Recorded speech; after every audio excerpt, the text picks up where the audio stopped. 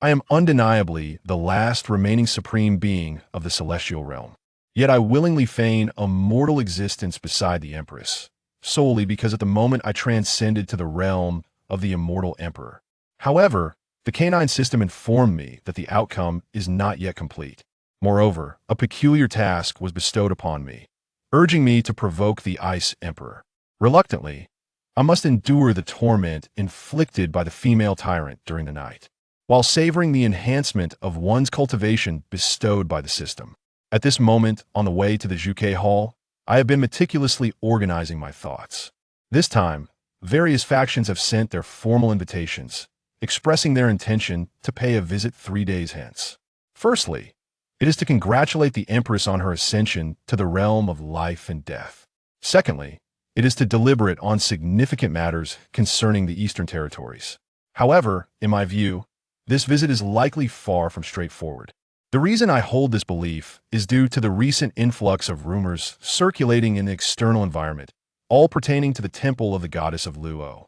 With the emergence of the dark-robed man and Luo Yoshua's ascension to the realm of life and death, the status of the Luo god temple in the eastern domain has surged, propelling it to become the third most formidable power, following the Medicine King's Valley and the Star-Picking Pavilion. Since the demise of Mo Jingtian, the looting hall has lost its former glory. Now, it is akin to a despised rat, scorned by all. Thus, various factions began to stir restlessly, seeking to unite in order to dismantle the Hall of Slaughtering Heavens and partition their treasures. However, no one is willing to take the lead. After all, the emaciated camel is larger than the horse. If the looting temple were to retaliate fiercely at the brink of death, it would not be something everyone could withstand. Thus, various factions have set their sights on the Luo God Temple. In their eyes, as long as the Luo God Temple consents, they can collectively divide the wealth of the looting temple. This pack of hyenas dares to covet Yoshua's interests. Very well, I shall indulge you in your game. In my heart, anyone or anything that poses a threat to Luo Yoshua shall be marked as adversaries. They must not be allowed to meet a favorable end.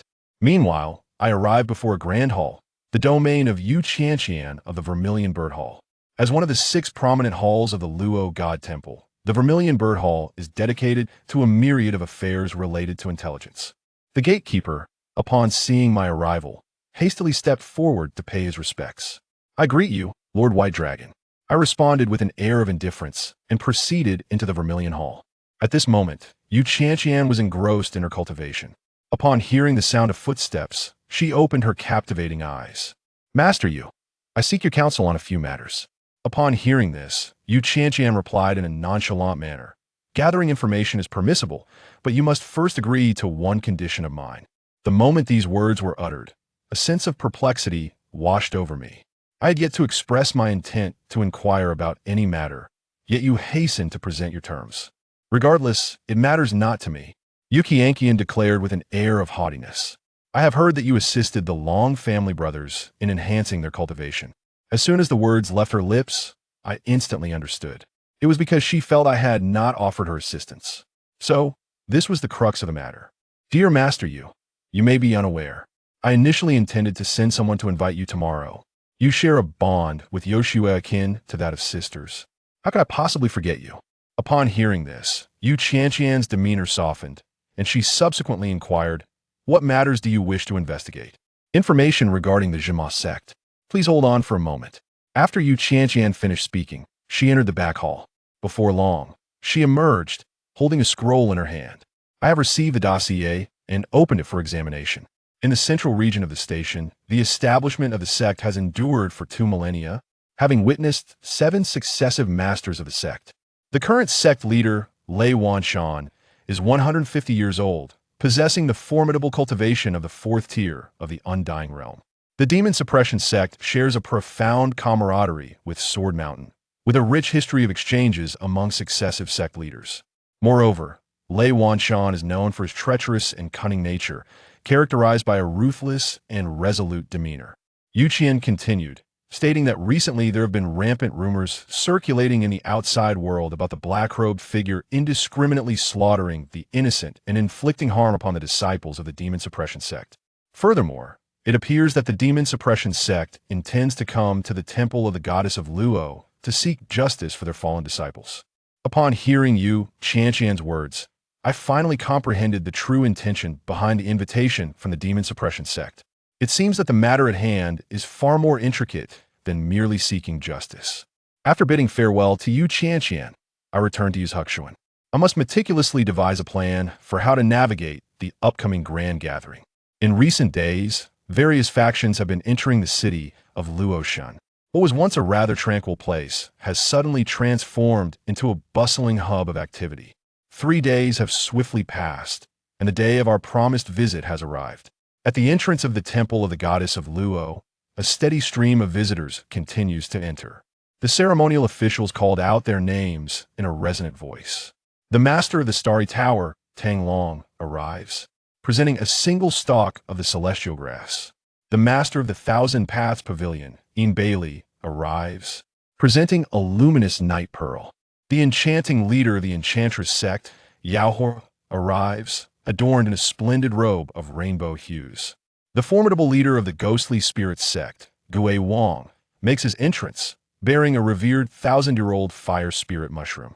Accompanied by the resounding calls of the ceremonial officials, various factions gradually entered the temple of the goddess Luo. Inside the temple, the diverse groups engaged in lively conversations. However, one individual remained isolated, none other than the Ghost King's representative from the ghostly deity sect. At this moment, he cast a sullen gaze upon the crowd. Initially, he intended to seize this opportunity to forge connections with various factions. However, he found himself deliberately avoided by them. Even the alluring sect of the 12 sects of the Demon Gate treated him in the same manner. This filled the Ghost King with resentment. He understood that the reason this group had isolated him was due to his prior offense against Luo Yoshue. Now that Luo Yoshue had gained power, they distanced themselves from him in order to curry favor with the temple of the goddess. At that moment, the officiating official announced loudly, "The master of the Medicine King Valley has arrived, bearing a boundary-breaking pill." Upon hearing the words of the ceremonial official, a chorus of astonished exclamations arose. The esteemed Lord of Medicine has arrived. Subsequently, they all eagerly approached to pay their respects to the Lord of Medicine. The Apothecary King responded with a smile, subsequently drawing the attention of all present. After all, his identity and prowess are unmatched in the Eastern domain. To earn his favor would be akin to ascending to the pinnacle of success. At this moment, I stand at the entrance of the reception hall, quietly observing the throngs below. Just then, a lady gracefully emerges from within the hall. Upon seeing her, I turn to the gathered guests and proclaim in a resonant voice, "The Empress has arrived." Upon hearing my resonant call, the gathered visitors at the temple of the goddess Luo immediately turned their gazes towards me. Today, Luo Yoshue is adorned in a resplendent red brocade robe, intricately embroidered with a phoenix motif. Upon her head rests a crown resembling the majestic bird, presenting an image akin to that of an ice queen. Esteemed guests who have traveled from afar, I regret my inability to extend a proper welcome. Upon hearing Luo Yoshue's words, the visiting guests began to speak in unison, acknowledging the presence of the Empress Luo. Subsequently, they proceeded into the grand hall to receive their esteemed guests. As all gathered take their places in the hall, Luo Yoshue gracefully assumes her seat at the head of the table. I, seated in the passenger seat, activated the all-seeing eye, discreetly observing the multitude around me. After everyone had taken their seats, they were all captivated by Luo Yoshue's exquisite beauty. Upon the first glimpse of Luo Yoshue, Tang Long of the Star-Picking Tower was immediately captivated. Having lived for nearly a century, he had indeed encountered countless women. However, those women before Luo Yoshue appear to be nothing more than mere ornaments, utterly unworthy of mention. To marry Luo Yoshue would indeed be a momentous joy. What Tang Long remained unaware of was that his thoughts had already been discerned by me. I, too, was taken aback to discover that the all-seeing eye could indeed penetrate the innermost thoughts of a person. It appears that my understanding of the all-seeing eye is not sufficiently profound. The all-seeing eye is far from the simplicity suggested in the introduction. When I fathomed Tang Long's innermost thoughts, my expression darkened considerably. This old dog, despite its advanced age, still harbors the audacity to pursue tender grass. As if indulging in such youthful pursuits were not enough, it dares to encroach upon my territory. Just wait and see how I shall address this affront. Subsequently, I discreetly observed others. Each individual's thoughts were remarkably diverse. This worthless fool actually sat beside the Empress. Damn it, you little creature. Do not present me with an opportunity, or I shall eliminate you without hesitation. Upon discerning the thoughts of each individual, a bitter smile crept upon my lips. At this moment, Luo Yoshua slowly addressed the crowd, saying, "Esteemed guests who had traveled from afar, I offer you a cup in place of wine, with tea as my humble tribute." At that moment, a figure suddenly rose and spoke. I have long heard of the illustrious name of the Empress. Her cultivation is indeed unfathomable. I presume those surrounding her are also individuals of remarkable prowess. Might it be possible today to witness a demonstration, so that we may broaden our horizons? Indeed, I hope the Empress will not delay. We too wish to behold the characters who stand by her side. All eyes turned towards me as the speaker concluded. When I noticed the gaze of the crowd upon me, I comprehended their intentions. It was the beginning of their assault. Luo Yoshua never anticipated that those below would make such a request. However, as the Empress of the Luo Divine Palace, such scenes are indeed quite commonplace. Moreover, I had previously conveyed to her that if any matters pertaining to me arose, she should allow me to resolve them on my own. Although Luo Yoshua was unaware of the source of my confidence, she nevertheless chose to place her trust in me. This matter is difficult for me to decide. It also requires the will of the White Dragon. After speaking, Luo Yoshua turned her gaze towards me. Noticing the gaze of Luo Yoshua, I slowly rose to my feet, regarding the crowd with an air of nonchalance.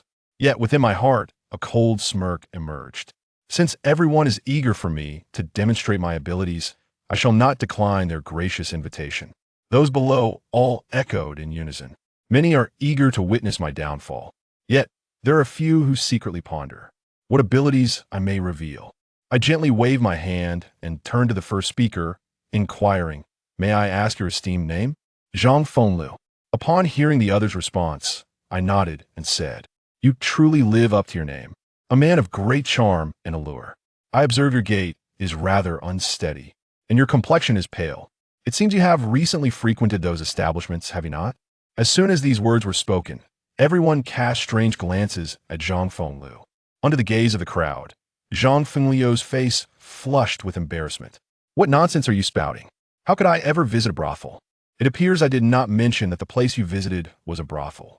As soon as the words left my lips, a hearty laughter erupted throughout the room. Zhang Fenglu's face instantly flushed a deep shade of crimson, akin to that of a liver, yet he found himself utterly speechless. "Your Excellency need not be vexed. As the saying goes, one must embrace the exuberance of youth. However, it is essential to exercise moderation, lest it adversely affect one's health." I then turned my gaze towards another individual, and the one whom I was observing felt a pang of apprehension. Surely, this fellow does not intend to embarrass himself as well. However, he soon found solace in the situation. I have never ventured into such establishments, so there is no need for concern. "May I ask your esteemed name?" "I am Li Shan, an elder of the Star-Picking Pavilion." It turns out to be elderly. I gazed at the elder before me and spoke calmly. "May I request that you extend your hand?" Li Shan spoke as he extended his hand towards me. I calmly supported his hand and glanced away. Upon witnessing this scene, everyone exhibited a myriad of expressions. Even Luo Yoshua, seated at the head of the table, displayed an expression of curiosity. Since when did the little white dragon begin to read fortunes for others? In truth, this is merely my sleight of hand. I aim to create the illusion that I have discerned the secrets of others through palmistry. Elderly, through the lines of your palm, I can discern that you may soon encounter a calamity involving bloodshed. Is this true? Surely, it must be a deception. Upon hearing these words, the crowd erupted in voices of skepticism. Li Shan furrowed his brow and spoke coldly. "You, young man, should refrain from uttering such nonsensical words here." I shook my head and chuckled. "Elderly, are you truly in need of my words before you can place your faith in them?" Upon uttering these words, Li Shan began to feel a twinge of hesitation. Could it be that this young man has truly uncovered some of his secrets? At this moment, Those gathered around to witness the spectacle began to voice their opinions. Do tell, what have you discerned? I suspect you are merely feigning. I disregarded the remarks of others and gazed calmly at Lishan. By day, I engage not in any deeds of guilt. At midnight, I fear not the knocking of spirits. I, an old man, am eager to witness what you dare to utter. In light of this, I shall speak. I turned to the gathered crowd, cleared my throat, and spoke loudly. Elder Lee, are you aware of the events that transpired the night before last, regarding Elder Hong's stay at your residence? Does your esteemed master know of this? Chapter 29. The discussion. Initially, the attendees were skeptical of the White Dragon. However, when he revealed that the Red Elder of the Star-Gathering Tower was entangled in an affair with Li Shan, a profound silence enveloped the Grand Hall. The identity of the Red Elder was significant. She was none other than the wife of the Tower Master, Tang Long. Upon hearing this revelation, Li Shan's heart sank in alarm. It was a catastrophe. The atmosphere ignited with fervor as whispers of astonishment spread among the crowd. My goodness, this is a sensational scandal. Elder Li is indeed a true man, daring to pursue the wife of the Tower Master. How intriguing this has become. Tower Master Tang, you must hold your ground. At that moment, Tang Long, another principal in this affair, sat in his seat, his countenance dark enough to reign. He pondered why the Red Elder had not been by his side the previous night and had the audacity to lie about being out. Li Shan hastily prostrated himself before Tang Long. Lord, I'll let us discuss this later. Tang Long interjected, rising from his seat. It was clear that today's meeting could not proceed.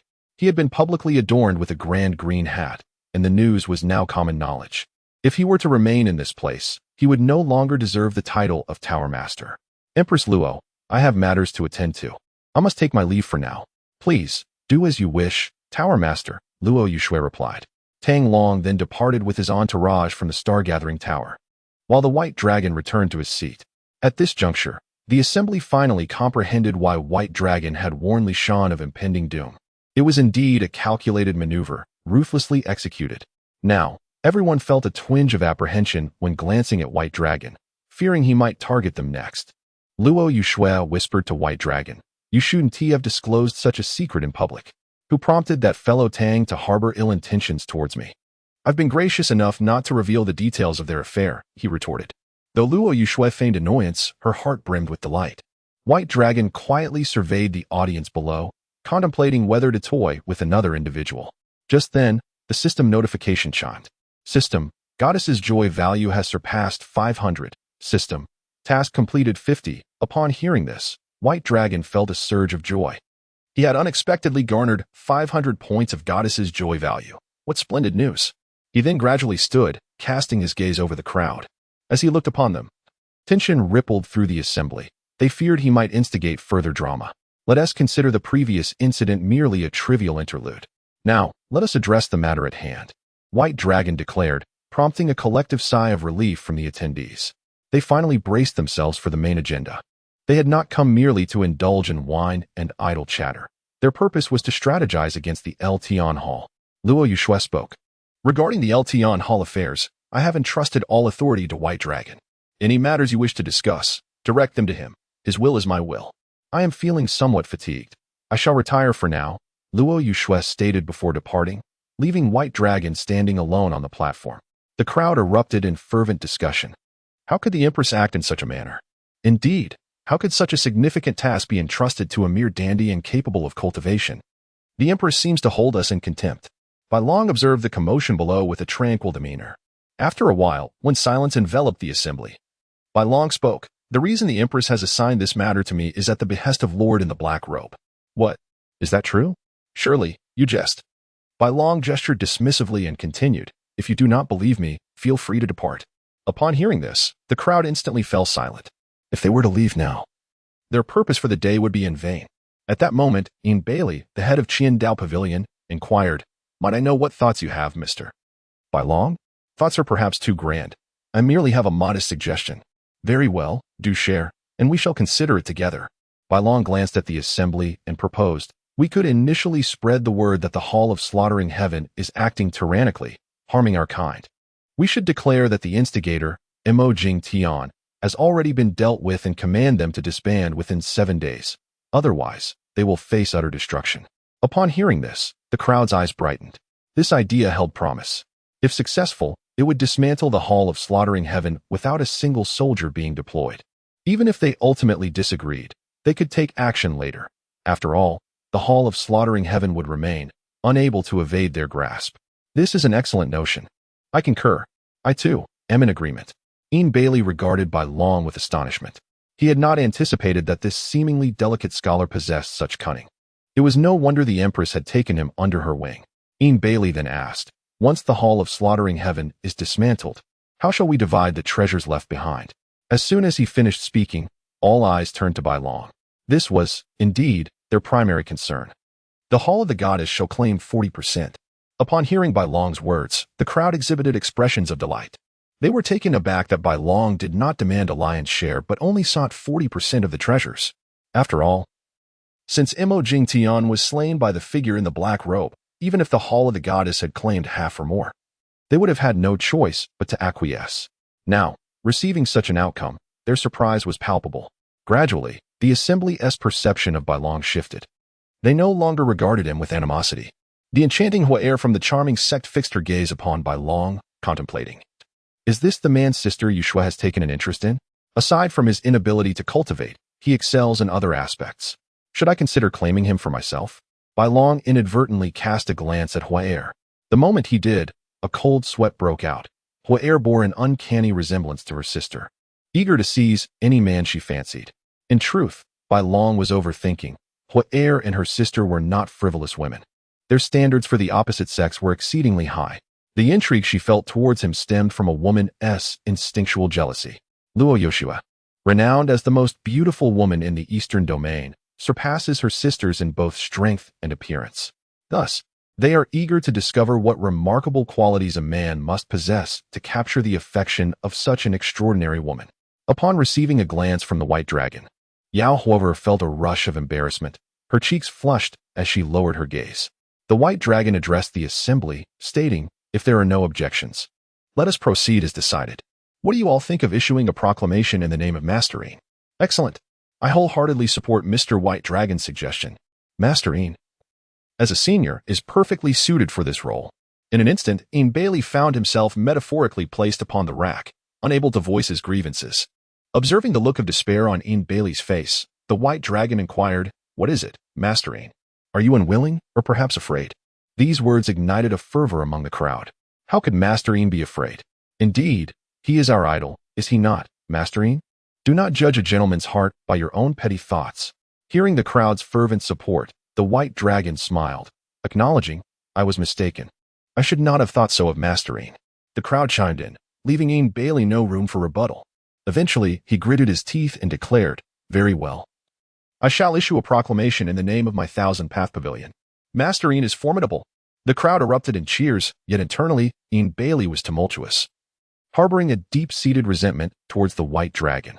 Sensing the moment was ripe, the white dragon prepared to speak when suddenly, a voice echoed from outside the hall. "The demon suppression sect, Lei Wanshan, has arrived for a visit." Chapter 30. The arrival of the demon suppression sect in the majestic hall of the goddess temple.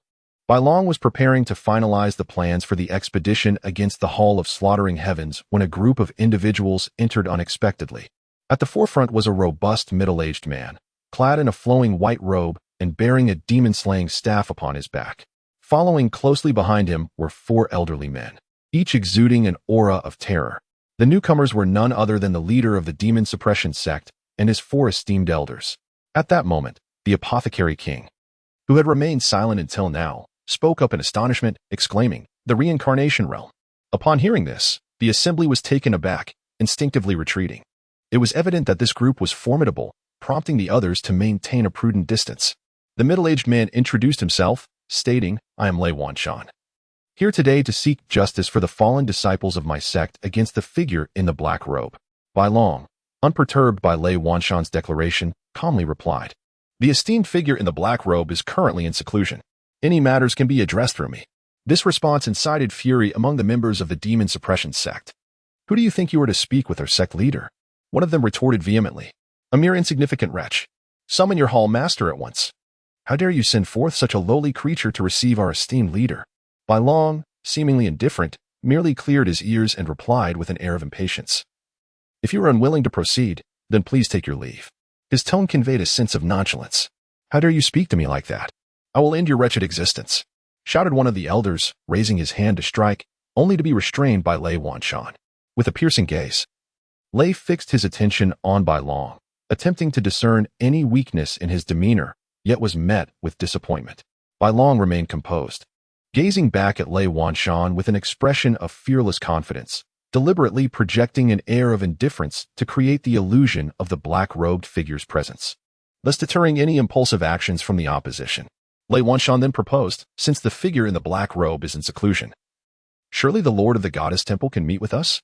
Relieved to have successfully diverted the conversation, Bai Long responded, certainly, I shall summon the Empress. No sooner had he spoken than a melodic voice echoed, no need, I am already here. Lo Yoshua emerged from the rear hall, gracefully taking her seat upon the main throne. Please be seated, she instructed. A few individuals quickly entered from outside the temple, bringing forth chairs. Once the members of the demon suppression sect were seated, the remaining attendees also took their places, albeit at a respectful distance. Lo Yoshue regarded the visitors with a composed demeanor, inquiring, what brings your esteemed sect to the goddess temple? However, her question was met with silence, as Lei Wanshan was entranced by her presence, oblivious to her words. From the moment she appeared, he was captivated. A sudden thought crossed his mind. If he could forge a bond with Lo Yoshua, it would not only avert a potential conflict, but would also grant him the coveted Ice Enchantress body, a truly fortuitous arrangement. After forming a bond with Luo Yoshua, the conflicts with the man in the black robe would surely be resolved. At that time, considering the combined strength of himself and the black-robed figure, who in the Azure Dragon continent could possibly stand in his way? Upon perceiving Lei Wanshan's thoughts, the white dragon felt a surge of frustration. Goodness, when will this ever end? Just as I send off one Tang Long, another Lei Wanshan arrives. What a parade of peculiar characters. Noticing Lei Wanshan's silence, an elder from the demon suppression sect gently nudged him. Lei Wanshan finally came to his senses and uttered a statement that left everyone astounded. Might I be so bold as to request the Empress to unveil her veil, so that I may behold her beauty? Instantly, the hall erupted in a flurry of discussions. Goodness, could this lay fellow possibly have feelings for the Empress? It seems quite likely. Just look at the way his gaze has been fixed upon her. If this gets out, it will surely be the talk of the town. It appears he is aiming for the proverbial young grass. The elders of the demon suppression sect were equally taken aback by Lei Wanshan's audacity. One elder beside him remarked, Sect Master, our purpose for being here is, I have my own plans. Lei Wanshan interrupted sharply, silencing the elder instantly. On the throne, Luo Yashue's expression turned increasingly frosty upon hearing Lei Wanshan's words. She had never expected the sect master of the demon suppression sect to make such a remark in such a public setting. To demand that she reveal her face in front of so many was nothing short of an affront to her dignity. The temperature in the hall dropped significantly. The white dragon, witnessing this, immediately rose to his feet with a cold smirk, saying, I never anticipated that the esteemed sect master of the demon suppression sect could utter such shameless words. Today has truly opened my eyes. Lei Wanshan turned to glare at the white dragon, a murderous intent glimmering in his eyes. How dare this useless fool interject while he was speaking to the Empress? And to label him as shameless. He coldly retorted, I have traveled thousands of miles to see the Empress's visage. What is wrong with that? The beauty of our Empress is not something you can simply gaze upon at will. If that were the case, I could very well demand your position as sect master of the demon suppression sect in exchange. You sharp-tongued brat. Lei Wanshan's expression darkened further. If looks could kill, the white dragon would have met his end countless times over. At that moment, Luo Yoshua interjected, Sect Master Lei, let us discuss matters of importance. If you insist on diverging into irrelevant topics, I shall take my leave. Very well, since the Empress has spoken, I shall comply. With that, Lei Wanshan slowly rose to his feet and addressed Luo Yoshua. Empress Luo, I actually have a solution for the unpleasantness between the black-robed figure and my demon suppression sect. Oh, what is your proposal? Should you be willing to become my Dao partner and marry into my demon suppression sect, this matter will be resolved naturally. As soon as he finished speaking, another wave of commotion swept through the hall. The master of the Thunder sect indeed harbors such thoughts. Could he be coveting the icy beauty of the Empress? It is quite possible. Upon hearing these words, Luo Yoshue, suppressing her inner fury, calmly replied, Are you certain, master of the Thunder sect, that you are not jesting? I assure you, I am quite serious. He responded, Then I must regretfully inform you that I shall not acquiesce to your request. Upon hearing Luo Yoshue's refusal, Lei Wanshan remained unfazed, smiling as he said, Empress Luo, do not rush to a decision. I shall remain in the eastern domain for 3 days. Should you reach a conclusion within this time, feel free to inform me. He then turned to the elder beside him from the demon suppression sect and commanded, let us depart. As Lei Wanshan and his entourage exited, the remaining individuals bid farewell to Luo Yoshue before leaving the Luo Divine Palace. Once they had all departed, a look of melancholy crossed Luo Yoshue's face. The white dragon approached her from behind, kneading her shoulders as he said, do not worry, simply reject them outright in 3 days. If we provoke the demon suppression sect, they are unlikely to relent. What is there to fear? Let us not forget the black-clad figures who stand behind us. Upon hearing the white dragon's words, Luo Yoshue gradually regained her composure, though she pondered, will the black-clad figures intervene this time? After the demon suppression sect members exited the Luo Divine Palace, they did not leave immediately but lingered in a shadowy corner. Lei Wanshan addressed one of the elders, saying, tonight, you are to eliminate someone. Who does the sect master wish to kill? The elder inquired. The young man from the hall today? Sect master, he is but a worthless fool. Why bother to kill him? Anyone who provokes me must face death. Understood. The elder, accepting his orders, turned and vanished into the shadows. Subsequently, Lei Wanshan and the others departed. Chapter 31. The night of murder. All visitors to the temple of the goddess Luo have departed, bearing with them a sensational piece of news. The master of the demon suppression sect, Lei Wanshan, audaciously proposed to the Empress, Luo Yoshue, in public. Yet, Luo Yoshue promptly rejected his advances. Nevertheless, Lei Wanshan did not relent. Instead, he granted her 3 days to contemplate her decision. Many speculate that Lei Wanshan covets Luo Yoshue's ethereal beauty, longing to possess her. However, few hold him in high regard. Despite his formidable strength as the sect leader, he stands no chance against Luo Yoshue, who is backed by the mysterious figure in black, a ruthless entity capable of eradicating even the swordmaster. What is a mere Lei Wanshan compared to such power? At Yuzhuxuan, Bai Long reclined in a rocking chair, pondering how to navigate the impending situation, given his current state. The cost of temporarily lifting his seal would be substantial. Yet, without doing so, he might find himself outmatched, even by one of his elders. As Bai Long was lost in thought, a sudden spark of inspiration illuminated his mind. Yes, I possess the all-seeing eye. This extraordinary ability encompasses 4 powers: weakness perception, flaw detection, weakness amplification, and memory retrieval. Furthermore, he had discovered an additional capability, mind reading. System, is there a limit to the amplification of weaknesses? System, there is no upper limit to weakness amplification. However, as the amplification factor increases, the burden on the host will correspondingly intensify. Upon hearing this, Bai Long resolved to find someone to test the extent of the weakness amplification. Nightfall arrived, and Bai Long lay in his rocking chair, gazing serenely at the night sky. The moon was particularly round this evening. Having spent over 3 years in this world, Bai Long had grown accustomed to his current life, yet during festive occasions, memories of his past life would inevitably resurface. Today marked the Mid-Autumn Festival. How splendid the moon appears tonight. As Bai Long savored the beauty of the moon, he suddenly noticed ominous clouds gathering overhead. Darkness enveloped the surroundings, rendering everything invisible. The chirping of birds that had filled the air moments ago was replaced by an eerie silence. Instinctively, his assassin's intuition alerted him to the presence of an enemy. He swiftly leapt from the rocking chair, activating his all-seeing eye. His senses sharpened as he scanned the vicinity. Through the lens of the all-seeing eye, the previously impenetrable darkness began to dissipate. Bai Long discerned a figure clad in black standing at a distance. Though the figure wore a hood, Bai Long recognized him as an elder from the demon suppression sect. However, he did not reveal his recognition. Instead, he feigned an expression of terror. Who are you? Someone. Please help. There's an assassin. The cloaked figure regarded Bai Long with a sinister chuckle. Haha, little brat, I have sealed off the area. Even if you scream until your throat is raw, no one will hear you. With a face painted in fright, Bai Long inquired, who on earth are you? As he spoke, he fully engaged the all-seeing eye, searching for the opponent's weaknesses and vulnerabilities.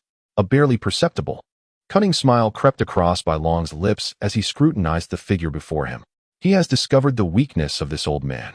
The elder of the demon suppression sect had once sustained grave injuries, and remnants of those afflictions still lingered within him. The elder mockingly declared, if you wish to know who I am, kneel and bow 3 times first. Nonsense. I would rather die than kneel before you, Bai Long retorted, simultaneously magnifying the elder's weaknesses with his all-seeing gaze. 1 times, 2 times. The elder remained oblivious to any discomfort. Upon hearing Bai Long's insults, his fury erupted. How dare a mere cultivator without any prowess insult him? You little brat, I have decided to break every bone in your body inch by inch, ensuring you die in excruciating agony. Old fool, do you think I was raised to be intimidated? You dare to threaten me? Bai Long continued to amplify the weaknesses, now magnified to 20 times. You insolent wretch. The elder was about to issue another threat when he suddenly felt an uncomfortable sensation within his body. He realized that his meridians were becoming blocked, and old injuries were beginning to rear their heads.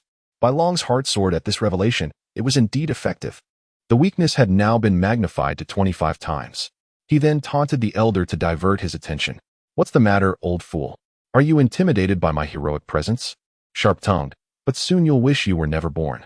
At your age, you should be wary of straining yourself while speaking. You. Cough, cough. The elder in black robes was greatly agitated, but before he could retort, he suddenly coughed up a mouthful of black blood and collapsed to the ground. His meridians had completely blocked, and his old injuries had worsened. Seeing the elder in such a state, Bai Long stepped back a few paces. The elder was now grievously injured. To prevent a desperate retaliation from him, maintaining a safe distance was imperative. At this moment, the weakness had been magnified to 50 times, and Bai Long felt no strain whatsoever. Are you all right, old man? Cough, cough, you little brat. Don't get too pleased with yourself. If it weren't for my old injuries flaring up, I would make you. Cough, cough. He coughed up another large mouthful of black blood, his complexion turning ashen. The elder in black could not comprehend it. His old injuries had nearly healed, and even if they weren't completely cured, they shouldn't impede his ability to fight. Moreover, he had not exerted too much source energy just moments ago. How could the backlash be so severe? Most importantly, his meridians were entirely blocked, rendering him incapable of directing any source energy. Suddenly, a thought struck him. With a face full of terror, the black-robed elder pleaded into the air, Senior, I am merely following orders. I beseech you to show mercy and spare my life. He repeatedly knocked his head on the ground, blood flowing, yet he did not cease. Bai Long couldn't help but chuckle at the sight of the elder's predicament. Surely, this old fool does not believe that the black-robed figures are secretly attacking him? Subsequently, the white dragon regarded him with an expression of indifference, magnifying his weaknesses 100-fold. The cloaked elder coughed up blood once more, his mind now teetering on the brink of delirium. Trembling, he incessantly knelt before the empty air, pleading, Senior, spare my life. Senior, I beseech you for mercy. The white dragon, observing the elder with calm detachment, replied, There is no need for such supplication. The figure in black is not present here. Upon hearing the white dragon's voice, the elder lifted his gaze.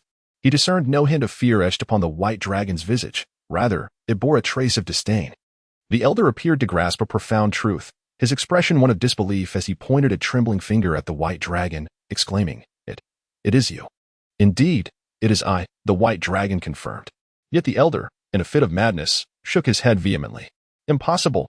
This cannot be. How could a worthless being devoid of cultivation inflict such harm upon me? You must be deceiving me. Seeing the elder descend into madness, the white dragon shook his head in resignation. Think what you will. At that moment, the elder's countenance twisted into a grotesque mask of fury as he glared menacingly at the white dragon. Even in death, I shall drag you down with me. With that, he charged towards the white dragon, intent on perishing together.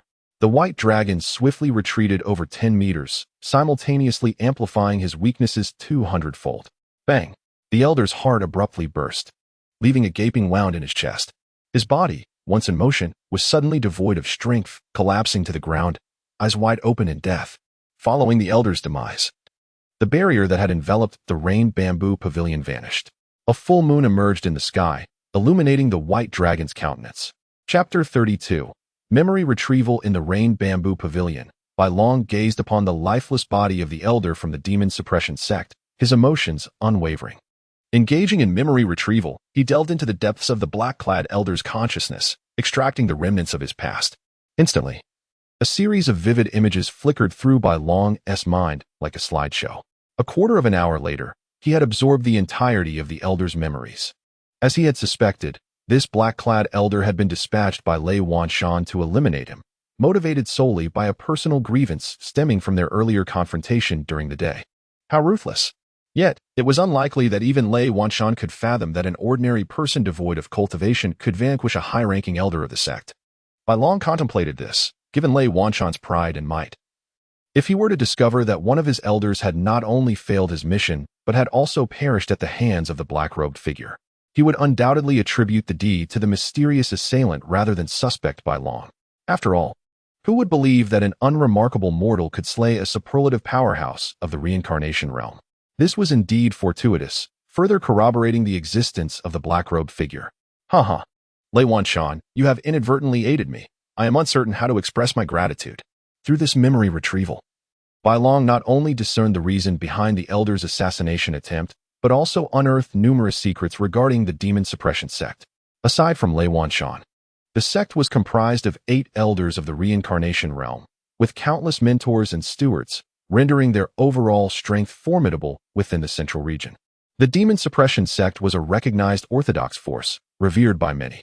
However, Bai Long gleaned from the elders' recollections that they frequently engaged in clandestine and unsavory dealings, employing methods that were exceedingly brutal and merciless.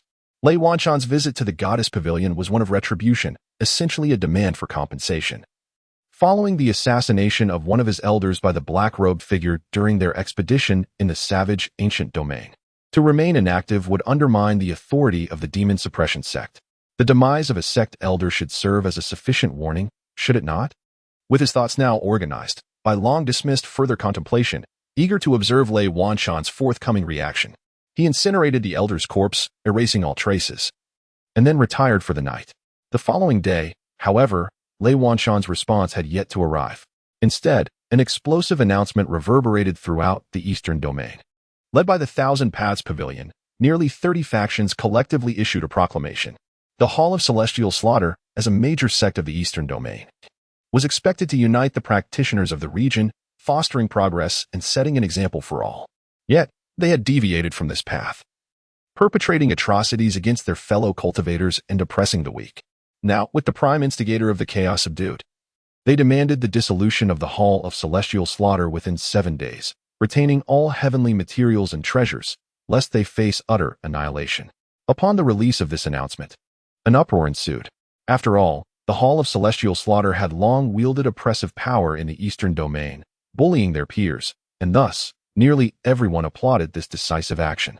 After so many years, someone has finally stepped forward to confront the Hall of Slaughtering Heaven. How splendid!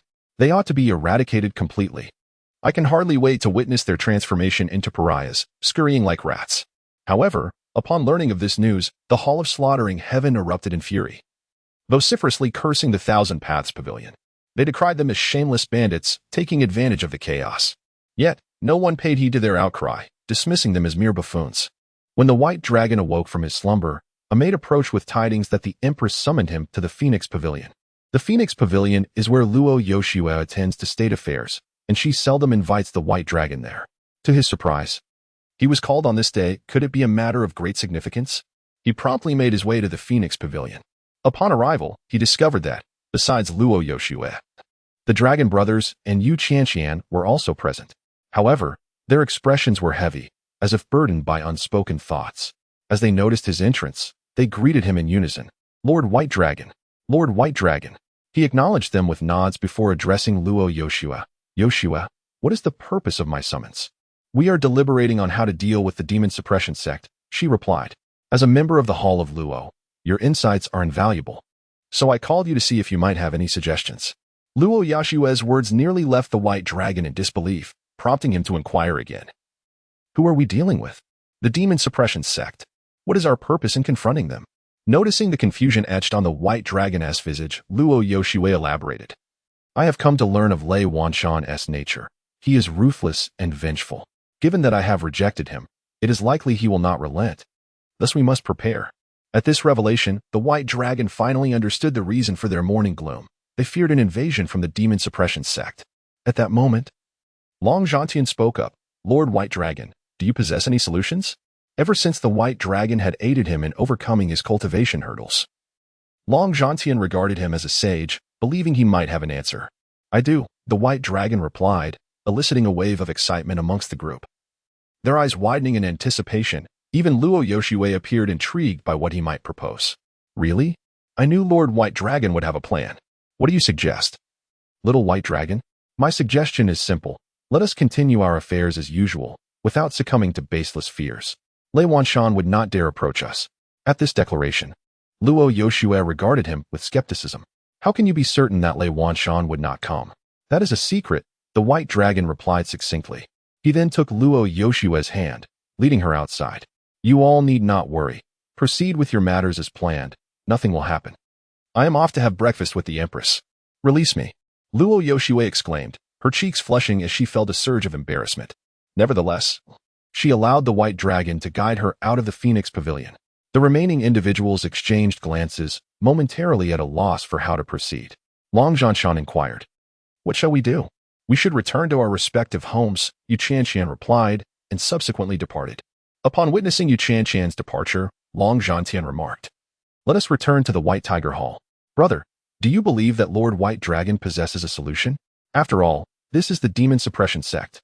Since Lord Bai has expressed it so, I am inclined to believe there will be a resolution, replied Luo Yoshue, who was led by Bai Long to the Yangxin Hall, where the servants had already prepared breakfast. Once seated, Luo inquired, do you truly have a solution? Rest assured, when have I ever deceived you? Bai Long responded, placing an egg into Luo Yoshue's bowl. You need only wait for 3 days. Once the time arrives, simply refuse Lei Wanshan, and do not concern yourself with anything else. After a moment of hesitation, Luo Yoshue nodded in agreement, as she had no better alternatives and could only choose to trust Bai Long. At the Celestial Winehouse, after Lei Wanshan and his companions left the city of the goddess, they awaited the return of the Elder in Black. However, as night fell, the Elder's presence was still absent. Sect Master, do you think Elder Liang may have been killed by the man in black? That is unlikely. The black-clad figure would not resort to violence against an ordinary person. It is more probable that he has been delayed by some matter, Lei Wanshan replied, though uncertainty gnawed at him, as he was unfamiliar with the black-clad individual who could potentially escalate matters. At that moment, the jade pendant at Lei Wanshan's waist began to glow. It was his communication pendant, used for correspondence with the sect.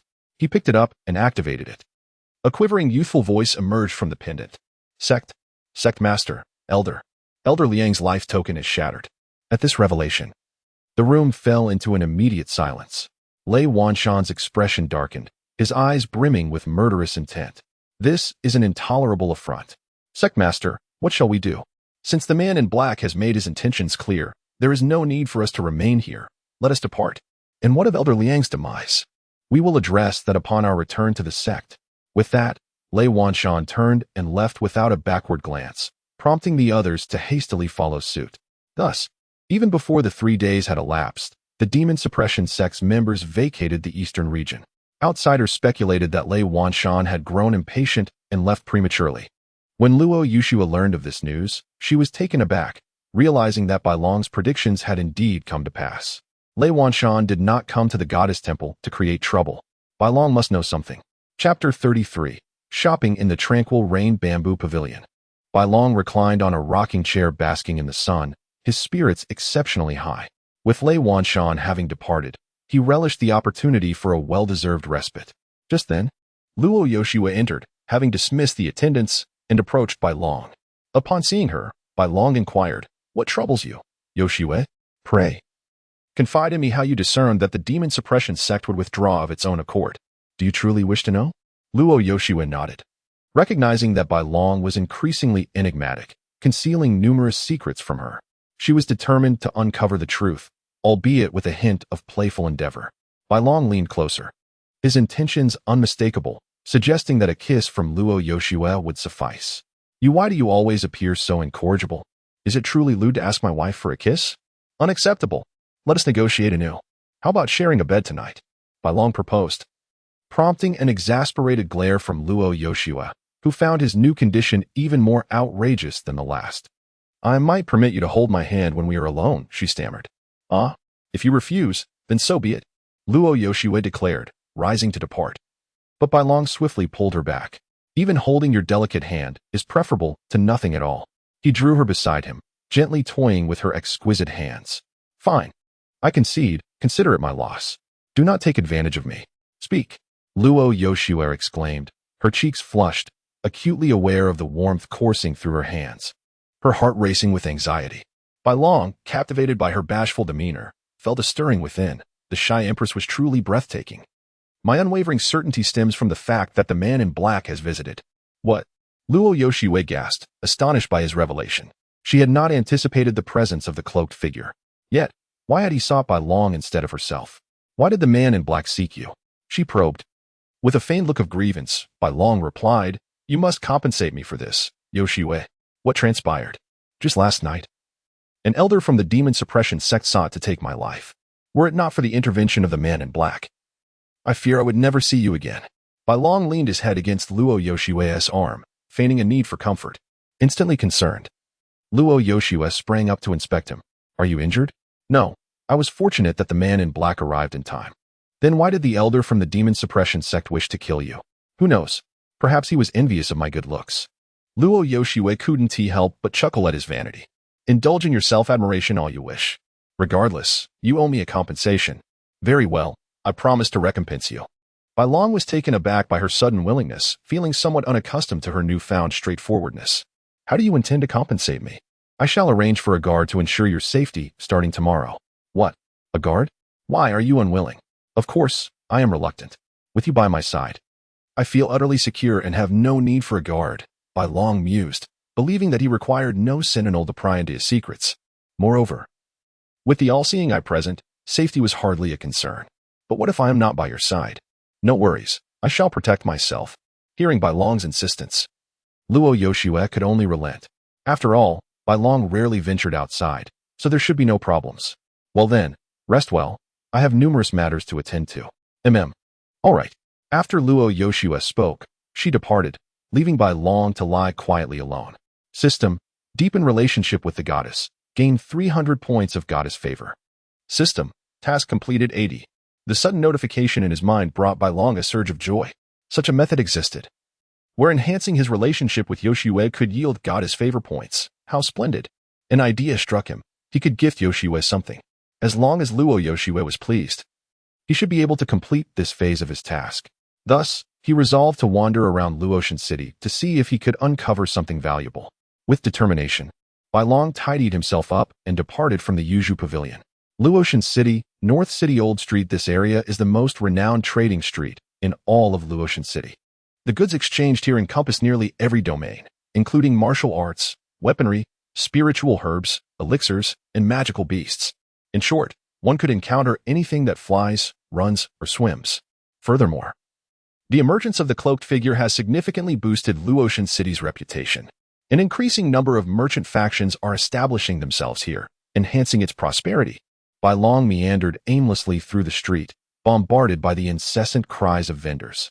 3-star grass, 50 source coins per stock. Mystic iron heavy sword, only 300 source coins. 4th ordered song wolf pup, 10 source gems. Sky splitter blade technique, 5 source gems. Hearing the relentless shouts of the nearby vendors, Bai Long shook his head and walked past them. Most of the stalls offered inferior goods, with rare items seldom appearing, thus he chose to overlook them. A quarter of an hour later, Bai Long halted in front of a store. This was a solemn and imposing pavilion, 7 stories high, with the words Ling Long Pavilion carved in a robust script on the sign. Upon entering Ling Long Pavilion, Bai Long found many patrons engaged in shopping. A maid, spotting Bai Long, immediately brightened, hastening over with a smile. Esteemed guest, would you like to purchase? I'll take a look first and then decide what to buy. Upon hearing Bai Long's response, the maid's smile vanished in an instant, replaced by a cold expression. She observed Bai Long's retreating figure, pondering, another wretched peasant, unable to afford anything, yet here he is pretending. Unaware of the maid's shift in demeanor, Bai Long continued to browse the items in the display cases. After exploring the first floor, he found nothing to his liking. He addressed the maid, inquiring whether there were any treasures of the 6th grade or higher. The term 6th grade, as articulated by the White Dragon, referred to a classification of treasures. In the Songlong continent, heavenly materials and earthly treasures are categorized from 1 to 9 grades, with 1 being the lowest and 9 the highest. Upon hearing the White Dragon's question, the maid regarded him with a dismissive glance and mockingly replied, treasures above the 6th grade would require at least 2,000 source jade. Can you afford that? The tone of her response finally alerted the white dragon to a hint of condescension. He felt belittled, yet he had no intention of sparring with a mere maid. Rest assured, if I dare to inquire, I can certainly afford it. Upon hearing this declaration, the maid's eyes brightened. It seemed she had encountered a significant client. Please, follow me to the 5th floor, where you may find what you seek. With that, she led the way upstairs. Upon reaching the 5th floor, the white dragon observed that it was sparsely populated, with only a few individuals scattered about. He meticulously examined the items displayed in the showcases, while the maid followed closely, offering her introductions. Eventually, he halted in front of one particular counter, captivated by a specific item. It was a phoenix hairpin, entirely gilded, adorned with countless ethereal designs, exuding remarkable elegance. The price tag read 8,000 source jade, a sum that could procure multiple 6th-grade treasures. Sir, your discerning eye is commendable. This is the only 7th-grade treasure on the 5th floor, known as the Shi Huang hairpin. What makes this Shi Huang hairpin so extraordinary? Simply donning the Shi Huang hairpin allows one to repel all evils and avoid calamities. The white dragon, taken aback by the maid's assertion, pondered the incredible power of this item. Is it truly as remarkable as you claim? Indeed, for the Shi Huang hairpin contains a magical formation inscribed by the esteemed Jiang Huang. Understanding dawned upon him. This Shi Huang hairpin was indeed the craftsmanship of the formation master Jiang Shang. In the Eastern domain, if Feng Wuhan was the king of medicinal arts, Jiang Shang was revered as the sovereign of formations. With Jiang Shang's inscription within, this item was undoubtedly a masterpiece among masterpieces. I shall purchase the Shi Huang hairpin, the white dragon declared, handing over 8,000 source jade. He intended to gift this exquisite hairpin to Luo Yoshue, believing it would bring her immense joy and facilitate the completion of his task. Observing his lavish expenditure, the maid was filled with delight, eagerly receiving the source jade. Sir, please wait a moment. I will wrap it for you immediately. With deft movements, the maid skillfully packaged the Shi Huang hairpin and presented it to the white dragon. Just as he was about to accept the hairpin, an unwelcome voice pierced through the air behind him. Brat, that Shi Huang hairpin in your hands belongs to me. Chapter 34. The arrogance of the young. Bai Long turned his gaze to see a pair of young men and women approaching.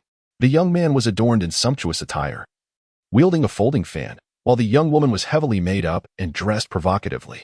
They were unmistakably signs of the wealthy elite. The young man spoke with an air of authority that brooked no dissent. You there, the Shi Huang hairpin you possess has caught my eye. Hand it over immediately.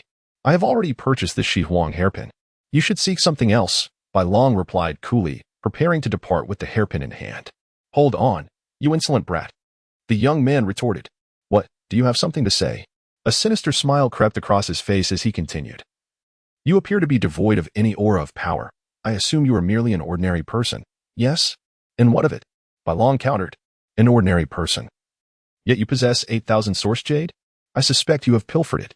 The young man then turned to the maid who had sold the Shi Huang hairpin to Bai Long, accusingly declaring, How could you sell the Shi Huang hairpin to a dubious thief? It seems Linglong Pavilion has no desire to remain in Luotian City. His words were laced with venom. He branded Bai Long a thief and insinuated that Linglong Pavilion was complicit in dealings with criminals. Should this gossip spread, Linglong Pavilion would surely be ousted from Luotian City by the following day, and Bai Long would find himself imprisoned. The maid, upon hearing this, was instantly gripped by panic. Her voice trembling as she pleaded, Esteemed sir, I had no knowledge he was a thief. Please, you must investigate thoroughly. Hand over the source jade you possess. The maid now regarded the jade as a hot, contaminated item, and without hesitation, she surrendered it to the young man. He accepted the source jade with a triumphant grin, and the woman beside him offered a slight smile in agreement. Now, surrender the Shi Huang hairpin and accompany me. I suspect you have stolen more than just 8,000 source jade. Upon hearing this, Bai Long recognized their intent. They were coveting his wealth. Hey, didn't you hear me speaking to you? Hand over the Shi Huang hairpin at once. The woman commanded authoritatively. In truth, she and the young man had arrived on the 5th floor long before and had set their sights on the Shi Huang hairpin. However, despite her persistent pleas, the young man had refused to purchase it, citing its exorbitant price. They had been forced to continue their aimless wandering, hoping to acquire something less costly. Now, with Bai Long ascending to the 5th floor and purchasing the very hairpin they desired, envy consumed them. Upon discovering that Bai Long possessed no cultivation, revealing him to be an ordinary individual, they concocted a scheme to seize the Shi Huang hairpin from him. Bai Long observed their brazen arrogance and, with a weary shake of his head, turned to leave. The young man, feeling dismissed, was instantly filled with fury. "You little wretch, how dare you ignore me?" he exclaimed, readying himself to strike. Yet, an elderly man intervened. "Young Zhao, fighting is prohibited within Linglong Pavilion. I suspect the source jade on him is stolen. You must stop him." "From where does his source jade originate?" "It has no connection to Linglong Pavilion," the old man spoke calmly, his irritation evident at the sight of the young man before him, bolstered by the fact that his father, Zhao Wuming, was the commander of the city defense in Luotian City. The youth exhibited an audacious demeanor, constantly embroiling himself in trouble. "Hand over the source jade you possess, or, regardless of your father's rank, Linglong Pavilion will not be intimidated." Upon hearing the elder's words, Zhao Tian felt a twinge of fear. His earlier bravado, feigned to impress the maid, was merely a ruse to obtain the jade she held. Yet, before this formidable elder, he could only concede. This old man would not be swayed by his threats. "Here." Zhao Tian relinquished the source jade to the elder and swiftly pulled the girl away, though he dared not seize the 8,000 source jades belonging to Linglong Pavilion. The jades on the White Dragon and the Shihuang hairpin were opportunities he could not afford to miss. Exiting Linglong Pavilion, the White Dragon made his way toward the Luotian Temple. As he walked, a commotion erupted behind him. Shortly thereafter, a squad of city guards, adorned in the attire of the city defense army and brandishing swords at their sides, approached rapidly, encircling the White Dragon. To his surprise, he spotted the arrogant couple he had encountered earlier at Linglong Pavilion riding forth. The man sneered, "You little brat, daring to offend me, Zhao Tian. No one can save you today. Take him away." "Young man, you shall accompany us for a little while," the city guards declared, advancing to restrain the White Dragon. "Wait." The White Dragon interjected, and Zhao Tian smirked disdainfully. "Regret is too late now. Soon you shall witness how I will deal with you." Remaining composed, the White Dragon replied, "Setting aside whether I have committed any wrongdoing, such matters should be addressed by the Xuanwu Hall, not by your city defense army. Our captain arrests you under the charge of disturbing the peace in Luotian City, so do not think to absolve yourself." The captain of the guards had already prepared his justification to avoid any unforeseen complications. Observing their brazen confidence, the White Dragon sensed that an easy resolution was unlikely today. Turning to Zhao Tian, he remarked, "You often acquire what you desire from others using such methods, do you not?" Startled by this observation, Zhao Tian felt a pang of anxiety, realizing he had been seen through. However, maintaining a facade of calm, he retorted, "I know not what you speak of. Having stolen the source jade, you dare to slander me? Seize him at once." Disregarding Zhao Tian, the White Dragon addressed the captain. "Are you certain you wish to apprehend me? While capturing me may be simple, releasing me will prove quite challenging. Stop posturing, you big shot. Move along." One guard shouted, "Do you think you are someone special? Once you're in the city defense prison, escaping will be a distant dream." The guards exchanged banter as they shackled the White Dragon. Meanwhile, the captain, sensing an ominous premonition from the White Dragon's nonchalant demeanor, felt uneasy. Yet, as the captain of the city defense, he dared not defy Zhao Tian's orders, given that Zhao Tian's father was his superior. "Take him away." Thus, the White Dragon was escorted by the city guards. The onlookers felt a deep sense of pity for him. Alas, yet another unfortunate soul. Who could have provoked young Master Zhao? One can only hope that someone will rise to confront the Zhao family. "Hush! Lower your voice. Do you wish to court danger?" Among the crowd, a figure clad in a black robe gazed towards the direction in which the White Dragon had departed, murmuring, "I must swiftly report this matter to the Empress." Subsequently, the figure in black vanished swiftly into the throng. News of the White Dragon's apprehension by the city defense forces soon spread throughout the city of Luotian. It seemed that the citizens harbored a collective desire for intervention, yearning for someone to rescue this innocent young man. The brothers of the Long family in the White Tiger Hall were seated, deliberating on how to bolster the city's defense forces. The Luotian Temple had become exceedingly prominent in the eastern region, attracting an increasing number of factions seeking opportunities in Luotian City. Consequently, the issue of public safety had become paramount. The primary duty of the White Tiger Hall within the Luotian Temple was to oversee the city's defense and security. At that moment, a guardian hurriedly entered the main hall, his expression frantic and beads of cold sweat dotting his forehead. "Esteemed Hall Master, I have urgent news to convey." Chapter 35, The Wrath of the Dragon. Seeing the black-robed guardian in a state of panic, Long Tian reprimanded him. "What a disarray. What news do you bring?" The guardian wiped the cold sweat from his brow, stammering, "Sir, it seems he has been captured by the city defense army." What of Lord Bai Long? At this, the Long brothers were immediately struck with alarm. Long Zhanshan stepped forward and seized the guardian by the collar, lifting him up with fury. What is going on? Speak. I. Calm yourself, third brother. Let him finish, Long Zhanhai interjected, prompting Long Zhanshan to release the guardian. The black-robed figure hastily recounted the sequence of events. Once he concluded his tale, the Long brothers were filled with unrestrained anger. They never anticipated such an occurrence within their jurisdiction, let alone the abduction of Bai Long.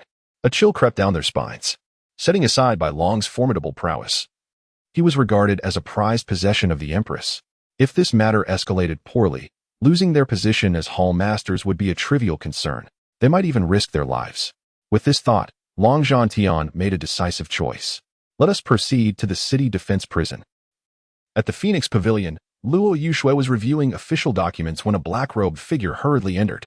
This individual had been dispatched by Luo Yushui to safeguard Bai Long. Although Bai Long had previously insisted on no protective detail, Luo Yushui remained somewhat uneasy and thus assigned someone from the Dark Hall to him. The Dark Hall. One of the 6 branches of the Luo Divine Hall, operated differently from the others. Its duty was to execute all traitors against the Luo Divine Hall and rarely appeared in public view. Even Bai Long had only a vague understanding of its existence, but each member possessed formidable strength.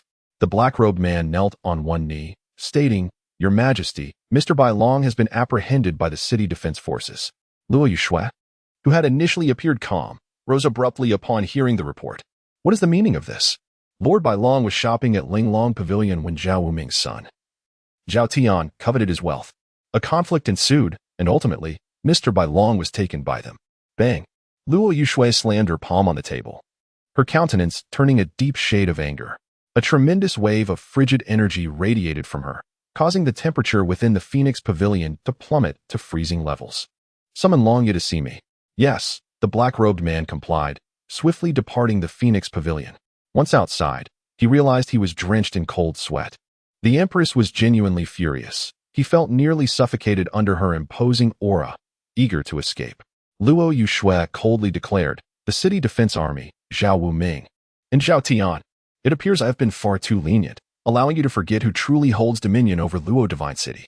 At this moment, a middle-aged man clad in a blood-red robe strode in, exuding an aura even more formidable than that of Long Zhantian.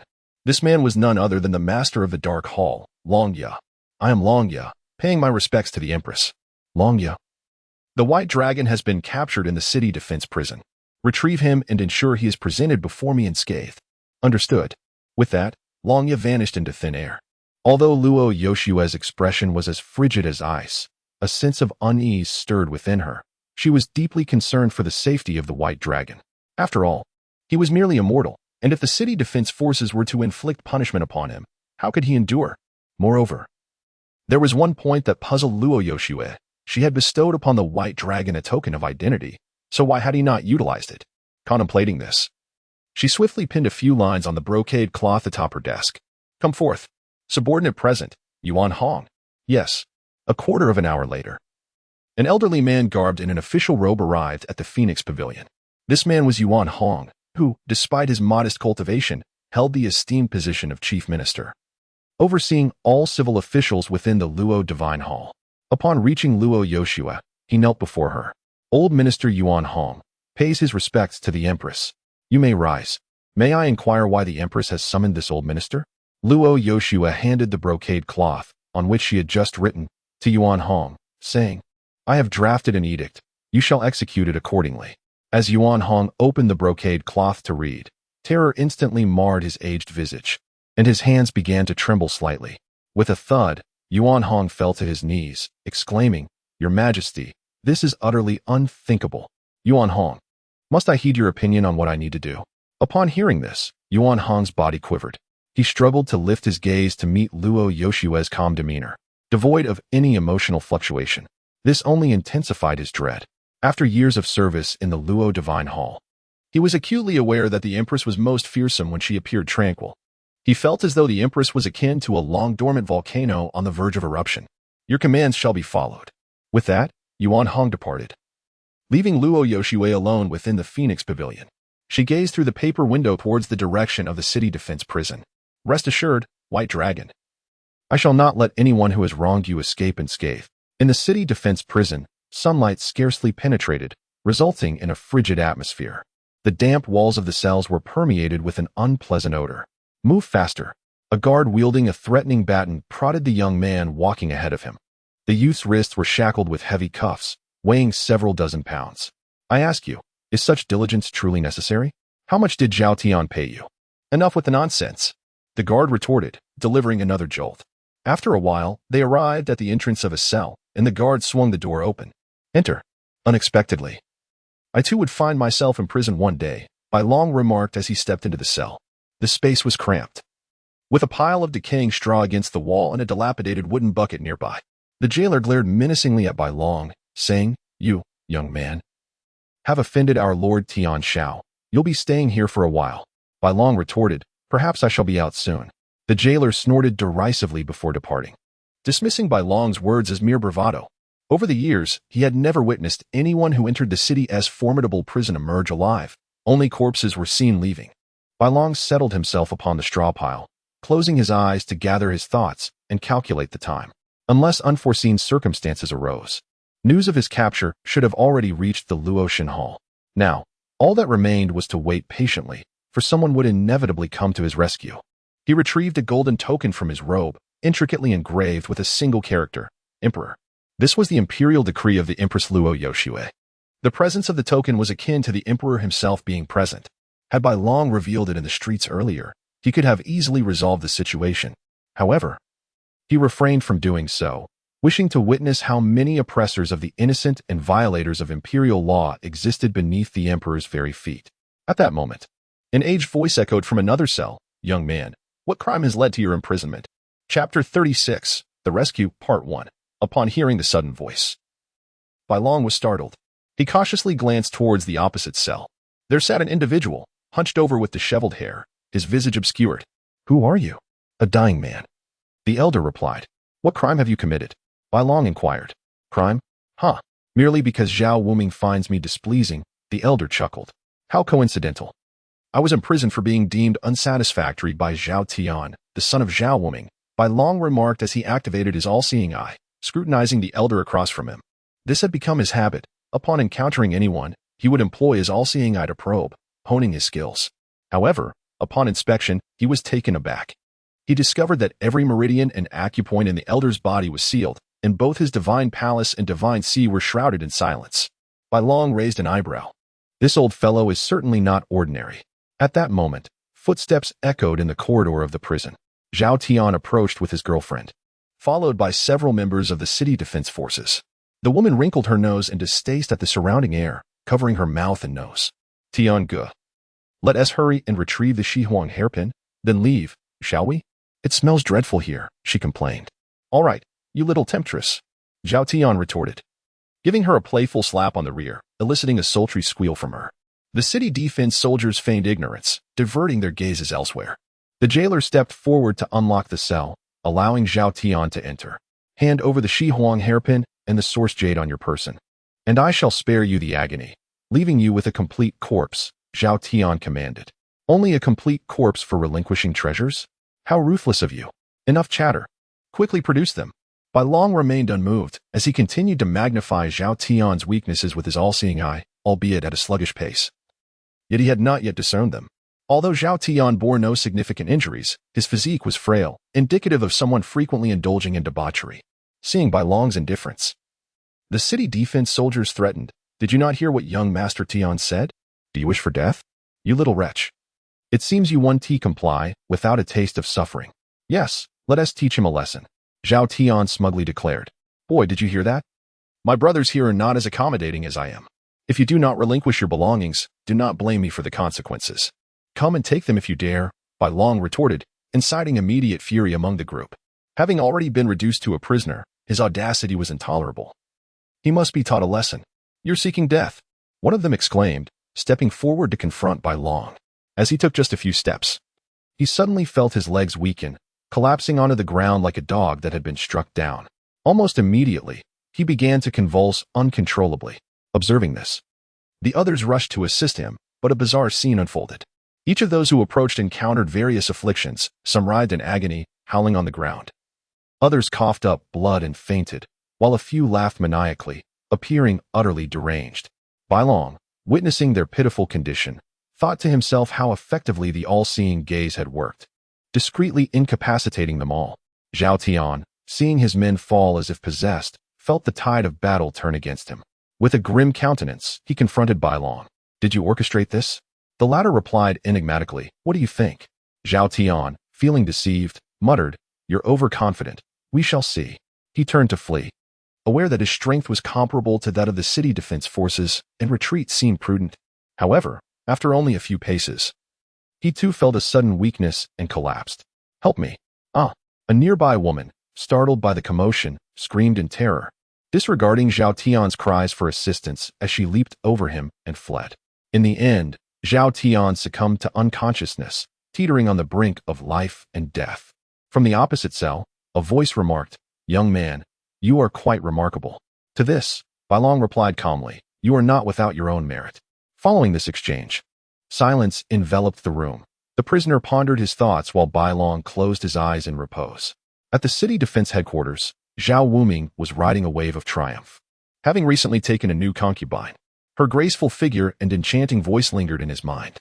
He was contemplating what games to play with her that evening when the door to his chamber was forcefully kicked open. 4 middle-aged men entered, 3 of whom wore tiger-patterned robes. "Who the hell?" Zhao Wuming began to curse, but upon recognizing the visitors, he swallowed his words and hurriedly knelt before them.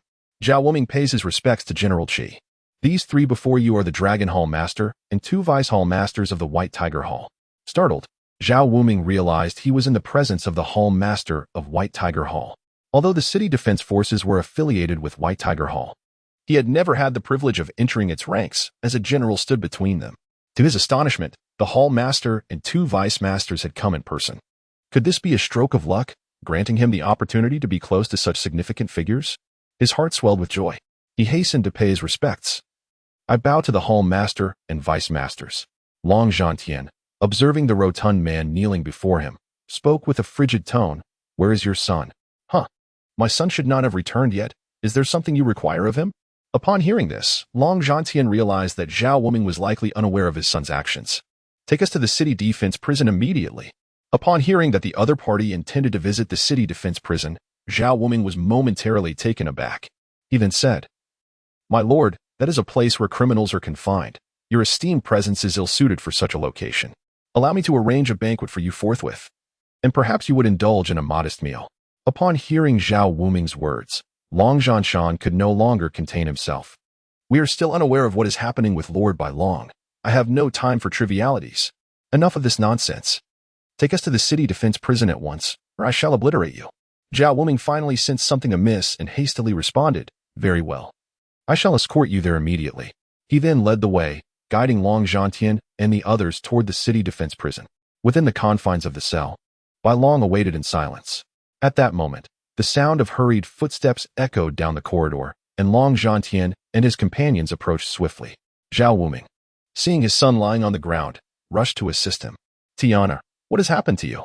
Zhao Tian slowly regained consciousness from his stupor, and upon seeing his father, he trembled, saying, "Father, someone has cast a spell on me. I feel utterly unwell." "Which fool dares to harm you? Tell me who it is," Zhao Wuming demanded. Zhao Tian pointed a trembling finger towards Bailong, who merely offered him a slight smile in return. Realizing who stood before him, Zhao Wuming stepped forward, declaring, "You are the one who has harmed my son. Not even the Heavenly King can save you today?" Bailong replied, "That may not be the case. There are many who could come to my aid." "Oh, I am curious to hear who would dare to rescue you from within this city defense prison," Zhao Wuming proclaimed, his tone dripping with arrogance. The city defense prison was his territory. Bailong, an ordinary individual, was at his mercy, and he doubted anyone could come to save him. Bailong remained silent, merely gesturing subtly toward Long Zhantian and the others, the meaning unmistakable. Upon witnessing this, Zhao Wuming's expression shifted as he began to grasp the gravity of the situation. How could prominent figures from the White Tiger Hall possibly be here at the city defense garrison, and why would they insist on visiting the city defense prison? Surely, they are not here to rescue this young man. Cold sweat began to beat on Zhao Wuming's forehead, yet he clung to a glimmer of hope, thinking perhaps he was overreacting. However, the subsequent scene struck him like a thunderclap, shattering his remaining optimism. The Long brothers approached Bai Long and bowed respectfully, proclaiming, Long Zhantian, Long Zhanhai, Long Zhanshan, pay our respects to Lord Bai Long. Chapter 37. The Rescue. Part 2. Upon hearing Long Zhantian and the others address the young man before them, Zhao Wuming felt a wave of dizziness wash over him. It is worth noting that Long Zhantian and his companions were the leaders and vice-leaders of the White Tiger Hall. They were directly subordinate to the Empress, wielding an astonishing amount of power and influence within the city of Luotian. To think that this young man, whom even they referred to as my lord, must possess an extraordinary stature. Zhao Wuming felt cold sweat trickling down his back, his expression stiffening. He hurriedly approached and knelt down. Zhao Wuming pays his respects to my lord. What say you, General Zhao? Do you now believe my words? Zhao Wuming struggled to lift his head to look at the white dragon, his tone somewhat rigid as he stammered, my lord, you jest. Humph. The white dragon coldly snorted, offering no response as he walked past him. Noticing Zhao Tian sprawled on the corridor floor, the white dragon turned back to Zhao Wuming and remarked, General Zhao, you truly have a fine son. Please spare us, my lord. It is our folly for not recognizing your greatness. We beseech you to forgive us. Zhao Wuming immediately moved forward to plead for mercy, striking his own face as he spoke. The white dragon calmly replied, your fate is determined by the Empress. I cannot dictate it. Upon hearing this, Zhao Wuming's face turned ashen. It was over. The Empress was known for her ruthless decisiveness, and it was common knowledge that surrendering them to her for judgment would leave no hope for survival. My lord, Zhao Wuming wished to say more, but was abruptly kicked away by Long Zhanshan. Get out of the way and stop being an eyesore. He then turned to the white dragon and said, my lord, let us depart. Wait, there is one more matter. The white dragon stood in the corridor, addressing a figure in another cell. Do you wish to escape alive? At this, the elderly man opposite finally stirred. He slowly lifted his head, revealing a weathered face. You wish to save me? Promise me one condition, and I shall ensure your escape. What condition? After you are free, you will serve me. Upon hearing this, the old man fell silent, clearly hesitating. Long Zhanshan interjected, my lord, he is merely an ordinary man. Why save him? If you require assistance, I could procure 1,000 such individuals for you by tomorrow. At Long Zhanshan's words, the white dragon offered a faint smile. He is not an ordinary person. Oh, the moment the words escaped, Long Zhantian and the others displayed expressions of curiosity. Could it be that this dying old man possessed some unique quality? Well, have you made your decision? I agree to your terms. Good. The white dragon then signaled to Long Zhanshan. Understanding the cue, Long Zhanshan promptly approached, unlocking the old man's shackles and leading him out of the cell. The white dragon inquired, what is your name? Yili. Let us proceed. They had not walked far when the white dragon suddenly recalled something. He turned to a corner of the cell and said, after observing for so long, if you do not emerge now, I shall take my leave. The sudden and inexplicable words of Bai Long left everyone bewildered. Long Zhantian, standing nearby, seemed to grasp the situation. He immediately positioned himself in front of Bai Long, shielding him. An assassin. What? Protect the master. In an instant, everyone encircled Bai Long, vigilantly scanning their surroundings. A chill ran through their hearts. Enemies had infiltrated their midst, remaining undetected for a considerable time. If not for Bai Long's alert, they would have remained oblivious. Yet, even so, the Long brothers could not discern the whereabouts of the foe. Bai Long patted Long Zhantian on the shoulder, reassuring him. There is no need for alarm. It is not an enemy. Upon hearing this, everyone exhaled in relief. Bai Long addressed the unseen presence in the corner, saying, come out. I know you are there. The crowd turned their gaze towards the spot Bai Long was fixated on, yet saw nothing. At that moment, Long Yi stood precisely where Bai Long pointed, having employed a secret technique to render his form between the realms of reality and illusion, thus remaining invisible to all. However, he was taken aback that Bai Long had perceived his presence, a feat even the Empress would find challenging. Unbeknownst to Long Yi, Bai Long's ability to see him stemmed from the all-seeing eye, a formidable power that grants insight into all illusions. After much contemplation, Long Yi revealed his true form. He donned a blood-red robe and a hood, shrouded in mystery, rendering his appearance indiscernible. The only distinguishable feature was the overwhelming aura he emanated. The crowd gasped in shock upon witnessing the emergence of a tangible figure, realizing that Bai Long had indeed spoken the truth. Bai Long, observing Long Yi's unveiled form, smiled and said, if I am not mistaken, you are the master of the Dark Hall, correct? Indeed, Long Yi replied tersely. The surrounding individuals trembled at the revelation that the figure in the blood robe was the leader of the Dark Hall. Subsequently, Long Zhantian and others displayed signs of wariness. It was well known that many had perished at the hands of the Dark Hall, albeit due to their own mistakes. The Dark Hall was notorious for its mercilessness. Moreover, the Dark Hall possessed formidable strength, instilling trepidation in outsiders. Bai Long remained unperturbed, his expression calm as he inquired. Did Yu Shui send you? Yes, Long Yu confirmed succinctly. Return and inform Yu Shui that her husband is safe. She need not worry. I shall return shortly. Upon hearing Bai Long refer to himself as the Empress's husband, Long Yu felt a flicker of anger, but it swiftly dissipated, and he vanished without a word. Bai Long, left speechless at Long Yu's abrupt departure, muttered, "What a dull fellow. Let us depart as well," he announced, and the group made their way out of the city prison. Heading towards the Luotian Hall. In the Phoenix Pavilion, Luo Yushui anxiously awaited news from Long Yu, her expression fraught with concern. The space behind her suddenly warped, and Long Yu materialized. Upon seeing Long Yu's return, Luo Yoshue initially felt a surge of joy, but her expression swiftly turned icy upon realizing that the White Dragon had not returned. Where is the White Dragon? The White Dragon is well. He instructed me to return first to convey a message. As Long Yu delivered his response, the coldness of Luo Yoshue's demeanor gradually softened. What message did he ask you to convey? He said to tell you not to worry. Later. At this point, the usually ruthless Long Yu hesitated. Later what? Speak quickly. He mentioned that your husband is currently safe and will return shortly. Upon hearing this, Luo Yoshue was momentarily taken aback, and her fair face instantaneously flushed a deep crimson. How shameless of him to declare himself my husband in such a public setting. This infuriates me. In a fit of fury, Luo Yoshue stamped her foot, fully embodying a petulant demeanor. The fact that the White Dragon had proclaimed himself her husband in front of so many people left her feeling mortified about how she would face others thereafter. Long Yu observed her in astonishment. He had never seen the merciless Empress exhibit such a side of herself, which took him by surprise. As Luo Yoshua blushed, her heart fluttered with a mix of embarrassment and anger. Noticing Long Yu's gaze upon her, she retorted with indignation, "What are you staring at? Get out of my sight."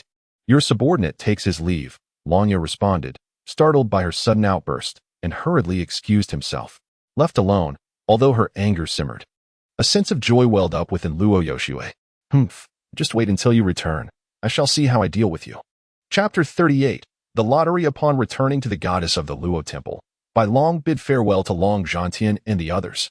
However, he did not proceed directly to the Phoenix Pavilion to seek out Luo Yoshua. Instead, he first escorted Yili back to the Rain Bamboo Pavilion.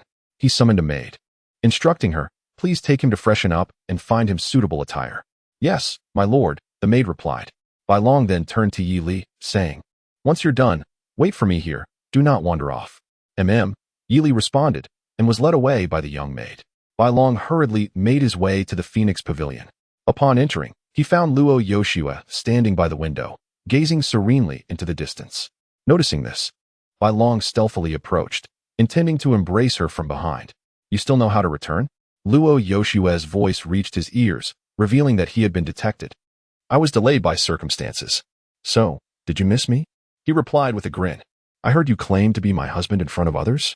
Luo Yoshua's words filled Bai Long with unease. "Well, isn't that the truth?"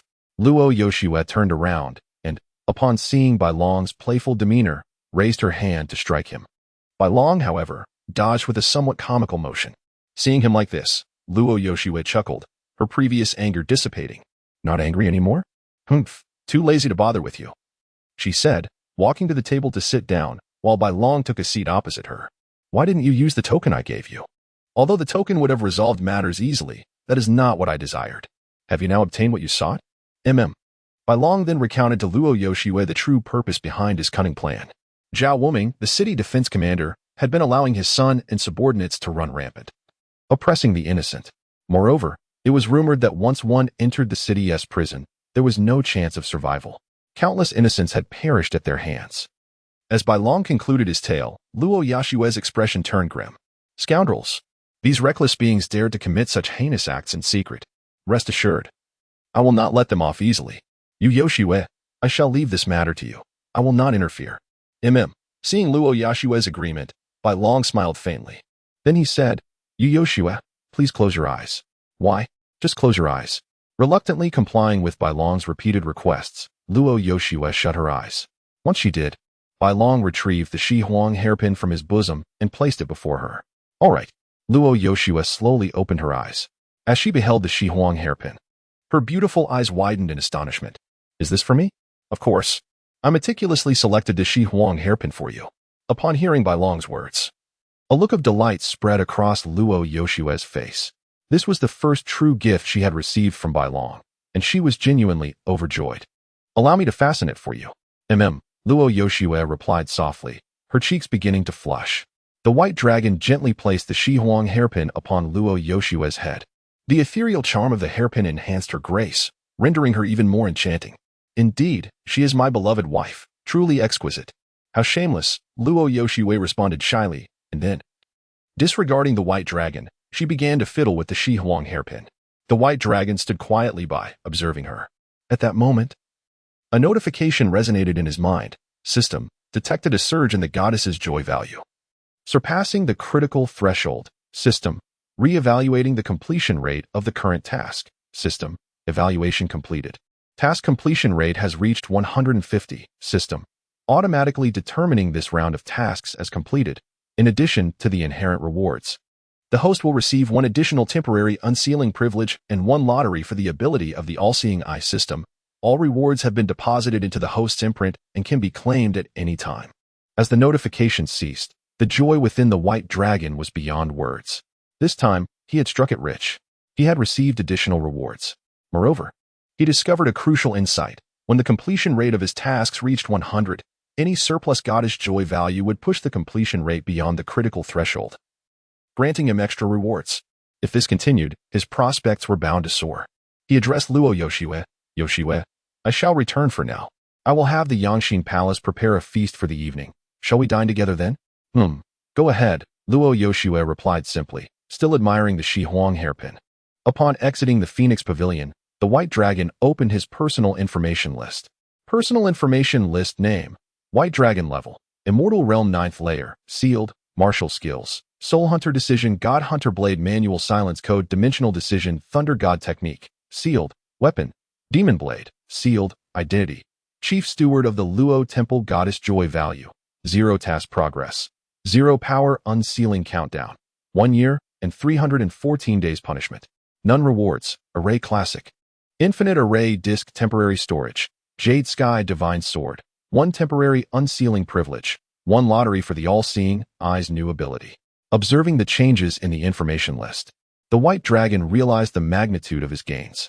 His cultivation had already ascended to the Immortal Realm 9th layer. He had acquired the task reward, with Soul Hunter Decision automatically stored in his mind. The Jade Sky Divine Sword, presumably intended for women, could be gifted to Yoshue, which would subsequently yield another influx of goddess joy value. How delightful! Not only had he obtained a temporary unsealing privilege, but also a chance to draw for the new ability of the all-seeing eye. When he initially acquired the all-seeing eye, it was noted that new abilities could be formulated with goddess joy value. It turned out to be just so. System initiate the lottery for the all-seeing eye's new ability. System generating reward pool. System reward pool generated, commencing the lottery. Before the white dragon, a vast disc materialized, displaying several abilities. The Gaze of Destruction, the Stare of the Rift, the Glance of the Forgotten, the Vision of the Divine, and the Rewind of Time. These 5 extraordinary abilities occupy equal segments upon the spinning wheel of destiny, suggesting an identical probability of acquisition. Merely upon witnessing the names of these powers, the white dragon discerned their formidable nature. The lottery wheel whirled with astonishing speed, gradually decelerating until it ultimately came to a halt. The pointer rested upon a particular segment, the Stare of the Rift. System, what abilities does the Stare of the Rift possess? System, analyzing Stare of the Rift. Analysis complete. Stare of the Rift, Attribute 1. Sealing description. It grants the power to seal all living and non-living entities within sight. This seal is absolute and can only be undone by the caster. Restriction, limited to practitioners at the 9th heaven of the Undying Realm and below. Attribute 2. Unraveling description.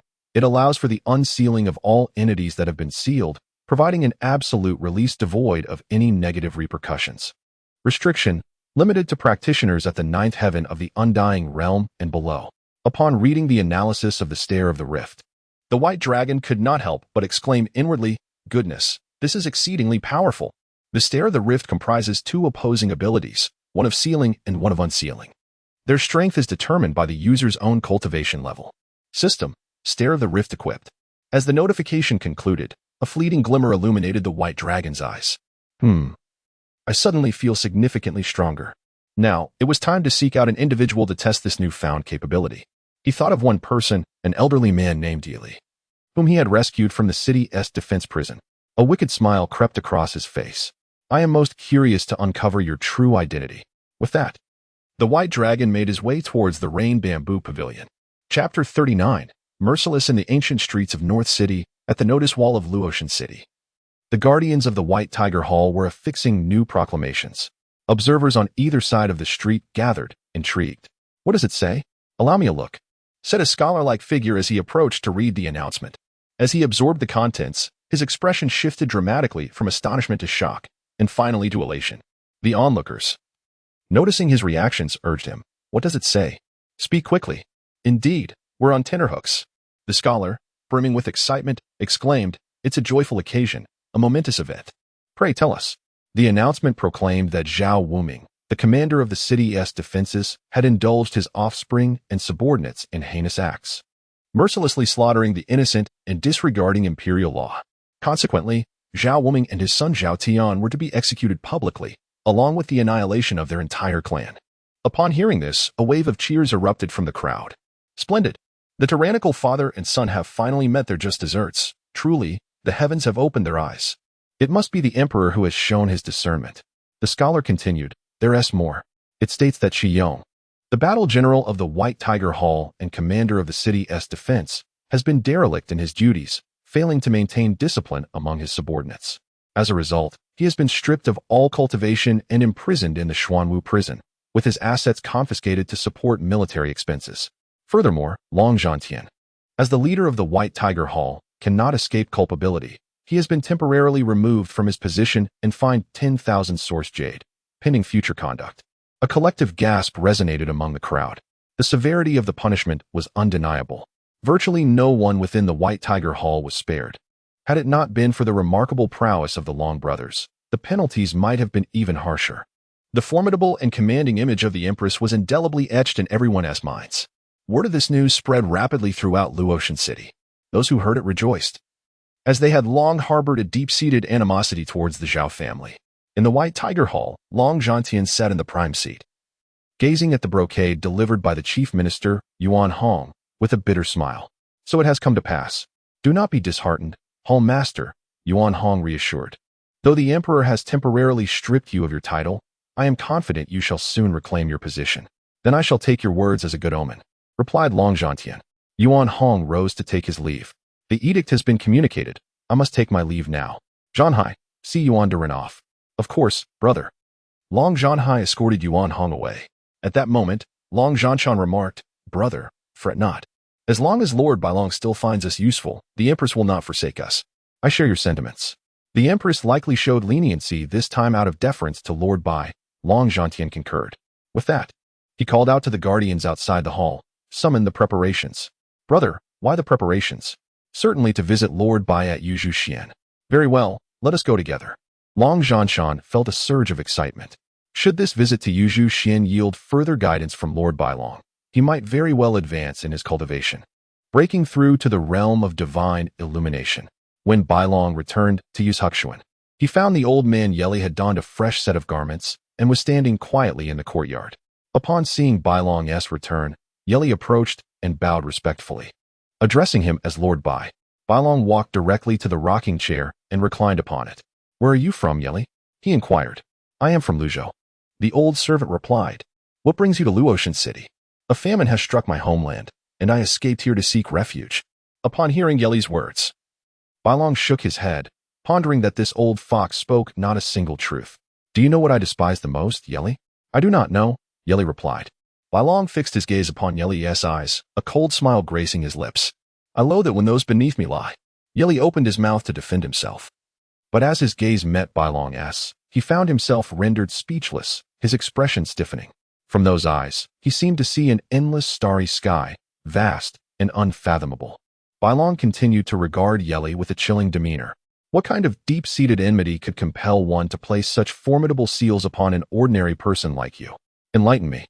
At this proclamation, Yeli was instantly struck with horror.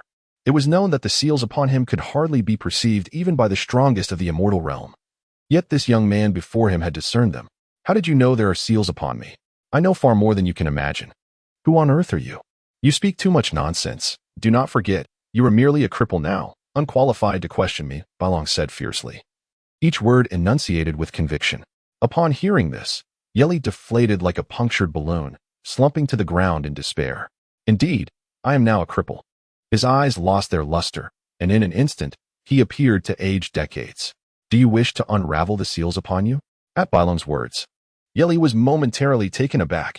Before he bitterly chuckled, it is impossible. No one can undo the seals that bind me. If I could unravel those seals, what would you do?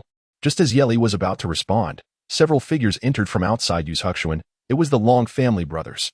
Lord Bai, we hope we are not interrupting you. Not at all. What brings you here?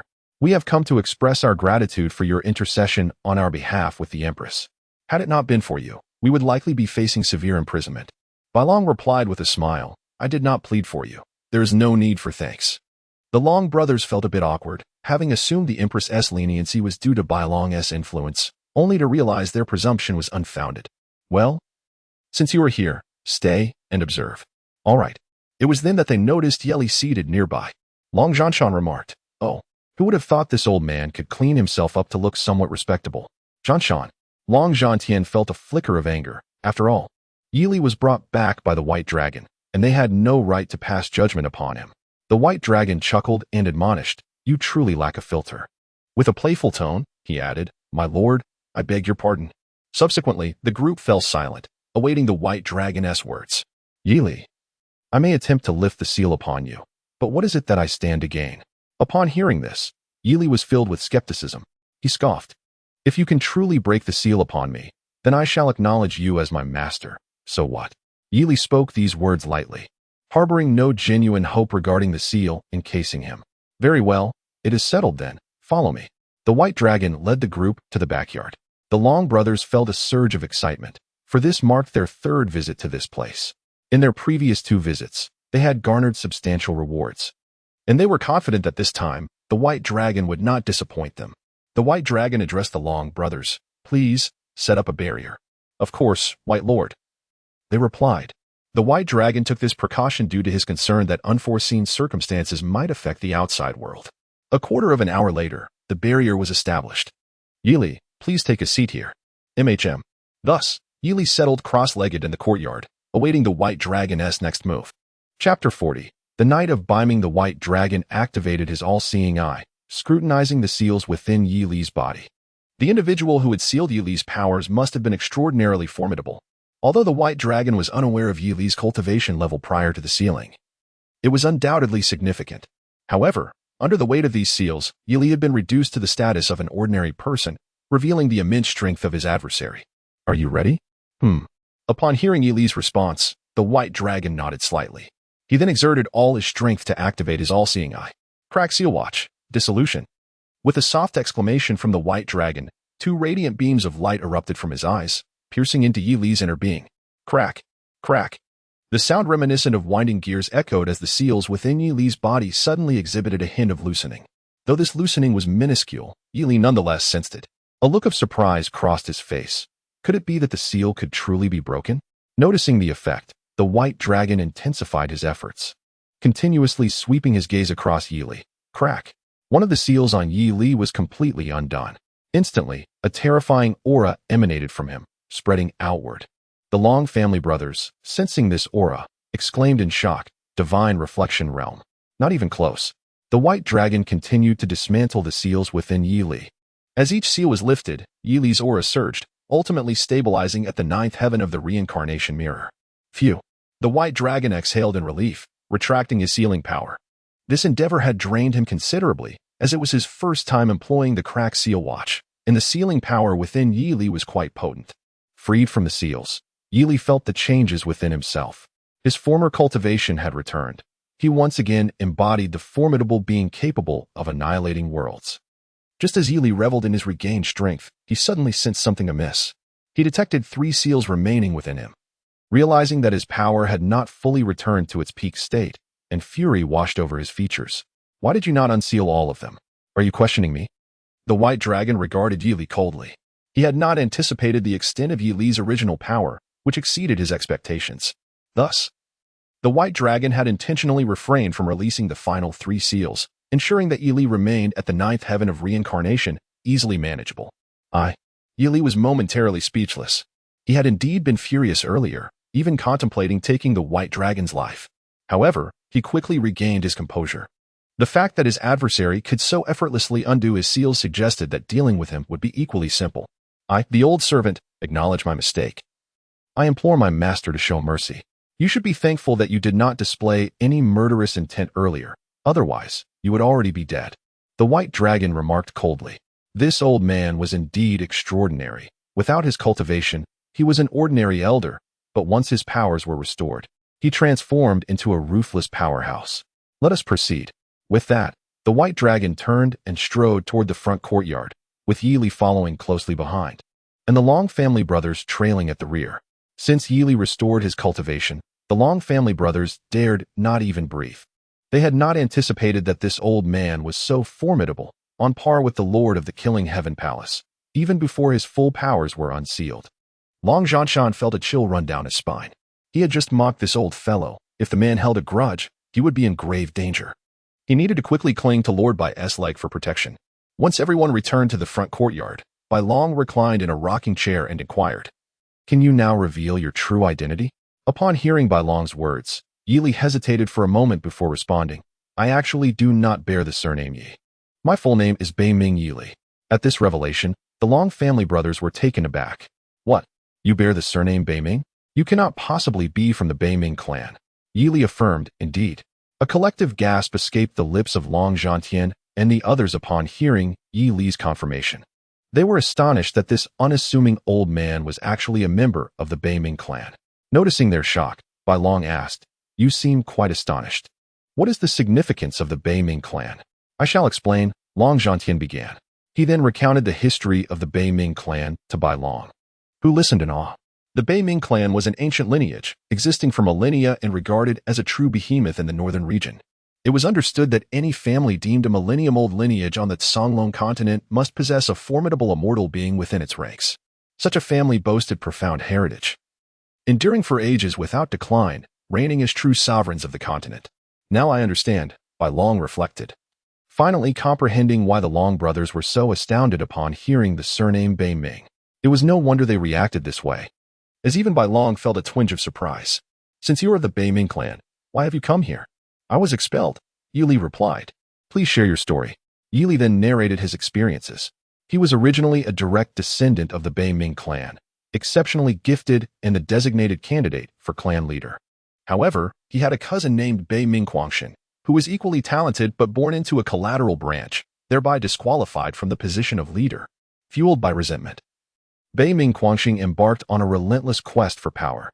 Ultimately, his perseverance paid off, and at the age of 180, he achieved the realm of immortality, an unprecedented feat in the history of the Bei Ming clan. However, his pursuit of dark arts led him to cruelly sacrifice the lives of mortals. To thwart his heinous actions, the elder patriarch of the Bei Ming clan, who was also Yi Li's father, engaged him in a fierce battle.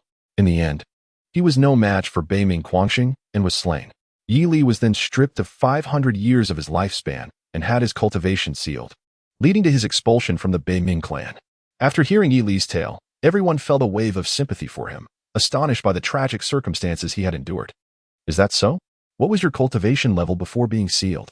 "Before the old servant was sealed, he resided in the 9th layer of the immortal realm." The white dragon nodded, acknowledging the formidable strength of the old man.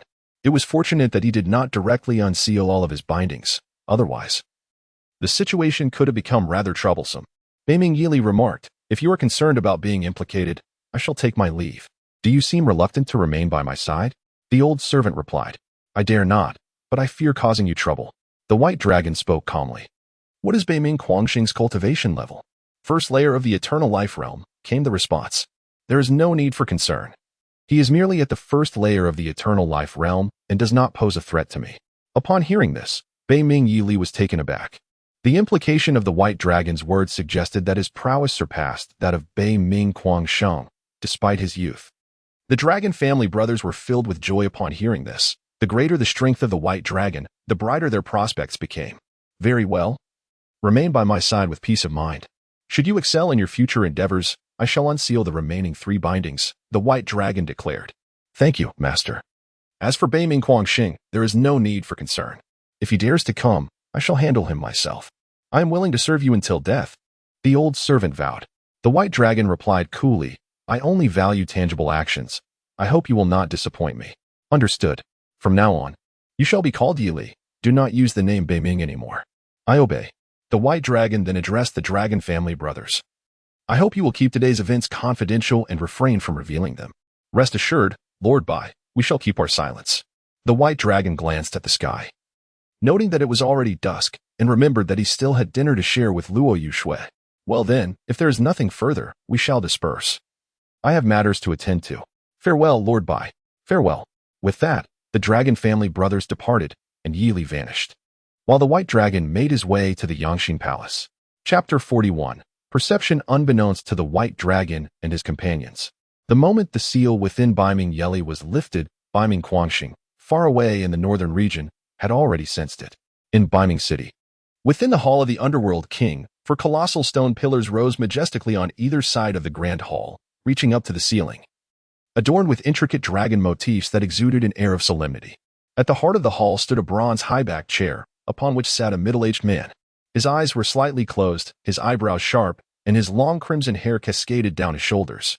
Clad in a black brocade robe, he emanated an aura of terror that commanded respect without the need for anger.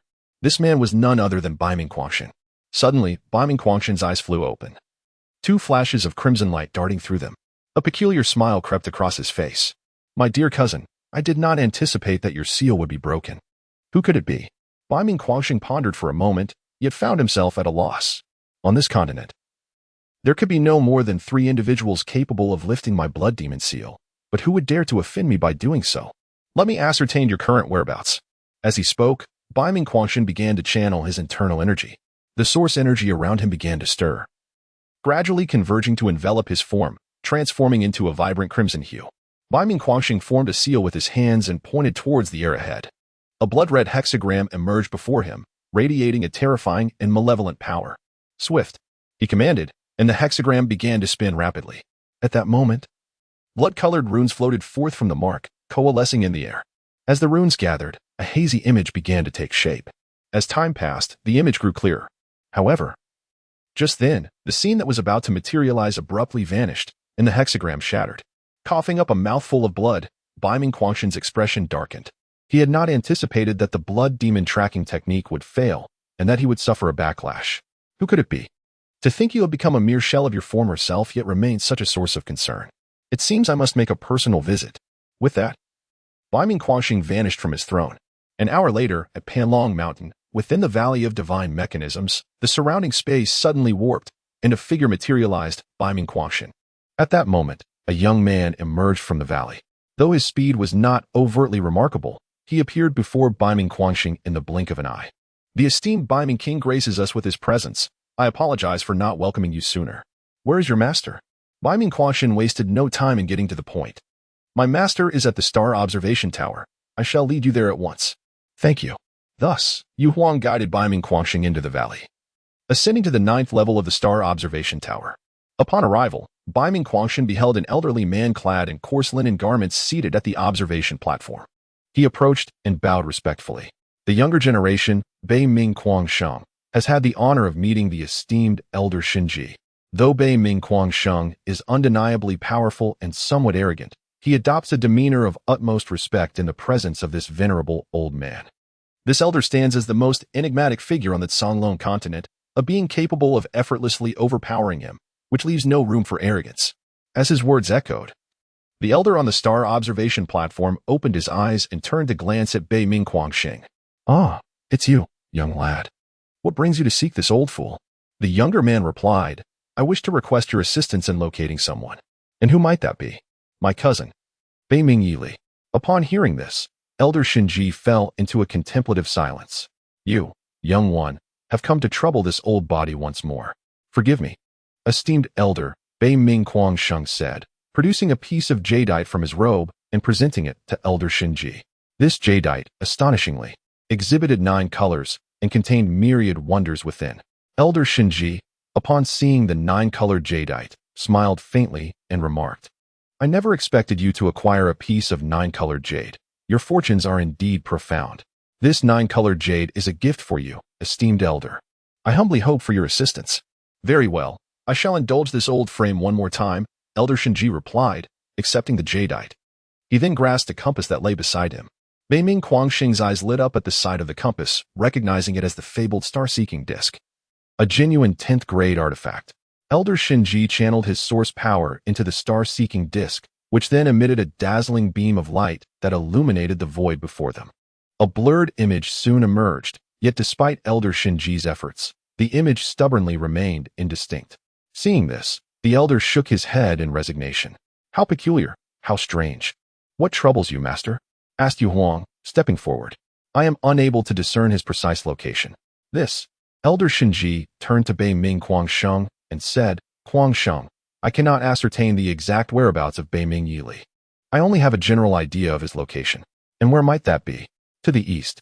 Upon hearing this vague answer, Bei Ming Quangsheng felt a surge of frustration. The area was far too expansive, and he wondered if the elder was toying with him. Nevertheless, he dared not reveal his discontent, managing only a strained smile. Thank you, esteemed elder. Do not mention it.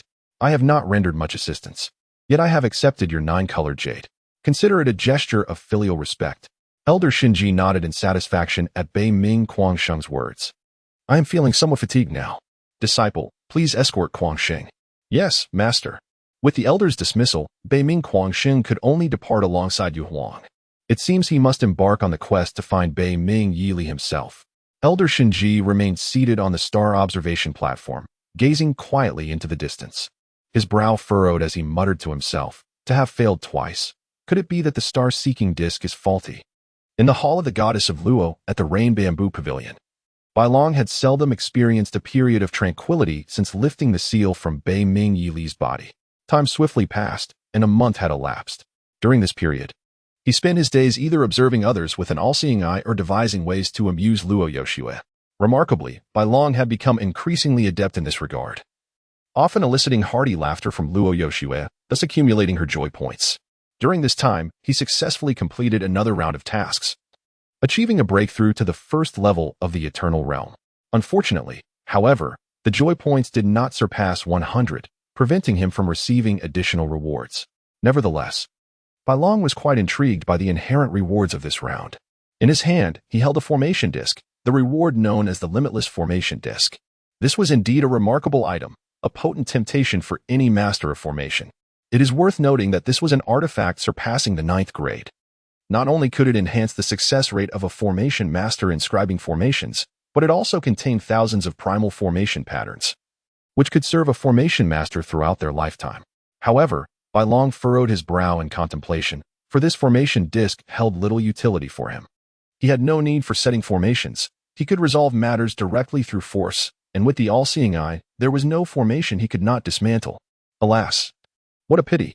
As Bai Long pondered how to deal with the limitless formation disc, Luo Yoshue gracefully approached. Bai Long teased, "What is it, my dear? If you continue to speak so recklessly, I shall have to punish you by making you clean the restroom." "Please, no. I was wrong." Upon hearing her words, Bai Long hurriedly admitted his fault, recalling the days when he had angered Luo Yoshue and was sentenced to clean the restroom, a memory he wished to avoid revisiting. He stepped forward, taking her hand and encouraging her to sit beside him on the rocking chair. Yet, Luo Yoshue appeared somewhat shy. Despite the countless times Bai Long had held her hand over the past month, she still felt a twinge of nervousness, her cheeks slightly flushed. "Why you? Let go first. We are an old married couple, so what is the harm in holding hands?" Luo Yoshue shot him a glare. "Who is old married with you?" "Alas." Bai Long sighed dramatically, feigning sorrow. "Such is the plight of unrequited affection. Enough of that. I have something serious to discuss with you." "What is it?" Luo Yoshue then produced an invitation and handed it to Bai Long, saying, "The city lord of the Formation City will hold a disciple recruitment ceremony in 3 days and has invited me to attend. Will you come? Is it the disciple of the Formation Emperor Jiangshang?" "Yes." "Will Jiangshang himself be present?" Upon hearing this question, Luo Yoshue replied, Elder Jiangshang has been in seclusion for many years. No one knows if he will appear. Very well, I shall go. All right, then prepare yourself. We shall set off tomorrow. Hearing this, Bai Long's spirits soared. Just the two of us? Indeed, what of it? Excellent. Noticing Bai Long's peculiar expression, Luo Yoshue chose not to dwell on it and departed from the rain bamboo pavilion. Once she left, Bai Long could hardly contain his joy, dancing with delight.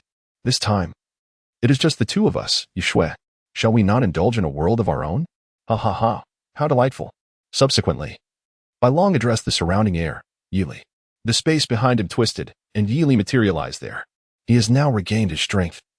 Reaching the third level of the indestructible realm, as Bai Long has released one of his seals. Master, on this occasion, as we venture into the array-breaking city, you will follow discreetly, ensuring Yushue's safety. Understood. With that, Bei Ming Yili vanished without a trace, while Bai Long reclined in his rocking chair, quietly gazing at the sky. Array Emperor Jiangshang, I hope you will make your appearance. Otherwise, this limitless array disc will be in vain.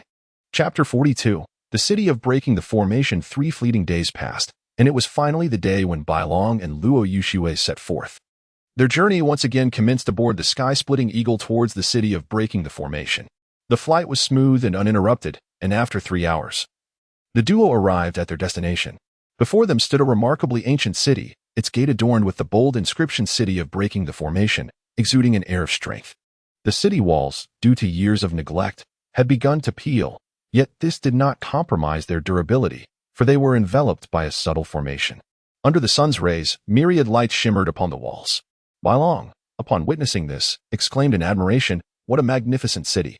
It is said that the City of Breaking the Formation is shrouded by a 7th-level formation, a masterpiece of the first-generation Formation Emperor, capable of withstanding formidable foes of the reincarnation realm and below. Truly impressive. Noticing Bai Long's amazement, Luo Yoshue sighed. Regrettably, our Luo Divine Hall lacks powerful formation masters. Our current defensive formation is merely at the 5th level. Do not fret. Perhaps we shall soon acquire formidable formation masters, Luo Yoshue replied with a gentle smile. Choosing not to elaborate further, the two then proceeded towards the city gate.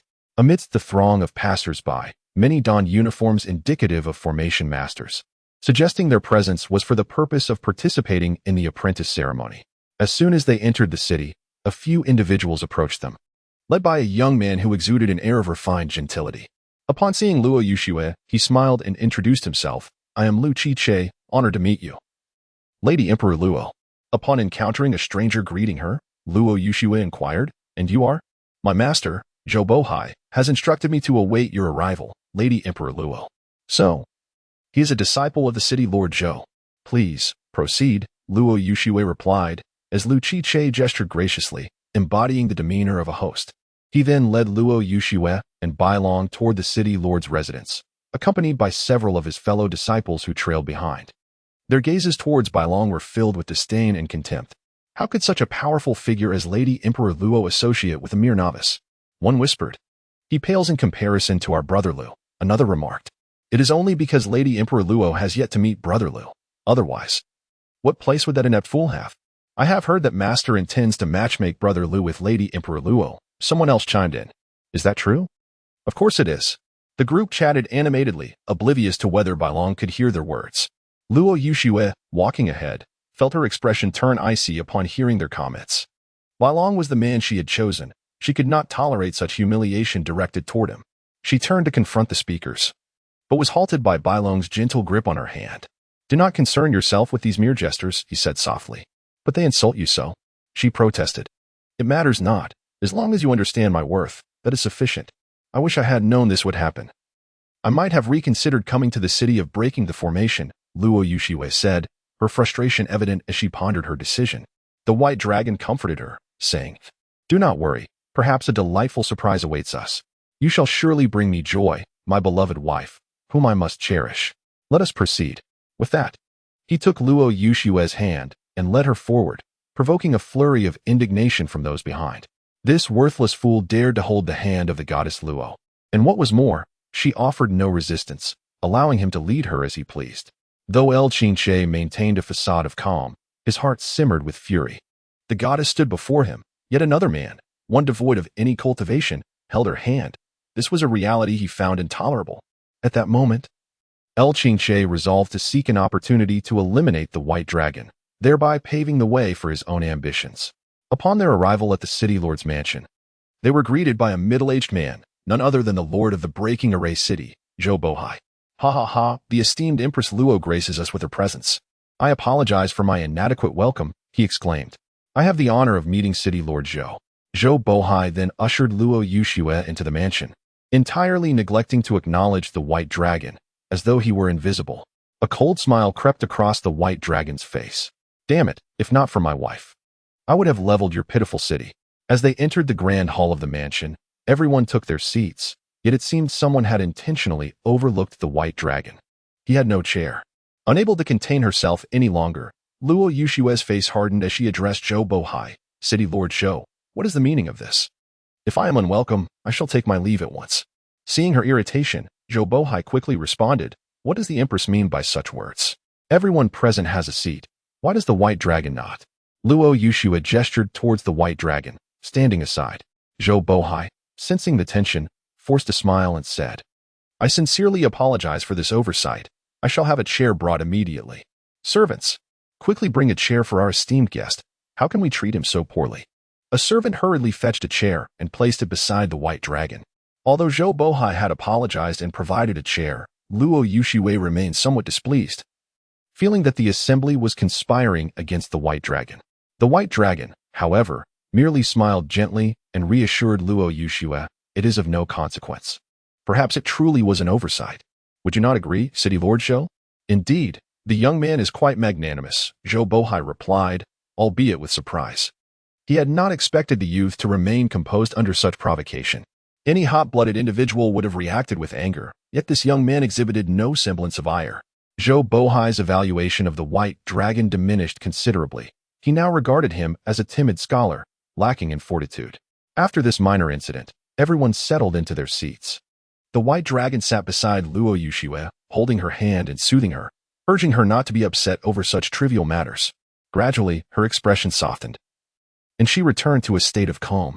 At this juncture, Zhou Bohai announced, the purpose of inviting the Empress Luo here today is primarily to discuss two matters. Oh, and what are those two matters? The first matter at hand is my intention to open the gates of the Breaking Array City to accept disciples, and I cordially invite the Empress of Luo to witness the ceremony. As for the second matter, well, it is my hope that Breaking Array City can foster a closer relationship with the Luo Temple, as this would greatly benefit our mutual development. Upon hearing these words, Luo Yoshue responded, very well, I shall comply. Zhou Bohai was indeed not mistaken in his judgment. Her agreement was refreshing. In response to Zhou Bohai's declaration, Luo Yoshue stated, since you have expressed the desire for cooperation, I too have a request. Please, Empress, speak. I wish for Breaking Array City to construct a defensive formation for the Luo Temple. Upon hearing Luo Yoshue's request, Zhou Bohai replied, this, of course, poses no issue. Seated below, Lu Qiche, upon hearing his master call his name, immediately rose and bowed, saying, Master. Zhou Bohai then addressed Luo Yoshue, this is my eldest disciple, Lu Qiche, whom the Empress should already be acquainted with. How about he undertakes the task of crafting the defensive formation for the Luo Temple? Luo Yoshue cast a glance at Lu Qingche and noticed the emblem of a level 5 formation master embroidered on his chest, shaking her head in disapproval. I fear that will not suffice. Oh, I require the construction of a level 6 defensive formation for the Luo Temple. Upon hearing this, Zhou Bohai immediately displayed a look of hesitation. Lu Qiche was equally astonished. Luo Yoshue wished to establish a formation of such caliber. After a moment of silence, Zhou Bohai seemed to make a difficult decision, biting his lip. Very well, I shall agree to create a level 6 formation for the Luo Temple, but with one condition. What condition? Zhou Bohai smiled and said, I have heard that the Empress is yet to have a consort. I wonder what you think of my eldest disciple? At this proclamation, the expressions of those in the hall varied. Lu Qingche's face lit up with joy, as he had anticipated this very statement from his master. His fellow disciples internally mused that their master was indeed trying to matchmake his eldest brother with the Empress of Luo. Meanwhile, upon hearing this, the white dragon smirked inwardly. This old fellow has finally revealed his true intentions. He has been scheming from the beginning, attempting to ensnare Yoshue through his words. After all, Yoshue is still young and inexperienced. How could she possibly contend with this old fox? As expected, upon hearing Zhou Bohai's suggestion, Luo Yoshua immediately retorted with indignation, "No." And why is that? Because Luo Yoshua found herself momentarily at a loss for words, not because she wished to deny her relationship with the white dragon, but rather because, as a woman, such sentiments were difficult for her to articulate. Seeing this, the white dragon stepped forward to alleviate the tension. "Yoshua, let us not rush into a decision. We should first observe the disciple selection ceremony." He then turned to Zhou Bohai. "What say you, city lord?" "Agreed.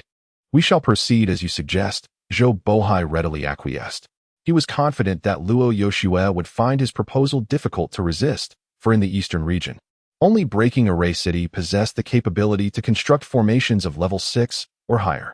With such a need, Luo Yoshua could only turn to him. Thus, Zhou Bohai firmly believed that Luo Yoshua would ultimately acquiesce. Subsequently, he arranged for accommodations for both Bailong and Luo Yoshua.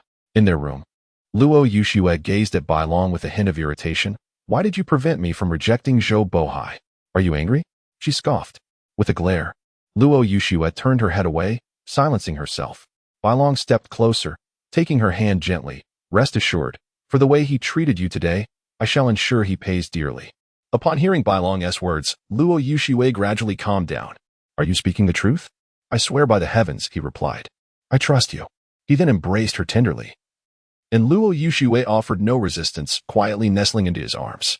Bailong mused to himself, "Zhou Bohai, you have brought misfortune upon yourself by provoking my wife. Should you not suffer significantly, you shall not pass this trial unscathed."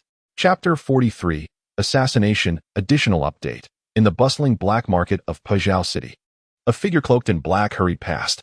He paused before a shop, its sign emblazoned with the words Mingsang General Store. The cloaked figure entered the establishment and approached the counter. Behind it, an elderly man was busily manipulating an abacus, not bothering to lift his gaze as he inquired, "What do you wish to buy?" "A bundle of Ming paper and 3 soul-calling incense sticks." At these words, the old man's movements faltered momentarily as he lifted his head to regard the speaker. The phrase uttered was a secret code. The old man then stepped out from behind the counter and addressed the cloaked figure, "Follow me." The figure obediently trailed behind the old man to a back room, where a heavy iron door was pushed open. Before them lay a vast hall, flanked by 2 stone statues at its entrance, depicting the fearsome figures of Oxhead and Horseface. Along the sides of the hall, a series of bonfires flickered, casting eerie shadows, while countless iron chains crisscrossed above. The scene evoked a sense of being ensnared in the depths of hell itself. Here resided the infamous assassin organization, the Yama Hall, feared throughout the Songlong continent. "Come along," the old man said, glancing back at the cloaked figure as he continued onward. The figure followed closely behind. Within the hall, dozens of assassins were engaged in various activities. Their attire as diverse as their tasks, some polished their weapons, while others meditated in silence, all the while casting scrutinizing glances at the cloaked figure, causing him to feel a wave of discomfort wash over him. Upon reaching the center of the hall, the cloaked figure beheld a man of towering stature seated upon a throne. This was Sun Yutong, the master of this branch. The cloaked figure bowed respectfully. "I pay my respects to Master Sunday." At the sight of the cloaked figure, Sun Yutong's expression twisted into one of disdain. "Hiding your face and lurking in shadows, are you so afraid of being seen?" With a sweeping gesture, he commanded, "Reveal yourself." With a resounding rip, the cloak fell away. Unveiling a face filled with trepidation, it was El Chi-Che. Startled by the abrupt revelation, El Chi-Che stumbled back, eyeing Sun Yutong warily. "So it is the esteemed disciple of Lord Zhou," Sun Yutong remarked. "Speak, what brings you here?" El Chi-Che replied, "I seek your assistance in eliminating a target." "Who is the target?" "An ordinary man named Bailong, who currently resides in Pezhao City." "An ordinary man dares to approach Yama Hall? Have you lost your mind?" El Chi-Che's anger simmered, though he dared not show it. "This Bailong may be an ordinary man, but he is accompanied by a woman named Luo Yoshua, a formidable expert at the first level of the life and death realm." "Luo Yoshua? That name sounds familiar," Sun Yutong mused. "Surely you do not mean the Empress of the Luo Temple?" "Indeed, it is she. However, I only require you to eliminate Bailong very well." "What is your offered reward?" 5,000 source jade.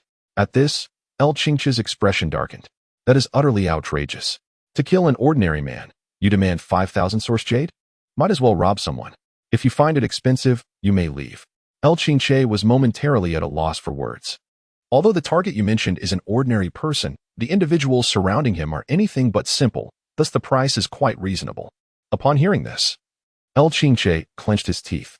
Very well, may our collaboration be fruitful.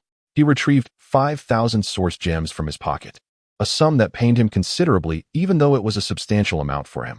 However, the prospect of eliminating the white dragon rendered it worthwhile. Sun Yutong accepted the source gems and remarked, "You may depart. By tomorrow morning, you will receive news of his demise." With that, El Qingche took his leave, and as he exited, an assassin from the King of Hell's pavilion was dispatched. At the city lord's mansion, in the western courtyard, it was already deep into the night, and the white dragon lay asleep upon his bed. Suddenly, he jolted awake, sitting upright. In the dimly lit room, he noticed someone seated in a chair, observing him. The figure, upon realizing he was awake, ignited the candle on the table. It was then that the white dragon discerned the identity of his visitor. Clad in dark attire, the person had a black cloth obscuring their face, and they were idly toying with a small knife. "Who are you?" "The one sent to kill you." "Do I have a vendetta against you?" "No, I merely accept money to eliminate those who are a nuisance." "So, that is the case." The white dragon's mind raced. He had few enemies, and the most likely candidate at present was El Qingche, a disciple of Zhou Bohai. From El Qingche's demeanor during the day, it was evident that he harbored fond feelings for Yushui.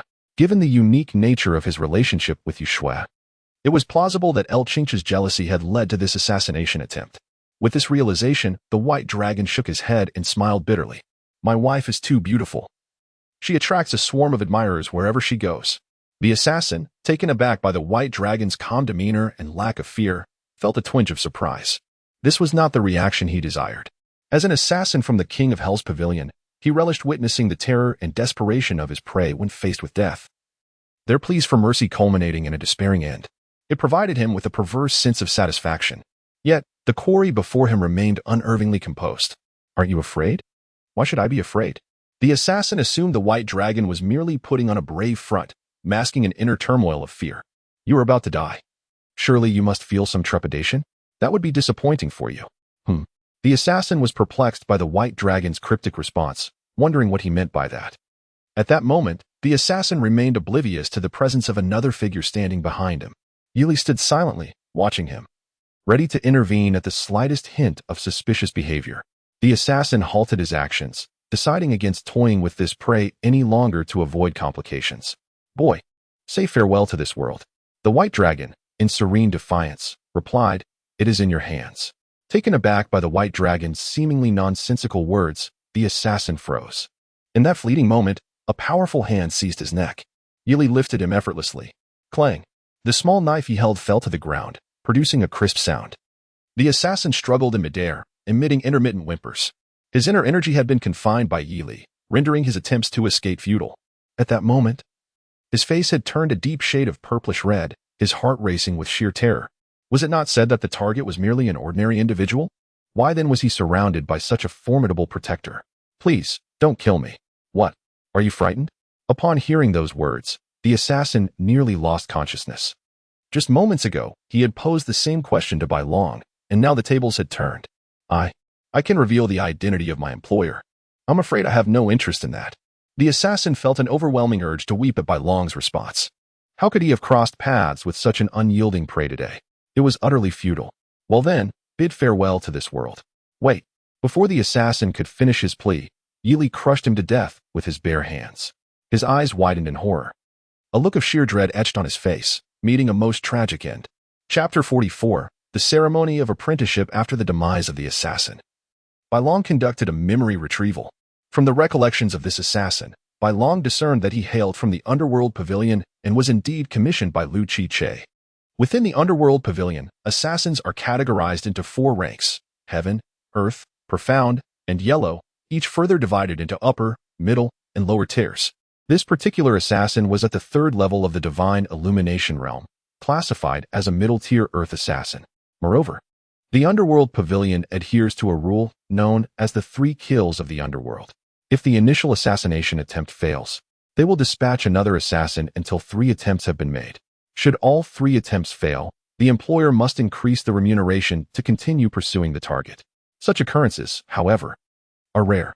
It appears that this matter is far from concluded. Yili, do you possess any knowledge regarding the Underworld Pavilion? Master, my family has had considerable dealings with this organization in the past. Do elaborate. They are the foremost assassination organization on the Tsanglong continent, with branches established in every major city. As for the location of their headquarters, that remains a mystery to all. Upon hearing Yuli's succinct account, Bai Long nodded. Given that their initial wave of assassins has already failed, what do you surmise the level of the next wave will be? It is highly probable that they will dispatch an assassin at the peak of the Divine Illumination realm, or even one from the Life and Death realm. They must ensure the completion of this contract, as it pertains to their reputation and display of strength. Very well, I entrust the next assassin to you. As you command, my lord. Yili took the lifeless assassin away, and Bai Long resumed his slumber. The following morning, Bai Long exited his chamber and noticed Luo Yuxue also emerging from her room. Good morning, my dear wife. Morning. Bai Long was taken aback by Luo Yuxue's response. She did not turn away as she usually did. This was indeed a promising sign. He quickly approached her, seizing the moment. My esteemed wife, please. As he gestured invitingly, he bent one arm, indicating for Luo Yuxue to link hers with his. After a moment's hesitation, Luo Yuxue acquiesced, softly saying, let us go. Splendid. The reason Luo Yuxue chose this course of action was to convey to all that her heart was already claimed. She hoped the lord of the Broken Array City would recognize the futility of his pursuits. The two traversed the cobblestone pathway, arriving at the main hall. A considerable number of individuals were already present, disciples of Zhou Bohai, busy preparing for the forthcoming apprenticeship ceremony set for the following day. Upon spotting Bai Long, Lu Qingche's expression shifted to one of astonishment. You, Lu Qingche, you seem rather surprised to see me.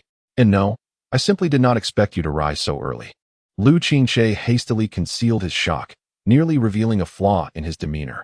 He could not fathom why Bai Long had not perished, with his ordinary capabilities. He should have been effortlessly eliminated. Could it be that Luo Yuxue intervened?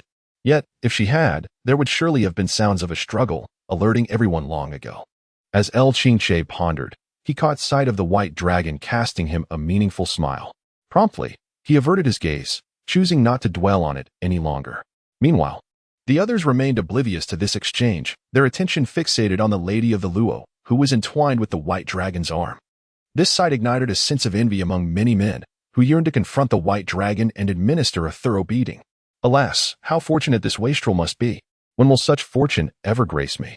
The Empress seems to have no discriminating taste, accepting even the most unworthy. The white dragon and Luo Yuxue paid no heed to the crowd's reactions as they departed the hall and stepped outside. Noticing they were unaccompanied, Luo Yuxue promptly released the white dragon's arm.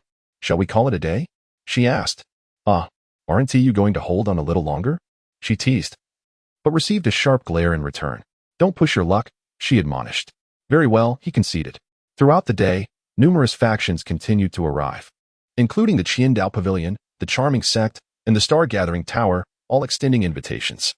When Bailey, the master of the Qiandao Pavilion, spotted Luo Yuxue, he greeted her with a smile. So the Lady Empress is also present. What a coincidence. Luo Yuxue replied softly, choosing not to elaborate further.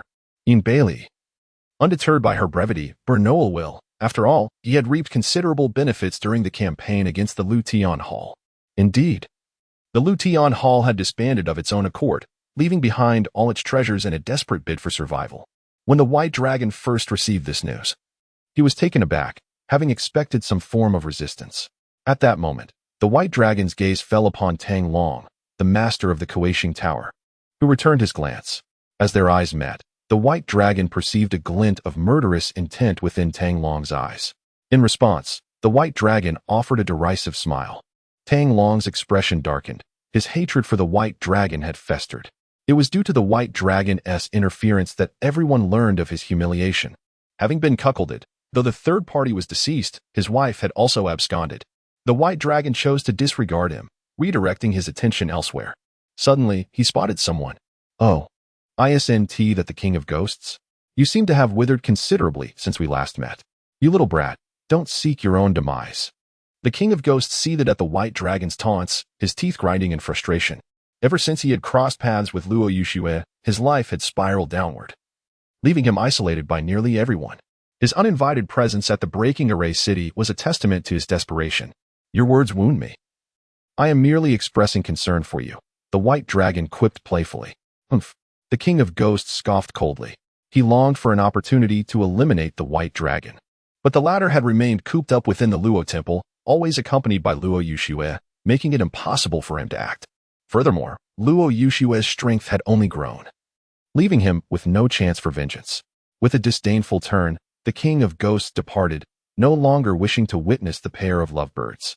The white dragon, observing the king's retreating figure, smiled faintly.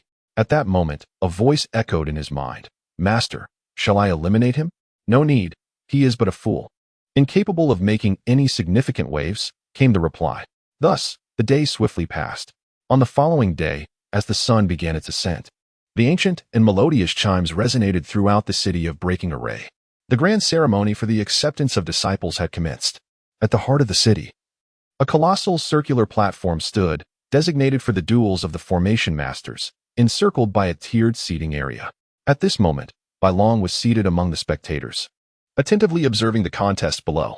Beside him, Luo Yoshue was engaged in lively conversation with another girl, who was none other than Yao Huar. Sister Luo, your hairpin is truly exquisite, Yao Huar exclaimed. This was a gift from Bai Long, replied Luo Yoshue. Really? I didn't expect him to possess such discernment. Yao Huar remarked, casting a glance at Bai Long, her eyes ablaze with admiration, as if she were gazing at a precious treasure. Bai Long, however, merely caught a glimpse of Yao Huar from the corner of his eye and feigned indifference. Yet, his subtle reaction did not escape Yao Huar's notice. With a playful grin, she turned to Luo Yoshue and said, Hee, Sister Luo, may I propose a little arrangement? What is it? Could you lend me your man for a couple of days? Upon hearing this, Luo Yoshue's cheeks flushed crimson. The girl was indeed unabashed. She shot Yu Hua a disapproving glare. What are you thinking, you little minx? Sister Luo, just let me borrow him for a couple of days. Don't worry. I want to break him. Yao Huar pouted, playfully tugging at Luo Yoshue's arm. To this, Luo Yoshue firmly replied, absolutely not. How ungracious. Yao Huar sulked, her lips curling in discontent, before stealing another glance at Bai Long and casting him a flirtatious look. Bai Long chose to ignore it. Yet he felt a wave of astonishment within. Such audacious words from Yao Huar. Did she truly wish to treat him as a mere toy, claiming she wouldn't ruin him? As the crowd fell silent, they resumed their focus on the ongoing competition.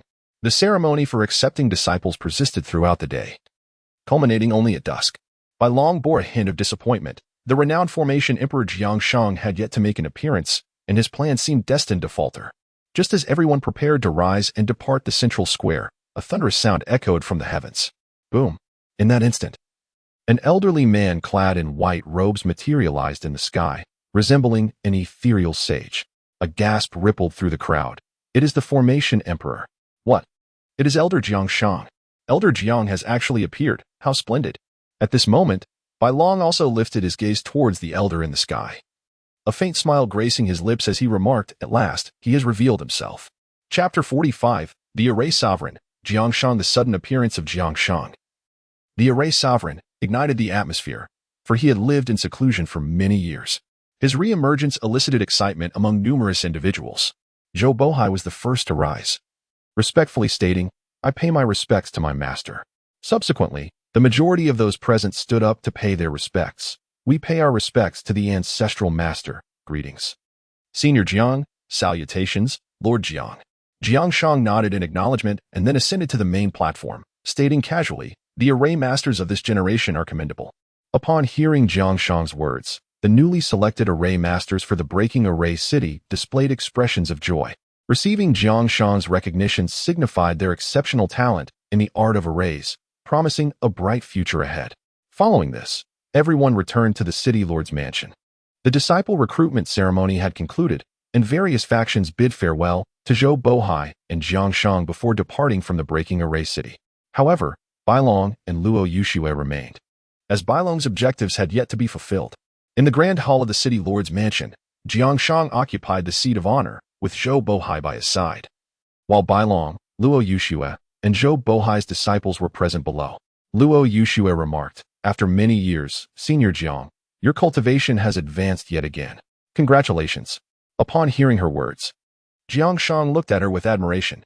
I did not expect this young lady to have grown to such a remarkable level. You truly have impressed me. Thank you for your praise, Senior.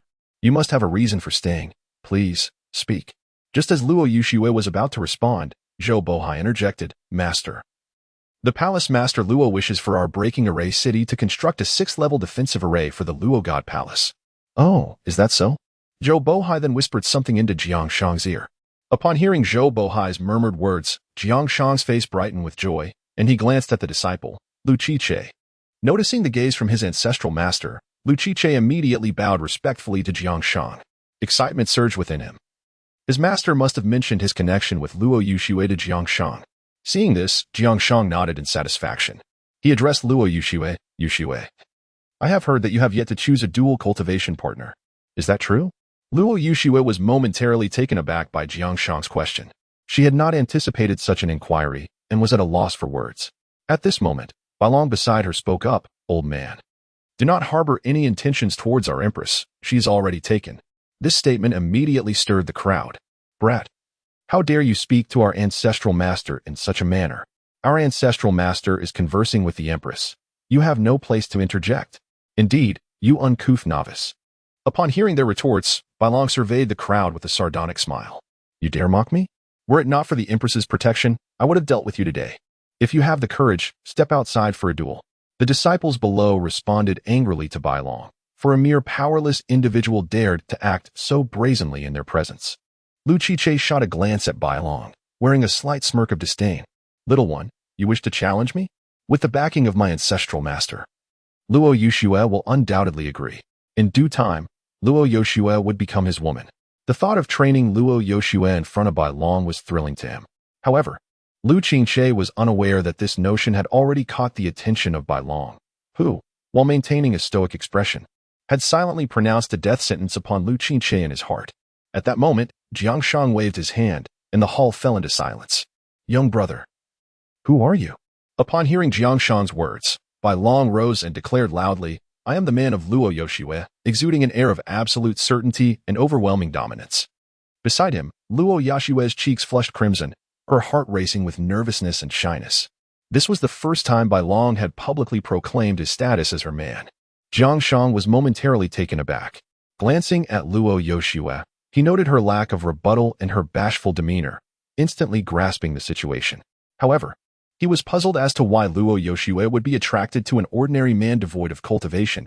What could he possibly possess that was so exceptional? Perhaps my eyes have failed me. I did not realize that this young brother was Yuxiue's companion. He sighed. All right, let us return to the matter at hand. Indeed.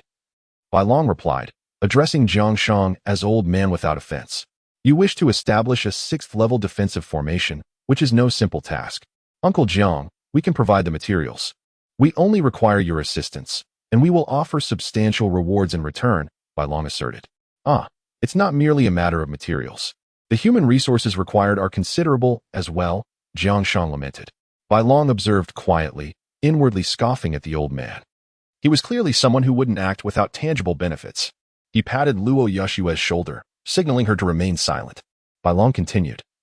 I have heard that Pejan City possesses unparalleled expertise in formations and is considered the finest in the Eastern domain. Is that not so? Such praise is undeserved.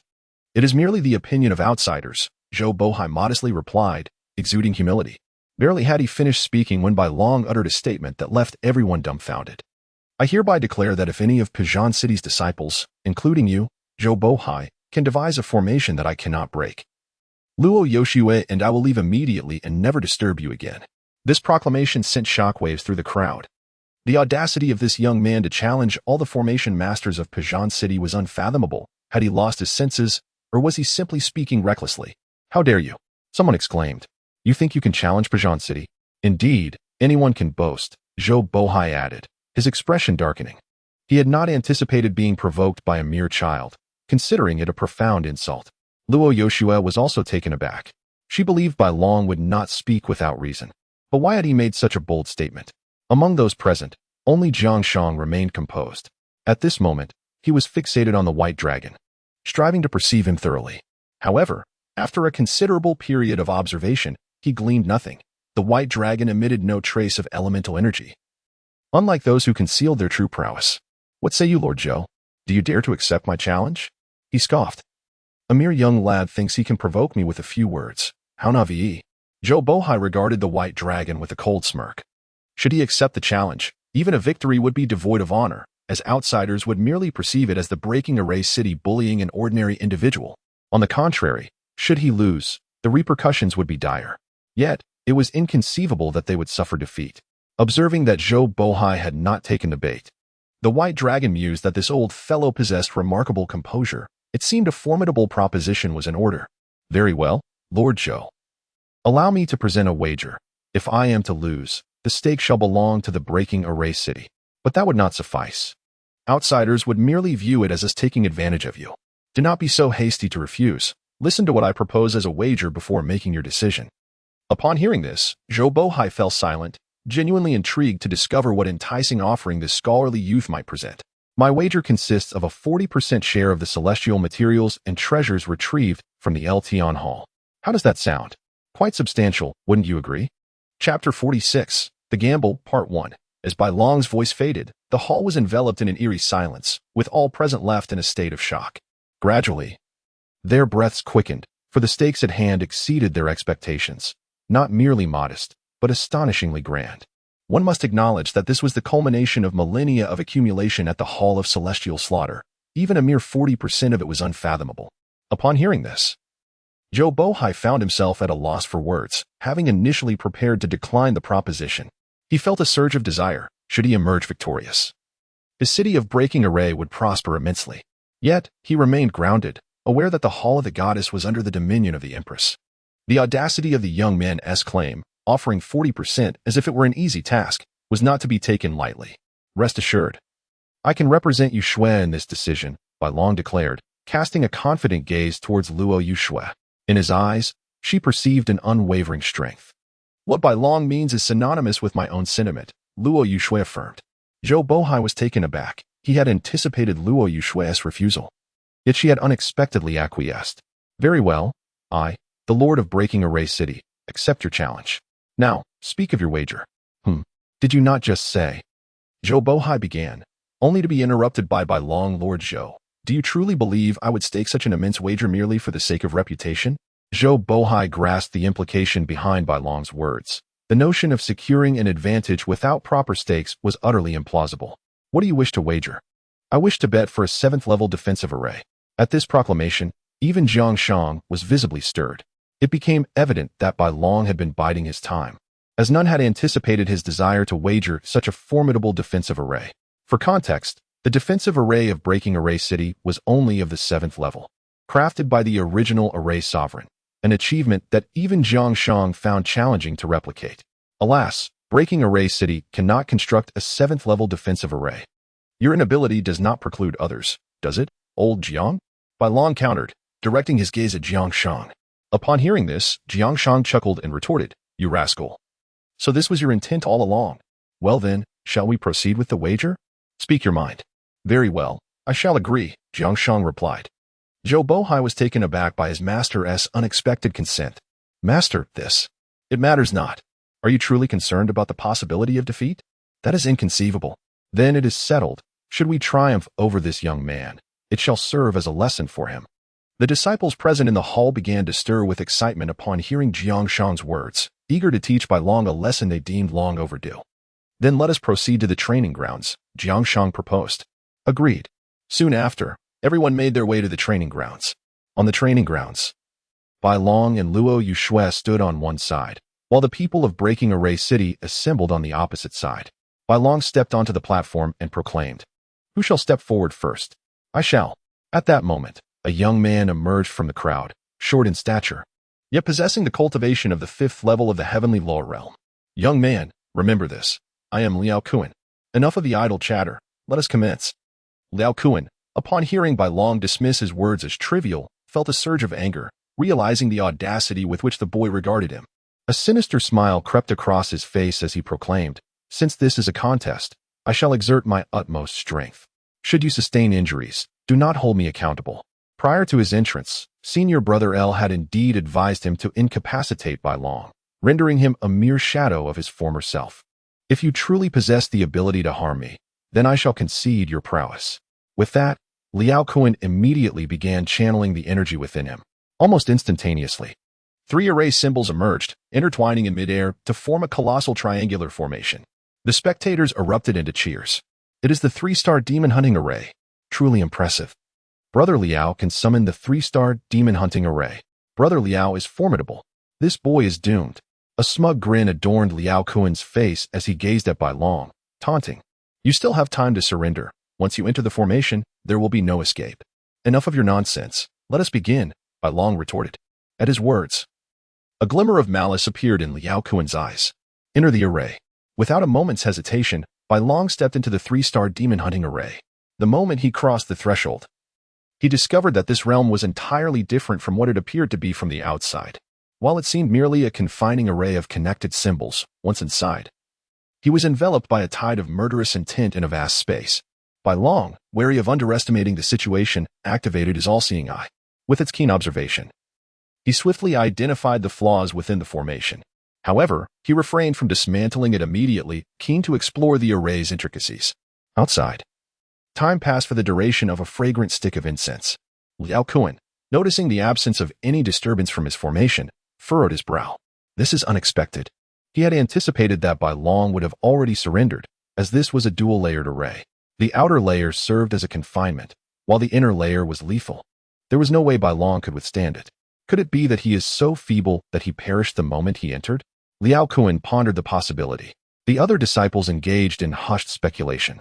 That boy is likely dead inside. I believe he is indeed finished. He had the audacity to challenge my array city. Zhou Bohai wore a faint smile. If he is deceased, then the Luotian Hall must yield 40% of their celestial treasures. And our array city may even have an opportunity to ally with Luo Xiuxue. Meanwhile, Luo Xiuxue watched the three-star demon hunting array with mounting anxiety. She had contemplated rushing in to dismantle the formation and rescue Bai Long, but each time the thought arose, she quelled it. Unwilling to believe that Bai Long would come to harm. At that moment, Bai Long strolled leisurely within the array. After examining it for the duration of an incense stick, he had thoroughly analyzed its workings. It is nearly time. If I do not exit soon, Yushui will begin to worry. With that thought, Bai Long activated his all-seeing eye. Instantly, beams of light shot from his eyes, piercing directly through the heart of the three-star demon hunting array. With a sudden crack, Liao Kuan, who had been filled with self-satisfaction just moments ago, felt his countenance shift dramatically. A sense of dread washed over him as he realized that the core of the formation had been shattered. Blood spurted from his mouth, and he collapsed to the ground. The destruction of the formation had resulted in a backlash against him. The three-star demon hunting formation gradually dissipated, revealing a figure, Bai Long. He strolled forward with an air of nonchalance. This is impossible. How could you remain unscathed? Senior brother Liao could never be defeated. The disciples were engulfed in disbelief, unable to fathom that Bai Long had dismantled the formation without sustaining any injuries. Liao Kuan, his face darkened, glared at Bai Long. You could have broken the formation in an instant. Why did you take so long to emerge? I merely wish to appreciate the intricacies of your formation. Bai Long replied coolly. You, Liao Kuan, infuriated, coughed up blood once more and promptly lost consciousness. He had exerted all his power, only to find that Bai Long had treated the confrontation as mere amusement, a profound humiliation for him. Bai Long approached Luo Yoshue's side. How are you, my dear? Were you worried for me? Who was worried about you? You vain fool. Luo Yoshue retorted, though a sigh of relief escaped her as she beheld Bai Long unharmed. At that moment, a female disciple spoke up. You cheated. If it weren't for your use of demonic arts, senior brother Liao would never have lost. Her eyes were filled with venomous resentment as she glared at Bai Long. Upon hearing this, Bai Long responded with a touch of indifference. Is this all your formation can muster? When you lose, you resort to slander. Who is slandering you? I. Enough. The female disciple attempted to continue, but was interrupted by Zhou Bohai. He looked at Bai Long and said, I underestimated you, but we can accept defeat. However, you shall not have another opportunity. Shiyong, step forward. Yes, master. A tall young man emerged from the crowd and strode towards the trial platform. As he passed Zhou Bohai, he heard a whispered command. If the chance arises, eliminate him. Chapter 47, The Duel, Part 2. As the White Dragon and the people of the array-breaking city engaged in their wager, a fierce battle unfolded in the outside world. 300 miles from array-breaking city lies an expanse of desolate wilderness, barren and lifeless, reminiscent of a desolate desert, known as the Wasteland Gobi. At this moment, two figures stood in confrontation. One, with arms crossed behind his back and a hunched posture, possessed eyes as piercing as a hawk's, fixated on his opponent. The other figure knelt partially on the ground, a curved blade embedded in the earth, struggling to maintain his balance. Blood trickled from the corner of his mouth, and his breath was erratic, clearly indicating he had sustained grave injuries. These two were Yi Li and Sun Yutong. Sun Yutong was filled with immense frustration. The previous 2 waves of assassins he dispatched to eliminate the White Dragon had already perished. To uphold the reputation of the Yamahal, he had no choice but to intervene personally with this 3rd wave. However, he had not anticipated the presence of such a formidable protector beside the White Dragon. Had he known, he would have never accepted this assignment. The strength of his adversary was overwhelming. He was no match. "Who are you?" Sun Yutong demanded. "A dead man is unworthy of knowing my identity," Yi Li replied coolly. The reason he had yet to finish off Sun Yutong was that he wished to toy with him. After being sealed for so long, he found himself exhilarated by the challenge of facing a worthy opponent. Yet, he was taken aback by how easily Sun Yutong faltered. They had barely exchanged a few blows before he was on the brink of defeat. If Sun Yutong were to learn of Yi Li's thoughts, he might very well be driven to madness. It was worth noting that Yi Li was in the 3rd stage of the immortal realm, while Sun Yutong was merely at the 5th stage of the reincarnation realm, a significant gap in power. Why would a strong warrior like you be by the side of an inept fool? You should join the Yamahal, where you would undoubtedly receive due recognition and rewards. Sun Yutong attempted to persuade, realizing he was outmatched. If he could recruit such a superlative warrior, he would surely be handsomely rewarded. Inept fool? Is that not the truth? A mere ordinary person without any cultivation is indeed a fool, Yi Li retorted. How could an insignificant insect like you fathom the might of my master? What? Sun Yutong exclaimed, astonished. Had he just heard correctly? The elder before him was claiming that a person lacking any power was his master. Moreover, the elder's tone suggested he was not fabricating this assertion. Suddenly, a terrifying realization struck him that their target must have reached the state of returning to simplicity. Immortal realm. Sun Yutong gasped in disbelief. It seems you are not as dim-witted as I imagined, Yi Li acknowledged. This revelation sent Sun Yutong into a frenzy. This is impossible. On the Songlong continent, there are exceedingly few individuals in the immortal realm, and they are all renowned figures. Now, a young person suddenly appears claiming to be of the immortal realm. Who would believe such a claim? Nothing is impossible. Time is of the essence. If I delay any longer, my master will reproach me, Yi Li stated before making his move. In an instant, he appeared behind Sun Yutong and seized him by the throat, lifting him off the ground. Wait, don't kill me. With a crack that echoed the sound of breaking bones, Sun Yutong's neck was twisted into a grotesque spiral. Subsequently, Yi Li disposed of Sun Yutong's lifeless body and returned to the city of Pijin. Unbeknownst to him, Sun Yutong's demise had summoned 2 unparalleled powerhouses. 100 miles from the desolate wasteland, a small group emerged, led by a middle-aged man clutching a compass. Have we truly discovered the traitor's trail? Splendid. The words of the middle-aged man ignited a wave of excitement among those surrounding him. They had been in the eastern domain for over a month and had finally located their target. Quickly, inform the king to prevent the traitor from fleeing. Very well, the middle-aged man declared, retrieving a horn from his robes and sounding it. An elusive sound wave rippled into the distance. In the central domain, within an unknown expanse, lay a vast chasm littered with the remains of both humans and beasts. Deep within the chasm stood 2 colossal statues, identical to the ox-headed and horse-faced figures at the entrance of the Yin Wang Hall in Pijin, albeit in a grander scale. A figure clad in black hurried into the chasm. Who goes there? Halt. 2 armored sentinels barred the path of the cloaked figure. The black-clad individual produced a token from within his garments and presented it before them. Upon seeing the token, the 2 men immediately knelt in reverence. Greetings, envoy of the crossing. I seek an audience with the elder. I shall escort you at once. One of the men led the envoy deeper into the chasm, arriving at a circular platform where an elderly man adorned in a splendid robe sat. I have come to pay my respects, elder. What brings you here? The master of the branch hall in Pijin has perished. As the words fell, a terrifying aura emanated from the elder, causing the envoy to stagger backward. The master is absent. It seems I must undertake this journey myself, the elder proclaimed. You may leave now. Upon hearing the elder's command, the envoy withdrew. The elder gazed into the distance, deep in thought. It had been a long time since a branch master had met their end. This sudden demise was likely no mere coincidence, necessitating his personal involvement. In Pijin, at the trial platform, Bai Long observed a tall young man approaching, whose cultivation stood at the third level of the Tongyu realm, exuding a fierce and domineering aura. The young man introduced himself as Shi Yong. Without waiting for Bai Long's response, he immediately began to channel his internal energy. A powerful presence surged forth as Shi Yong swiftly formed hand seals, gradually conjuring a hexagram formation before him. As time passed, the formation solidified into reality. Witnessing this, the onlookers gasped in astonishment. The sixth netherkill formation. Incredible! Brother Shi is formidable.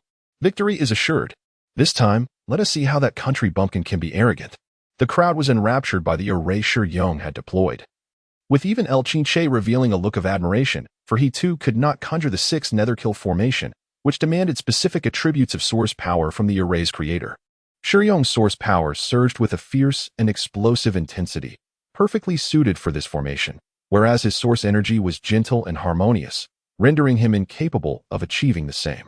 Addressing the white dragon, Shi Yong extended an invitation. Without hesitation, the white dragon stepped into the formation. Upon entering the sixth nether-killing array, he was immediately confronted by a multitude of bizarre beasts rushing towards him, intent on tearing him apart. In a moment of desperation, the white dragon simultaneously activated his abilities of cracking gaze and weakness amplification, scanning the oncoming creatures.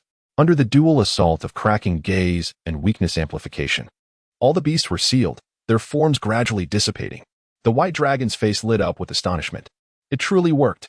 Initially, he had approached this with a mere experimental mindset, never anticipating that these two abilities would grant him such a significant surprise.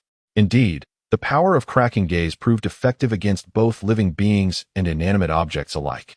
As waves of beasts perished, the white dragon discerned the vulnerabilities within the sixth nether-killing array. However, this time he had no intention of prolonging the encounter. With a swift motion, two beams of golden light shot forth from his eyes, darting towards the array's flaw. Boom!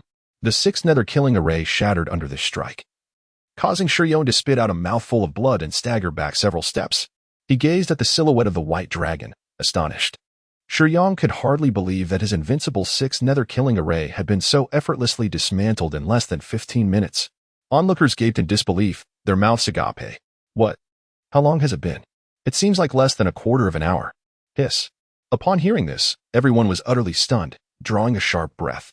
Meanwhile, Zhou Bohai's expression darkened ominously.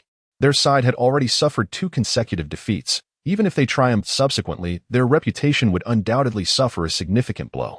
At this juncture, the white dragon addressed the crowd outside the array with a mocking tone. Bring forth someone worthy. Don't embarrass yourselves with such trash. Chapter 48. The fall of El Chinche. Faced with the merciless mockery of Bai Long, the disciples of Pujin City were instantly filled with embarrassment and indignation. You arrogant brat, don't get too cocky. You'll soon regret it. One disciple exclaimed, unable to contain his fury and ready to teach Bai Long a severe lesson. Allow me to handle this. At that moment, a voice rang out from the crowd. Everyone turned to see a dashing young man stepping forward. A girl in the crowd shrieked, It's Senior Brother L. Fantastic. Senior Brother L is finally making his move. Senior Brother, give that brat a good thrashing. You're finished, you useless fool. El Chiche disregarded the enthusiastic crowd and turned his gaze towards Zhou Bohai, who nodded in response. With Zhou Bohai's acknowledgement, El Chiche slowly ascended the trial platform. He addressed Bai Long, I admit I underestimated you, but you shall have no further chances. Is that so? I must admit, I'm rather looking forward to it. Just so you know, I never hold back in a fight. If I accidentally kill you, don't say I didn't warn you. Then let fate decide. Upon hearing Bai Long's reply, El Chinche revealed a strange smile. The bait had been taken. Subsequently, El Chinche produced a formation disc and held it aloft. The sight of the disc evoked envy among the onlookers. It's the celestial star formation disc. The master actually entrusted it to Senior Brother L. This time, victory is assured. Everyone knew that Zhou Bohai possessed a celestial star formation disc, a rare 7th grade treasure. Its presence in El Chiche's hands indicated the master's high expectations for him. El Chiche channeled his inner source energy into the celestial star formation disc and began to recite the incantation. In an instant, a sinister and immense aura emanated from him. Soon, a swirling mass of black mist materialized before El Chinche, writhing in the air while emitting haunting wails that sent chills down spines. As the black mist gradually dispersed, it ultimately formed a foggy array. However, this formation exuded an unsettling malevolence, creating a deeply uncomfortable atmosphere. The spectators began to murmur amongst themselves. What kind of formation is this? I've never seen anything like it. It doesn't resemble any formation from our Persian city. This formation is terrifying. Upon witnessing the array El Qingche had conjured, Zhou Bohai could only shake his head in resignation. His disciple was far too arrogant, unwilling to accept defeat, even resorting to employing sinister formations. Jiang Shan glanced at El Qingche, his previous admiration and expectations evaporating without a trace. He turned to Zhou Bohai and inquired, "Did you teach him this?" "Master, how could I dare? This must be something he learned on his own." "Humph, always neglecting proper studies and formations. Indulging in these wicked practices. Rest assured, I will give him a thorough reprimand." Jiang Shang fell silent, closing his eyes, unwilling to witness further. He felt profound disappointment in this disciple of his. El Qingche remained oblivious to the changes around him, deeply engrossed in his own world. He felt an overwhelming surge of power coursing through him, reveling in his newfound strength. To his astonishment, the blood demon array proved to be extraordinarily potent. A cruel smile crept upon his lips, for this time he was determined to obliterate the white dragon himself, to quell the hatred that festered within. "Please." El Qingche gestured toward the white dragon, his expression radiating unabashed scorn. Just as the white dragon was about to advance, a delicate hand seized him. Luo Yushua cautioned, "This formation is treacherous. Exercise caution." "Rest assured, I shall be vigilant," the white dragon replied, gently caressing Luo Yushua's hand. Witnessing this scene ignited a deeper fury within El Qingche, his countenance growing increasingly sinister. One singular thought consumed his mind, to swiftly eliminate the white dragon and claim Luo Yushua for himself. The white dragon cast a glance at El Qingche before swiftly stepping into the blood demon array. As he crossed the threshold, a pungent stench of blood assailed him, prompting him to cough twice. Cough, cough. He then activated his all-seeing gaze, scrutinizing the realm before him. It felt as though he had entered an alternate dimension, where an endless expanse lay shrouded in an aura of malevolence. How suddenly, the air was filled with wails akin to the cries of tormented souls, one after another. Spectral entities resembling malevolent spirits surged toward him, their forms varying in hues of black, white, and crimson. As time passed, the throng of these evil spirits grew denser, swirling ominously above the white dragon. In an instant, they descended upon him like a frenzy, each spirit bearing its ghastly maw, intent on tearing the white dragon asunder. At that moment, the white dragon's eyes blazed with golden light, piercing through the nearest malevolent spirit. He then fully engaged his all-seeing gaze, amplifying his abilities of observation and weakness detection to their utmost potential. Sizzle sizzle with the sound of disintegration, the malevolent spirits in the sky began to dissipate in clusters. Yet the white dragon felt a twinge of fatigue creeping in. Nevertheless, he had pinpointed the core of the blood demon array. With a mere thought, he could dismantle the formation. However, the white dragon chose a different approach, eager to explore a new strategy. Just moments ago, while utilizing his all-seeing gaze, he discovered he could see beyond the array, a delightful surprise indeed. "I wonder if my amplification of weaknesses will affect El Qingche from here." With that thought, he commenced his assault, unleashing a series of icy glimmers visible only to him, aimed at El Qingche beyond the array. 1x, 5x. As the white dragon magnified the weakness to 30 times, he observed a flicker of unease manifest in El Qingche.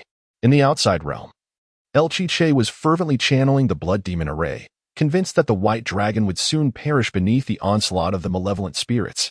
Suddenly, his expression shifted. He sensed a backlash from the blood demon array. Although it was slight, it nonetheless impacted his condition. Though the blood demon formation is formidable, it requires the practitioner's essence blood as a catalyst to unleash its full potential. El Qingche felt an alarming depletion of his vital essence, his complexion paling considerably. How could this be? Despite the inherent dangers of the blood demon formation, it should not have drained him to this extent. What could have gone awry? El Qingche was utterly perplexed. The onlookers, witnessing his distress, displayed expressions tinged with concern. "What has happened to Senior Brother El? His face is so ashen, as though he has lost a copious amount of blood. Could it be that this formation can indeed siphon blood? And why is the white dragon still inactive?" Meanwhile, Luo Yushua also sensed El Qingche's predicament, her worry for the white dragon intensifying, fearful that he might encounter peril. Within the blood demon formation, the white dragon continued to cast spells upon El Qingche. All malevolent spirits had been vanquished, leaving none in his vicinity. 130 times. 150 times. Just as the white dragon amplified the vulnerability to 150 times, El Chiche could no longer endure. With a gasp, he collapsed to the ground, expelling a considerable amount of dark blood. At this moment, his complexion had turned a ghostly white, his essence nearly depleted, as El Chiche succumbed to severe injury. The blood demon formation, bereft of source energy and essence, collapsed spectacularly, revealing the white dragon's proud figure. With a sudden gasp, El Chiche beheld the white dragon, unscathed, and coughed up more blood in disbelief. How is this possible? I refuse to believe it. You must be feigning. Observing El Chiche's wretched state, the white dragon remarked coolly, do not deceive yourself. Upon hearing the white dragon's merciless mockery, El Chiche's visage contorted with rage. I shall fight you to the end, he declared, pulling a blood-red pill from his robe, poised to consume it. Stop. In a flash, Zhou Bohai stood before El Chiche, forcibly knocking the pill from his grasp. A loss is a loss. Do you truly wish to descend into darkness? He gazed at El Chiche, disappointment etched across his face. Had he not intervened, El Chiche would have ingested that crimson pill. This pill, known as the blood demon pill, was distilled from the blood of countless innocents, an exceedingly malevolent concoction. Once ingested, it engenders addiction, ultimately reducing the user to a bloodthirsty fiend. El Chiche lifted his gaze to Zhou Bohai. Master, I do not speak further, Zhou Bohai replied, a flicker of pain in his eyes. It was disheartening to see a once promising disciple reduced to such a state. He had observed that El Chiche had lost nearly all of his essence. He had become a mere shadow of his former self. Turning to the white dragon, Zhou Bohai stated, Mr. Bai, in today's wager, my broken formation city has conceded. I hope you will show some mercy and refrain from disclosing the matter regarding Qingche. Very well, I shall grant your request. Chapter 49, The Shock of Jiangshang, additional update, as Zhou Bohai declared his surrender. The disciples of Pijin City were engulfed in a pall of defeat. They had never anticipated losing to an ordinary person today. Earlier, they had flaunted their prowess and insulted him, only to find themselves utterly vanquished by nightfall. Even their most formidable senior brother was unable to prevail, fostering a profound sense of humiliation among them. Bai Long surveyed the crowd below with a faint smile. Upon noticing this, everyone averted their gaze, feeling as though Bai Long was mocking them. In truth, Bai Long held no such intent. His attention was solely on Jiang Shang. Old man Jiang, I suppose you have no words left now? Rest assured, young brother, since I dared to accept the challenge, I shall not resort to trickery. That is reassuring. At that moment, Bai Long's eyes flickered, and he addressed Jiang Shang. Elder Jiang, I wish to speak with you privately. How does that sound? Oh, Jiang Shang responded, somewhat perplexed. This young man desired a private conversation with him. Could it possibly involve some clandestine matter? Very well, I shall grant your request. Jiang Shang then signaled Zhou Bohai to lead the others away, while Luo Yoshue was also sent off by Bai Long. Soon, the vast trial arena was left with only Bai Long and Jiang Shang. Young man, now that it is just the two of us, speak your mind, Jiang Shang urged. He could not help but admire Bai Long. Although devoid of cultivation, the young man's comprehension of formations was perplexing even to Jiang Shang himself, and his demeanor exuded a youthful charm reminiscent of Jiang Shang's own early days. Elder Jiang, I wish to invite you to be the chief formation master of my Luo God Temple. Jiang Shang was taken aback. He had not anticipated that Bai Long harbored such intentions. However, having secluded himself for many years and rarely concerning himself with worldly affairs, he declined. I cannot accept. I have long withdrawn from external matters. Elder Jiang, would you not reconsider? You need not persist. Once I complete the construction of the 7th level formation for your Luo God Temple, I shall take my leave, and there will be no need for you to pursue me further. Upon hearing Jiang Shang's words, Bai Long shook his head. What a pity. Truly a pity. Why do you say such things, young friend? Instead of answering Jiang Shang directly, Bai Long slowly produced a formation plate from his bosom, the infinite formation plate, a reward from a previous task. As Jiang Shang watched, puzzled by Bai Long's statement, he was suddenly struck silent upon seeing the object in Bai Long's hand. With rapt attention, Jiang Shang's gaze fixated on the formation plate, and his breathing grew rapid. Bai Long, wearing a look of regret, muttered to himself, what a pity indeed. I had hoped to find a worthy master for this formation plate, but since Elder Jiang is disinterested in worldly affairs, I shall simply destroy it and be done with it. As Bai Long feigned an intention to destroy the infinite formation plate, Jiang Shang quickly interjected, young friend, wait. Seeing the glimmer of excitement in Jiang Shang's eyes, Bai Long immediately grew wary. What are you trying to do? At this moment, Jiang Shang smiled and remarked, Young friend, might I have a glance at the array disk in your possession? Although Jiang Shang was conversing with Bai Long, his gaze remained fixated on the Wuji array disk. Old man, what sort of relationship do we share? Why should I show it to you? Bai Long retorted, his demeanor exuding a playful defiance. Young friend, one cannot speak in such a manner. After all, I am the one tasked with arranging formations for your esteemed Luotian temple. That is a debt you owe me, you rascal. Jiang Shang observed Bai Long's impudent behavior with a hint of exasperation. Yet the allure of the object he desired was undeniable. With a resigned sigh, he inquired, well then, what must I do to convince you to reveal the array disk in your grasp? Senior Jiang, acquiring a glimpse of the array disk is quite simple. Jiang Shang, upon hearing Bai Long's words, cast him a sidelong glance, quickly grasping his intent. Must it be so? Indeed. With Bai Long's affirmative response, Jiang Shang displayed a conflicted expression. He was reluctant to engage further in worldly disputes, yet the stakes Bai Long presented were too enticing to dismiss. Bai Long seemed to perceive Jiang Shang's dilemma, and said, Are you concerned that I might bind you to the Luotian temple indefinitely? Isn't that the case? Jiang Shang replied, his apprehension evident. Fear not, senior. I do not require your perpetual presence at the Luotian temple. Merely a decade will suffice. Is that truly so? Upon hearing that his service for the Luotian temple would only last 10 years, Jiang Shang felt a rush of excitement. For an ordinary individual, a decade may seem substantial. But for one of his reincarnated strength, it was but a fleeting moment.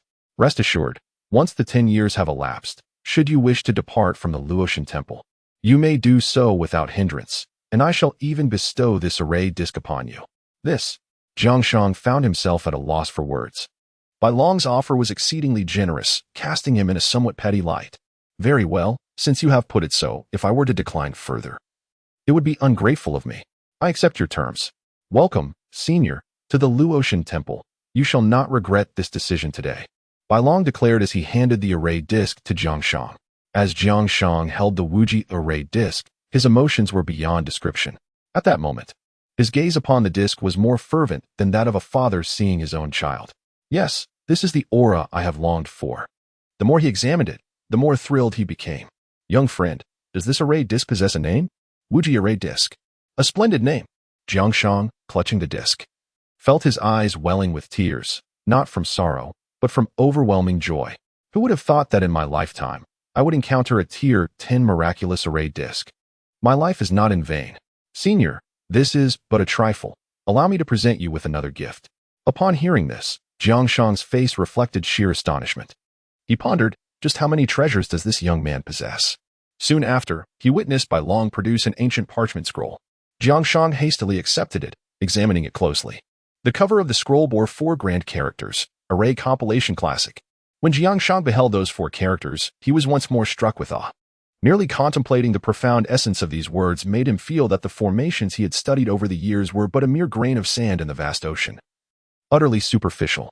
With great excitement, Jiang Shang exclaimed, Is this truly for me?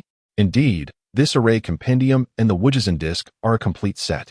There is no need for such formality, esteemed senior. You are now a member of our Luotian Hall, and I have never been one to be stingy with my own.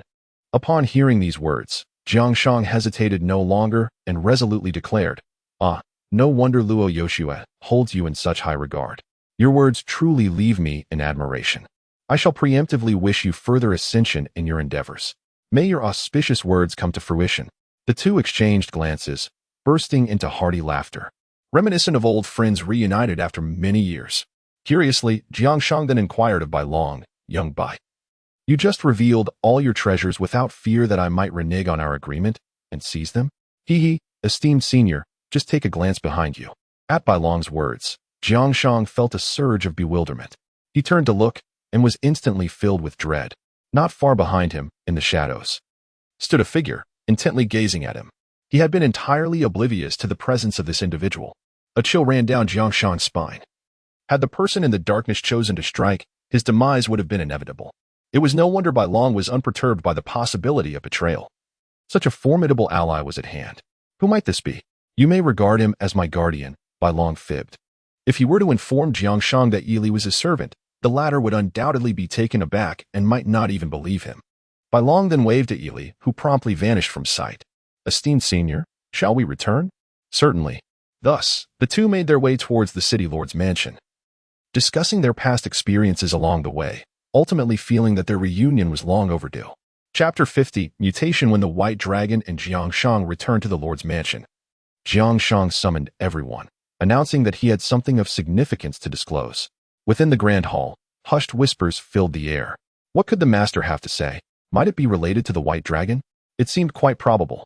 Would the master truly consider taking him as a disciple? Upon hearing this, the expressions of those present turned grave. If the master were to accept the White Dragon as a student, it would place him on the same level as their own mentor, rendering him their uncle in a sense. The irony of such a situation was not lost on them. The White Dragon and Luo Yoshua sat on the opposite side, and Luo Yoshua inquired, "What did you discuss with Elder Jiang earlier?" "You shall find out shortly," he replied. Just then, Jiang Shang and Zhou Bohai entered. Upon spotting the White Dragon, Zhou Bohai donned a sycophantic smile, shedding the previous disdain and indifference he had exhibited. Evidently, Jiang Shang had briefed him beforehand. Once they were seated, Zhou Bohai announced, "After deliberation, your master will soon take residence in the Lucian Hall, assuming the role of the chief formation master." The moment these words were uttered, the hall erupted in astonishment. What? The master was actually going to become a formation master at Lucian Hall? This was unfathomable. Wasn't he supposed to be living in seclusion? Upon hearing Zhou Bohai's declaration, Luo Yoshue was equally taken aback. She had not anticipated that the White Dragon could persuade Jiang Shang to become the chief formation master at Lucian Hall. It was well known that Jiang Shang possessed formidable strength, being at the third level of the reincarnation realm, and he had always been reclusive, unlikely to join any faction. Even Zhou Bohai had sought him out numerous times before Jiang reluctantly agreed to occasionally offer guidance at the Breaking Formation City. Curious, Luo Yoshue asked the White Dragon, "What exactly did you say to Elder Jiang?" "I shall inform you once we return," he responded, observing the smug expression on his face. Luo Yoshue surmised he must have had some cunning scheme in mind. At that moment, Jiang Shang raised his hand, signaling for silence. "I found an instant camaraderie with young friend Bai, and our discussions have been delightful. Remaining in seclusion would only hinder my progress in the art of formations. Hence I have decided to temporarily join Lucian Hall in pursuit of greater insights into the formation arts." Upon hearing Jiang Shang's explanation, the crowd felt a measure of relief. Yet, they still grappled with the question of why the master would seek the mysteries of formation arts at Lucian Hall. Shouldn't he remain at the Breaking Formation City? Was there truly a more adept formation master at the Lucian Hall? Although Luo Yoshue was uncertain of the veracity of Jiang Shang's words, her spirits soared. The addition of Jiang Shang would significantly bolster Lucian Hall's strength, and he could also aid in nurturing some formation masters for their ranks. The White Dragon observed quietly from the side. System. Detected an increase of 300 points in the Goddess's Joy level. System. Host task completion at 75. System. Host cultivation level has been elevated by 1 tier. Upon hearing the unexpected notification, the White Dragon's face lit up with delight. It seemed his earlier thoughts were indeed accurate. Jiang Shang's joining Lucian Hall would undoubtedly please Yoshua. Subsequently, he opened the information list. Personal information list. Name. By long rank. Second layer of Eternal Realm. Sealed. Martial arts. Soul hunting technique. God hunting blade. Manual extinction cannon. Dimensional technique. Thunder god technique. Sealed. Weapon. Demon blade. Sealed. Identity. Chief steward of the Luo god temple. Goddess favor value. 750. Mission progress. 75. Unsealing countdown. 1 year and 276 days penalty. None reward. Breaking boundary pill. Divine shield cloak. Temporary storage. One-time unsealing permission. Upon reviewing the personal information list, Bai Long realized that the completion of this round of tasks was not far off. Alright, let's conclude for tonight. Everyone should rest well. With that, the crowd dispersed. Zhou Bohai, seeing everyone had left, approached Bai Long and said, "Young brother Bai, I apologize for my previous actions. I offer my sincerest apologies here. There is no need for such formality, City Lord Zhou. I have long since forgotten. You are indeed magnanimous, young brother. Now, let us return and rest. We must set off for the Luo God Temple tomorrow." Thus, Bai Long and Luo Yoshue returned to the western courtyard, each retreating to their respective rooms. As soon as Bai Long entered his room, he summoned Yili. "Master, where is Lu Qingche now?" He had not seen Lu Qingche in the hall earlier, likely due to his severe injuries. "Lu Qingche is in his own courtyard, under strict guard. After we depart tomorrow, you shall return to escort him." "Yes, master." With that, Yili vanished, leaving Bai Long to sit quietly on his bed. He had never intended to let Lu Qingche off the hook. Although he had promised Zhou Bohai not to divulge secrets during the trial, he had made no vow against eliminating Lu Chi. Anyone who dared to harbor intentions towards his woman could never be allowed to live. Were it not for Jiang Shan's sake, Bai Long would have considered taking Zhou Bohai's life as well. He let out a cold laugh. This shouldn't be considered a breach of contract, should it? The night passed in silence. The following morning, at the gates of Pejin City, Bai Long and Luo Yoshua prepared to depart, with Zhou Bohai and others seeing them off. Brother Bai, safe travels. If you have time in the future, do visit Pejin City. I would love to share a drink with you. Certainly. Beside them, Jiang Shang remarked, Young Bai, I need to return and prepare. I shall visit the Luo God Temple in a few days. That young man will be awaiting your arrival at the Luo God Temple. Good. Just then, Bai Long and Luo Yoshue were about to board the skyrending eagle to leave when Bai Long's expression suddenly changed. He had received a distress signal from Yili. It was notable that Yili had already reached the third layer of the indestructible realm.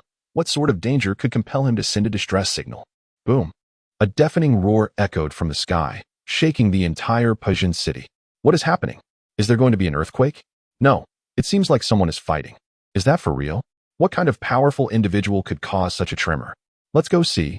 We will know soon enough. Yes, hurry. If we delay, we might miss it.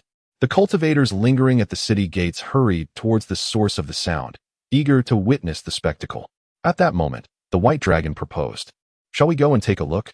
No, you lack the cultivation to accompany us. Before he could utter another word, Luo Yoshua promptly dismissed his request.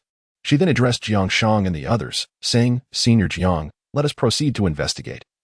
The site of the battle must be in close proximity to the city of breaking formation. We cannot allow them to wreak havoc upon it. Thus, Luo Yoshua, Jiang Shang, Zhou Bohai, and the others soared into the sky, heading towards the source of the energy fluctuations. Jiang Shang's disciples hastened after them, not missing the opportunity to mock the white dragon before departing. What now, pretty boy? No matter how high your talent in formation arts may be, it is of no use. You must remain here. Indeed, ultimately a useless wretch. Disregarding their taunts, the group departed swiftly. In the blink of an eye, only the white dragon remained at the city gate. With a sly grin, he mused, a bunch of fools, now that you have all left. I no longer need to conceal myself. He then activated his all-seeing eye to its fullest extent, gazing towards the distant battlefield. A scene of combat unfolded before him.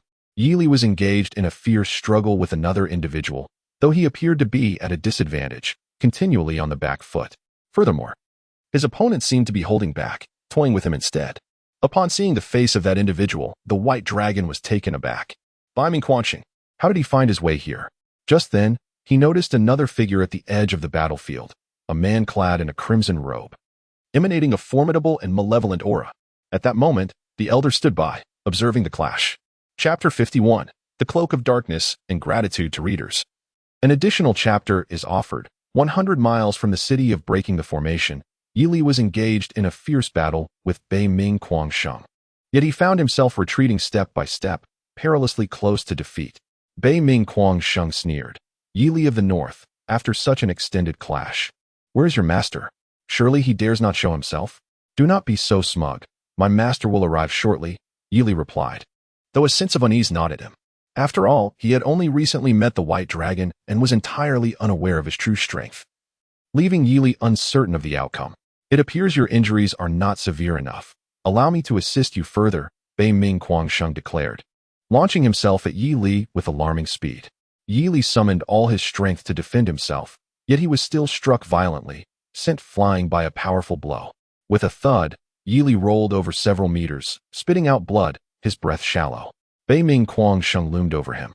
I never anticipated anyone would be willing to lift your seal. When your master arrives, I shall personally seal him as well and see if he can unbind himself. You shall not have a favorable end. Yili retorted defiantly, even as death loomed near. Still so obstinate at death's door? With that, Bai Mingquanqing delivered another brutal kick, sending Yili sprawling once more, blood spilling from his lips, his vitality waning. Enough. Do not kill him. I still need to bring him back for a report, came a hoarse voice from the sidelines, belonging to the elderly man clad in red. Upon hearing this, Bai Mingquanqing replied, Rest assured, Elder Hua, I shall exercise restraint. Very well, the elder responded. Just as the two conversed, Luo Yoshue and Jiang Shang, along with others, finally arrived. However, upon their arrival, they were immediately filled with regret. They discerned that the aura emanating from the three present was exponentially more formidable than their own. Jiang Shang gasped in terror. Eternal life realm. What? How can this be? The newcomers were astounded, having never encountered a being of such caliber. It was known that they were part of the elite few at the pinnacle of the Tsanglong continent, a rarity in the eastern domain. Yet today, two had appeared simultaneously, prompting the crowd to step back in fear, eager to retreat. They understood that should they fall into disfavor, a mere glance could obliterate them. Bei Ming Quangxing noticed their presence. Did I permit your departure? At his words, all were frozen in place, paralyzed by fear. Jiang Shang stepped forward, clasping his fist respectfully. Esteemed elder, I am Jiang Shang, an array emperor in the eastern domain. I hope you did I ask for your words? Bei Ming Quangxing interrupted, his gaze fixed on Jiang Shang, filled with disdain. Instantly silenced. Jiang Shang managed a wry smile. His meager strength seemed utterly insignificant before such power, rendering his status irrelevant. Bei Ming Quangxing surveyed the group from the city of breaking the formation. A flicker of sinister intent flashed in his eyes as he extended his blood-red tongue to moisten his lips, a wicked grin spreading across his face as he proclaimed, "The recent battle has drained some of my vitality, and you shall serve to replenish it." At these words, a chill swept through the crowd, and they cried out in desperation, "My lord, spare us. Do not slay us. We are willing to serve you as humble beasts. I implore you, grant us mercy."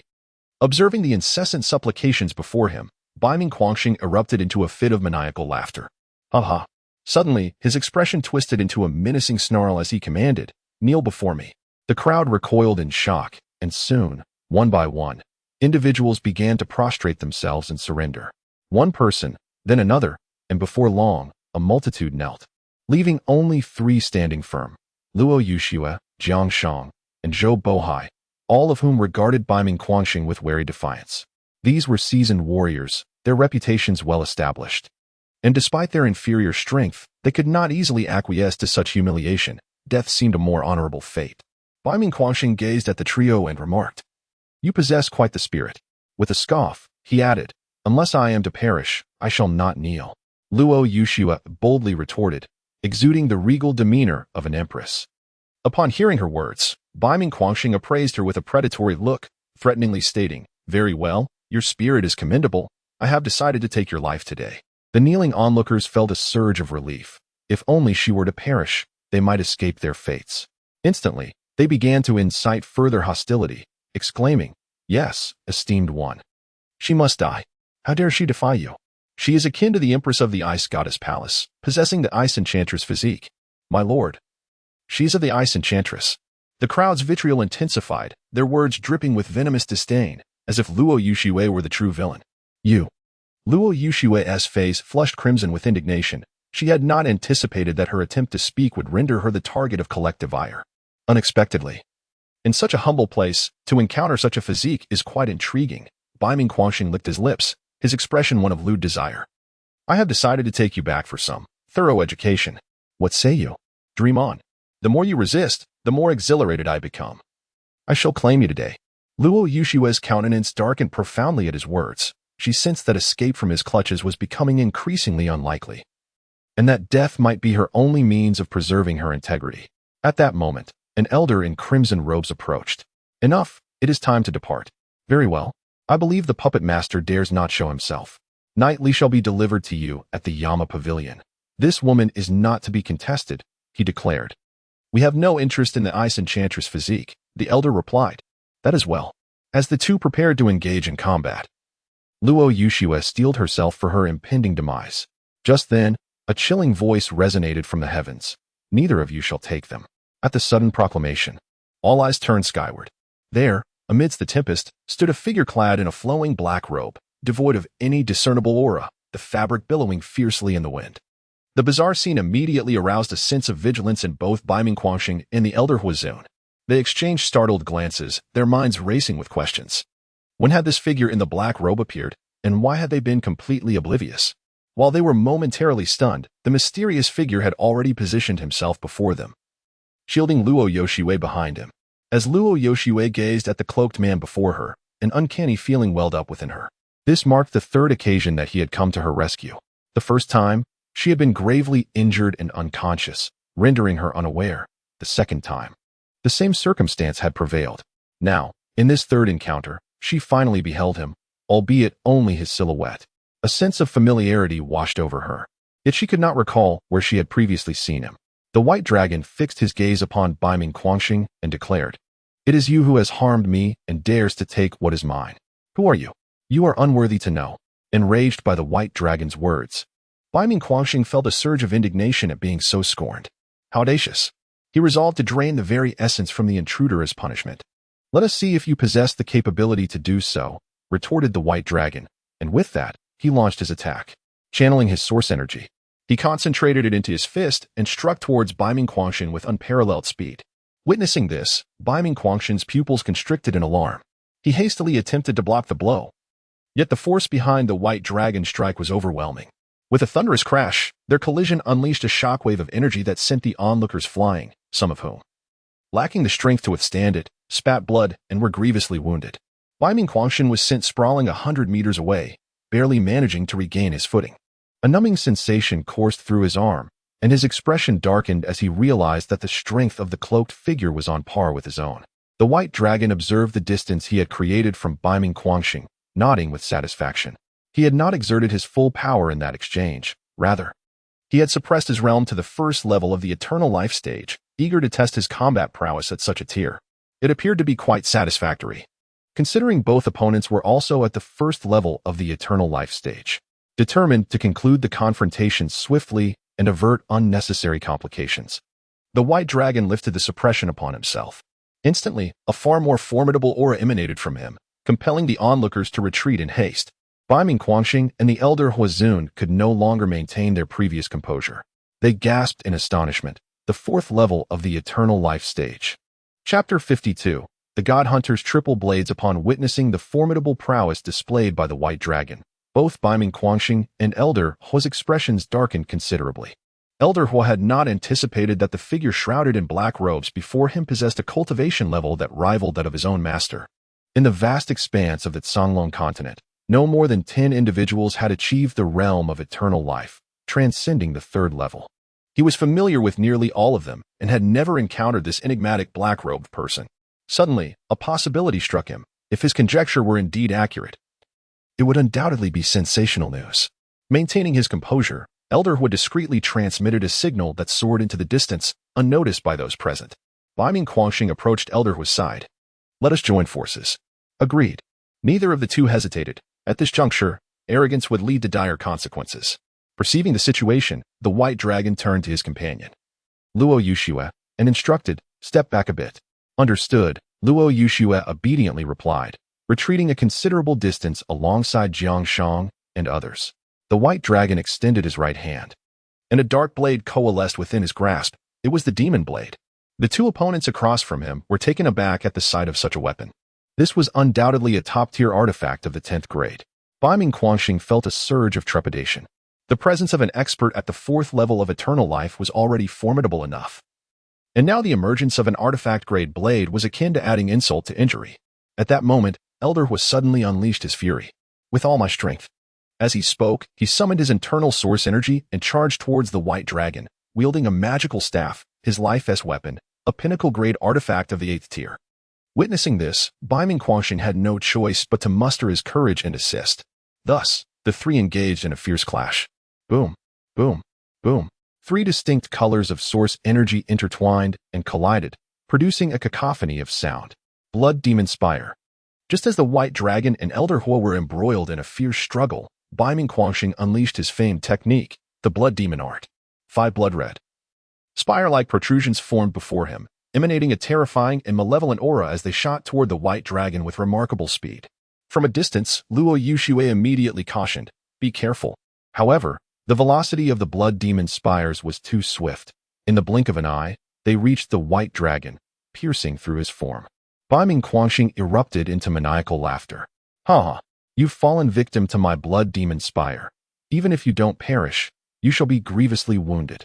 Yet, his triumph was short-lived as he soon realized something was amiss. The white dragon, pierced by the blood demon spire, began to dissipate, ultimately vanishing without a trace. A mere illusion. Bai Ming Quangxing's countenance darkened. His meticulously prepared blood demon spire had missed its mark.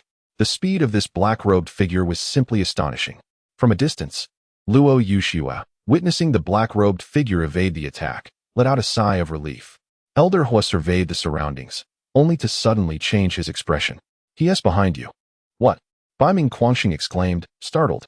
As he turned to investigate, he felt a fierce gust of wind approaching. The white dragon summoned every ounce of source power within, his right arm bulging with veins, enveloped by a tangible force of lightning. With a mighty strike, he unleashed a punch upon the back of Baiming Quangxing. The Thunder God fist struck with a resounding impact. Baiming Quangxing was sent hurtling through the air, a gust of energy trailing behind, leaving countless afterimages before he crashed heavily to the ground. The earth shook with a thunderous roar as a deep crater formed at the point of his landing, with him at its center. Onlookers from afar were struck with a sense of dread, feeling a shiver run down their spines. They pondered that had it been them beneath such a blow, survival would be utterly impossible. It was overwhelmingly ferocious. Even the venerable Huazun Lao felt a chill of trepidation. Had that punch landed upon him, his frail bones would surely have shattered. Struggling to rise from the depths of the crater, Baiming Quangxing coughed, expelling 2 mouthfuls of black blood, feeling a tumultuous upheaval within. The punch from the cloaked figure had infused him with a tempest of thunderous power, wreaking havoc upon the demonic blood coursing through his veins. His visage twisted into a grimace of agony. A surge of even greater demonic energy erupted from within him, a terrifying aura shooting skyward.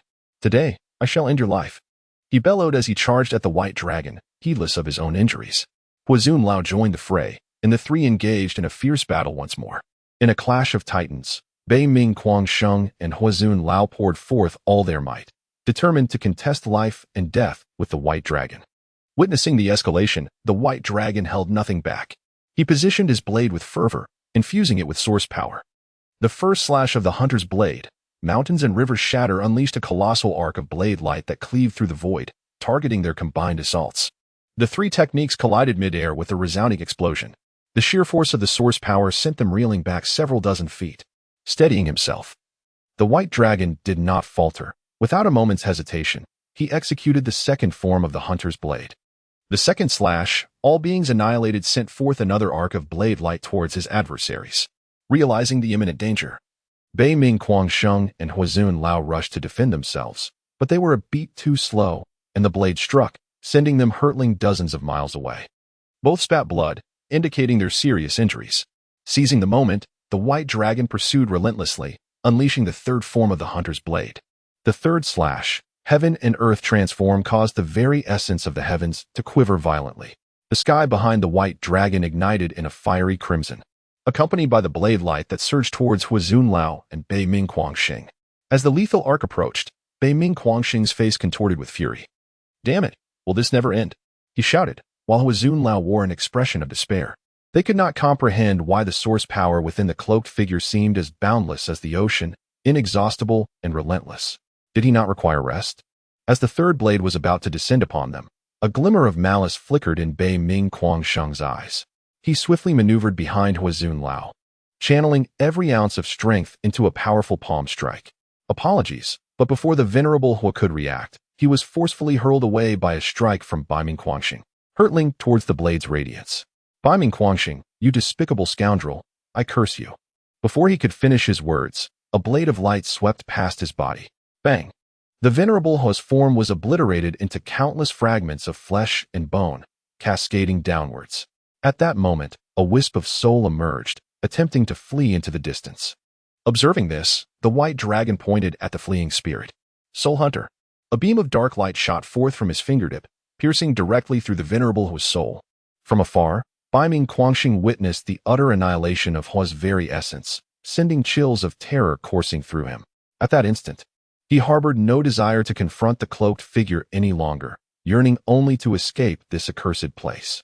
He immediately expended his vital essence to invoke a secret technique. Blood Demon-S escape. In an instant, he vanished without a trace. The white dragon, upon witnessing this, immediately expanded his consciousness in search of him. Yet, he found nothing. Within a radius of 10,000 miles, there was no sign of Baiming Quangxing. The white dragon cursed himself for being a fool, having neglected to seal the void during the earlier encounter. Otherwise, Baiming Quangxing would have undoubtedly been unable to flee. It seemed he would have to wait for another opportunity to eliminate him. Subsequently, he descended to the ground. his gaze icy as he regarded the rogue cultivator who had previously insulted Luo Yushue. The rogue, ensnared by the white dragon's stare, immediately fell to his knees. "Senior, we were compelled by circumstances. I beseech you, spare us. We shall never dare again." The white dragon showed no mercy. Annihilate. With the utterance of this word, all rogue cultivators were reduced to ash, leaving nothing behind. Afterward, the white dragon turned to depart. Just then, a female voice called out from behind, "Halt." Chapter 53, Conspiracy. Upon hearing the voice of Luo Yushue, the white dragon came to a halt. Noticing that the figure in the black robe had paused, Luo Yushue felt a surge of joy and inquired, "Who are you, truly?" Yet, silence followed. The white dragon did not respond to her question. Ultimately, he swiftly appeared before Yi Li, hoisting his nearly unconscious form and vanishing without a trace. Witnessing the black-robed figure's silence and departure, a profound sense of loss washed over Luo Yushue. This had been her closest encounter with the enigmatic figure, yet she had garnered no answers. "Senior, let us return," she suggested. "Very well," came the reply. Thus, Luo Yushue, Jiang Shang, and Zhou Bohai made their way back to the city of the Broken Array. Along the journey, they encountered a group of Zhou Bohai's disciples. Upon learning that the battle had concluded, they expressed regret, lamenting that they had witnessed nothing. The white dragon utilized dimensional movement to transport Yi Li to a desolate area, gently placing him down. "Do you possess any healing elixirs?" "Thank you, Senior. I still have some potions with me." "Express your gratitude to your master. It was he who sent me," the white dragon replied. Hearing the words of the black-robed figure, Yi Li felt a warmth in his heart. The white dragon had indeed not forsaken him. Noticing that Yi Li could manage on his own, the white dragon decided to leave him be and turned to depart. When Luo Yushue and her companions returned to the city of the Broken Array, the white dragon was idly waiting at the city gate for their arrival. Upon seeing Luo Yushue, he promptly approached her and asked, "How did it go? Who was fighting over there?" "No one. Let us go," she answered. Understanding her lingering disappointment, the white dragon refrained from further inquiries. He clasped his fists in a gesture of respect towards Jiang Shang. "Senior Jiang, I will await you at the Luo Divine Hall." "Safe travels," Jiang Shang replied. Subsequently, the white dragon and Luo Yushue took to the sky-splitting eagle, returning to the Luo Divine Hall. Throughout the journey, Luo Yushue remained silent, lost in thought as she gazed into the distance. Upon their return to the Luo Divine Hall, Luo Yushue immediately entered closed-door meditation, instructing that she not be disturbed unless it was of utmost importance. Meanwhile, the white dragon lingered in the rained bamboo pavilion, contemplating that he might not be able to seek her out for some time. The matter of the black-robed figure had evidently unsettled her, requiring a period of recovery. In the central domain, at the drenched valley, this was a barren land, perpetually scorched by the relentless sun, with surface temperatures soaring to extremes that no ordinary person could endure. Suddenly, the fabric of space began to warp, and a figure tumbled forth. Thud. He crashed heavily to the ground, spitting out a mouthful of blood. "Black-robed figure, I shall remember you." This individual was none other than Baiming Quanxing. To evade the pursuit of the black-robed figure, he had expended a third of his essence blood to teleport 30,000 miles away. At this moment, he was gravely injured, and it would likely take him a year or more to recover fully. As Baiming Quanxing attempted to rise and leave, a figure suddenly appeared before him. Seeing this person, he was taken aback. "What are you doing here? Do you seem frightened by my presence?" the newcomer said nonchalantly. Upon hearing this, Baiming Quanxing felt a wave of disdain rise within him. "Just now, I used your subordinate as a shield, allowing him to perish at the hands of the dark-cloaked figures. Now that I see you, how can I not feel fear? Indeed, the person before me is Pei Shang, the master of the King of Hell Pavilion, one of the few fourth-tier immortals in the Songlong continent. What about Wu Xiao? He is dead. How did he die?" "He was slain by a dark-cloaked individual." "Why did you survive?" Upon hearing this, Baiming Quanxing's expression turned grim, yet he still replied, "During the battle with the dark-cloaked man, I sensed the danger and warned him. However, he did not heed my warning, and ultimately, I escaped using blood teleportation." Pei Shang pondered for a moment before saying, "Come with me." "What?" "I still need to return to Baiming City. In your current state, do you not fear that your enemies will seek you out upon your return?" Baiming Quanxing was at a loss for words in response to Pei Shang's inquiry. Nevertheless, in his heart, he believed Pei Shang to be far more terrifying than anyone else, even more so than the dark-cloaked figures. Thus, he had no desire to accompany Pei Shang, but he found himself devoid of control over his own freedom. To refuse could mean instant death. Very well, I shall follow you. But you must explain why you want me with you. Do you not wish for vengeance? Of course I do, but in my current condition. It may take a year or more. Fear not, follow me, and you shall have your vengeance soon. After Pei Shang spoke, he paid no further attention to Bai Ming Quangxing and walked away, leaving Bai Ming Quangxing with no choice but to hastily follow. A day later, the two arrived before a grand hall.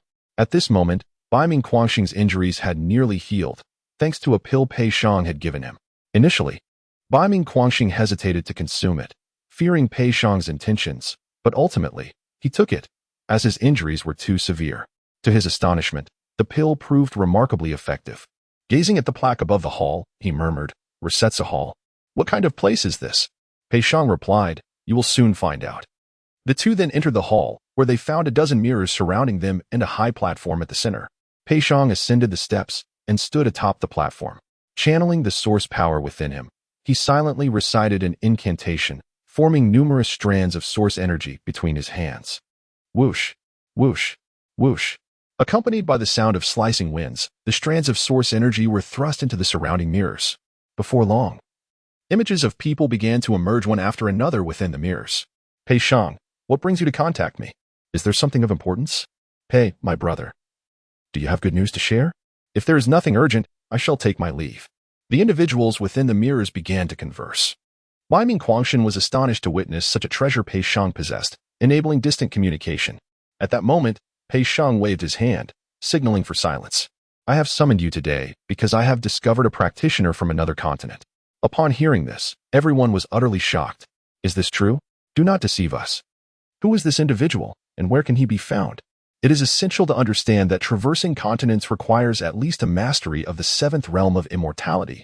Otherwise, one is destined for certain death, with no hope of survival. Yet, the Songlong continent lacks such formidable beings, and even the sixth realm of immortality is absent. Pei Shang reassured, rest assured, I possess reliable channels of information. As for the whereabouts of this person, knowing it would serve no purpose for you. Do you intend to seek him out yourselves? A figure within the mirror interjected, why not? His mastery lies within the fourth realm of immortality. And he is a person of insatiable bloodlust. An immediate silence enveloped the assembly. Most among them lingered within the first and second realms of immortality, with only one. Like Pei Shang, achieving the fourth realm. Alone, one would likely be no match for such a foe. Cooperation would be imperative. At that moment, someone inquired, what is your plan? The figure in the black robe had acted thrice, each time concerning a woman. If we can lure and capture that woman, the figure in black will inevitably reveal himself. Where will this take place?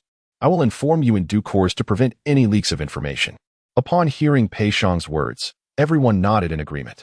Very well. Subsequently, the figures in the mirror vanished one by one, leaving an atmosphere of tranquility.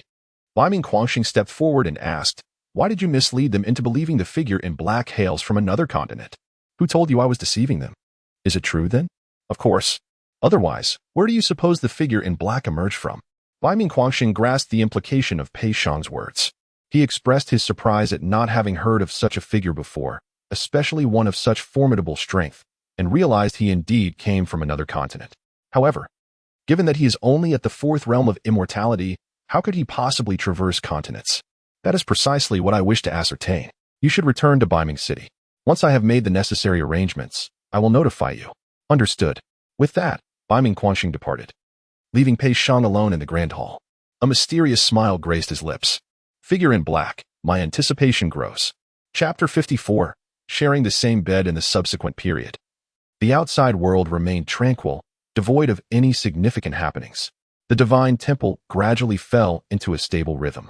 On the seventh day of Luo Yoshue's seclusion, a guardian reported the arrival of Jiang Shang, prompting Luo Yoshue to emerge and extend her welcome. Jiang Shang's prowess and status were beyond doubt, warranting appropriate reverence. Welcome, esteemed Senior Jiang. There is no need for such formality. From this moment onward, I too shall be a member of the Divine Temple. Please, Senior.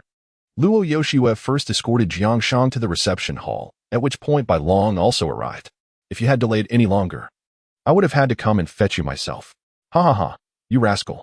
Subsequently, Luo Yoshue gathered all the prominent leaders of the Divine Temple in the reception hall to host a welcoming feast for Jiang Shang. This assembly included the Long brothers from the White Tiger Hall, Yu Chanshan from the Vermilion Bird Hall, and the head of the administration, Yuan Hong. In the reception hall, Luo Yoshue occupied the chief's seat, with Bai Long by her side and Jiang Shang among the attendees. Everyone was in high spirits. For the Long brothers and Yu Qianqian, Jiang Shang's presence would undoubtedly elevate the strength and reputation of the divine temple in the eastern domain, thereby enhancing their own status. For Yuan Hong, the head of the administration, the defensive array that Jiang Shang would provide promised to fortify the divine temple's security, which was his foremost concern. Luo Yoshue raised her cup and proclaimed, "In honor of Senior Zhang's arrival, let us all partake in a drink together. Please, Senior." Everyone eagerly downed their cups. Jiang Shang then stated, "Since Bai Xiaoyu and the Empress have entrusted me with the role of Chief Array Master, I shall naturally fulfill my duties diligently. In the time to come, I will assess the internal structure of the Divine City, and once the evaluation is complete, I shall construct a 7th-level defensive array." Upon hearing Jiang Shang's words, the assembly erupted in joyous exclamations. "Wonderful! Senior Jiang, allow me to toast you again. I shall join as well." Thus, they raised their cups once more. All present were visibly elated, for the Divine City was currently protected only by a 5th-level defensive array. And even that did not encompass the entire city. The safety of the citizens was consequently quite precarious. Transitioning to a 7th-level defensive array would not only extend coverage across the entire city, but would also amplify its defensive capabilities manifold.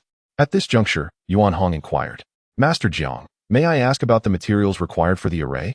"Rest assured, the materials have already been prepared by the Broken Array City, as we had previously agreed with Bai Xiaoyu." "That is splendid news." Yuan Hong's face beamed with delight upon hearing Jiang Shang's response. As both the head of the administration and the treasury minister of the Divine Temple, he needed to calculate expenses in advance. With the assurance that the materials were ready, Yuan Hong was exceedingly pleased, knowing it would save a considerable sum. The gathering continued with further toasts and lively conversation until the late hours of the night, eventually concluding. As everyone departed, Bai Long assisted Luo Yoshue back to her quarters. It was a rare occasion for Luo Yoshue to indulge in wine, despite her formidable strength. The intoxicating brews from Linglong Pavilion quickly overwhelmed her, and she succumbed to inebriation after only a few cups. The White Dragon gently assisted Luo Yoshue onto the bed. A fragrant sigh escaped her lips as her exquisite face flushed slightly due to intoxication. Her lips glistened with a translucent sheen, evoking an irresistible desire for a kiss. Perhaps feeling overheated, the entranced Luo Yoshue removed her sheer outer garment, revealing a red embroidered bodice. However, this scant garment was insufficient to fully encompass her magnificent curves, leaving a generous expanse of snow-white skin exposed, stirring a fervor within. Her delicate neck and jade-like arms were also laid bare to the air, igniting boundless imagination. With a gulp, the White Dragon swallowed hard, his body igniting with warmth at the sight before him. In that moment, Luo Yoshue appeared utterly enchanting. Every inch of her skin seemed to be a divine masterpiece, far beyond the realm of the ordinary.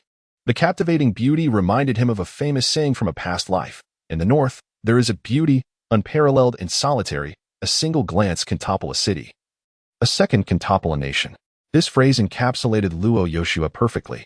Just then, Luo Yoshue lazily turned over, revealing a long, beautiful leg that extended provocatively to her thigh. The unexpected sight widened the White Dragon's eyes in astonishment. He found himself rooted in place, indecisive, wavering between advancing and retreating. After a moment of inner turmoil, he resolved to leave. Should Luo Yoshue discover his untoward intentions while she was inebriated, his fate would be sealed. Alas, his noble heart was truly a curse. As he approached to cover her with a blanket before departing, the moment he grasped a corner of the coverlet, Luo Yoshue turned and embraced him. The White Dragon lost his balance and tumbled onto her bed, their faces mere inches apart, their noses nearly touching. The breath she exhaled caressed his face, and as he attempted to rise, she tightened her grip. At that moment, their lips finally met, and the White Dragon's mind went blank. He had never anticipated kissing Luo Yoshue under such circumstances, and even more so, that it was she who initiated it. Gazing at her slightly flushed face, he felt a rush of heat within him. This was not his fault. She had come to him willingly. He extended his tongue, tasting her lips, and murmured in delight. So delightful. Subsequently, he wrapped his arms around Luo Yoshue and closed his eyes, surrendering to slumber alongside her. Today had already been a tremendous gain. Any further advance could lead to dire consequences, so he refrained from pushing his luck, lest Luo Yoshue harbor a deep grudge against him. On a lovely morning, As the first rays of sunlight kissed Luo Yashue's face, she slowly awakened from her dreams. The scene before her left her momentarily speechless. She was embracing a man. Her fair thigh draped over him, and he was none other than the white dragon, who had already awakened and was smiling gently at her. "What have you done to me?" Bai Long sneered, intending to toy with Luo Yoshue. Upon hearing this, Luo Yoshue's demeanor turned frigid as she summoned the icy power within her grasp. Observing the scene unfold, Bai Long realized the gravity of the situation. "Wait, I was just joking. I didn't mean anything by it." However, Luo Yoshue was uninterested in his explanations and struck him fiercely across the face. With a resounding slap, a piercing scream erupted from Bai Long as he crashed through the screen within the palace, hurtling out of the hall and colliding heavily with a stone pillar. The maidservants outside, witnessing the spectacle, were no longer surprised. Bai Long struggled to rise, brushing off the dust from his attire, his expression one of agony. He yelled towards the palace, "Luo Yoshue, just you wait. Get lost." At the sound of this command, Bai Long dared not linger any longer and hastily fled. Inside the palace, Luo Yashue's icy countenance gradually softened. She recalled the dream from the previous night, where she and Bai Long were entangled in an intimate embrace, a memory that filled her with a deep sense of embarrassment. As she pondered this, a faint blush crept onto her cheeks, mingled with an unexpected thrill of joy. Meanwhile, as Bai Long continued on his way, a notification sound echoed in his mind. Chapter 55, Abundant Harvest System. A significant advancement in the relationship between the host and the goddess has been detected, resulting in a soaring joy value for the goddess, surpassing the critical threshold. System, reevaluating the completion level of this round of tasks. System, evaluation complete. Task completion level has reached 170. System, this round of tasks is automatically deemed complete. In addition to inherent rewards, the host will receive a 60-day reduction in sealing time, a single lottery draw for the ability of the all-seeing eye, and a spear of path severance. System, all rewards have been deposited into the host's imprint and can be claimed at any time. Upon hearing this series of notifications, Bai Long exclaimed, "Wow, this time it's truly remarkable." He hurried back to the Rain Bamboo Pavilion and opened the information list. Personal information list: name, Bai Long, level, Eternal Realm. 5th layer, sealed, martial skills, soul hunting technique, divine blade manual, extinction codex, dimensional decision. Thunder god technique, sealed, weapon, demon blade, sealed, identity. Chief steward of the Luo god temple, goddess joy value. 700 task progress, 70 unsealing countdown, 1 year. 208 days punishment, none rewards. Ice Emperor heart, boundless map temporary storage, boundary breaking pill, divine shield cloak, a single lottery draw for the ability of the all-seeing eye, and a spear of path severance. Seeing the changes in the information list, Bai Long was overjoyed. Wonderful. First and foremost, my realm has directly ascended by 3 layers. It seems the high task completion level is the reason. Moreover, the surplus 70 task completion level surprisingly has T reset to 0. Secondly, I have received a reduction in sealing time, which is twice as much as last time. This is a significant gain. The remaining rewards consist of various tangible items and a lottery draw. Bai Long decided to proceed with the lottery first. Last time, he drew the ability of Rift Seer, which was incredibly powerful, and he was eager to see what other abilities awaited him. System, initiate the lottery draw for the ability of the all-seeing eye. System, generating reward pool. System, reward pool generated, commencing the draw. Before Bai Long appeared a colossal and familiar wheel, marked with 4 distinct abilities: destructive gaze, gaze of the forgotten, divine vision, and time reversal. The lottery will begin to spin rapidly, time passing incrementally until it gradually slowed, eventually coming to a halt. At that moment, the red pointer indicated a specific area, divine vision. What is the ability of divine vision? System, analyzing divine vision. Analysis complete. Divine vision, attribute 1, divine sight content. The host can disregard spatial constraints, perceiving any living or non-living entity they wish to see. Initial, this ability is not suppressed by realm. Limitation, if the target's realm exceeds the host's by 3 layers, there exists a risk of being discovered. Note, the divine sight ability is only effective on entities the host has previously encountered. Attribute 2, divine rejection content. The host will be enveloped in mist, rendering them undetectable by any living or non-living entity. Limitation, if the opponent's realm exceeds the host's by 3 layers, this ability becomes ineffective. Note, this ability is inherent. When the host equips the divine vision, they will automatically be enveloped in mist. Upon witnessing the introduction of this ability, the white dragon was quite astonished to discover such a power exists.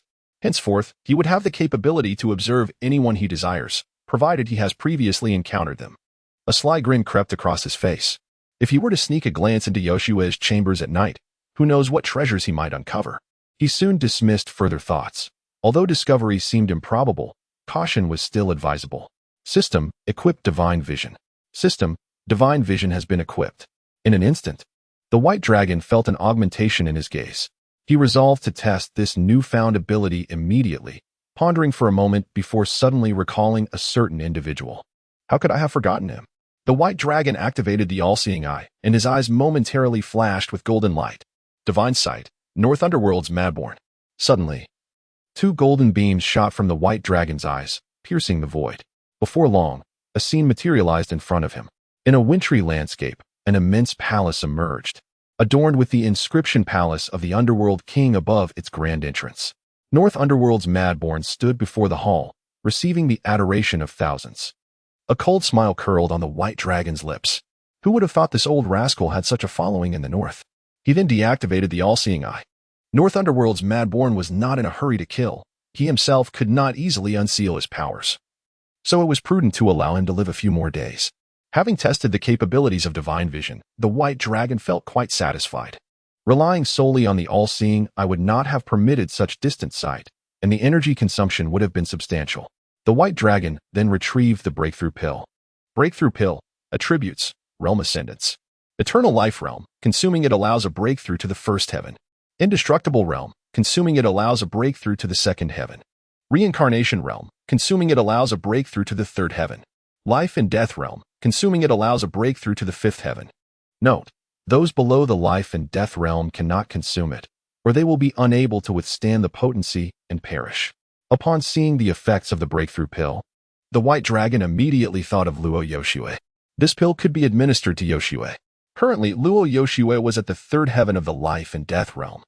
Consuming the breakthrough pill would elevate her to the eighth heaven, bringing her closer to the reincarnation realm.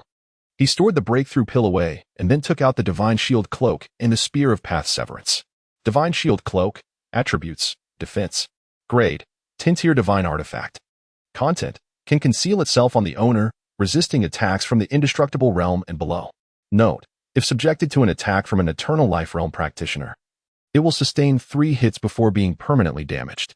System, can this Divine Shield Cloak be gifted to another? System, the host has full discretion over all acquired task rewards.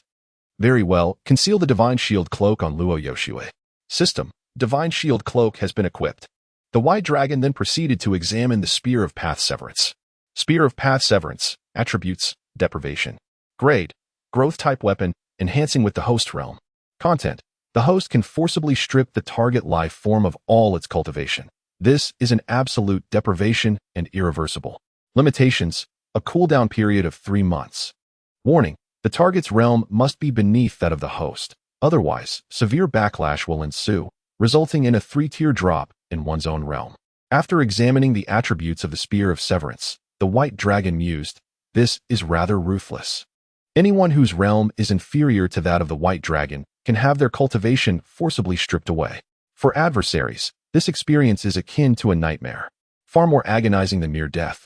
The sealing technique of the Rifting Seal allows for some maneuverability. Yet the deprivation power of the Spear of Severance drives one to a dead end. In the future, it could serve well against those most heinous of criminals. After cataloging all his gains, the white dragon felt an overwhelming sense of joy. He speculated that if one day he were to share a bed with the Empress, would his cultivation seal be lifted permanently? Such a possibility seems quite feasible. It appears he must strive diligently. In the days that followed, the white dragon continued to lead a comfortable life, occasionally teasing Luo Yoshue to earn a modicum of favor from the goddess. With the arrival of the formation Emperor Jiangshang, the reputation of the Luotian Hall surged. The 7th-tier defensive formation was completed on the 10th day of Jiangshang's arrival, leading the citizens and cultivators of the city to erupt in cheers. This also attracted an increasing number of individuals to join the Luotian Hall. The previously vacant halls of Qilong, Xuanwu, and Shifeng were instantaneously filled, and the Luotian Hall subtly began to exhibit signs of becoming the foremost establishment in the Eastern Domain. On a day, 1 month after Jiangshang's arrival. At the Phoenix Pavilion, Luo Yoshue was seated at her desk, reviewing memorials. At that moment, the head of the Shinfeng Hall entered to report, "I pay my respects to the Empress." "No need for formalities," Luo Yoshue replied, looking up. "Hall Master Luo, what brings you here?" "I humbly report to the Empress that I have discovered information regarding the rootless seed." Chapter 56, Conspiracy, Part 1. Upon hearing the words of the Master of the Divine Wind Hall, Luo Qingshan, Luo Yoshua was initially taken aback, but soon her face radiated with joy. "Is it truly so?" "Absolutely certain." "Excellent." Receiving an affirmative response filled her with elation. The rootless seed is a rare treasure of the 7th rank, capable of forming the foundation of a cultivator's path. Although not as potent as the great Tao fruit, it is still an occurrence that happens only once in several centuries. The last time, due to injury sustained, she consumed the great Tao fruit herself. Leaving none for by long determined, Luo Yoshue resolved to pursue the rootless seed once more. Given that the seed's rank is not exceedingly high, the competition for it should be relatively sparse, thus enhancing her chances significantly. Where does this rootless seed appear? In the central region, at the Burial Mountain. Upon hearing this, Luo Yoshue furrowed her brow. She had not anticipated that the destination would be in the central region, and particularly in a treacherous place like the Burial Mountain. Nevertheless, she decided to embark on the journey. Should she forego this opportunity, it might be ages before another arises. "Very well, you may leave," she instructed. "Understood," Luo Qingshan replied before departing from the Phoenix Pavilion. Contemplating the lengthy journey to the Burial Mountain, Luo Yoshue resolved not to bring anyone along, as it would alleviate numerous complications. Regardless of whether she succeeded in obtaining the rootless seed, she could swiftly depart. Having made up her mind, she summoned a trusted maid, imparted a few instructions, and quietly left the divine Luo Palace. A quarter of an hour later, at the entrance of Luoshan City, a figure cloaked in a wide-brimmed hat gazed in the direction of Luo Yoshue's departure, a peculiar smile playing on his lips. "The fish is on the hook," he muttered. He then produced a communication jade slip, crushed it, and a strange signal swiftly soared into the distance. In the central region, at the Burial Mountain, the landscape appeared as a series of undulating peaks. However, it was unlike any imagined. Every tree was a shade of black, including the leaves. A thick aura of death pervaded the entire forest. It is said that a cataclysmic battle occurred here a millennium ago, resulting in the fall of over a dozen peerless experts in the immortal realm. Their remains still buried deep beneath the earth. Thus, the mountain earned its ominous name. In a clearing within the woods stood 9 individuals, 8 men and 1 woman, each exuding an incredibly terrifying aura. All were undeniably powerful beings of the immortal realm. At this juncture, one of them spoke up. "Pei Shang, will your method truly work? Can that little lady be lured in? If we wait here for so long and she fails to arrive, wouldn't that be in vain? I say we should simply storm the divine Luo Palace and capture her," suggested another. "Indeed, Brother Pei, why complicate matters?" the woman chimed in. Listening to the sentiments expressed, Pei Shang, with an impassive countenance, responded, "Rest assured, she will come." The reason for not approaching the divine Luo Palace was that it was the stronghold of the man in the black robe. On his turf, he felt uneasy. No sooner had he spoken than an elderly man with red hair remarked, "Heh, with so many of us, are we truly afraid of that man in the black robe? When did your courage become so diminished, Pei Shang?" Upon hearing these words, Pei Shang remained unperturbed, smiling as he spoke. "You must understand that opportunities come but once, thus it is imperative to be thoroughly prepared. The morning Burial Mountain is perpetually shrouded in a pall of deathly energy. I have already set up the 10,000 ghosts devouring soul formation here. Should that man in the black robe dare to approach, he shall certainly not escape." The surrounding individuals were taken aback by Pei Shang's declaration. "Goodness, Pei, you aren't intending to involve us in your schemes, are you? Pei, this is where you err. You should have informed us before laying out such formations. What are your true intentions?" "Brother Pei," one interjected, "I am but your subordinate. You mustn't bring harm upon me." Pei Shang waved his hand, signaling for silence, and then reassured them, "Fear not. I harbor no such intentions. This is merely a precautionary measure, a contingency plan. Furthermore, with the strength of our numbers, it may not even be necessary." After Pei Shang's repeated reassurances, the group felt slightly more at ease, though a sense of wariness lingered in their hearts. In the Sanlong continent, Mr. Shinji is the most enigmatic figure, whereas Pei Shang is renowned for his cunning. There was once a powerful being at the 5th level of the Eternal Life realm who fell victim to Pei Shang's machinations and was ultimately devoured by countless beasts, leaving not even a trace of his soul. At that time, Pei Shang had merely been at the second level of the eternal life realm. Moreover, the 10,000 Ghosts Devouring Soul formation is the most formidable killing formation of the Yama Pavilion. Once invoked, it is destined to stain with the blood of unparalleled power. Otherwise, the one who sets the formation will face severe backlash. Thus, they feared Pei Shang might use them as sacrifices for the formation. At that moment, Pei Shang gazed toward the distant sky, and shortly thereafter, a signal reached his ears. Upon hearing the content of the signal, Pei Shang nodded in satisfaction. The fish has taken the bait. With this proclamation, the faces of those around him lit up with joy. After so many days, the bait had finally caught something. Now they merely needed to await patiently. At the boundary between the eastern and central regions, after 2 days of travel, Luo Yoshua finally arrived at this location. With just one more day's journey to the morning burial mountain, she wiped the sweat from her brow, oriented herself, and murmured, "It's almost there." With that, Luo Yoshua continued on her way. Meanwhile, Bai Long was at the Rain Bamboo Pavilion, reclining in a rocking chair and idly gazing at the sky. Why has T. Yoshua come by for 3 days? Typically, she visits the Rain Bamboo Pavilion every 2 days, yet now it has been 3 without a trace of her. Could it be that she is upset with me for not seeking her out? It seems I must take the initiative. Just as Bai Long rose to leave, Yili appeared before him. "Master, I have news to report." "Speak." "The mistress departed from the Luo God Palace 2 days ago and has since gone missing." As soon as the words left Yuli's lips, a wave of murderous intent washed over him. He raised his gaze to meet Bai Long's furious eyes. "Why did you not inform me sooner?" I only just learned of it." Yili quickly fell to his knees, pressing his forehead firmly against the ground, afraid to move even a fraction. In that fleeting moment of eye contact with Bai Long, he sensed that his life was in imminent danger. Upon hearing the explanation from Knightley, the white dragon gradually regained his composure and spoke. "I apologize for my earlier indiscretion. Please rise." Knightley, although standing, kept his head bowed, unable to meet the gaze of the white dragon. The longer he spent in the company of the white dragon, the more he realized the depths of his enigmatic nature. Even a mere glance from him sent shivers down Knightley's spine. After a moment of contemplation, the white dragon suddenly opened his eyes. "Divine vision, Luo Yoshua," he intoned, and 2 beams of golden light shot forth from his eyes, vanishing into the void. Instantly, an image materialized before him. In the vision, Luo Yoshua was soaring through the skies, yet the location she inhabited remained unknown to the white dragon. "Knightley, come and discern the whereabouts of this place," he commanded. Upon hearing the white dragon's words, Knightley lifted his gaze. As he beheld the scene before him, his heart jolted with astonishment. What arcane art is this? It can conjure the presence of another so vividly, as if one were standing in the very location depicted. After the initial shock, Knightley began to scrutinize the image closely. He then remarked, "The mistress is in the central region. Judging by her flight path, her destination must be the Broken Tomb Mountain." The central region. Broken Tomb Mountain. What purpose does she have in going there? The old servant admitted, "I cannot say." The white dragon retracted his divine vision and inquired of Knightley, "Given your current condition, how long would it take to reach Broken Tomb Mountain?" "Approximately a day and a half," Knightley replied. "And if you were to regain your peak state?" At this, Knightley felt a tremor of urgency. "I could arrive at Broken Tomb Mountain within a day." "Good."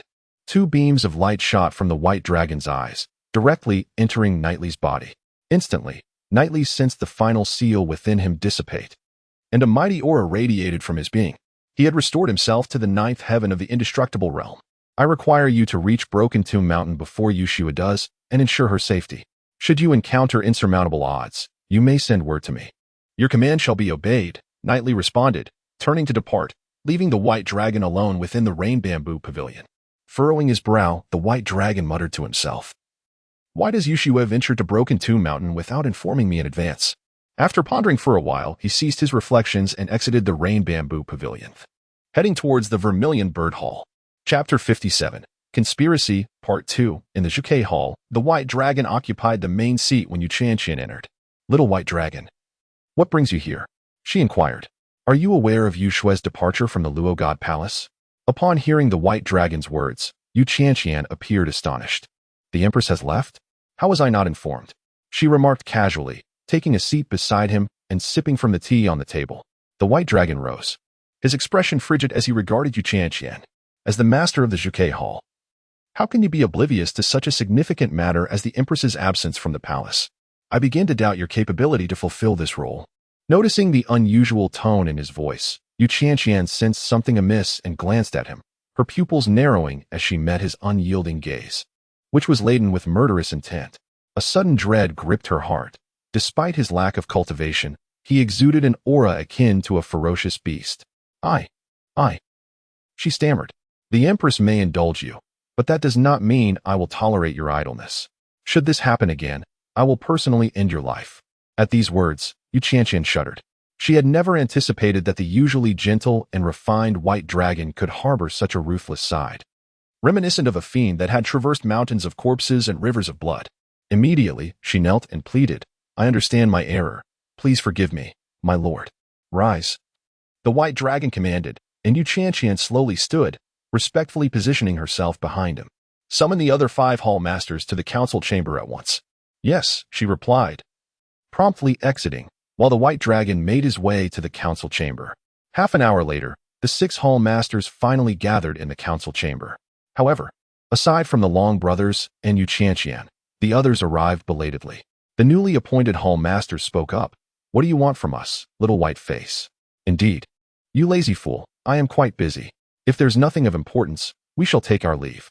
None of them regarded the white dragon with any respect, viewing him merely as a pretty face relying on superficial charm. Thus, they dismissed his summons with disdain. Observing their attitudes, the white dragon swept his gaze across the room and asked, Did the rest of you share this sentiment? My lord, I trust you must have summoned us for a significant reason, one replied. I believe so too, said another. The Long brothers, in their admiration for the white dragon, always supported him, while Yu Qianqian, still shaken from earlier, dared not remain silent. The only one who remained reticent was Longya, the master of the Dark Hall, yet the white dragon paid him no mind, recognizing that Longya served solely the Empress and was not under his purview. His presence today was already a gesture of goodwill. At this moment, the esteemed leader of the Xuanwu Hall, Chu Xiao, remarked, Long Zhantian, you and your companions display a shocking disregard for decorum, addressing a worthless wretch as my lord. I find myself utterly embarrassed for you. He continued. Were it not for the favor of the Empress, he would never have attained the position of steward. Upon hearing these words, Long Zhanshan erupted in anger. You insolent brat! How dare you speak to my elder brother in such a manner? Master Chu, you have overstepped, Long Zhantian interjected. Observing the audacity of the Long family brothers to retort, Chu Xiao scoffed. Am I mistaken? You follow him around like a dog, begging for scraps, and yet you object to criticism? Truly laughable. You. Long Zhanshan was about to respond, but was restrained by Long Zhantian, who signaled him to observe Bai Long. At this juncture, Bai Long remained composed, gazing steadily at Chu Xiao and Luo Qingshan. From the moment he entered the hall, these two had regarded him with disdain, continually hurling insults in his direction. Bai Long addressed Chu Xiao, Master Chu. According to the Empress's decree, what punishment is warranted for those who speak insolently against their superiors? You wish to hold me accountable? Chu Xiao retorted. Very well, I shall enlighten you. Speaking insolently to a superior warrants the revocation of one's current position and imprisonment in the Xuanwu Great Prison. Upon hearing Chu Xiao's declaration, Bai Long nodded. Effective immediately, you are no longer the master of Xuanwu Hall. The position shall be temporarily overseen by Long Zhanhai. At these words, Chu Xiao's countenance darkened considerably. You, surnamed Bai, have no authority to strip me of my title. Only the Empress possesses such power. Is that so? Pray, observe this. Bai Long replied, producing a token from his robe, a token bearing the seal of Empress Luo Yuxue. With the imperial decree revealed, what are you waiting for? Thud. As soon as Bai Long finished speaking, Long Yu was the first to kneel. I pay homage to the Empress. Witnessing this scene, Bai Long was taken aback. Long Yu demonstrated such reverence for Yuxue. Merely seeing a token inspired such grand gestures. The others hastily followed suit, exclaiming, We pay homage to the Empress. However, one individual stood apart, Chu Xiao, his expression grim as he glared at Bai Long. Should he kneel now, it would signify his acknowledgement of Bai Long's identity, granting Bai Long the opportunity to usurp his position as master, a scenario he could not allow.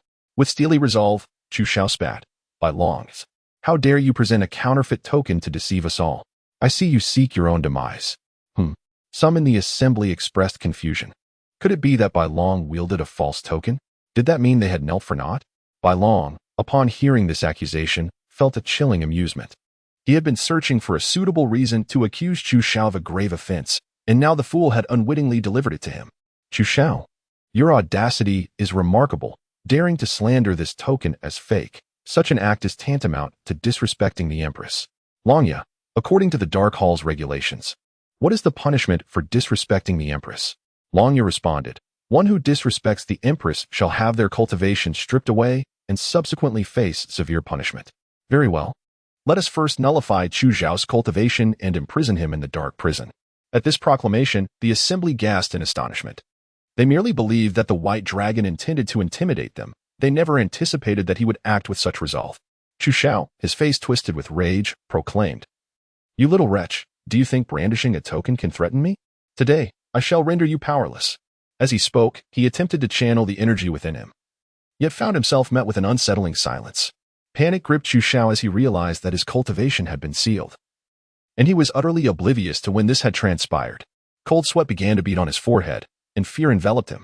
The others remained puzzled, gazing at Chu Xiao with curiosity, wondering why he had yet to make a move. The white dragon regarded him with an icy demeanor and stated, First, you dare to defy your superior. Then you scorn the Empress's token, and now you seek to incapacitate me.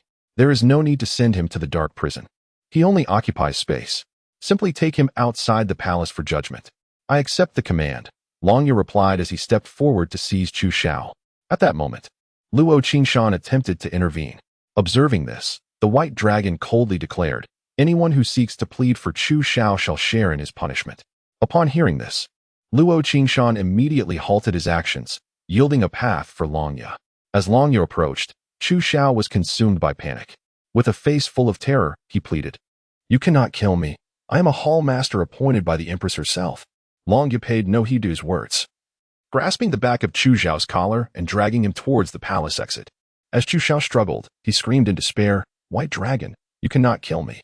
The Empress will surely punish you. I shall haunt you even in death. His voice grew fainter as he was pulled outside the grand hall. Crack. The sound sent a shiver through the crowd, and they felt an icy chill at their necks, as if an invisible blade hovered above them.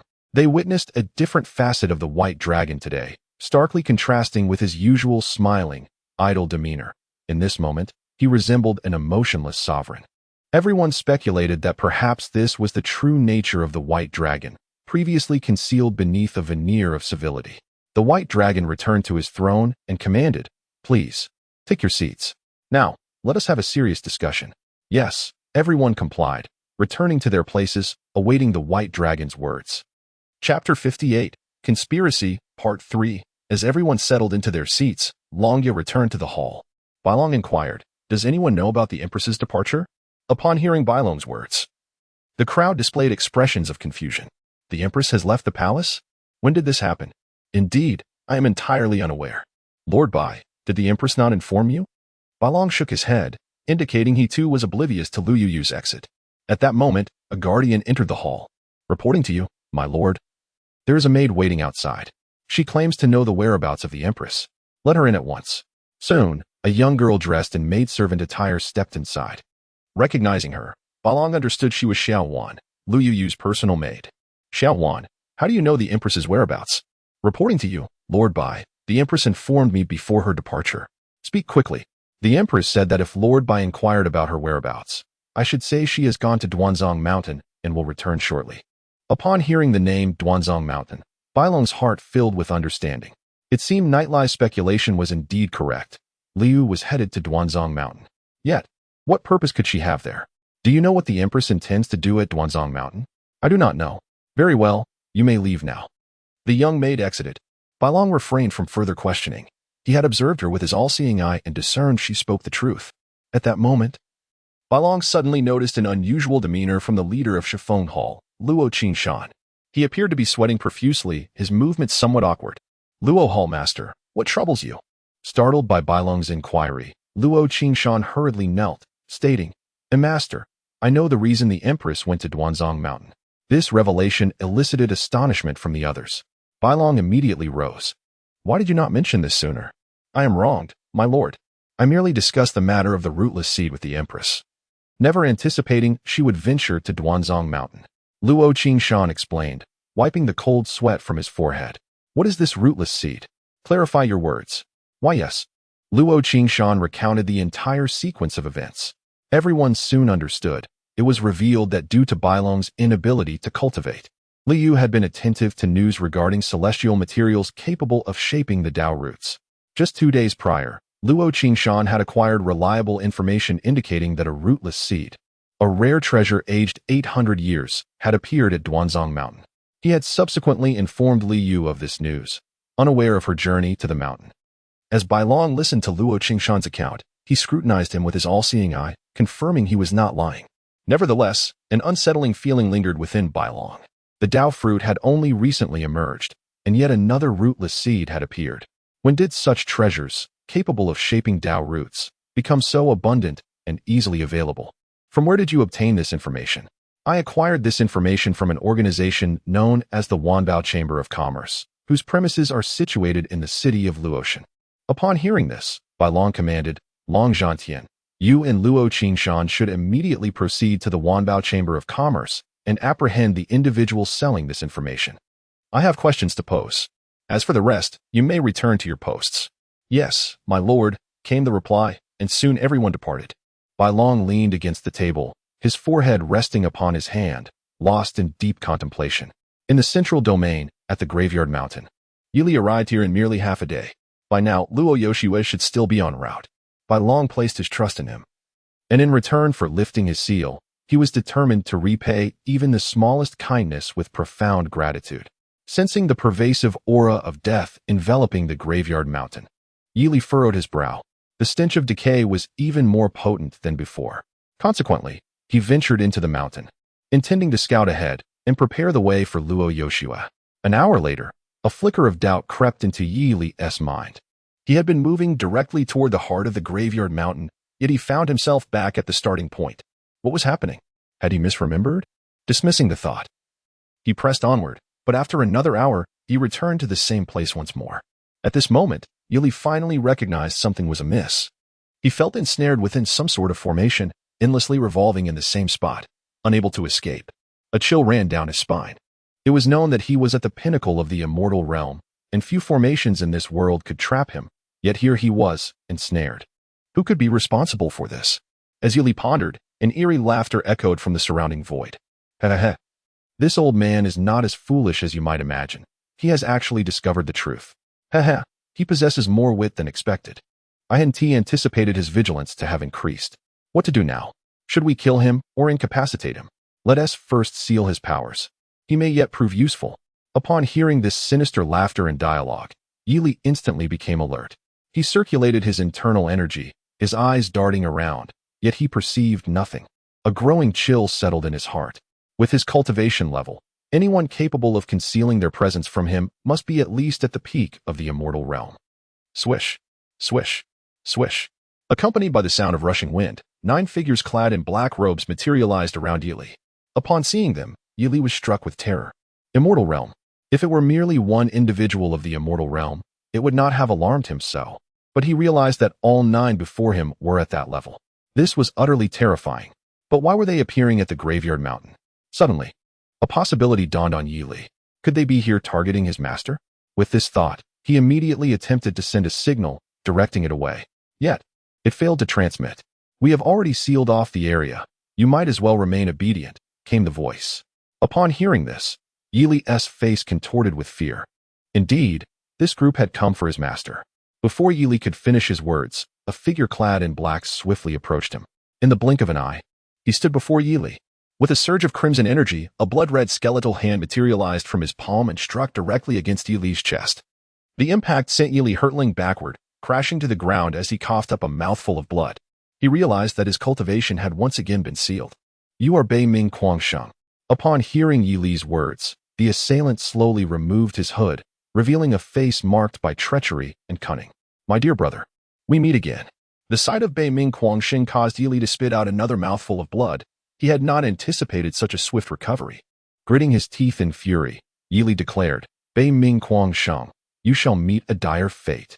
As for whether I will meet a grim end, you shall not witness it, Bei Ming Quangsheng retorted, stepping forward to render Yi Li unconscious with a single blow, then lifting him effortlessly. Pei Shang remarked, "Let us depart. The bait will arrive shortly, and we must be prepared." "Hee, I eagerly anticipated. This figure in black must harbor many secrets," he continued. "The hunting game is about to commence." With that, the 9 figures vanished into the depths of the Broken Grave Mountain. Chapter 59, Conspiracy, Part 4. The Hill of Broken Burials. Not long after Yi Li was captured, Luo Yoshua arrived at this desolate place. To her surprise, there were very few people around. Under ordinary circumstances, one would expect a considerable number of visitors, especially given the emergence of the rootless seed. Luo Yoshua took out a map to examine it and, having determined her direction, prepared to venture into the mountain. At that moment, an elderly man approached from a distance, his stooped figure supported by a cane, trembling as he made his way toward her. As the old man drew near, Luo Yoshua was able to discern his features.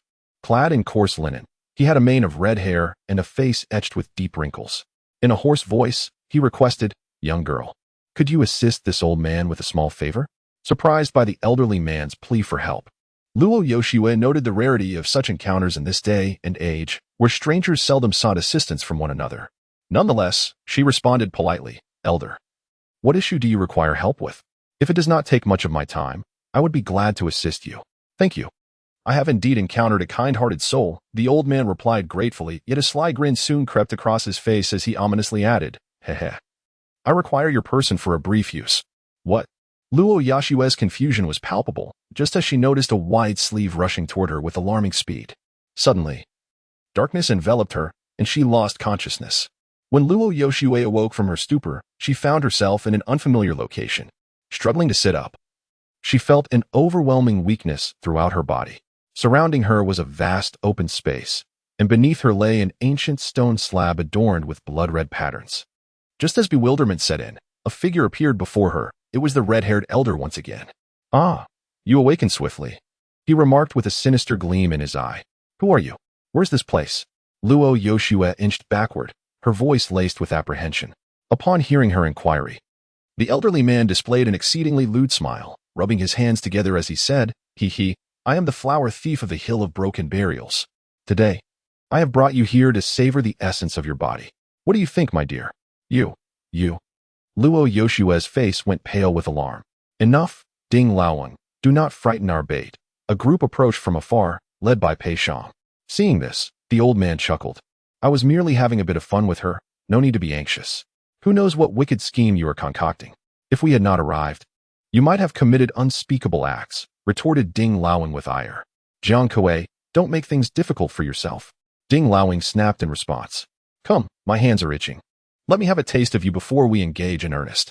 As Jiang Kuei prepared to confront Ding Laoang, a commanding voice rang out, "Enough." Instantly, the two men fell silent, their demeanor shifting significantly. Their fear of Pei Shang was palpable, compelling them to heed his words. From the crowd emerged a woman, draped in a flowing crimson gown, a fan in hand as she gracefully approached Luo Yoshua, swaying her hips alluringly. She approached Luo Yoshua, lifting her chin with a delicate finger, and said in a soft tone, "Ah, you truly are a stunning beauty. You've even stirred my heart." "Humph." Luo Yoshua huffed coldly, turning her head away. To her surprise, she was indeed fiery, which intrigued her. Mei Qin, over 100 years old, should refrain from such flirtations. "It makes me feel nauseous." Upon hearing this, Mei Qin's expression darkened. Gritting her silver teeth, she retorted, "Jiang Kuei, I shall eventually sew that foul mouth of yours shut. Rest assured, I will ensure that before you have the chance to sew my mouth, I will use it to attend to your comfort," he replied. "A dog's mouth cannot produce ivory." Angrily, Mei Qin stormed off. Pei Shang, witnessing this, could only shake his head in resignation. Jiang Kuei's tongue was troublesome, offending someone with every 3 sentences.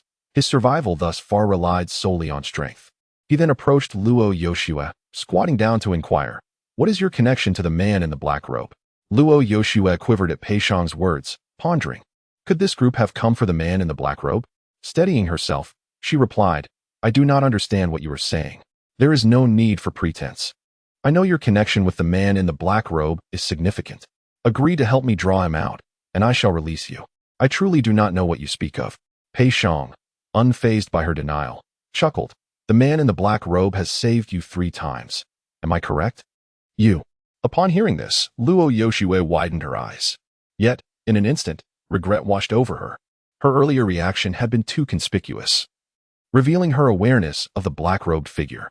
Very well, your expression has betrayed you. Can you speak now? Do not hold your breath. I will not divulge anything to you.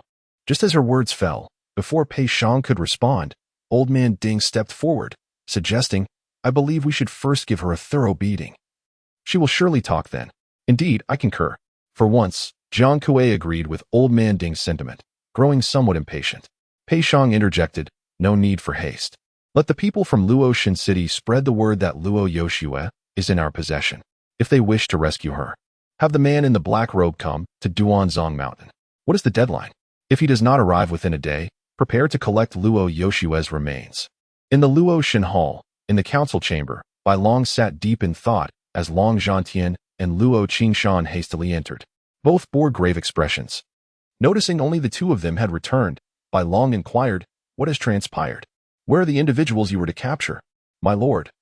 The people from the Wandao Chamber of Commerce have vanished. The premises are completely empty, and we found nothing, Long Zhantian reported, causing Bai Long's countenance to darken. So, we have been deceived, have we? This subordinate deserves death 1,000 times. My lord, spare me. Luo Qingshan, frightened, knelt on the ground, repeatedly bowing his head.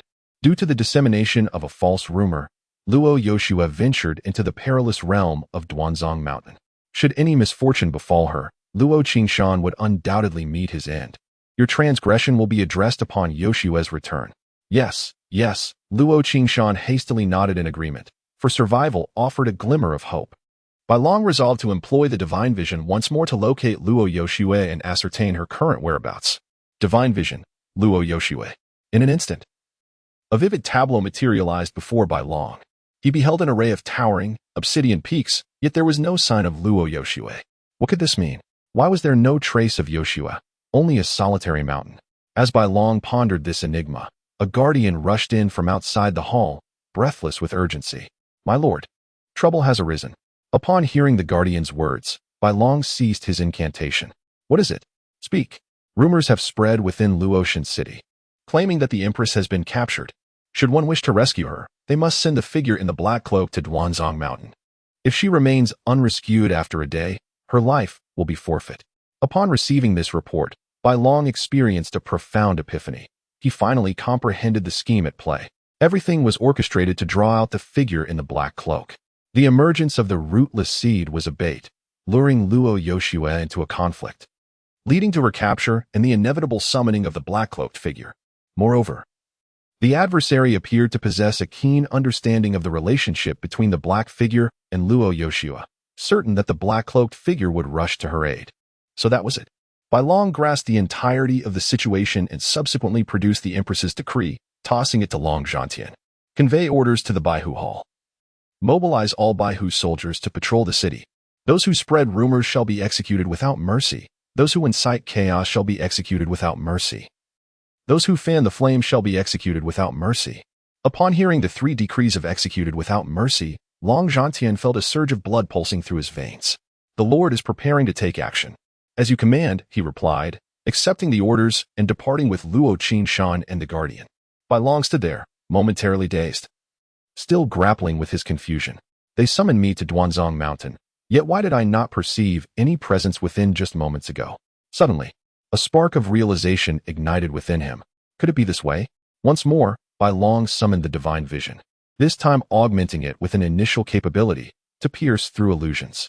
Indeed, the scene that unfolded before him this time was markedly different.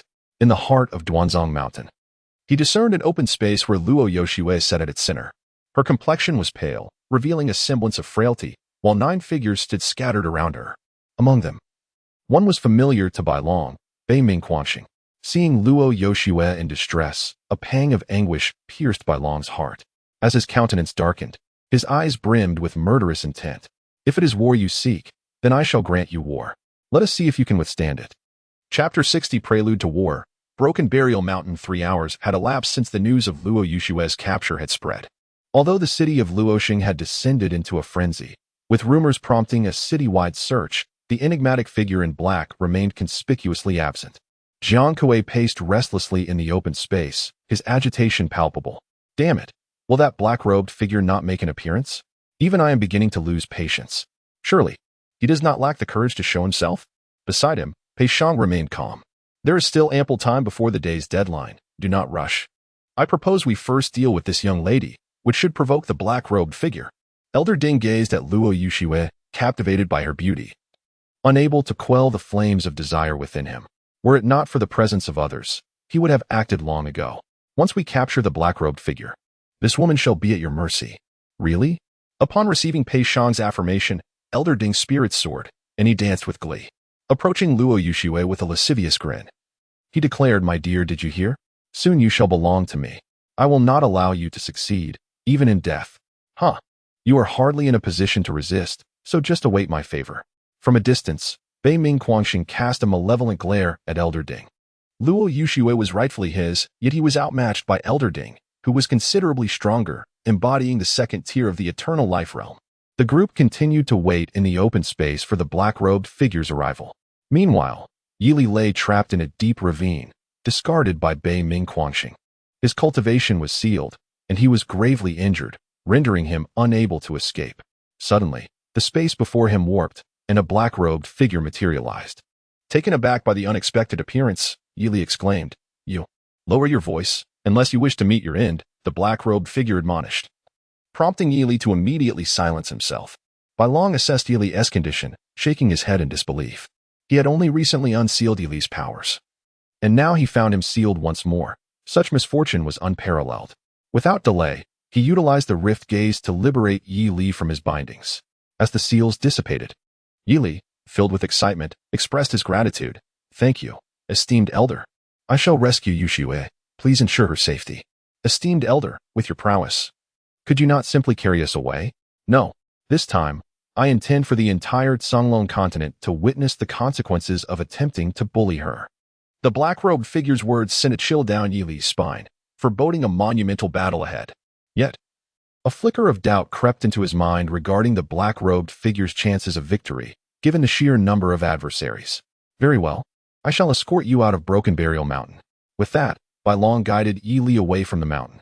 Meanwhile, at the foot of the mountain, many had begun to arrive, most of whom belonged to the influential factions of the central region, including the Demon Suppression Sect, Listening Tide Pavilion, Celestial Star Chamber of Commerce, and Fire Cloud Hall, among others. A considerable number of second-rate forces have also arrived, and more factions and wandering cultivators continue to come. This is orchestrated by the Bai Long, who entrusted the Linglong Pavilion with this task. Although the Linglong Pavilion specializes in precious treasures, they also offer messaging services. After all, their influence extends across the Songlong continent, with their headquarters situated in the central region. When many factions caught wind of the impending battle at the Duanzong Mountain, their interest was piqued, and they sought to join the fray. At this juncture, the leader of the Tingchao Pavilion remarked, "Lei Wanshan, I did not expect you to arrive as well. It turned out to be the former head of the Gu family. It is a pleasure to meet you. Are you aware of the events unfolding in the Duanzong Mountain?" "I am not. I only heard the news disseminated by the Linglong Pavilion, which prompted my arrival." Upon hearing their exchange, the head of the Huiyun Hall interjected, "Surely, the Linglong Pavilion would not deceive us? This Duanzong Mountain does not appear to be on the brink of war." "That should not be the case. The Linglong Pavilion has always maintained a stellar reputation. Let us wait. I believe a resolution will soon be forthcoming." At the center of Duanzong Mountain, Pei Shang and his companions were resting and meditating, anticipating the arrival of the figure cloaked in black. Gradually, they began to hear a cacophony of noise rising from the foot of the mountain, growing increasingly raucous. Jiang Kuei immediately stood up, his face contorted with fury, exclaiming, "Which band of rascals dares to disturb my tranquility? I shall make them pay." With that, he prepared to venture outside for an inspection. At this moment, Pei Shang cautioned, "Beware of deception. Let Ding Laoing accompany you. Must you trouble my old bones once more?" Ding Laoing grumbled as he rose, joining Jiang Kuei as they descended the mountain. The remaining members, equally disturbed by the uproar, turned their gazes toward the commotion below. However, at that very instant, two enormous hands suddenly emerged from the space behind Luo Yuxiwei. One hand encircled her waist, while the other covered her mouth, drawing her directly into the void. The entire sequence transpired in less than a second.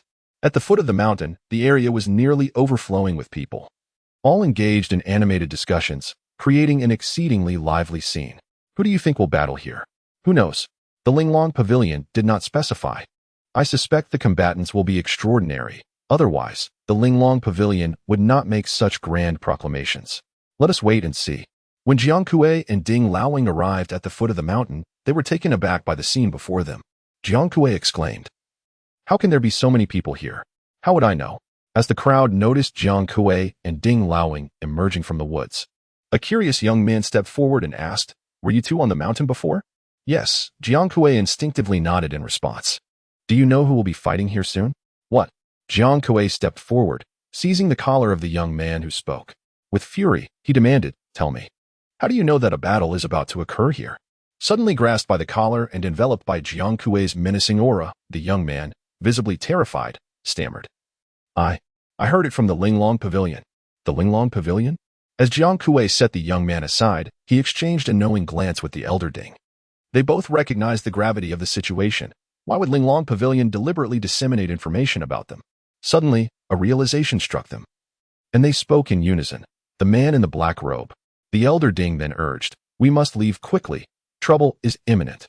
The two hastened back into the mountains. And upon their return, Ding remarked, "The man in the black robe has bribed Linglong Pavilion to spread word of an impending battle. The foothills are now teeming with people." Upon hearing this, Mei Qingyang scoffed, "I thought it was something significant. Can't we simply drive them away?" The man in the black robe's actions must surely have ulterior motives. Even if that is the case, do we fear him with our numbers? At that moment, Jiang Kuei's face blanched with alarm as he pointed towards the altar, trembling. What about the bait? The others turned in response to his words, and an icy dread washed over them. The bait was nowhere to be found. They had all been distracted by the commotion from below, neglecting to attend to Luo Yoshue's condition. After all, she had been poisoned by Ding's forbidden source powder and was utterly unable to escape. Yet, none had anticipated her sudden disappearance. Pei Shan's expression darkened as he said, "Quan Xing, go see if your brother is still there." Quan Xing departed swiftly, returning shortly in a rush. Beiming Yili is also missing. The group's faces fell. They had initially plotted against others, only to find themselves ensnared in a counter-scheme. Pei Shang suddenly shouted into the void, "Man in the black robe, I know you are here. Come forth, let us converse." Silence enveloped the surroundings, with no response to his call. At the foot of the mountain, Bai Long gently set Luo Yoshua down. Feeling slightly embarrassed, her cheeks flushed, she murmured, "Thank you. Rest assured, you are safe now," Bai Long replied. Then turned to Yili, instructing, "Ensure her safety." "Yes, esteemed senior," Yili affirmed. As Bai Long prepared to depart, Luo Yoshua called out behind him, "Where are you going?" "To confront those who have wronged you." With that, Bai Long left, leaving Luo Yoshua in a state of bewilderment. From the tone of the man in the black robe, Luo Yoshua sensed a hint of concern, yet she could not find joy in it. With a sorrowful expression, she murmured to herself, "How wonderful it would be if you were him." Chapter 61 Confrontation in a clearing within the forest, the group found themselves at a loss. The bait had vanished, and the figure in the black robe had also disappeared, leaving their plans in disarray. Jiang Kuei inquired, "What shall we do?" Pei Shang merely uttered a single word before lapsing into silence. The others could do nothing but await his next move. Suddenly, the sky above them began to distort, and a figure clad in black robes materialized. "Ah, he has arrived." The appearance of the black-robed individual sent waves of excitement through the crowd. They had not anticipated that he would dare to show himself. The entire assembly took to the air, forming a semi-encirclement around the black figure. Pei Shang and his companions also unleashed their source powers.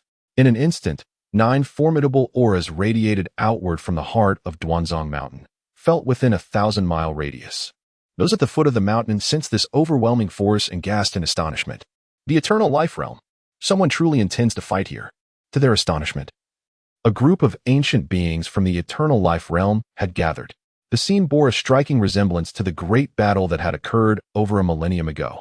Upon hearing this, the others nodded in agreement, recalling the tremendous conflict that had transpired here, resulting in the deaths of over a dozen beings from the eternal life realm.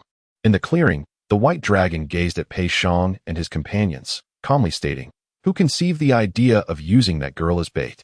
"My lord, we bear no ill intent. We merely wish to meet with you," Pei Shang replied courteously. Having noticed that the black-robed figure exhibited a peculiarity, there was not a trace of source power emanating from him, yet he stood there in palpable reality. This compelled Pei Shang to exercise caution. The white dragon regarded Pei Shang and queried, "So, it was your idea? If you must know, then yes. It was indeed my suggestion." "Excellent." Upon hearing Pei Shang's response, the white dragon fixed his gaze upon him, enunciating each word with deliberate gravity. "Soon. You shall meet your demise." Taken aback by this proclamation, Pei Shang's expression darkened gradually. He had not anticipated such arrogance from the black-robed figure, who sought his death upon their first encounter, a first for him in many years. The others also displayed a range of expressions. Jiang Kuei was the first to speak. "Your bravado is impressive, but do you truly believe you can defeat us?" "Indeed, anyone can boast. Who do you think you are?" "Heh, who would have thought this person a fool?" The onlookers erupted in derision, save for one individual who remained silent. This was Kong Yanwei, who, like Pei Shang, was at the fourth tier of the eternal life realm. In truth, he was slightly stronger than Pei Shang. Since arriving at Duanzong Mountain, he had refrained from speaking, maintaining his silence.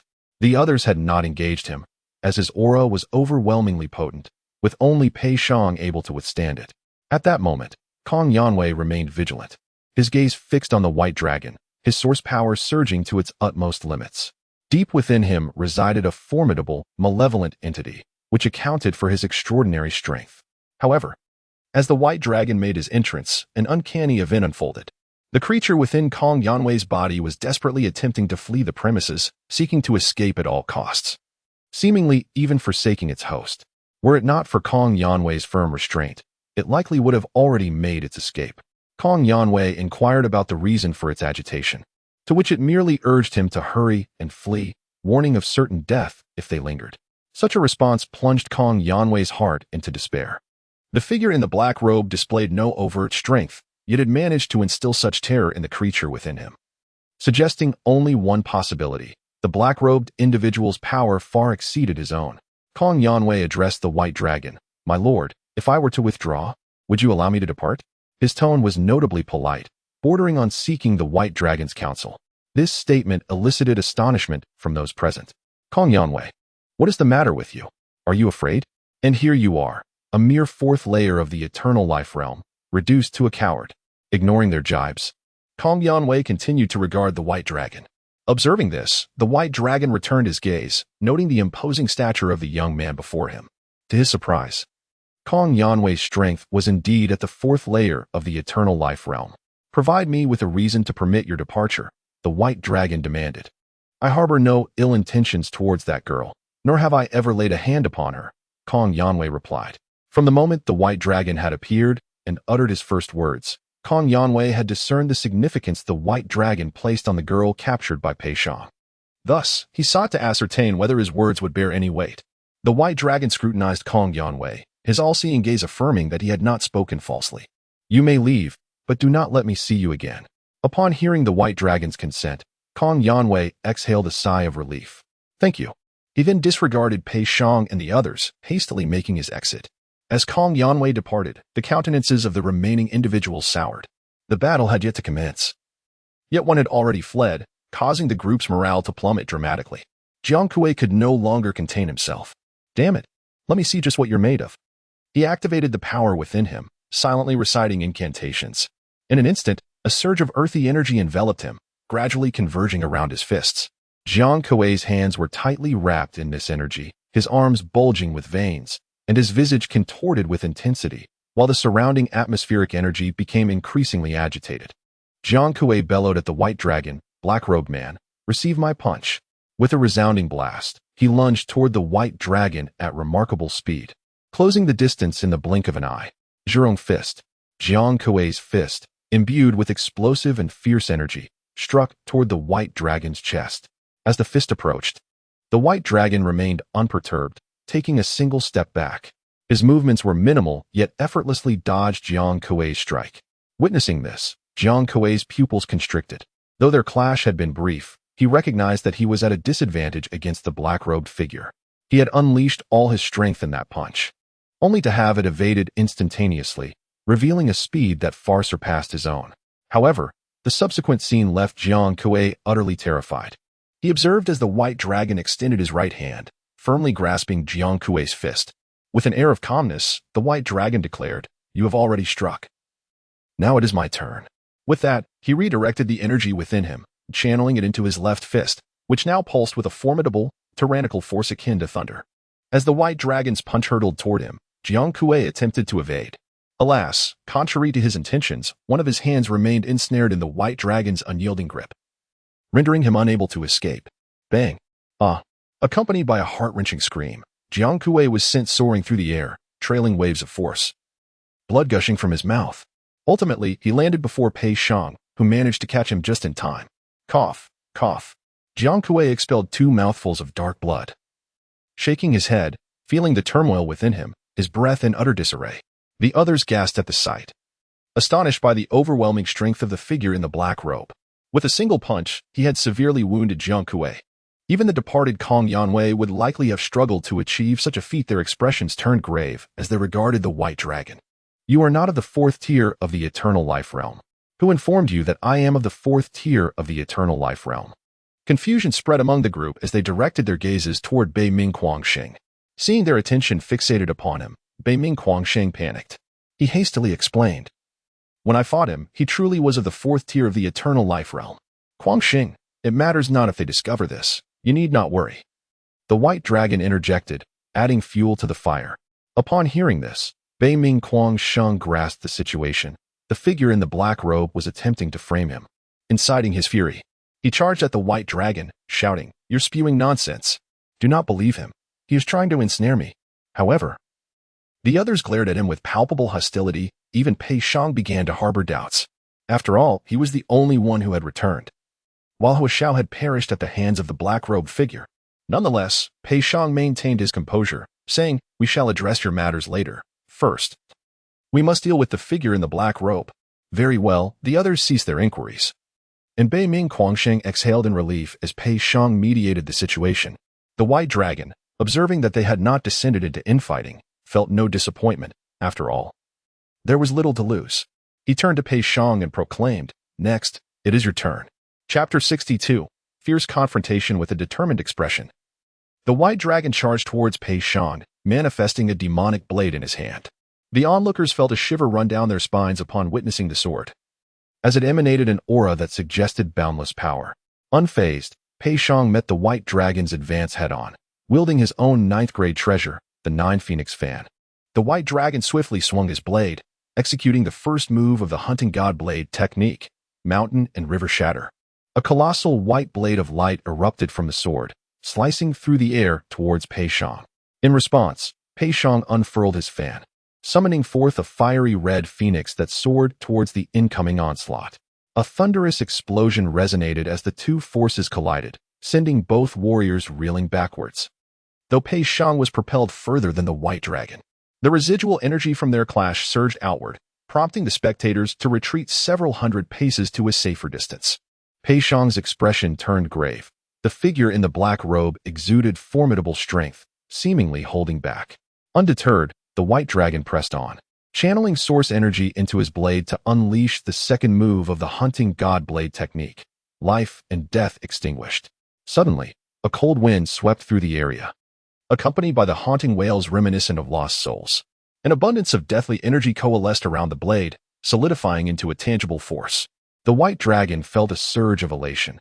The second move, augmented by the death energy from the buried grave mountain, had grown even more potent. "Embrace this," he declared, as he unleashed the second strike. A black blade of light, imbued with the essence of death, surged towards Pei Shang, causing life itself to wither in its wake. As flowers and trees succumbed to decay, Pei Shang's pupils constricted in shock. He had not anticipated the blade's connection to the death energy of the buried grave mountain. Swiftly, he wielded his fan once more, invoking the third move, 3 phoenixes descend. 3 fiery phoenixes erupted from the fan, spiraling through the air towards the white dragon. The resulting explosion reverberated through the vicinity, causing the spectators' ears to ring. Pei Shang was forced back several dozen paces before he regained his footing. Blood trickling from the corner of his mouth, his countenance paling. He had not expected to find himself at a disadvantage after merely 2 exchanges. The white dragon remained unmoved. Seizing the moment, he executed the third move, Heaven and Earth Transform. As he struck, the sky behind him turned a blood-red hue, reminiscent of an impending apocalypse. Eliciting gasps of astonishment from the onlookers gathered at the foot of the mountain. Unanticipatedly, the battle raged with such intensity. Indeed, if this continues, it is likely that the burial mound will be leveled. It would be prudent to maintain a safe distance to avoid being caught in the crossfire. In a distant corner, Luo Yoshue and Yi Li were also observing the fierce conflict unfolding in the sky. Luo Yoshue appeared anxious, her delicate hands tightly gripping the hem of her garment. She feared that the figure in the black robe might lose this fight, potentially costing him his life. Noticing her distress, Yi Li offered reassurance. "Miss Luo, there is no need for concern. The elder will be fine. Even should something happen, our master will intervene." "Oh, really?" Luo Yoshue responded with a soft exclamation, soon followed by a look of curiosity directed at Yi Li. "How do you know my surname is Luo? And who is this master you speak of?" Upon hearing this, Yi Li inwardly cursed himself for inadvertently revealing too much. However, he quickly devised a response. "I have merely heard of the Empress Luo. As for my master, it is not appropriate for me to disclose his name. You need only know that he possesses strength akin to that of the man in the black robe." "I see. Thank you," Luo Yoshue replied before returning her gaze to the distant battle. Wiping the cold sweat from his forehead, Yi Li felt relieved. His quick thinking had spared him from being discovered. Unbeknownst to him, he too had been misled. The white dragon was, in fact, the black-robed individual, merely playing two roles, which is why Yi Li had always believed the black-robed figure to be a companion of the white dragon. In the sky, when Pei Shang witnessed the white dragon wielding the third strike, an overwhelming sense of helplessness washed over him. He perceived this blow to possess an unrivaled might, utterly unstoppable. Behind him, Ding Laowang and the others sought to assist, but Pei Shang restrained them, eager to assess his own capabilities. After all, he had cultivated for a millennium and was no novice. Biting his tongue, Pei Shang unleashed a mouthful of essence blood towards the Nine Phoenix fan. Instantly, the fan appeared to come alive. Its handle gradually detached as the fan's body expanded, ultimately transforming into a colossal fire phoenix. With a sharp cry, the fire phoenix flapped its immense wings, causing the surrounding temperature to surge dramatically. "Go forth, ancient phoenix." Upon uttering these words, the phoenix launched itself towards the blade's radiance emitted by the white dragon. Surprisingly, when the two forces collided, no explosion erupted. Rather, they became locked in a stalemate midair. As their powers intertwined and clashed, the surrounding space began to tremble violently, causing the entire burial mountain range to sway incessantly. Onlookers in the distance displayed expressions of terror. Is the ground shaking? No, it is merely the ferocity of their combat. The burial mountain stands on the verge of being flattened by their clash. The white dragon and Pei Shang continued to infuse their respective martial techniques with source energy. Yet, as time passed, Pei Shang began to show signs of strain. Observing this, the white dragon seized the moment and shouted, "Fourth blade of the hunter god, celestial reverberation." Boom. A thunderous roar reverberated through the clear sky. The demonic blade in the white dragon's grasp slipped from his hand, spinning in the air. An infinite power emanated from the enchanted blade, gradually coalescing in the high heavens into a colossal specter of a demonic sword. Pei Shang, who was in the midst of casting a spell, felt a chill run down his spine upon witnessing this spectacle. Should that blade descend, his demise would be inevitable. Pei Shang bellowed, "Why do you not assist me?" Those behind him, upon hearing his plea, hastily rushed forward, channeling their internal energies to empower the ancient phoenix. In an instant, the phoenix grew even more formidable, while the third blade of the hunter god shattered into fragments. As the specter of the demonic sword materialized further, the sky darkened with ominous clouds. Before long, the vicinity of the graveyard mountain was engulfed in darkness for miles around, with only the ancient phoenix shimmering in the sky. Seeing that the specter of the demonic sword had fully solidified, the white dragon commanded, "Strike."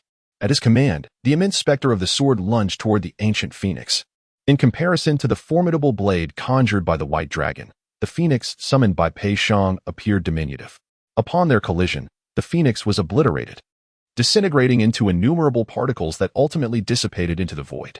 With the destruction of the phoenix, Pei Shang and his companions suffered a backlash, being hurled backward and spitting blood. Observing this, the white dragon swiftly retracted the demonic sword. He then snapped his fingers. Dimensional seal. A wave of invisible ripples surged forth, swiftly enveloping the entirety of the graveyard mountain. This time, the white dragon would not commit the folly of allowing them to escape. He was poised to unleash a massacre. Chapter 63. Annihilation. At this moment, the others also perceived the movements of the white dragon, and all were taken aback. Could it be that this figure cloaked in black intended to leave no one alive? Seeing this, Pei Shang steeled himself and gritted his teeth, declaring, "Activate the 10,000 Ghost Soul Devouring Array." Old Man Ding and the others nodded in agreement. Given the current predicament, if they did not employ the 10,000 ghost soul-devouring array, they would likely meet their end here. Subsequently, the 8 of them positioned themselves at different points, channeling their inner energy towards the altar situated in the clearing of the forest. In an instant, black ripples began to emanate outward from the altar. Following this, a column of black light shot forth from the altar, soaring towards the heavens. A tremendous storm commenced, sweeping across the entire broken burial mountain range, causing all the trees to sway violently. The sound of snapping branches echoed as the plants in the forest were obliterated in an instant. The black column of light continually radiated a lethal force. Wherever it passed, silence reigned. The white dragon hovered in midair, silently observing the formation that Pei Shang and his companions had initiated. A peculiar smile formed on his lips. How intriguing, he mused, before activating his all-seeing eyes to scrutinize the array closely. It did not take long for him to identify the core of the formation, a blood-colored skull beneath the altar. The white dragon could sense the immense power of death contained within this skull. With a cold chuckle, he remarked, "I am quite curious to see just how formidable your array truly is." Upon hearing the white dragon's words, Pei Shan's expression darkened. The audacity to confront the 10,000 ghost soul-devouring array head-on was a grave underestimation of the unparalleled killing formation of the Yamahal. Very well. Today you shall regret stepping into this realm. Attack.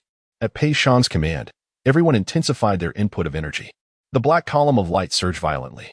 Just then, Pei Shang bellowed, "Embrace your demise." The black column charged directly at the white dragon, enveloping him before he could react. The onlookers rejoiced at this sight. Excellent. This time, you will surely perish. Do not worry. The 10,000 ghost soul-devouring array specifically targets the soul. That figure in black is as good as dead. All eyes were fixed on the location of the white dragon, eager to witness his soul being devoured. At that moment, the white dragon found himself at the epicenter of the assault. Surrounding him were tendrils of black light, relentlessly tearing at his soul, yet he felt nothing at all. This was due to his cultivation of the Soul Hunter technique. As a divine-level skill, the Soul Hunter technique was incredibly domineering. It not only annihilated the souls of others, but also fortified his own. Having broken the seal, the white dragon's realm stood at the 7th heaven of immortality. Yet the strength of his soul surpassed even that. Thus, this assault was utterly inconsequential to him, akin to a gentle breeze brushing past. He rotated his neck and murmured to himself, "How delightful." As time ticked by, a quarter of an hour passed without any sign of movement. Pei Shang and the others grew increasingly perplexed. Why has he not reacted yet? Is it possible that he has already perished? What should we do? Should we attempt to retrieve him? Everyone turned their gaze towards Pei Shang, seeking his counsel. Although Pei Shang was equally perplexed, he possessed unwavering confidence in his formation. "Retract the formation," he commanded. Subsequently, the group ceased channeling their source power. As the altar was deprived of this energy, the ominous black beams gradually dissipated, until they vanished entirely. When the last flicker of darkness extinguished, all present were left in stunned silence. The white dragon stood serenely in the sky, its black robe billowing in the wind, utterly unscathed. Pei Shang exclaimed in disbelief, "This is impossible. How could you emerge unscathed?" He found it unfathomable that the deadly array he had meticulously crafted for a month had yielded no effect whatsoever. He suspected that the heavens were playing a cruel jest upon him. The white dragon glanced down at the assembled crowd, uttering indifferently, "Is this the extent of your capabilities?" Upon hearing this, the expressions of the onlookers darkened. They were mercilessly mocked, their faces burning with humiliation. Pei Shang, his visage contorted with rage, retorted, "Do not revel in your triumph. I still have a trump card." "Enough," the white dragon interjected, continuing, "Having played this game for so long, I am somewhat fatigued. Save your trump card for below." With those words, the white dragon unleashed the source power within, a formidable and terrifying aura radiating forth, felt across a vast expanse of 10,000 miles. Witnessing this, Pei Shang's eyes widened in horror, the 7th layer of eternal life. How is this possible? The others appeared ashen, realizing their futility in combat. They finally comprehended why Kong Yanwei had hurriedly sought forgiveness from the figure in black and departed. He must have recognized the overwhelming might of the black-robed individual long before. In that instant, the group unleashed a torrent of curses upon Kong Yanwei's ancestors. Lamenting his selfishness and prioritizing his own safety without offering any warning, Jiang Kuei fumed, "That wretched creature." Pei Shang's gaze remained fiercely fixed upon the white dragon as he declared, "Prepare to fight with all your might. There may still be a glimmer of hope. Yet, Upon hearing this call to arms, Mei Qingyang immediately objected.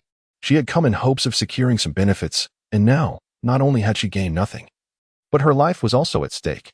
With a cold smirk, she proclaimed, "I refuse to participate." She then soared towards the white dragon, approaching him closely. Mei Qingyang swayed her form, attempting to adopt an alluring stance, and seductively inquired, "Senior, do you seek a partner? What do you think of me? If you spare me, I am at your disposal." She punctuated her statement with a flirtatious glance. The white dragon appraised Mei Qingyang coolly and asked, "Have you ever bullied that girl?" Taken aback, she stammered, this. Though she had not truly harmed Luo Yoshue, she had indeed teased her. Whether that constituted bullying was uncertain. Indeed, the white dragon affirmed. Upon hearing this, Mei Qingyang's face blanched with terror. You, do not worry, I shall ultimately slay you," said the white dragon as he strode past her. With a swift motion, he wielded the enchanted blade in his hand, launching an assault towards Pei Shang with the speed of lightning. Pei Shang attempted to evade. Yet to the white dragon, his movements appeared as sluggish as a snail. With a sharp sound, accompanied by a blood-curdling scream, one of Pei Shang's arms was severed by the white dragon's strike. As he turned to confront the white dragon in a desperate attempt, the latter had already vanished. In an instant, another swift slice echoed, and Pei Shang's remaining arm was also cleaved off. The stumps of his severed limbs were smooth as glass, oozing crimson blood profusely. In excruciating agony, Pei Shang grimaced, gritting his teeth to stave off unconsciousness. He bellowed, "If you dare, face me directly." The white dragon disregarded Pei Shang's taunts and unleashed 2 more strikes. Pei Shang's legs were likewise severed. Without the means to support himself, he collapsed into the pool of his own blood, his mouth spilling forth a continuous stream of crimson. The white dragon materialized before him, observing him with an unyielding gaze. Upon seeing the white dragon, Pei Shang's expression shifted to one of desperation as he stammered, "No, please do not kill me. From the moment you schemed against her, you were already a dead man," the white dragon declared, bringing his blade down with finality. With a swift motion, a massive head was sent soaring through the air before landing with a dull thud upon the ground. Witnessing this grim spectacle, the onlookers recoiled in terror, scrambling to flee. Pei Shang's demise struck them with profound shock, leaving them disoriented and scattering in every direction. However, the graveyard had been sealed off by the white dragon, rendering escape impossible. What followed were relentless cries of agony, curses, and pleas for mercy.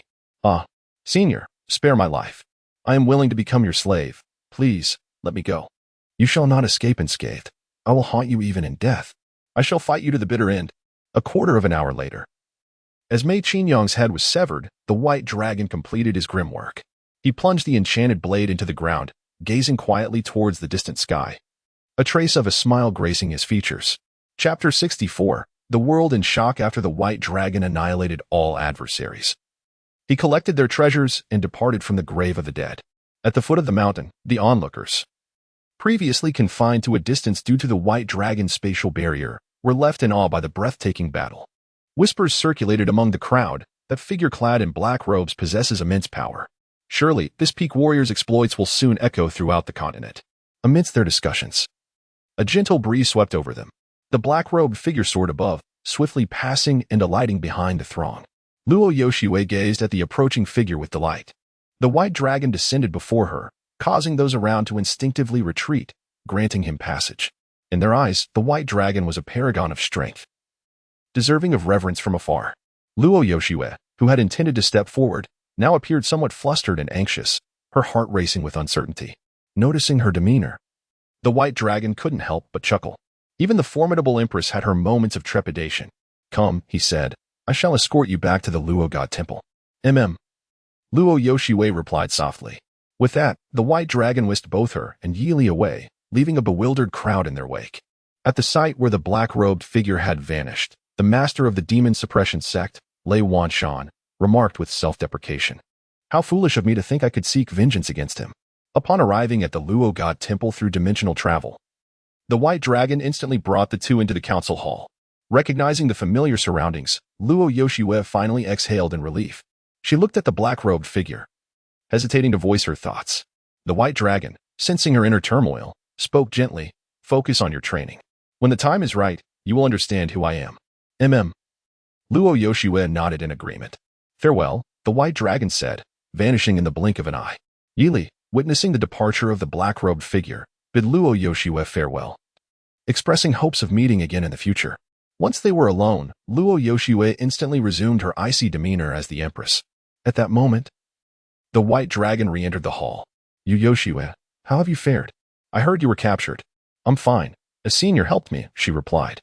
"That's good," the white dragon said, striding towards her and firmly grasping her arm, turning her to face him. He then playfully smacked her on her rear. Smack! A crisp sound echoed through the air. Feigning anger, the white dragon scolded, "I warned you not to seek medicine for me. If anything were to happen to you, my wife would be lost." He playfully swatted her again. Luo Yoshue, taken aback by the unexpected chastisement, stared at the white dragon with wide eyes. Disbelief etched across her face. Soon, her cheeks flushed with a deep crimson, engulfed by an overwhelming sense of embarrassment. She had been struck by a man. And in such an intimate manner, how could she face others if word got out? "You, what do you mean? Did you hear what I said?" Bai Long was genuinely angry. Luo Yoshue had undertaken such a perilous task without even informing him. "Do you have any idea how worried I was about you?" I was wrong." Luo Yoshue lowered her head in embarrassment, recognizing that Bai Long truly cared for her. "Promise me, don't do this again, all right?" "All right." Upon hearing Luo Yoshue's response, Bai Long's face brightened with a smile. "Your Majesty, I must confess, I acted out of impatience and struck you. Why not retaliate against me?" With that, Bai Long turned his back, adopting a posture of surrender. A laugh escaped Luo Yoshue's lips at the sight of Bai Long's antics, dispelling the earlier gloom. She lifted her jade leg and delivered a firm kick to Bai Long. "Ah, Luo Yoshue, you actually meant it." Bai Long arced through the air before crashing heavily onto the training grounds. Luo Yoshue remarked, "You prompted me to take action." She then disregarded Bai Long and began to summon all the generals of the Luo God Hall to inquire about the events that transpired during her absence. Luo Qingshan was overjoyed to see Luo Yoshue return. Due to his blunder, a series of unexpected incidents had unfolded, and he found himself at a loss for words. Now that the Empress had returned, though he would face punishment, it would not be fatal. After an hour of deliberation, Luo Yoshue finally grasped the entirety of the situation. Firstly, someone within Luo God City had spread rumors about her capture, indicating a significant presence of traitors. However, she was astonished to hear Long Zhantian report that Bai Long had swiftly quelled the unrest, earning him widespread praise from all the generals for his composure and cunning. Luo Yoshue had not anticipated this side of Bai Long. She pondered whether to reward him, considering all he had done for her. Perhaps, she thought, that matter could wait for another time. Subsequently, Luo Yoshue issued several commands. First, conduct a thorough investigation in Luo God City to identify any instigators. Second, reassure the citizens that there is no need for alarm. The Empress is always present. Third, reinforce the defenses of Luo God City to prevent any mischief from unscrupulous individuals. Within just a day, these directives restored Luo God City to its former vibrancy. However, on that very day, the news of a cataclysmic battle in the Duanzong Mountains spread like wildfire across the Songlong continent. The rapid dissemination of this information was, in fact, credited to the Linglong Pavilion. Such swiftness would have been impossible otherwise. When the external forces learned of this monumental clash, they were utterly astounded. It is worth noting that no such conflict had erupted on the Songlong continent for over a millennium. They were astonished to witness it in their time. The battles of 1,000 years ago and those of the present both occurred in the Duanzong Mountains. In the wake of these two devastating conflicts, the Duanzong Mountains had been laid to waste, and the atmosphere of death there had intensified to an even more terrifying degree. Now, no one dared to venture near. All factions are speculating about the reasons behind this war. After all, the sudden demise of so many formidable beings is no trivial matter. Subsequently, it was rumored, though the source remains unclear, that the conflict was ignited over a single woman. Instantly, the world was abuzz with astonishment. Many lamented, the beauty brings calamity. They could hardly fathom what manner of woman could incite such fierce confrontations among unparalleled warriors. In the serene and tranquil realms of Panlong Mountain and Xinjiang Valley, undisturbed as ever, the 9-tiered star observation tower stood resolute. The elder of Xinji sat atop the observation platform, gazing contemplatively at the distant sky. He muttered to himself, "What a source of worry, so many have perished in such a short span." "Disciple." With a commanding shout, the master summoned Yu Huang, the valley's leader, who instantly appeared at his side. "Master, you summoned me?" "Venture beyond the valley." Startled by the elder's words, Yu Huang hesitated. "What is the purpose of my departure?" "Seek out that mysterious individual and bring him here." Yu Huang was taken aback. How could he find someone his master could not? "Master, what do you intend to do with him?" If I do not intervene soon, the powerful beings of Songlong continent will be annihilated by him. Are you planning to impose judgment upon him? Upon hearing this, the elder coughed twice, inwardly cursing his disciple's foolishness. It would be more prudent for him to remain in meditation than to attempt such a task. Do not ask so many questions, just go. But where shall I seek him? To the east. With that, the elder fell silent. Yu Huang, bewildered, noted that this was the second time he had heard that term. The first was when Baiming Quangshan had arrived. He then exited the star observation tower. The elder sighed, alas, may no further calamities arise. Chapter 65, The Bashful Empress in the Hall of the Goddess. Within the rain bamboo pavilion, Bai Long reclined in a rocking chair while Yuli stood respectfully behind him. Yili, do you wish to return to the northern domain? Upon hearing Bai Long's words, Yili's heart quivered. He immediately knelt and said, Master, I am willing to follow you forever. No need for such formality, please rise. Yes. Yuli stood up. Bai Long continued, Baiming Quangshan is dead. And your greatest source of anxiety has been resolved. Do you truly not wish to return? This left Yili somewhat speechless. To say he did not wish to return would be disingenuous. No one desires to have a home yet not return to it. However, Yili understood that all he possessed now was a gift from Bai Long, and he could never be ungrateful. Bai Long discerned Yuli's thoughts and said, How about this? I will allow you to return home in due time. At these words, Yili was instantly filled with joy. Thank you, master. Very well. You may leave now. Old servant takes his leave. After Yili departed, Bai Long sat in quiet contemplation. He could not yet fully permit Yili to leave, as he could not act freely at present. Thus, there were matters that required Yili's involvement. Moreover, with Yili present, the Hall of the Goddess would be even more formidable. It would not be too late to let him go once Bai Long's powers were completely unshackled. With a flicker of thought, a pill materialized in the palm of his hand. It was the boundary-breaking pill, a reward from a previous task. It was time to bestow it upon Yu Shui. With that thought, Bai Long promptly rose and departed the rain bamboo pavilion, heading towards the Phoenix Pavilion. Along the way, the maids and servants bowed respectfully, and even many commanders greeted Bai Long warmly. Ever since he had decisively quelled the turmoil within the city of the goddess, the leaders of the 6 halls held him in great esteem. They had issued strict orders to their subordinates to show utmost respect upon encountering Bai Long. Of course, this did not apply to the deceased Chu Shao, whose position had been taken over by one named Lu He. Upon arriving at the Phoenix Pavilion, Bai Long found most of the leaders of the Hall of the Goddess gathered there. Luo Yushui appeared to be conveying orders to them. As Bai Long approached, they all greeted him in unison. Lord Bai, Steward Bai. Bai Long nodded in acknowledgement and then sat beside Luo Yushui. What brings you here? She inquired. I have something for you. What is it? I shall reveal it shortly. Given that others were present, Bai Long could not reveal the boundary-breaking pill. This was a miraculous elixir, and the fewer who knew about it, the better. Otherwise, it could invite considerable trouble. Noticing Bai Long's air of mystery, Luo Yushui refrained from pressing further.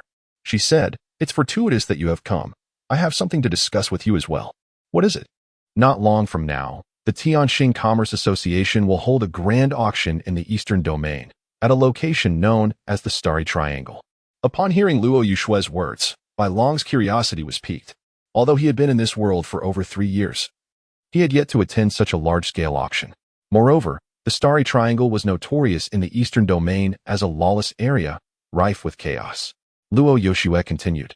Due to the significant elevation of our position in the Eastern Domain, the Tianxing Commerce Association has graciously extended an invitation to us. However, I shall soon retreat for seclusion, and thus cannot attend. Who do you think would be suitable to represent us? Upon hearing this, Bai Long immediately responded, I shall go. What? You wish to attend? Luo Yoshue exclaimed in surprise. Is there a problem? You lack cultivation. What purpose would your presence serve? Rest assured, I possess the means to protect myself. Despite Bai Long's assurances, Luo Yoshue remained uneasy. No. How about this? I will have Long Zhantian accompany me. After all, they have sent you an invitation. If you send just anyone, it would surely be inappropriate.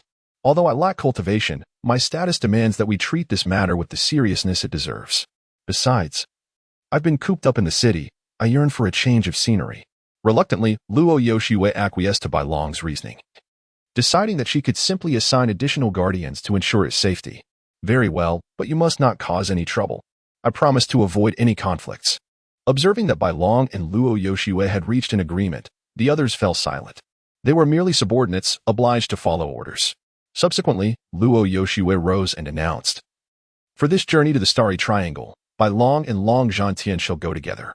The rest shall return to their posts.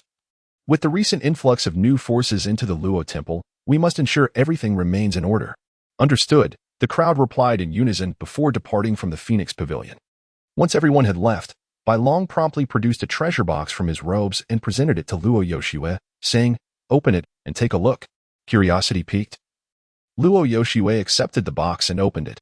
As the lid was lifted, a rich and pure source of energy emanated forth, instantly filling the entire Phoenix Pavilion, even threatening to spill outward. Alarmed by the spectacle, Luo Yoshue hastily closed the box. "What sort of elixir is this?" "A breakthrough pill. Where did you procure it?" "That's not for you to worry about. It is a gift for you." Hesitant, Luo Yoshue pondered whether Bai Long had sought the aid of the Medicine King. Sensing her thoughts, Bai Long reassured her, "Just take it without any burden." "But there are no buts. If you are unwilling to use it, simply discard it." Faced with Bai Long's resolute stance, Luo Yoshue had no choice but to relent, gently nodding in agreement. Bai Long smiled and said, "Now, this is the response of my wife. With your husband treating you so well, how will you repay me?" Realizing his intentions, Luo Yoshue hesitated before shyly saying, "You. Close your eyes." Bai Long looked at Luo Yoshue, excitement shining in his eyes. He had merely spoken in jest, not expecting an actual reward. "All right," he acquiesced, closing his eyes. Seeing this, Luo Yoshue's cheeks flushed slightly as she slowly leaned closer to Bai Long's face, poised to kiss him. At that moment, the white dragon suddenly opened his eyes. He swiftly turned his head, cupping Luo Yoshue's face with his hands, and pressed his lips directly against her crimson ones. A soft sound escaped her lips, and she widened her eyes in disbelief. What followed was a breathless moment. After a minute-long kiss, the white dragon finally released Luo Yoshue. Exclaiming in admiration, "Delightful!" Luo Yoshue covered her lips, her face flushed with crimson. She had never anticipated that the white dragon would kiss her, and for a moment, she felt as bashful as a young girl from the neighborhood. The white dragon remarked, "All right, last time you kissed me, and this time I kissed you. It's only fair. When did I ever kiss you?" Luo Yoshue retorted playfully. Suddenly, she recalled the night she had been intoxicated, sharing a bed with the white dragon, along with a peculiar dream she had. Could it be that those dreams were not merely figments of her imagination, but reality? As this thought crossed her mind, her cheeks flushed even deeper, leaving the white dragon utterly captivated. Luo Yoshue raised her gaze, only to find the white dragon staring intently at her. In a fit of mock anger, she exclaimed, "Get away from me." "All right, I'm going," the white dragon replied, skipping away while humming a cheerful tune. The common folk are truly joyful today. Seeing the white dragon's departing figure, Luo Yoshue couldn't help but feel a mix of amusement and irritation. She toyed with the treasure box in her hands, murmuring, "You rogue, I shall forgive you this time." Meanwhile, the white dragon had exited the Phoenix Pavilion and was on his way back to the Rain Bamboo Pavilion.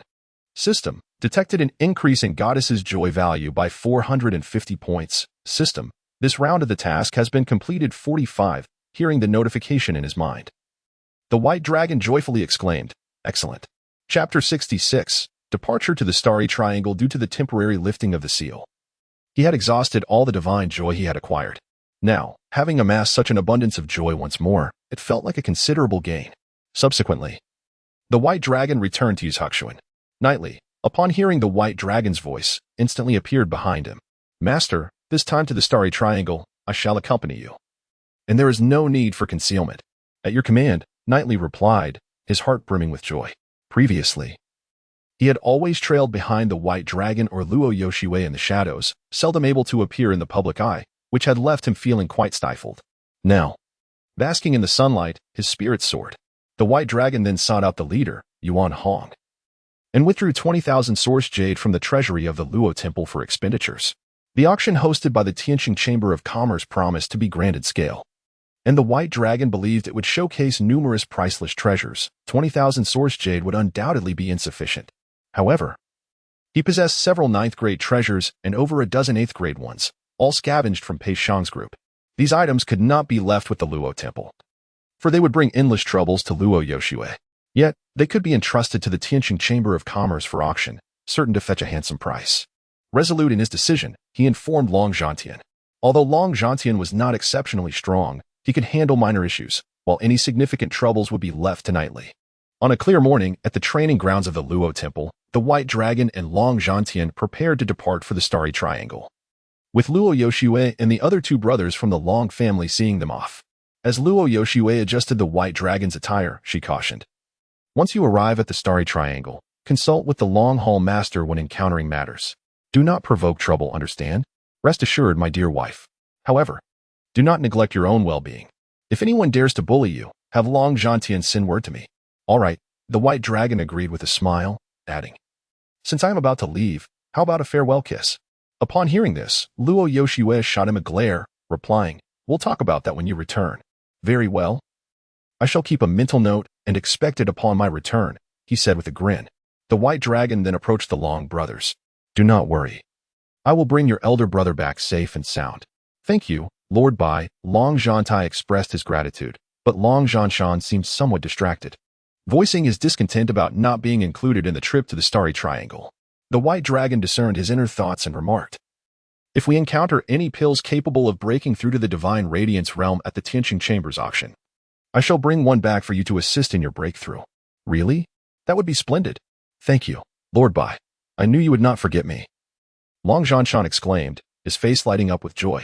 "Time is of the essence. Let us depart," the White Dragon declared. "Agreed," came the response. The White Dragon and Long Zhantian boarded the same sky-splitting eagle. With a flurry of powerful wing beats, the sky-splitting eagle ascended, gradually soaring into the heights of the sky. Once the figures below faded from view, the White Dragon settled into his seat. "Knightley, come forth." As the White Dragon's words fell, Knightley appeared behind him. Long Zhantian, startled by the sudden presence, exhaled in relief upon recognizing Knightley, and bowed respectfully. "It is an honor to see you, Senior Baiming. Please forgive my rudeness." "Not at all," Knightley replied. The two then seated themselves behind the White Dragon. "From this moment forth, you shall address me as young master until our journey concludes," the White Dragon commanded. "Understood," they both responded in unison. This auction event promised many treasures, and should you desire any coveted items, feel free to express your wishes. I shall procure them for you. Joy illuminated their faces as they replied, "Thank you, young master." The trio then lapsed into silence, meditating quietly. The Rift Sky Eagle soared through the clouds, occasionally encountering other practitioners. Some approached out of curiosity, but upon sensing the formidable aura emanating from Knightley, they retreated in haste. The Starry Triangle lies in the southeastern region of the Songlong continent, nestled among the Central Domain, Eastern Domain, and Southern Domain. It is a place of utter chaos. Many factions have attempted to dominate this area but have failed, for its turmoil is overwhelming. It is a melting pot of various sects and a labyrinth of intricate relationships. After 4 days of arduous travel, the White Dragon and his companions finally neared the Starry Triangle. The White Dragon stood, gazing downward. Below lay a vast expanse of black earth, though their altitude prevented them from seeing any inhabitants. "Let us descend," he declared. "Agreed," Long Zhantian replied, maneuvering the Rift Sky Eagle downward. "Knightley, temper your aura," the White Dragon instructed. "Understood." Once the trio alighted on the ground, the White Dragon immediately detected a pungent scent of blood. He glanced into the distance, where several factions clashed violently, the glint of blades flashing as casualties fell one after another. "This place is indeed chaotic," the White Dragon remarked. "Indeed, young master. In our youth, my brothers and I ventured here for some time. However, we eventually ceased our activities and departed." Long Zhantian reminisced, a hint of nostalgia in his tone. "I had no idea you possessed such a colorful past," the White Dragon responded, chuckling lightly. The three soon found a way station, a temporary haven for various mountable beasts. Patrons could pay for their safekeeping. All way stations were under the protection of the Tianqing Merchant Association, and thus, generally, no one dared to provoke them. After securing the Rift Sky Eagle, Long Zhantian returned to the White Dragon's side, and they prepared to head towards Tianmeng City. Just then, an unusual voice echoed from afar. "Oh, if it isn't the Dragon family's eldest. What brings you here? Have you forsaken your life as a mercenary to become a doorman for others?" Laughter erupted, and the three turned to see a group approaching, over 20 individuals, each radiating a terrifying aura, their realms fluctuating around the divine illumination stage. At the forefront was a one-eyed man, a curved blade hanging from his waist, boasting a cultivation level at the 5th layer of the divine illumination stage. Long Zhantian's expression darkened upon recognizing him. He spoke grimly, "Viper, do not provoke trouble." "Do you even deserve it?" The man referred to as Viper sneered disdainfully, then glanced at Long Zhantian, exclaiming in surprise, "I never imagined that you, a mere pup, have actually ascended to the divine illumination realm. What sheer luck you must have stumbled upon." Long Zhantian's face flushed crimson with rage at Viper's words, his eyes brimming with murderous intent as he contemplated confronting Viper. Balong turned to Long Zhantian and inquired, "Do you have a history with them?" "In my earlier days of wandering here, the mercenary group I belonged to was in opposition to Viper's mercenary band. We experienced numerous frictions. Eventually, after our leader perished, our group disbanded, and we brothers departed from the Starshine Triangle." Balong nodded in understanding of Long Zhantian's account. Meanwhile, Viper, gazing at Bai Long, remarked, "Boy, which noble family do you hail from to have a waste like Long Zhantian as your bodyguard? Dismiss him, and we shall protect you instead." Although Viper addressed Bai Long, his gaze lingered greedily on Bai Long's attire, unmasked avarice gleaming in his eyes, akin to a famished wolf eyeing a plump lamb. His companions behind him chimed in, "Indeed. Rich young master, hire us. We are far superior to Long Zhantian and can certainly ensure your safety." As they spoke, they gradually formed a circle, encircling Bai Long and his companions, as if fearing their escape. Witnessing this scene, Bai Long couldn't help but scoff internally, astonished that he had encountered robbers so soon after arriving. He turned to Long Zhantian, saying, "Eliminate them all. That should not contravene Yushue's admonition, right?" Upon hearing Bai Long's words, Long Zhantian recalled the Empress's warning to Bai Long before leaving, advising him to avoid trouble. He awkwardly replied, It should be fine, I suppose." Bai Long asserted, "Very well, Yeli, eliminate them all." Chapter 67. The transaction with a command from the White Dragon. Yili sprang into action. "Ah, please don't kill me." The anguished cries echoed, as the members of the Serpent Mercenary Corps fell, lifeless, into pools of blood within mere breaths. Once all had perished, the White Dragon remarked indifferently, "Let us depart." Thus, the White Dragon and his companions left the scene, making their way toward Tianmong City. Those they passed swiftly yielded the path, still shaken by Yi Li's sudden ferocity. The Serpent Mercenary Corps held a modest renown within the Xingmong Triangle, yet they were dispatched so swiftly by Yi Li, without even the chance to retaliate. Consequently, onlookers surmised that the White Dragon and his entourage must hail from a formidable lineage, not to be trifled with. The trio paid the entrance fee and entered Tianmong City. The atmosphere within the city starkly contrasted with that outside. While the exterior was rife with chaos, bloodshed, and the acrid scent of death, the interior exuded a serene ambience, perfumed with a delicate fragrance. The White Dragon marveled. It appears the Tianqing Merchant Association possesses considerable influence. Indeed, Tianmong City stands as the sole sanctuary within the Xingmong Triangle. Thanks to the efforts of the Tianqing Merchant Association, one of his companions replied. "We should proceed to the Tianqing Merchant Association," the White Dragon suggested. And they made their way toward the establishment. Upon arriving at the entrance of the Tianqing Merchant Association, the White Dragon was once again taken aback. This was his first encounter with such an opulent edifice. The plaque above the entrance, inscribed with the 4 characters of Tianqing Merchant Association, radiated an aura of grandeur. In the White Dragon's view, the Tianqing Merchant Association dwarfed the Linglong Pavilion in terms of magnificence. The comparison was akin to a small sorcerer before a grand magician. However, the White Dragon also drew a conclusion. The Tianqing Merchant Association was exceedingly wealthy. They then stepped into the interior of the Merchant Association, where a maid promptly approached them. "Esteemed guests, what may I assist you in purchasing? Please arrange for a private room," the White Dragon requested. "Certainly, please follow me." The maid replied, leading the White Dragon and his companions upstairs through a series of corridors, until they entered a moderately sized private room. Seated on the sofa, the White Dragon declared, "I wish to sell some treasures." "Sir, our association does not accept items below the 6th rank," the maid replied coolly. She held little expectation that the White Dragon would produce anything of worth, given his apparent lack of cultivation. He seemed to her merely the son of some provincial landowner. The White Dragon turned to Long Zhantian, questioning, "Oh, is this a rule of the Tianqing Merchant Association?" "Indeed, young master," Long Zhantian confirmed, nodding. The White Dragon casually retrieved a weapon from his spatial ring and tossed it onto the table before him. "Is this sufficient?" The maid's breath quickened. Her complexion flushed as she beheld the weapon. Just moments ago, she had doubted the White Dragon's ability to present anything of value, yet he had unveiled an 8th-rank treasure. The radiance emanating from the artifact clearly indicated it was of peak 8th-rank quality. The maid, now visibly excited, exclaimed, "That will suffice, sir." Having worked there for over 2 years, she had rarely encountered such a remarkable item. As an ordinary maid, she primarily handled treasures of the 6th rank, with the 7th rank being a rarity.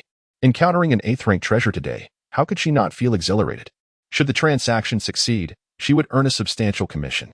Bai Long remarked, "Please summon your supervisor." Upon hearing his words, the maid's expression immediately soured.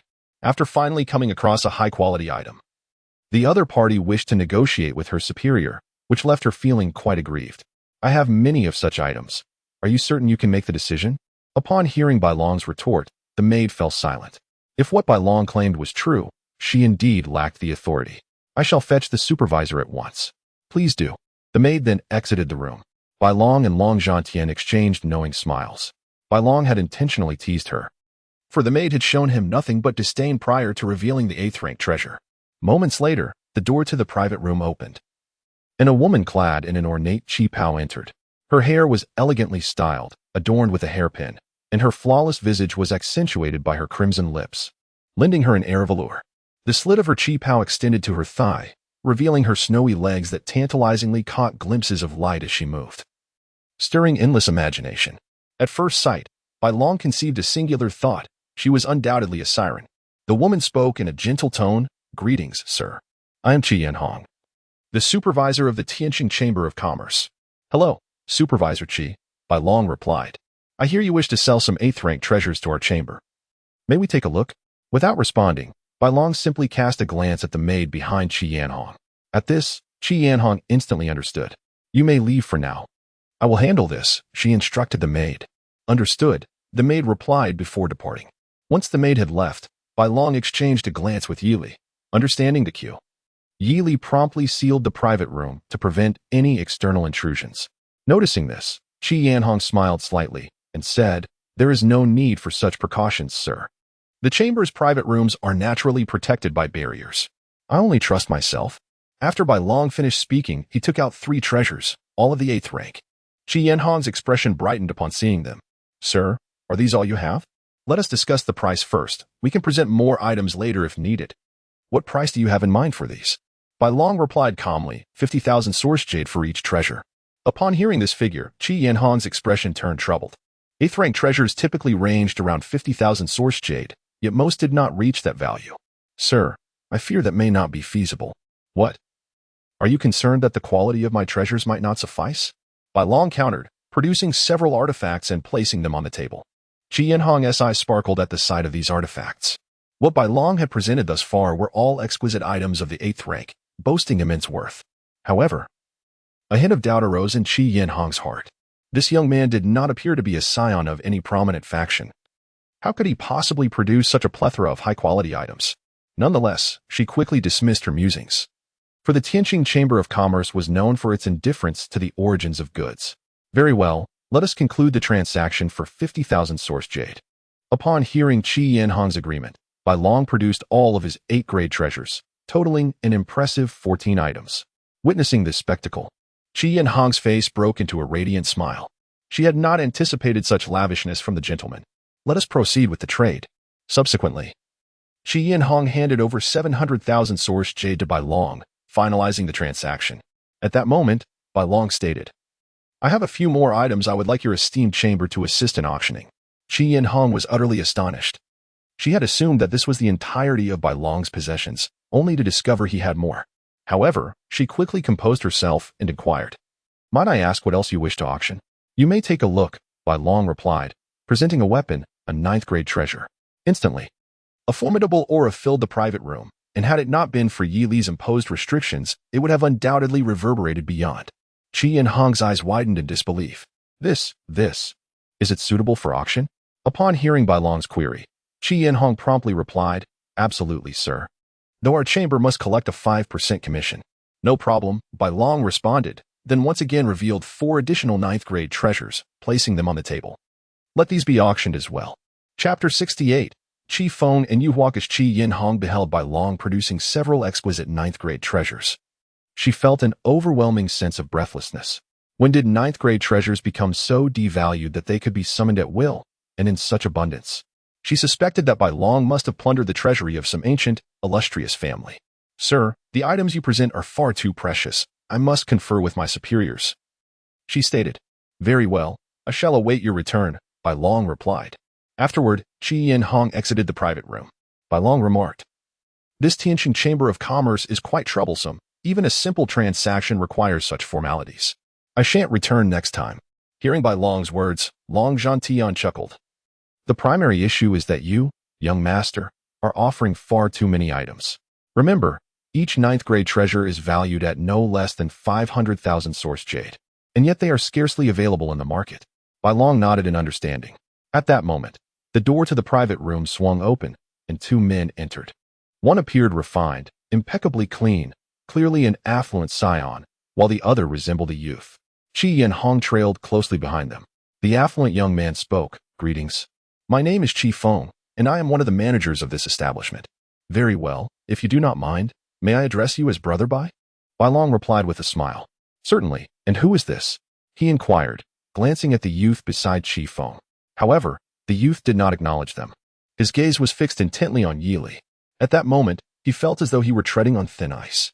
The instant he entered the room, he sensed Yi Li's presence, which exuded an aura of extreme danger.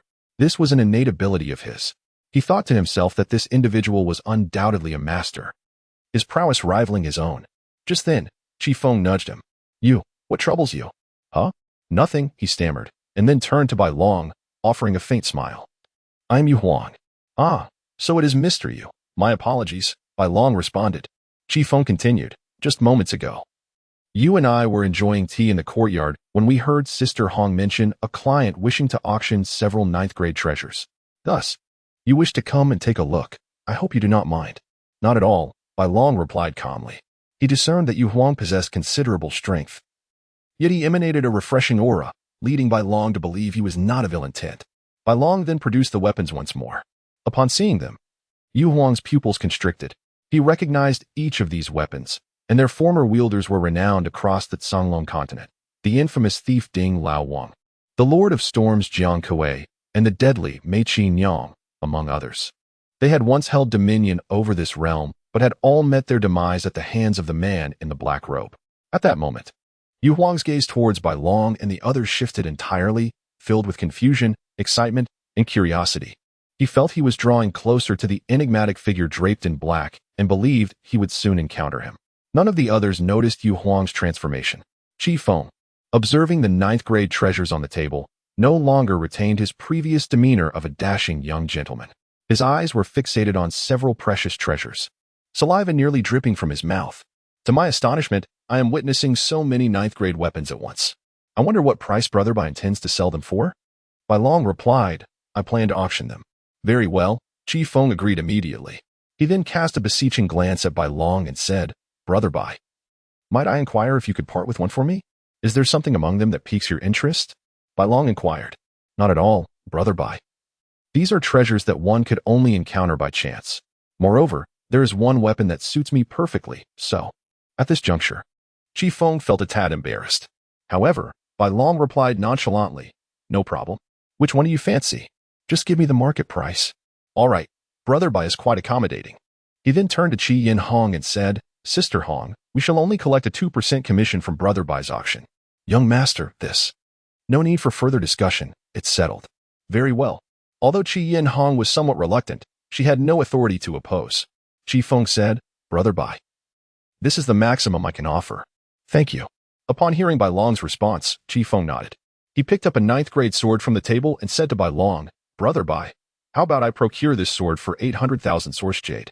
Since you call me Brother Bai, I shall offer you a discount, 500,000. "Excellent." Qi Feng was overjoyed. Even Qi Yin Hong, standing behind him, wore a puzzled expression. She had not anticipated Bai Long would sell the sword at such a low price. This time, her gaze towards Bai Long was tinged with curiosity. Who exactly is this handsome man before her?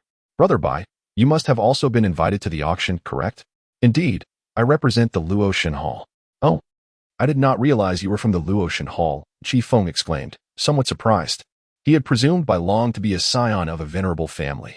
However, he quickly understood that the Luotian Hall's foundation was hardly inferior to that of any ancient family. Just a single figure in a black robe could nearly dominate the entire Canglong continent. Upon hearing Bai Long's words, Yu Huang, standing nearby, brightened with interest. He was now even more convinced that this individual named Bai Long was undoubtedly connected to the man in the black robe. He had indeed come to the right place. Chi Feng said, "In that case, Brother Bai, please accompany me to the guest house. The surroundings are pleasant, and I will arrange accommodations for you." "Thank you." Subsequently, Chi Feng led Bai Long and the others out of the private room. The guest house was where Chi Feng conducted his daily activities. The environment was exquisitely beautiful, and the source energy was abundant, rivaling Bai Long's Yuju Pavilion. "Brother Bai shall reside here for the next few days, and when the auction begins, we will attend together." "Certainly." Just as Chi Feng was about to take a seat, a guard hastily entered and whispered something in his ear. Chi Feng's expression changed abruptly, and he addressed Bai Long and the others, saying, "Brother Bai, there has been a situation ahead that requires my attention. Please continue your conversation." "Hong Jie, you stay here to keep an eye on things." "Understood, young master," Hong Jie replied, and Chi Feng hurriedly departed. Chi and Hong then turned to Bai Long and Yu Huang, saying, "Please, take a seat." "Very well." Bai Long and Yu Huang sat facing each other, while Chi and Hong poured tea for them. Yu Huang quietly observed Bai Long. In his perception, Bai Long appeared to be an ordinary individual. However, he speculated that Bai Long could not be so simple. After all, the formidable Yili stood behind him, a master of equal strength to his own. Such a skilled individual could hardly be expected to accompany an ordinary person. Moreover, from his demeanor, it seemed as if Bai Long was indeed the master, which further piqued Yu Huang's curiosity regarding Bai Long's true identity. Though Bai Long was occupied with sipping his tea, he did not miss the subtle movements of Yu Huang. "Mr. Yu, is there a reason you are staring at me?" Bai Long inquired. Upon hearing Bai Long's words, Yu Huang offered an awkward smile. "It's nothing. Merely a curiosity about Mr. Bai's identity." Bai Long replied, "You mean me? I am merely a humble steward at the Luo Shen Hall, hardly worth mentioning. A mere steward, yet one who possesses such an array of ninth-grade treasures?" Upon hearing this, Bai Long let out a cold laugh, and the tension in the air intensified. Chapter 69. Taking action earlier, within the private room, Bai Long had discerned Yu Huang's intentions. He was taken aback to discover that Yu Huang was indeed targeting the figure in the black robe, yet he remained uncertain whether Yu Huang's purpose was benevolent or malevolent. Bai Long calmly remarked, "Mr. Yu, do not jest. Setting aside whether I can procure these ninth-grade treasures, even if they do not belong to me, what concern is it of yours?" Upon hearing Bai Long's words, Yu Huang cast a sidelong glance at him and replied, "Do not misunderstand. I merely spoke in passing." "Very well," Bai Long inquired, "might I ask from whence you hail?" "I come from a remote mountain village," Yu Huang casually responded. "By chance, I encountered Chi Feng here and was invited to join." However, to Bai Long's ears, this sounded like a fabrication. Such a small village could scarcely nurture a master of Yu Huang's caliber. In truth, Yu Huang had not been mistaken. The Valley of Divine Machines was indeed a humble village nestled within Panlong Mountain. Subsequently, both men lapsed into silence, quietly sipping their tea. At that moment, a cacophony erupted from outside. Chi and Hong, noticing that the commotion had disturbed the tranquility of the small courtyard, addressed Bai Long and the others, saying, "Please wait a moment. I shall go and investigate." "Be my guest," she was bid. Chi and Hong swiftly departed, and shortly thereafter, she returned, her countenance markedly grim. Observing this, Bai Long inquired, "What transpired outside?" "Young Master Bai, a faction is seeking you outside, but my young master has blocked their entry, resulting in a minor altercation." Bai Long was instantly perplexed. He had no acquaintances in the Starry Triangle. Who could possibly be searching for him? "Do you know which faction it is?" "They are a formidable presence that has recently emerged in the Starry Triangle, amassing numerous small gangs and mercenary groups under their banner. They refer to themselves as the Hall of Demon Kings." "Oh." At this revelation from Chi and Hong, Bai Long seemed to grasp the situation. Since arriving in the Starry Triangle, his only involvement had been the annihilation of the Venomous Snake Mercenary Corps. Evidently, there were still forces behind this mercenary group. Bai Long rose and declared, "Let us go and see." "There is no need for such measures. My young master will handle this matter." "No. I prefer to resolve my own affairs." With that, Bai Long cast a glance at Yu Huang. "Mr. Yu, will you not accompany us to take a look? I find myself rather bored. It would be a welcome diversion." Thus, the group exited the small courtyard and proceeded towards the main hall. Upon emerging, Bai Long immediately spotted a group confronting Chi Feng before the entrance of the Tianqing Chamber of Commerce. At the forefront was a man exuding a palpable aura of bloodlust. He proclaimed, "Chi Feng, hand over that young man promptly, or do not blame us for our lack of civility. Yes, surrender him at once." Those who dare to touch a member of the Hall of Demon Kings are courting death. Chi Feng responded, Mr. Blood Ghost, it is impossible for me to surrender anyone. Once they enter the Tianqing Chamber of Commerce, they are my guests, and you shall not entertain such thoughts. Are you certain you wish to oppose the Hall of Demon Kings? Upon hearing the words of the Blood Demon, Chi Feng replied, I harbor no such intentions. Once outside Tinmong City, I shall refrain from interference. However, within Tinmong City, especially in my Tianqing Chamber of Commerce, I cannot turn a blind eye. In response to this declaration, the Blood Demon threatened, I hope you do not come to regret your decision. My subordinates, once we exit Tinmong City, apprehend anyone attending the Tianqing auction. The minions of the Blood Demon shouted in unison, yes.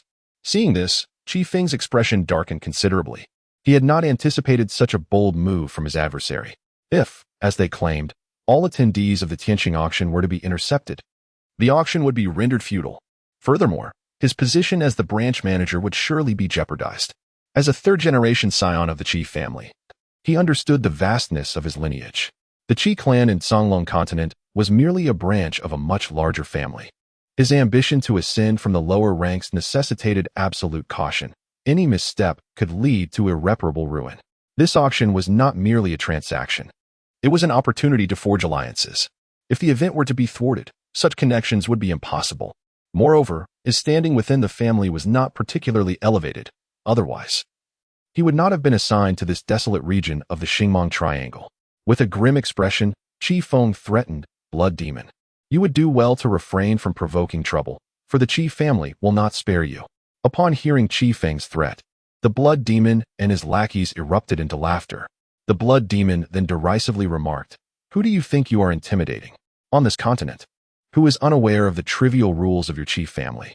Until you officially assume control of the family business, you will not receive any support from them. Do you dare to threaten me? Do you believe I can ensure you never see the light of day again? After uttering these words, the Blood Demon regarded Chi Feng with disdain. He had long since discerned Chi Feng's vulnerabilities, which emboldened his audacity. As long as he did not overtly disrupt the Qi family's commerce, killing Chi Feng would bear no consequence. Disrupting the commerce would be a direct affront to the Qi family's dignity, which was absolutely unacceptable. However, Chi Feng, being a distant relative yet to assume control of the family business, was expendable and would serve only as evidence of his ineptitude. Moreover, the Blood Demon had learned that Chi Feng was accompanied only by a guardian at the 9th level of the life and death realm, a fact that did not intimidate the forces of the Demon King's palace. Chi Feng was left incensed by these words, his face flushed with anger.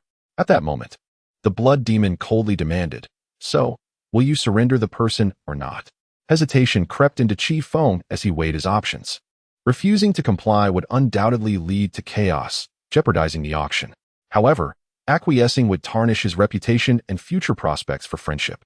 Just as Chi Feng found himself in this dire conundrum, Bai Long emerged from the hall. I hear you are looking for me? He inquired. The Blood Demon, taken aback by the sudden appearance of Bai Long, expressed surprise. I did not expect this country bumpkin to dare show himself. As Chi Feng beheld the white dragon, he swiftly approached and whispered, Brother Bai, why have you come out? You must return. I can handle this. It's not right for you to bear the burden. The white dragon, glancing at the Blood Demon, replied, Proceed. How do you wish to proceed? Kid, return with us to the Demon King's palace and repent before our Lord. I might spare your life, the Blood Demon threatened. In response, the white dragon offered a faint smile. I do relish your bravado. Yeli, eliminate everyone except him. Yes, master. As these words were uttered, Yeli vanished like a specter behind the white dragon. Soon after, the air was filled with the anguished cries of the Blood Demon's followers. Ah, help me. The Blood Demon watched in horror as his subordinates fell one by one, unable to see their assailant, only feeling a chill creep down his spine. This scene was utterly surreal, a sight he had never encountered before. In mere moments, he found himself the sole survivor. Standing amidst the corpses, the Blood Demon trembled, pointing a quivering finger at the white dragon. Who are you? Disable him, came the succinct command. Ah! With a resounding clap, Yeli struck the Blood Demon, sending him hurtling through the air, blood spilling from his mouth as he collapsed to the ground. Struggling to rise, he seethed, You dare to cripple my power? Our demon lord will not let you go. The white dragon approached the fallen figure, leaning close to whisper, Return and inform your demon lord that I await him here. You. Get lost. Having uttered this, the white dragon disregarded the Blood Demon, making his way back to the entrance of the Tianjin Commerce Association. Brother Qi, there is no need for concern. I will resolve this matter, he assured. All right. Qi Feng was at a loss for words. Still reeling from the earlier events, he had not anticipated the White Dragon to be so decisive in his actions. Nor did he expect to be accompanied by such a formidable ally. A wave of envy washed over him. If only he had such a powerful companion, his ambitions would surely flourish. Meanwhile, Yu Huang stood nearby, equally astonished. From the earlier display of Yeli's prowess, he found himself barely able to perceive his movements, suggesting that Yeli's strength surpassed even his own. The White Dragon declared, "Let us proceed inside." Very well. Following this, Qi Feng instructed his men to tidy the entrance and, together with the White Dragon and others, they entered the Tianjin Commerce Association. Chapter 70. Explosive news after the disappearance of the young man by Long and his companions. The onlookers lining the streets began to murmur among themselves. This young man truly lacks awareness of the gravity of his actions. How dare he offend the Demon King's palace? Indeed, I fear for his life. Let us hope he does not bring calamity upon Tianmeng City. Everyone believed that Bai Long had stirred up a significant disaster, certain to incite the wrath of the Demon King's palace, which would undoubtedly result in a tempest of bloodshed. However, as days turned into weeks, the anticipated revenge from the Demon King's palace did not materialize. Instead, two more sensational pieces of news emerged from the Tianjin Merchant Association. The upcoming Tianjin auction would feature a ninth-grade treasure, alongside rumors related to the Ice Emperor's hidden treasure. These revelations, once embellished by the Linglong Pavilion, swiftly spread across the Songlong continent, igniting a whirlwind of excitement. It is worth noting that on the Songlong continent, ninth-grade treasures represent the pinnacle of weaponry, while 10th-grade artifacts are exceedingly rare. Consequently, whenever a ninth-grade treasure appears, it incites a frenzy of competition. Although the market price for such treasures is set at a base of 500,000 source gems, the reality is that one would require several million source gems to secure a purchase. Even first-rate factions would struggle to amass such sums. Only ancient aristocratic families could afford them. The rumors of the Ice Emperor's treasure further fueled the envy of many. In a secluded courtyard, Bai Long, Qi Feng, and Yu Huang were enjoying tea and engaging in light conversation.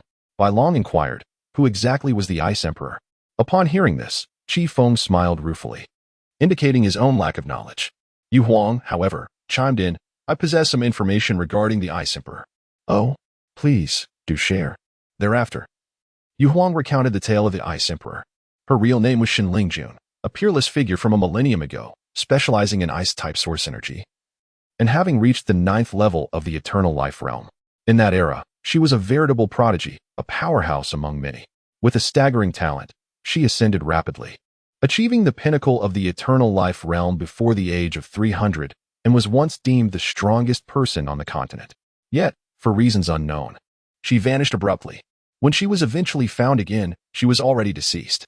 However, a letter was discovered among her belongings, revealing that she had left behind a treasure amassed throughout her lifetime. The wealth of a 9th-level Eternal Life powerhouse is beyond imagination. Most significantly, Xin Lingjun had possessed an artifact known as the Heart of Ice, a supreme 10th-grade treasure. This gem is the most alluring object for those who specialize in ice-type source energy. At that time, many had scoured the continent in search of it, but to no avail, and the matter faded into obscurity. It is astonishing that news of the Ice Emperor's treasure has resurfaced now. Hearing this, Bai Long turned to Qi Feng and asked, is the map presented by that individual genuine? Our elder has verified its authenticity. It is indeed real. Bai Long nodded thoughtfully. If the map proves to be legitimate, it would undoubtedly incite tremendous upheaval. The allure of a supreme 10th-grade artifact is beyond measure. Previously, he had battled alongside Pei Shang and others against 8 immortals, none of whom possessed a 10th-grade artifact, underscoring the rarity of such treasures. Moreover, the White Dragon expressed a keen interest in this precious relic. Luo Yoshue, being a practitioner of ice-type source energy, would greatly benefit from the Heart of Ice, and presenting it to her would undoubtedly enhance her capabilities. The White Dragon pondered, realizing that he, too, must partake in this endeavor. In the following days, the White Dragon and Yu Huang remained at a secluded villa, anticipating the commencement of the auction. Qi Feng busied himself with the arrangements for the event. As the auction drew near, an increasing number of factions flocked to Tianmeng City. Prominent groups from the eastern region, such as the Star-Picking Tower, the Medicine King Valley, Qiandao Pavilion, and the 12 sects of the Demon Gate, arrived early due to their proximity. Meanwhile, first-tier forces from the central region, including the Demon Suppression Sect, the Listening Tide Pavilion, the Fire Cloud Palace, and the Fairy Sect, among others, also made their presence known, with countless second-tier factions joining the throng. The inns, taverns, and goose houses within Tianming City were filled to capacity. On one particular day, a prestigious family with a history spanning millennia arrived in Tianming City. The streets were lined with onlookers, all craning their necks towards the city gates. For colossal dragon horses pulled a golden palanquin, each beast a peak-level 7th-grade demon beast, corresponding to the pinnacle of a practitioner's divine illumination realm. The elderly driver exuded an intimidating aura, being at the 5th level of the reincarnation realm. The palanquin was adorned with intricate carvings of ice flowers, seemingly a symbol of the family crest. At that moment, a voice cried out, "It is the Situ family." The crowd gasped in astonishment. What? The foremost family on the continent? They speculated on which esteemed member of the Situ clan occupied the palanquin. The white dragon and his companions, amidst the throng, glimpsed the approaching carriage. He remarked, "How ostentatious. It seems they fear no one is aware of their arrival." Yu Huang, standing beside him, commented, "This must be the vanity of the foremost family." The air around the palanquin was infused with a subtle fragrance, creating a sense of comfort and ease, while the interior boasted opulent and grand decorations. Inside, two young individuals sat, a strikingly handsome young man, embodying the image of a wealthy heir, and a young woman, veiled yet exuding an enchanting figure that hinted at her extraordinary beauty. These two were none other than the direct descendants of the third generation of the Situ family, Situ Mingwei and Situ Xingchen. Situ Xingchen reclined slightly, crossing his legs, and casually remarked, "Sister, do you believe this news to be authentic?" "I cannot say for certain, but given that it comes from the Tianqing Chamber of Commerce, it should be credible," she replied. "Humph, if they dare to deceive me with false information, I shall obliterate the Tianqing Chamber of Commerce." Situ Xingchen sneered, as if it were merely a trivial matter to him. Upon witnessing her brother's demeanor, Situ Mingwei immediately pointed at his head with a green onion, saying, "You, spoiled by our father." Situ Xingchen responded with a silly grin, feeling utterly incapable of defying his elder sister. Subsequently, Situ Mingwei pulled aside the curtain of the carriage and addressed the driver. "Uncle Wu, have we arrived?" "Just ahead, miss," replied the driver, Uncle Wu, as he tugged on the reins, bringing the dragon steed to an immediate halt. Situ Mingwei and Situ Xingchen alighted from the carriage. Standing before the entrance of the Tianqing Chamber of Commerce, Situ Mingwei lifted her gaze to the plaque above and whispered, "Not bad." At that moment, Qi Feng emerged from within the chamber, hastening forward with a smile. "Miss Situ, welcome. I apologize for not greeting you sooner. Please, allow me to escort you inside." Following this, Qi Feng led the Situ siblings into the Tianqing Chamber of Commerce. Those outside wished to enter as well, but were promptly halted by the guards at the gate. As the commotion subsided, the crowd gradually dispersed. Bai Long remarked, "Shall we return?" "Indeed," replied the others, and they all made their way back to their quaint residence. In the following days, several venerable families arrived. Yet none matched the grandeur and liveliness of the Situ family's arrival. To Bai Long and Yu Li's surprise, the Baiming family from the northern domain had also come. Led by their esteemed elder, Baiming Tian, they maintained a low profile, settling into an inn upon entering the city without engaging with anyone. Observing this, Yi Li felt a wave of melancholy. With Baiming Quangxing deceased and himself estranged from the family, it seemed the Baiming family's circumstances were far from favorable. Noticing Yu Li's despondent expression, Bai Long suggested, "Why not pay them a visit? Let them know you are still alive." Upon hearing Bai Long's words, Yi Li was instantly filled with exhilaration. "Thank you, master." "Go then," Bai Long replied, as Yi Li vanished, leaving Bai Long to quietly contemplate in the courtyard. Chapter 71. Qi Feng's troubles on a radiant morning. In a quaint courtyard, Bai Long was engaged in leisurely conversation with Yu Huang when Qi Yin Hong hurriedly approached. Her expression bore a hint of anxiety as she exclaimed, "Mr. Bai, something has happened to our young master." "What is it?" Bai Long inquired. "Our president has arrived in Tianming City. Isn't that a good thing? Why do you say something has happened to Qi Feng?" "The matter is as follows." Qi Yin Hong then recounted the entire incident to Bai Long. Qi Feng, a distant relative of the Qi family, had been assigned to manage the family S branch in the Star Triangle. Initially, he was of little concern to anyone, being merely an inconspicuous figure. However, The recent auction featured treasures of the 9th rank and the Ice Emperor as treasure, which suddenly elevated the status of the Tianxing branch. And Qifeng found himself basking in the newfound glory, gaining a modicum of fame. Consequently, the clans in the central domain convened, and after deliberation, the elders deemed Qifeng's age and strength insufficient to oversee the auction, deciding to replace him. Upon hearing this, Bai Long asked, "Who will take over the auction in his stead?" "Qiao Jun." "And who is he?" "He is the direct heir of our chief family and has been recognized as the next clan leader." "Ah, I see," Bai Long comprehended instantly. This was a clear indication that Qifeng had inadvertently cultivated a fruitful opportunity, and they were now poised to reap the benefits. As the heir, Qiao Jun would undoubtedly receive greater support from the elders by leveraging this auction to enhance his standing and forge connections. His position as clan leader would be all but secured. It was a lamentable fate for Qifeng, who would see his hard-earned achievements slip away. Bai Long remarked, "This is ultimately a matter concerning your chief family. It is not my place to intervene. Mr. Bai, I implore you to assist my young master, please." Qi Yanhong urgently tugged at Bai Long's sleeve, her eyes shimmering like autumn waters, capable of entrancing any man. "Please refrain from such gestures. I am a married man." Bai Long replied, hastily stepping back. Long Zhantian was still in the courtyard, and should he witness this, he would undoubtedly report back to Luo Yushui, claiming Bai Long was consorting with other women, which would lead to considerable trouble. He turned to observe Long Zhantian, who was amusing himself by coaxing birds under a tree, and he let out a quiet sigh of relief. Upon hearing Bai Long's response, Qi Yanhong's cheeks flushed with embarrassment. Yet soon after, her eyes glistened with unshed tears, presenting a pitiable visage. Seeing her in such a state, Bai Long sighed and inquired, "How do you wish for me to assist Qifeng?" At these words, Qi Yanhong's eyes sparkled with hope, and she fervently replied, "It is entirely up to you, Mr. Bai. Just ensure my young master does not leave empty-handed." "Very well, I shall consider it," Bai Long responded, settling onto a stone bench to ponder quietly. Meanwhile, Yu Huang observed Bai Long with curiosity, speculating on what solution he might devise. In truth, if Yu Huang were willing to intervene, the matter could be resolved with relative ease. The title of the Lord of the Divine Machine Valley may merely serve as a facade. However, the moment he speaks, the chief family will undoubtedly take heed. This time, though, he has come with a mission and must not reveal his identity lightly. After much contemplation, Bai Long suddenly experienced a moment of clarity. "Have you devised a plan?"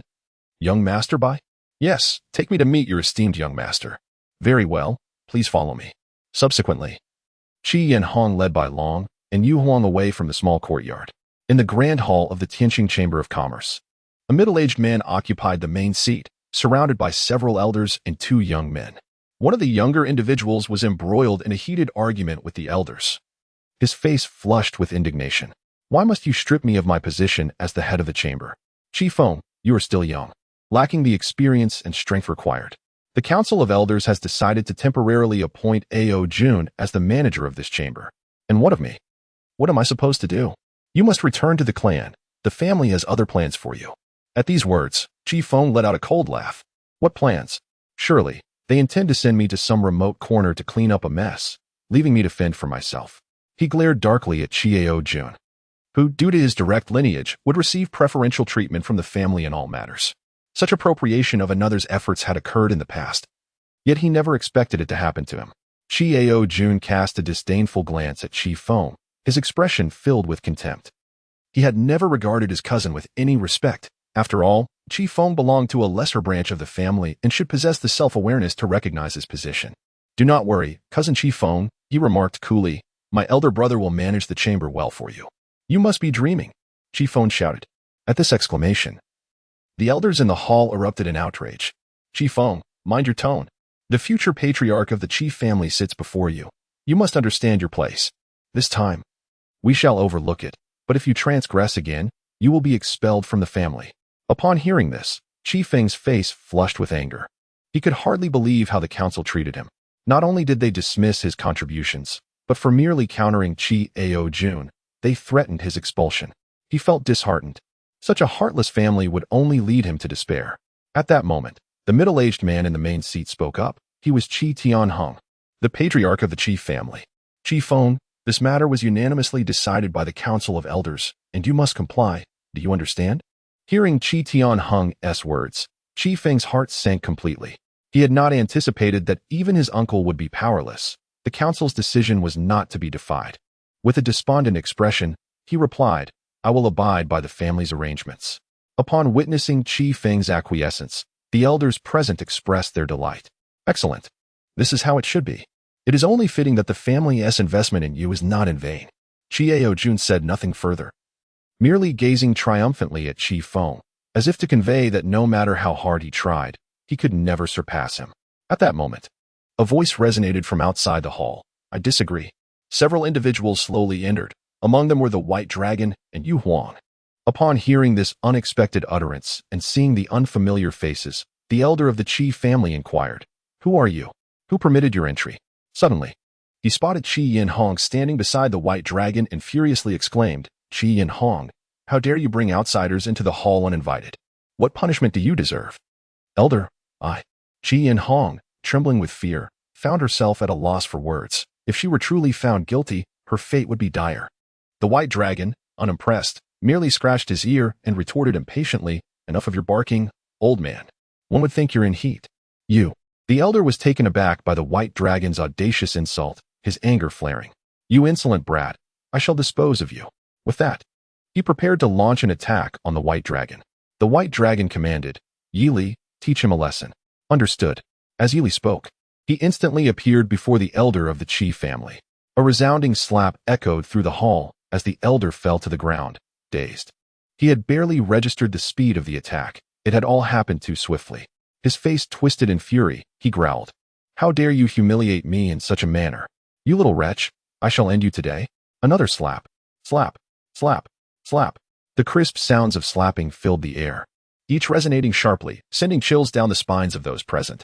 The other elders and attendants wore grave expressions, aware that the assailant possessed extraordinary strength, having not even glimpsed his figure. In a short time, the elder's face bore the imprint of fingers, swollen and bruised.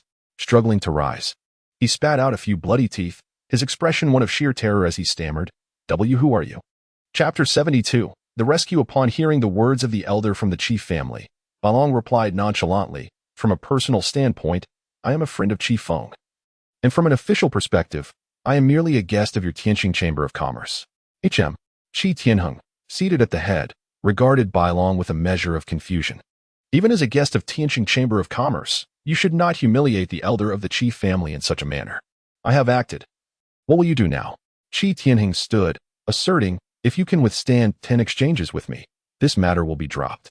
Upon hearing this, the elder of the Qi family became indignant. "Patriarch, how can you let them off so easily? They must be captured and hung in Tianmong City. So they understand the consequences of offending the Qi family. Yes, they are utterly ignorant." The elders present exclaimed, filled with righteous indignation. Bailong's earlier actions had undoubtedly struck them hard, and they demanded severe punishment. "Enough, my decision is made," Qi Tianheng declared, suddenly adopting a commanding tone. He turned to Bailong, saying, "Let your man take action, otherwise the opportunity will slip away." "Are you certain?" Bailong replied, a smile playing at the corners of his lips as he regarded Qi Tianheng. What audacity this man possessed, believing he could contend with Yi Li. If he were to lose shortly, it would be amusing to see where he would hide his face. "Yi Li, since Patriarch Qi has allowed you to strike first, then please proceed." "Yes." Yi Li stepped forward, calmly fixing his gaze upon Qi Tianheng. Upon seeing Yi Li, Qi Tianheng's pupils constricted. He suddenly felt as though he was facing an insurmountable mountain rather than a mere man. Yi Li did not waste words. He summoned the power within him and launched an attack on Qi Tianheng. With a resounding boom, Yi Li left behind several afterimages, instantly appearing before Qi Tianheng. He thrust his fist, enveloped in dense source energy, directly towards Qi Tianheng's chest. Qi Tianheng, witnessing this, hastily attempted to defend himself. However, his strength was ultimately inferior to Yi Li's, and he was sent flying by the punch. Boom! Splintered wood flew in all directions, and the residual waves from the clash of energies caused the onlookers to stagger backward. They stared at Yi Li in astonishment. Qi Tianheng picked himself up from the ground, brushing off the dust from his clothes. He had not sustained significant injury. His opponent had shown mercy. Otherwise, he might not have been able to rise at all. With a grave expression, Qi Tianheng fixed his gaze on Yi Li and inquired, "May I ask your esteemed name?" A person of such power cannot possibly be an unknown in the Songlong continent. Yet, he remained unaware of the identity of his formidable opponent. Calmly, Yili replied, "My surname is Baiming." At this revelation, the members of the chief family were taken aback. Qi Tianheng, perplexed, asked, "Are you from the Baiming clan?" In the Songlong continent. Aside from the Baiming clan, who else would dare to bear that surname? Upon hearing Yili's merciless taunt, Qi Tianheng's face flushed with embarrassment. The others were equally astounded. They had not anticipated that such a powerful figure from the Baiming clan still existed in the world. After the untimely demise of the esteemed Bei Ming, the world believed that the Bei Ming family had lost all its formidable members. To their astonishment, a remarkable individual has now emerged. Qi Tianheng immediately donned a beaming smile, acknowledging, it is an esteemed elder of the Bei Ming family. My apologies. It is an honor to meet you." The crowd bowed in respect, greeting Yili with reverence. Bai Long observed this scene with surprise.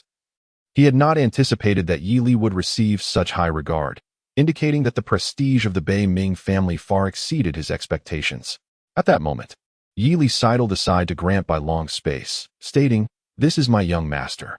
What? The assembly was collectively incredulous. If the individual before them truly was the young master of the Bei Ming family, his status would surpass even that of Qi Jun.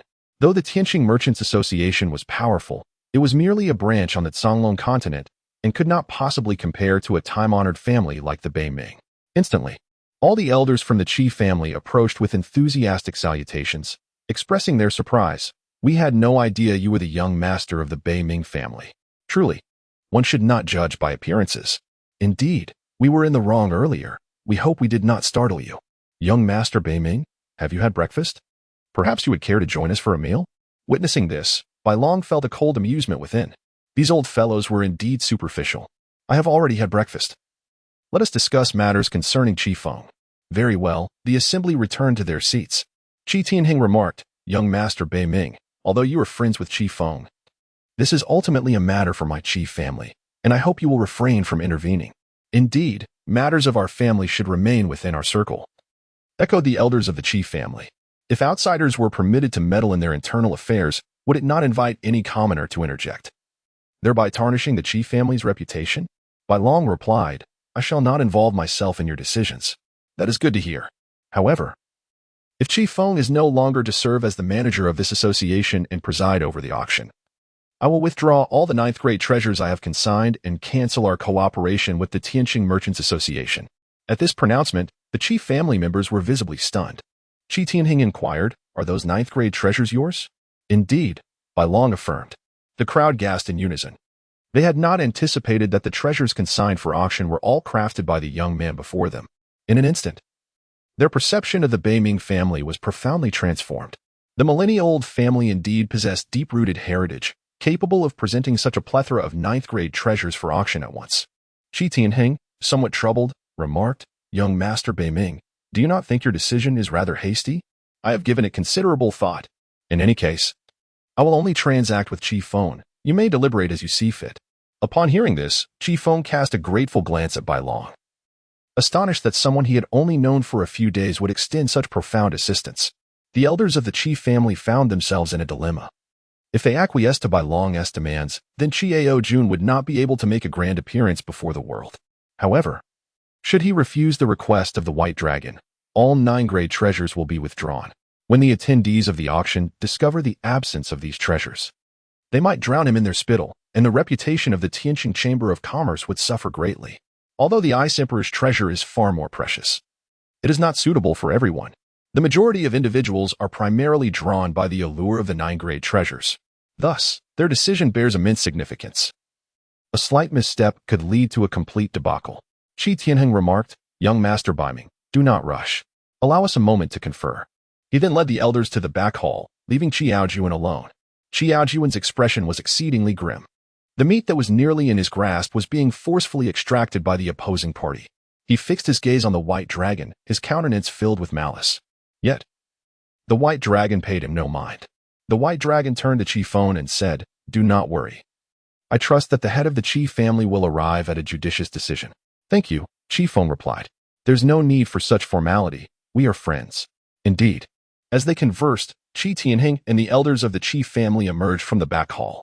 Qi Tianheng announced, after deliberation with several elders, "We have decided that Qi Feng will serve as the manager of the branch and preside over this auction. However, We shall remain here until the conclusion of the event before departing." Upon hearing this, Chi Feng immediately rose, filled with excitement. "Thank you, clan leader. Do well. Do not disappoint me." Yes. The elders of the Chi family wore broad smiles. Regardless of the circumstances, it was imperative to retain the 9 grade treasures. This would elevate the reputation of the Tianqing Chamber of Commerce, and perhaps one day, it would catch the attention of the main clan and facilitate the return of the Chi family members. The only one who felt utterly out of place was Qi Aojuan. At this moment, the fury within him was beyond words. He vowed silently, "If I find an opportunity, I will make you wish you had never been born." Chapter 73. The gathering following a deliberation in the Grand Hall of the Qi family. It was ultimately decided that Qi Feng would continue to serve as the manager of the sub-association, in an effort to foster relations with the Baiming family. The Tianqing Chamber of Commerce resolved to waive all auction commissions. This delighted Bai Long, as it presented him with an opportunity for a modest profit. In the secluded villa, Qi Feng addressed Bai Long and Yu Huang, with the auction just 2 days away. "I have decided to host a small banquet to entertain some of the young talents attending the event. What do you think?" "Sounds splendid. A fine idea," Yu Huang replied. Bai Long listened quietly, refraining from comment. He understood Qi Feng's intention to forge connections with various young prodigies across the continent through this gathering. Such alliances could elevate his status, perhaps even positioning him to contend for the head of the family in the future. "I think I shall pass. I prefer solitude," Bai Long stated. "Come now, Bai brother. You must attend to lend me some support," Qi Feng urged. "I am but an ordinary person," Bai Long replied. "You are the scion of the Baiming family. If you consider yourself ordinary, then we must be but commoners," Qi Feng remarked, affirming his belief in Bai Long's esteemed lineage. Yu Huang chimed in. "You should go. Many notable individuals will be present at the auction, and making connections could greatly benefit your residence, the Luotian Hall." Yu Huang knew Bai Long well enough to realize he could not genuinely be the heir of the Baiming family, as he was acquainted with most members of that clan. Nevertheless, it was evident that Bai Long had significant ties to them. After a moment of contemplation, Bai Long conceded, "You are correct. Attending the banquet and forming connections could indeed be advantageous for the Luotian Hall." "Excellent," Qi Feng exclaimed, his face lighting up at Bai Long's agreement. At that moment, Long Zhan Tian interjected, "Might I accompany you, my lord?" "Of course," came the reply. After much discussion, it was decided that the banquet would be held in the Tianzi Hall, which was spacious enough to accommodate all attendees. Qi Feng then departed to make preparations for the event. As evening descended, the Tianzi Hall was aglow with lights, its gilded walls and jade-inlaid ceiling exuding opulence. The hall was already teeming with young talents, who gathered in groups, engaged in lively conversation. "I hear there will be 9th grade treasures at this auction. Is that true?" one inquired. "It must be true. The Tianqing Chamber of Commerce has a stellar reputation," another affirmed, nodding in agreement. Meanwhile, another individual, wearing a sly grin, remarked, "I've heard that the siblings from the Situ family are also attending this banquet. Is that true? Where are they?" came the curious response. "Look over there," he said, pointing in a particular direction. Indeed, the crowd spotted Situ Mingyue mingling with a group of girls, all laughter and chatter, notably with those from the fairy sect. Witnessing this scene, the onlookers were left in awe. Each of these girls embodies breathtaking beauty, akin to the legendary figures that could make fish sink and birds fall. Now that they are gathered together, they evoke an insatiable longing within, stirring excitement in the hearts of onlookers. Naturally, they become the center of attention. One ethereal maiden from the fairy sect raised her goblet and inquired, "What of you, Mingwei? Is there someone who captures your fancy?" "Sister Lanrua, what are you saying?" Upon hearing Lanrua's words, Situ Mingyue blushed profusely. Her cheeks flushed slightly, and fortunately, her veil concealed her embarrassment from prying eyes. "What of it? If you fancy someone, just tell your sister, and I shall play matchmaker." She then gestured towards a young man in the distance, saying, "What about that one?" "He is Jiang Yuan, the vice president of the Storm Combat Association. Though his father has passed, he remains well supported by the association." Situ Mingwei followed Lanrua's pointed finger and beheld a robust man engaged in conversation. His voice was deep and rugged, and his muscular physique exuded an aura of immense strength. Situ Mingwei promptly shook her head, declaring, "Not good." "Then what of the one over there?" Lanrua pointed to another individual. "He is the young master of the Jiang family, a lineage as venerable as yours." Situ Mingwei gazed at the man Lanrua indicated and sighed, shaking her head in resignation. Although not as brawny, he emanated an effeminate air, reminiscent of a woman. How could she possibly be drawn to someone like that? Noticing her disapproval, Lan Ruo teased. You stubborn girl, if you won't do, nor will he. Do you truly have someone you fancy? Sister, enough about me. What of you? Me? Indeed. Is there anyone here who piques your interest? At this, Lan Ruo appeared flustered, her gaze dropping shyly. Witnessing her sister's reaction, Situ Mingyue's eyes widened in surprise. Sister, could it be that you truly have someone in mind? Perhaps. Lan Ruo replied in a voice so faint it was almost inaudible, her cheeks aflame. Situ Mingyue pressed on. Who is it? Point him out to me. Perhaps it's best not to, Lan Ruo stammered, beginning to feel flustered under Situ Mingyue's insistence. No, you must show me, Situ Mingyue insisted. Her curiosity piqued regarding the man who could captivate the elder sister of the fairy sect. After much hesitation, Lan Ruo reluctantly pointed in a direction, following her gesture. Situ Mingyue beheld an unremarkable young man. Had Bai Long been present to witness this, he would be utterly astonished, for the person Lan Ruo indicated was none other than Long Zhantian. Situ Mingyue regarded Long Zhantian, her words faltering. To be candid, in her eyes, he was decidedly unremarkable. Blending into the crowd as just another face among many. I understand your sentiments, however, I cannot help but feel an undeniable attraction towards him. The moment I laid eyes on him, I felt a connection. But will our esteemed leader consent to this? Upon hearing these words, Lan Ruo's expression soured instantly. The fairy sect, as one of the foremost powers in the Songlong continent, adheres to stringent regulations. Within the sect, it is strictly forbidden for women to marry men, or else they shall face the harshest of punishments. Sigh. Never mind, I shall not dwell on it, Lan Ruo responded gloomily, witnessing her despondence. Situ Mingyue felt a pang of sympathy, however, her eyes soon sparkled with inspiration. You could be friends, she exclaimed. Upon hearing this, Lan Ruo's previously vacant eyes suddenly glimmered with hope. Indeed, while the sect rules prohibit marriage with men, they do not explicitly forbid friendship with them. Lan Ruo excitedly declared to Situ Mingyue, You are absolutely right. But do you know his name? At this, Lan Ruo offered an awkward smile. I do not. I shall inquire on your behalf, Situ Mingyue said, moving to approach him, only to be halted by Lan Ruo grasping her arm. She vehemently shook her head, signaling for her to refrain from going.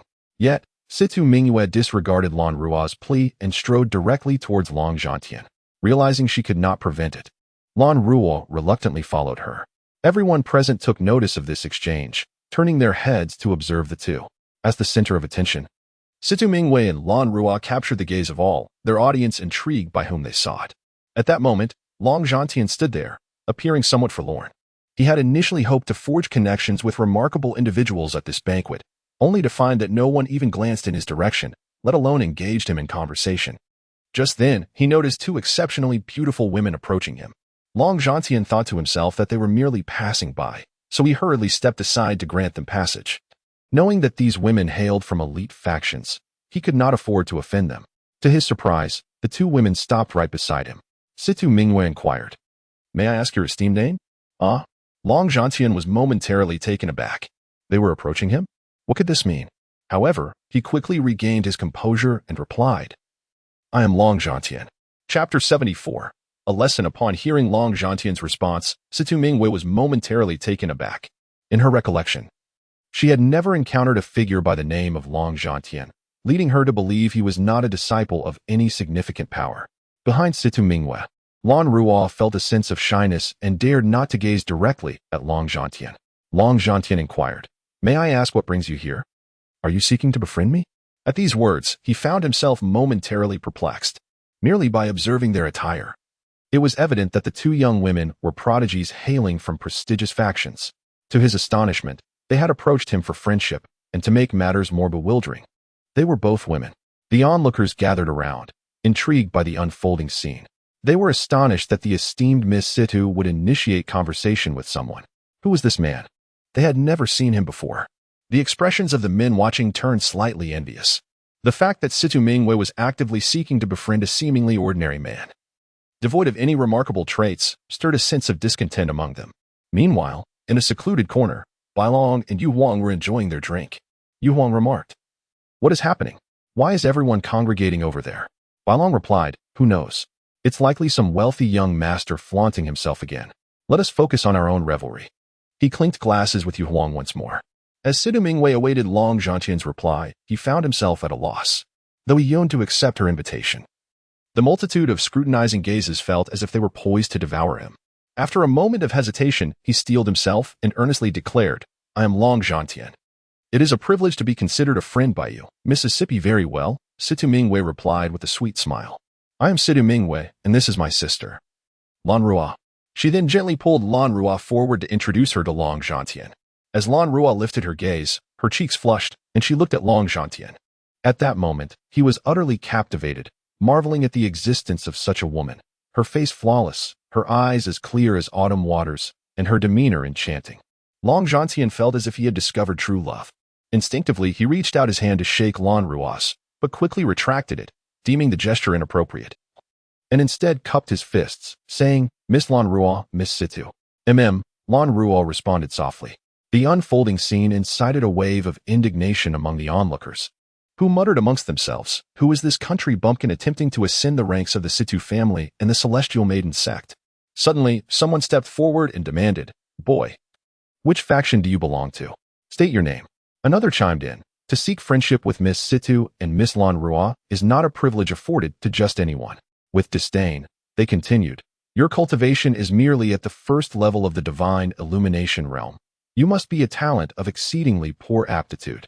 The crowd's murmurs were rife with condescension and scorn. Upon hearing these words, Long Zhantian's face flushed crimson. He never anticipated that merely befriending someone would incite such animosity. Just as he was about to speak, Lan Rua interjected, "What business is it of yours whom we choose to befriend? Lan Rua, this man's origins are dubious. Do not be deceived by him." Another voice chimed in, "Indeed, I question how he managed to infiltrate our midst." Hearing this, Lan Rua grew increasingly agitated. "You Lan Rua, you need not defend me," Long Zhantian asserted, stepping forward to shield her. He proclaimed loudly to the crowd, "I am Long Zhantian, hailing from the Luotian Hall." His resonant voice echoed throughout the Tianzi Hall, clear for all to hear. The onlookers exchanged glances at Long Zhantian's declaration. The Luotian Hall was currently a rising star in the Eastern Domain, having swiftly ascended to prominence. They were taken aback that Long Zhantian hailed from such a revered establishment.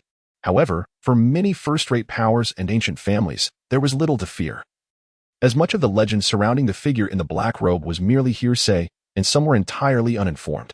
At that moment, a tall figure emerged from the crowd, Jiang Yuan. His gaze was fixed intensely on Long Zhantian as he demanded, "You claim to be from the Luotian Hall?" "Indeed."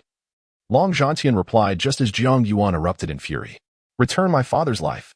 A fierce and tumultuous surge of energy emanated from him, reminiscent of Jiang Kuei. In an instant, Jiang Yuan lunged at Long Zhantian, delivering a powerful punch. Seeing this, Long Zhantian hurriedly attempted to defend himself. However, his cultivation was significantly inferior to that of Jiang Yuan, and he was sent flying by a devastating blow, crashing into the wall of the hall with a resounding thud. Long Zhantian gritted his teeth through the pain, striving to rise, but to no avail. He coughed up blood, his injuries worsening. The onlookers were taken aback, astonished by Jiang Yuan's reckless aggression. Lan Rua rushed forward to assist Long Zhantian, administering a healing pill. Situ Mingwei glared at Jiang Yuan, her expression darkened. "Jiang Yuan, you have gone too far. My affairs are none of your concern. Do not meddle. You, step aside." Jiang Yuan's eyes were bloodshot with rage. His face contorted like a demon risen from the depths of hell. Jiang Yuan's father had perished at the hands of the figure in the black robe. And having heard that this figure had always stood behind the Luotian Hall, he directed all his hatred towards them. Others in the crowd watched with a sense of schadenfreude, feeling that Long Zhantian was merely a minor character unworthy of associating with the likes of Situ Mingwei and Lan Rua. Yet, out of respect, none dared to intervene. Thus, they welcomed the conflict as it unfolded. Supported by Lan Rua, Long Zhantian's complexion was pale. Had it not been for Lan Rua's life-saving pill, he likely would have perished. Meanwhile, in a corner, Bai Long furrowed his brow and remarked, "I believe I just heard Long Zhantian's voice. What is happening? Let us investigate." With that, Bai Long rose and made his way toward the gathering. As he navigated through the throngs of onlookers, Bai Long's gaze fell upon Long Zhantian. However, the state in which he found him was rather dismal. His complexion was ghostly pale, blood trickled from the corners of his mouth, and it appeared that he had already lost half his vitality. Instantly, Bai Long's expression darkened significantly. He strode directly to Long Zhantian and inquired, "Who did this?" Long Zhantian, with a feeble gesture, pointed towards Jiang Yuan. Turning to face Jiang Yuan, Bai Long uttered not a single word, yet a glint of icy malice flickered in his eyes. Almost immediately, a piercing scream erupted. Ah! Jiang Yuan suddenly collapsed to the ground, clutching his head and wailing incessantly. The others, startled by this sudden turn of events, instinctively recoiled. What had transpired? Could it be an epileptic seizure? Or perhaps he had succumbed to madness? Bai Long observed Jiang Yuan, who writhed on the floor. With a gaze laden with murderous intent, he relentlessly intensified his focus on Jiang Yuan's vulnerabilities. 200-fold, 260-fold. Ah! Jiang Yuan's cries transformed into hoarse howls, as though he were enduring inhuman torment. The women present were rendered pale with fear, retreating behind others, unable to bear the sight. After a quarter of an hour, Bai Long ceased amplifying Jiang Yuan's weaknesses. At that moment, Jiang Yuan appeared as though he had been caught in a torrential downpour. Completely drenched, Bai Long approached him and declared, "What just transpired was merely a minor lesson. Apologize to my subordinate, or you shall not leave." I'm sorry," Jiang Yuan uttered, lost in a haze of confusion, feeling as though death loomed near. The spectators in the hall were taken aback by the exchange between Bai Long and Jiang Yuan, their faces awash with astonishment. They had presumed Jiang Yuan was suffering a relapse of his old afflictions, only to discover that the young man before them had unleashed such a fate upon him. Yet, the entire affair was shrouded in mystery, for they had not witnessed how Bai Long had executed his action. Chapter 75, The Revelation of the Yu Emperor. The spectators were intrigued by the manner in which Bai Long had acted, rendering the esteemed Jiang Yuan utterly defenseless. Just then, Qi Feng rushed over, his expression one of astonishment as he inquired, "Brother Bai, what transpired here?" "Nothing much. Please instruct someone to carry him away," Bai Long replied. "Understood." Qi Feng then summoned individuals to carry Jiang Yuan off, as he lay incapacitated. Meanwhile, those who had just insulted Long Zhantian retreated, fearful of being noticed by Bai Long. The Yu Emperor approached to examine Long Zhantian's injuries, nodding slightly. He required rest, and must refrain from using his source power. Indeed, Lan Ruo acknowledged, supporting Long Zhantian as they departed. Before leaving, Bai Long addressed Long Zhantian, saying, "Take good care of your injuries. They shall not leave the starry triangle alive." "Thank you, my lord." The declaration sent a ripple of shock through the gathered crowd. The implication was clear. This matter was far from resolved, as the young man intended to keep all members of the Storm Battle Assembly within the confines of the Starry Triangle. Who was he to utter such audacious words? It was known that the Storm Battle Assembly was led by an elder of the Undying Realm, nearly invincible in the Starry Triangle. Situ Mingwei gazed at Bai Long with curiosity. To her perception, he bore no cultivation, appearing no different from an ordinary person, yet he had executed unfathomable feats. Bai Long seemed to sense something, furrowing his brow as he remarked to Situ Mingwei, "Do you not find it rather impolite to casually release your consciousness to perceive others?" "Huh? I was merely curious," she explained, adding, "I am Situ Mingwei. What about you?" Bai Long cast a fleeting glance at Situ Mingwei before choosing silence and turning to leave. "You." Situ Mingwei felt a twinge of irritation at his lack of response. However, she quickly regained her composure, murmuring to herself, "I shall eventually uncover your identity." Despite this minor interruption, the banquet continued, growing increasingly lively as speculation about Bai Long's identity flourished.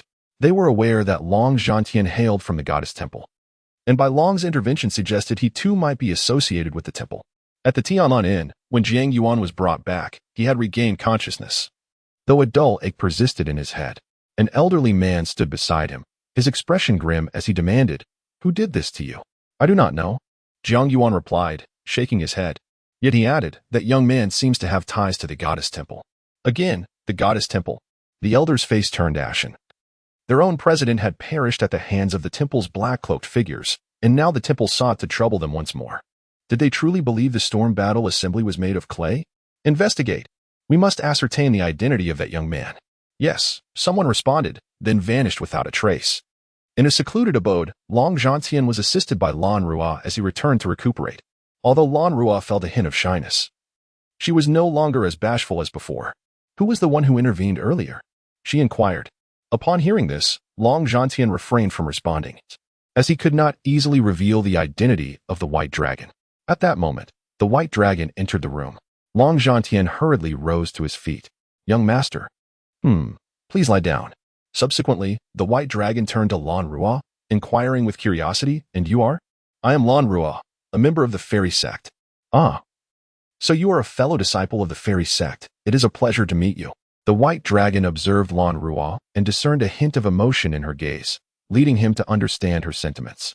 I would appreciate your care for Long Zhantian. Thank you. It is no trouble at all. The white dragon then exited the room and returned to the front courtyard. Yili, young master. Yili appeared behind the white dragon, bowing respectfully. Do you know who just attacked Long Zhantian? They are members of the Storm Battle Association. Very well. Keep a close watch on them. We shall act once the auction concludes. Understood. A faint glimmer of murderous intent shone in the white dragon's eyes. He had not anticipated that the Storm Battle Association would remain so brazen after Jiang Kuei's demise. Evidently, they had not learned their lesson. By the way, why has Yu Huang not returned? I do not know, my lord. Unbeknownst to the white dragon, Yu Huang was currently being invited for tea. At the Tianqing Chamber of Commerce, in a private room, Yu Huang reclined on a plush sofa, while a young woman stood before him. I am Sima Mingwei. Honored to meet you, Uncle Yu Huang. Come, sit down. With a sweet smile, Sima Mingwei took a seat opposite Yu Huang. She inquired, Uncle, what brings you here? Is it also for the Ice Emperor's treasure? I am not here for the Ice Emperor's treasure. Then why are you here? That is not for discussion. Yu Huang displayed a mysterious smile and replied nonchalantly. Seeing that Yu Huang did not divulge his purpose, Sima Mingwei remained unperturbed and further asked, Uncle, I noticed you arrived alongside that young man. Do you know his identity? Are you referring to the person who confronted Zhang Yuan? Yes. His name is White Dragon. He is from the Luotian Hall. Upon hearing Yu Huang's response, Sima Mingwei appeared contemplative. What? You are not harboring feelings for that young man, are you? Uncle, what are you saying? Sima Mingwei blushed in embarrassment. I am merely curious about his identity. He possesses no cultivation yet was able to easily subdue Zhang Yuan. Uncle, do you know how he executed his move? Yu Huang shook his head, saying, I do not know. What? Even you are unaware? Yu Huang chuckled. I am not omniscient. However, I must offer you a piece of advice. It is best not to provoke him. The white dragon's earlier actions had alerted Yu Huang to his extraordinary capabilities. Warranting caution. Sima Mingwei replied, Why would I provoke him? Do not forget, your younger brother is here. At Yu Huang's remark, Sima Mingwei smiled awkwardly. As her younger brother was notoriously known for causing trouble. Do not worry, I will keep him in check. That is good. After saying this, Yu Huang stood up, preparing to leave. Remember to send my regards to your grandfather. All right, uncle. Soon after, Situ Mingwei escorted Yu Huang away. Upon her return to the banquet, she found no trace of Situ Xingqian. Situ Mingwei summoned a maid and inquired, Have you seen Situ Xingqian? Young Master Xingqian went to the small courtyard with the people from the fairy sect. What is their purpose there? I do not know. Situ Mingwei then made her way directly to the small courtyard. At that moment, Bai Long was sipping tea in the garden. Suddenly, a group of young individuals stormed in, led by none other than Situ Xingqian. Upon noticing Bai Long leisurely enjoying his tea, he approached and demanded, Hey, where have you taken my sister Lan Rua? Oh? Bai Long replied with a faint smile. And who might you be? I am Situ Xingqian, he declared with arrogance, showing no sign of fear towards Bai Long. He had witnessed Bai Long's prowess earlier but dismissed it, attributing any strength he perceived to Zhang Yuan's weakness. At that moment, a woman approached. One of the fairy sect. Young man, please bring our senior sister out, or our fairy sect will not let this matter rest. Indeed, our senior sister is not someone you can covet. Upon hearing this, Bai Long comprehended their misunderstanding. They believed he harbored intentions towards their senior sister. Just as he was about to respond, the door to the side room swung open, and Lan Rua emerged. The women rushed towards her. Sister, are you all right? Lan Rua smiled, reassuring them, I am fine, do not worry. That is good. Let us leave. The women nodded in agreement, ready to depart with Lan Rua. Just then, Situ Xingqian spoke up. Hey, I noticed you were quite strong earlier. How about a friendly spar? Not interested, Bai Long replied, shaking his head. Situ Xingqian revealed a peculiar smile. That is not up to you. With that, he channeled his internal energy and charged at Bai Long, eager to test his strength. However, contrary to his expectations, he was intercepted before he could reach Bai Long. With a swift motion, the larger man dispersed Situ Xingqian's energy and lifted him by his arms, suspending him in midair. Situ Xingqian shouted furiously, Damn it, let me go. If you have the guts, let us settle this one-on-one. His face flushed with anger as the women from the fairy sect bore witness to his humiliation, dangling helplessly in the air. Yet, no matter how much he raved, Bai Long remained indifferent. Lan Rua attempted to intercede on his behalf, but was interrupted by Bai Long. If you wish to avoid a similar fate, it would be best to remain silent. Upon hearing this, Lanrua promptly sealed her lips, realizing that being suspended like Situ Xingqian would be utterly disgraceful. Just then, Situ Mingwei entered from outside. Upon seeing her sister, Situ Xingqian immediately cried out, "Sister, save me." Witnessing Situ Xingqian's distressed state, Situ Mingyue's expression turned ashen. She declared, "Regardless of who you are or what your status may be, release my brother at once, or the Situ family shall not let you go unpunished. Are you not curious about what transpired just moments ago? Such inquiries are unnecessary."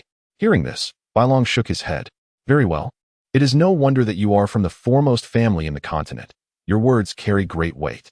Release my brother immediately," Situ Mingwei demanded. Bailong did not respond but instead gestured to Yili.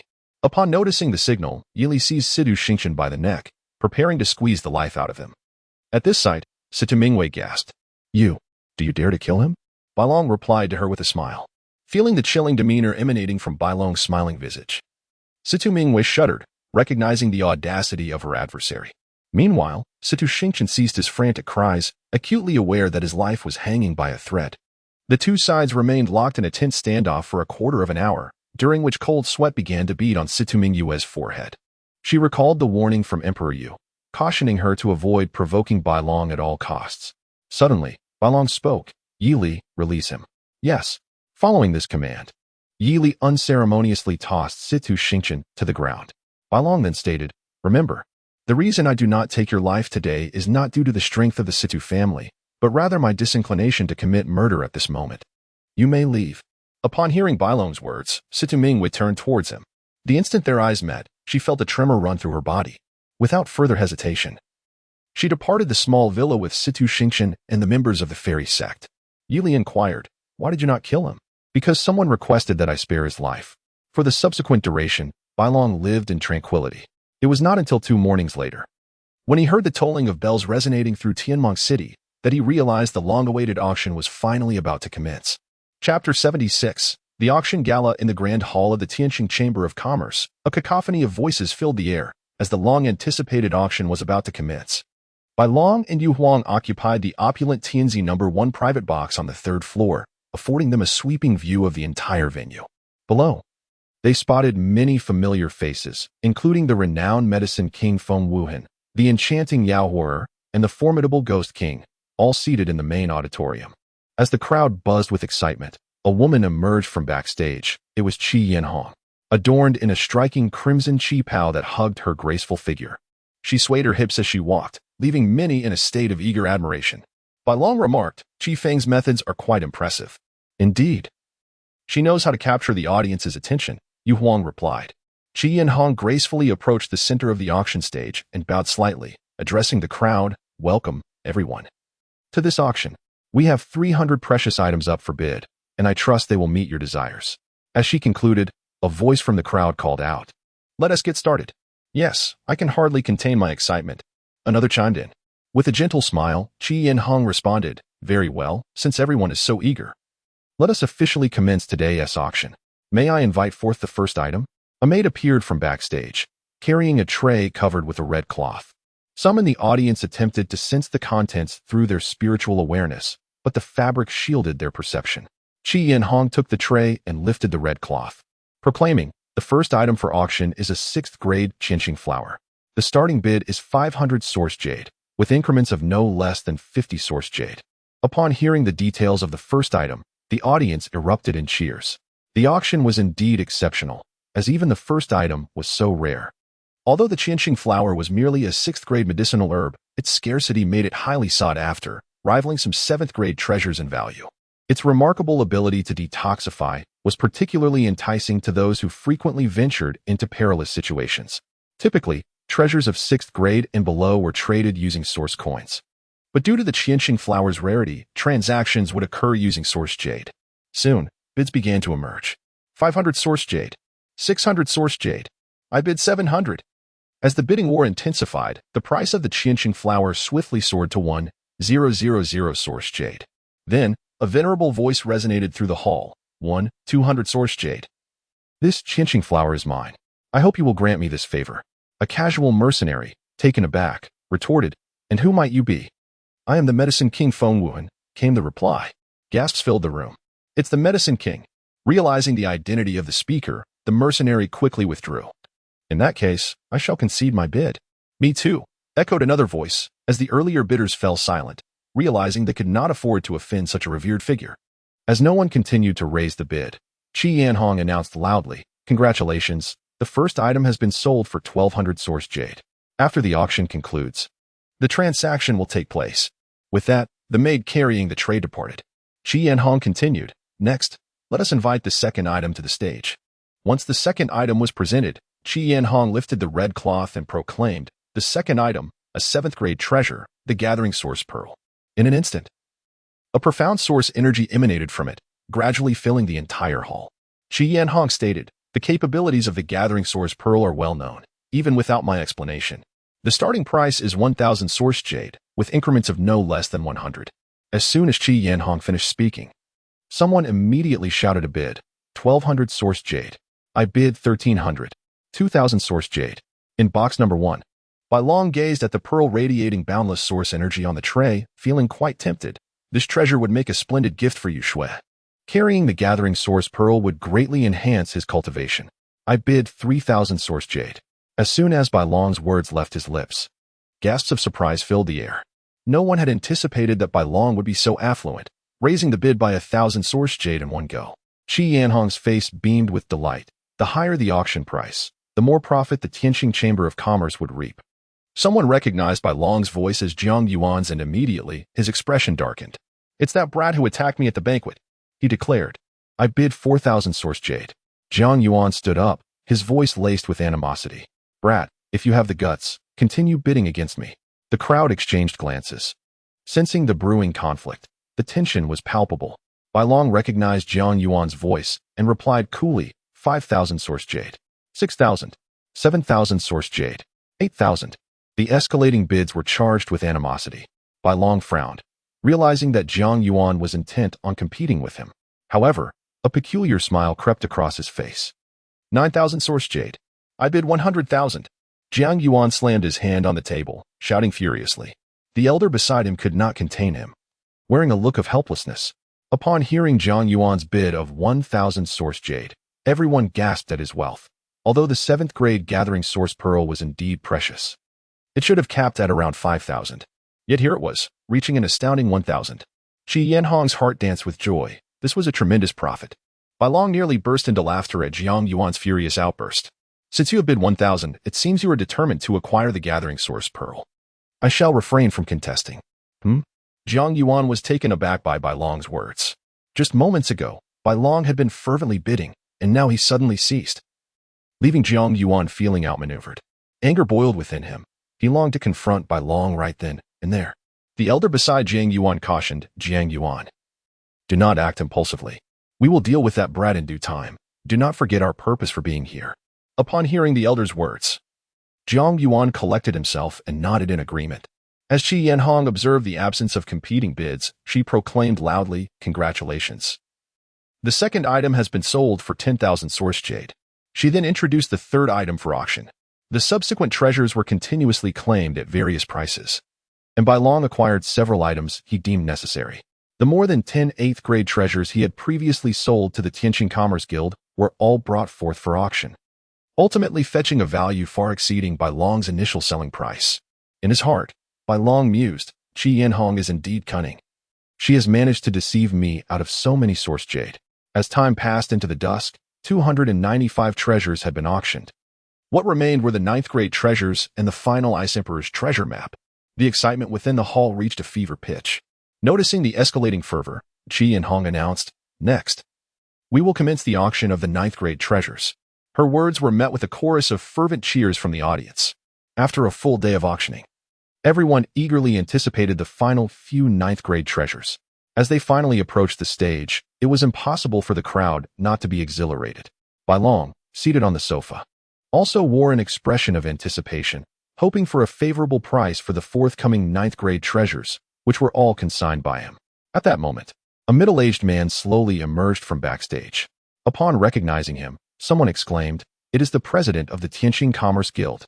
"What? It's President Qi." They had not anticipated that he would preside over the next segment. Qi Tianhing stepped to the center of the auction stage, gesturing for Qi Yanhong to take her leave. Given the exceptional value of the ninth-grade treasures, it was decided at the last moment that Qi Tianheng would take over, a decision readily supported by Qi Feng. As Qi Tianheng was his own elder uncle. Once Qi Yanhong had departed, Qi Tianheng addressed the audience. I will now oversee the next segment of the auction. This is to ensure the event proceeds smoothly, considering the immense value of the ninth-grade treasures. I hope everyone can understand. He then called forth the first ninth-grade treasure. As Qi Tianheng concluded his statement, two robust men emerged from backstage, carrying a large chest. The audience fixated intently on the chest, curious about the weapon it contained. Without further ado, Qi Tianheng approached the chest and opened it. In an instant, a brilliant light burst forth, compelling everyone to shield their eyes. Once the radiance subsided, Qi Tianheng declared loudly, the first ninth-grade treasure, the Storm Battle Axe, with a base price of 500,000 source jade. And each subsequent bid must not be less than 50,000. No sooner had he finished speaking than Jiang Yuan in the VIP box sprang to his feet. He fixed his gaze upon the Storm Battle Axe, exuding an aura of terror and ferocity, a sight to behold. Chapter 77. The Storm Axe. Jiang Yuan clenched his fists tightly, his nails digging painfully into his flesh. Blood dripped to the ground, yet he felt no sensation. The Storm Axe was his father's weapon. It had vanished after his father perished on the mountain of the broken grave. To his astonishment, it reappeared today, presented in the form of an auction. With gritted teeth, he declared, Elder, we must acquire the Storm Axe. Rest assured, young master, this is the relic of the president. I shall fully support your endeavor, came the reply. Jiang Yuan's aura surged, penetrating the private box and radiating throughout the auction hall. Everyone sensed this overwhelming presence. Qi Tianheng. The auctioneer furrowed his brow and stated, Please retract your aura, or you will be prohibited from participating in the auction. After all, this was an auction. If everyone released their aura indiscriminately, the order of the event would be disrupted, rendering the auction futile. An aged voice emerged from Jiang Yuan's box. Chairman Qi, do not misunderstand. It is merely a moment of excitement. That is acceptable, Qi Tianheng replied, allowing Jiang Yuan to withdraw his power and settle back onto the sofa. Yet, his gaze remained fixated on the Storm Axe. In box number 1, Bai Long revealed a peculiar smile. He was convinced that Jiang Yuan's quest for the Storm Axe would not be easy. There were over a dozen top-tier forces present. They were undoubtedly aware of the axe's origins and would likely obstruct Jiang Yuan's efforts. If he desired the Storm Axe, he would have to pay a hefty price, unless he chose to abandon his pursuit. Indeed, at that very moment, several voices emerged from the luxurious boxes. This axe is quite remarkable. It would serve well for chopping wood. I am also interested. It all depends on who bids higher.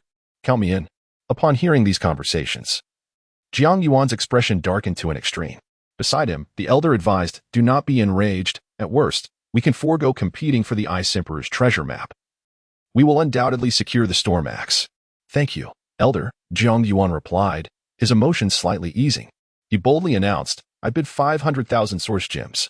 I am Jiang Yuan of the Storm Auction, and I hope for your kindness in allowing me to reclaim my father's relic. Through such words, Jiang Yuan sought sympathy to mitigate his losses. However, none among the assembly were ordinary individuals who could be swayed by mere words. 500,000 for the Storm Axe? How naive. I bid 1 million source gems.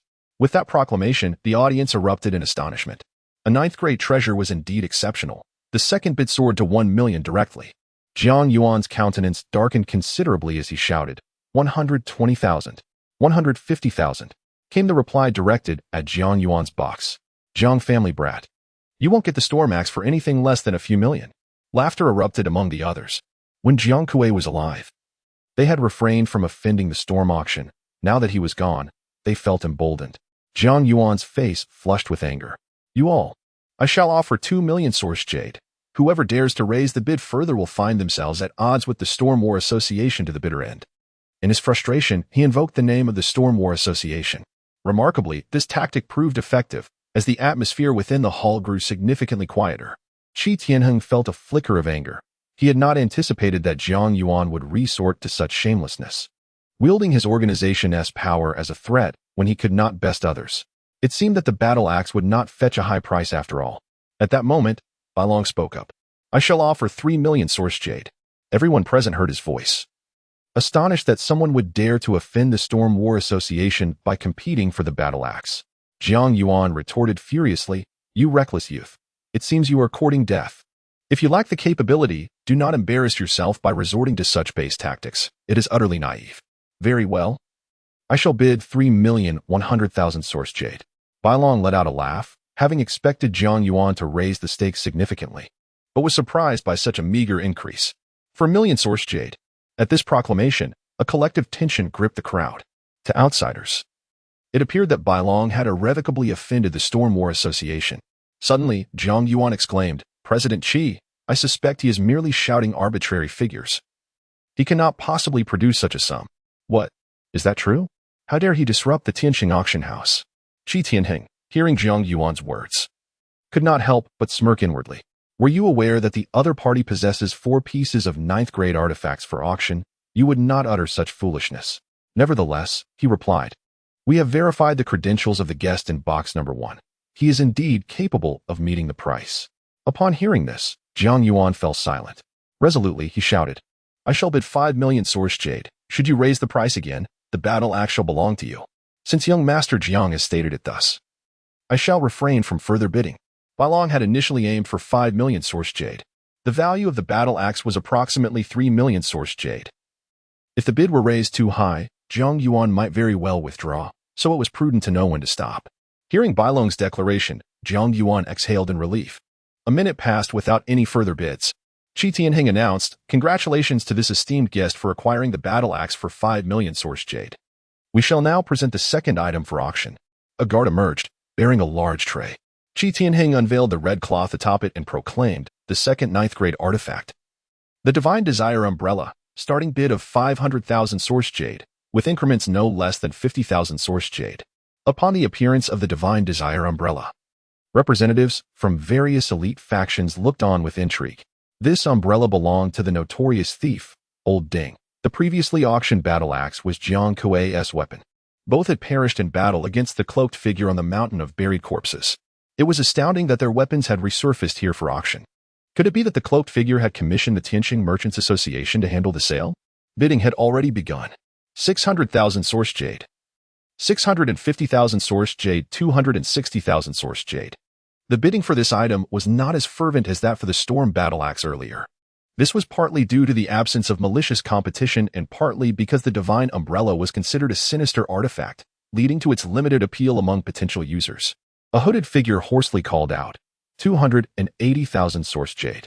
Once he finished his bid, no one else dared to raise the price. Subsequently, Qi Tianheng announced the auction result and introduced the third item, a pinnacle-grade treasure of the 9th rank, the 9 Phoenix fan. The starting bid was set at 1,000,000 source jade, with increments no less than 100,000. Upon hearing Qi Tianheng's words, a chorus of cheers erupted from the audience. This was indeed a pinnacle-grade treasure, and the 9 Phoenix fan was well known among many factions. It had once been the personal weapon of Pei Shang, the master of the Yama Pavilion, wielded with extraordinary skill. Furthermore, the fan imposed no restrictions on the source power attributes of its wielder, which was its true allure. 150,000 source jade. Came an immediate bid from Jiang Shaoling, the heir of the ancient Jiang family.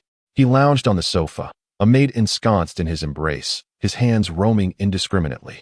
The maid trembled slightly, daring not to resist. Jiang Shaoling inquired, "My little beauty, do you think I can acquire this 9 Phoenix fan?" "I do not know." The maid stammered.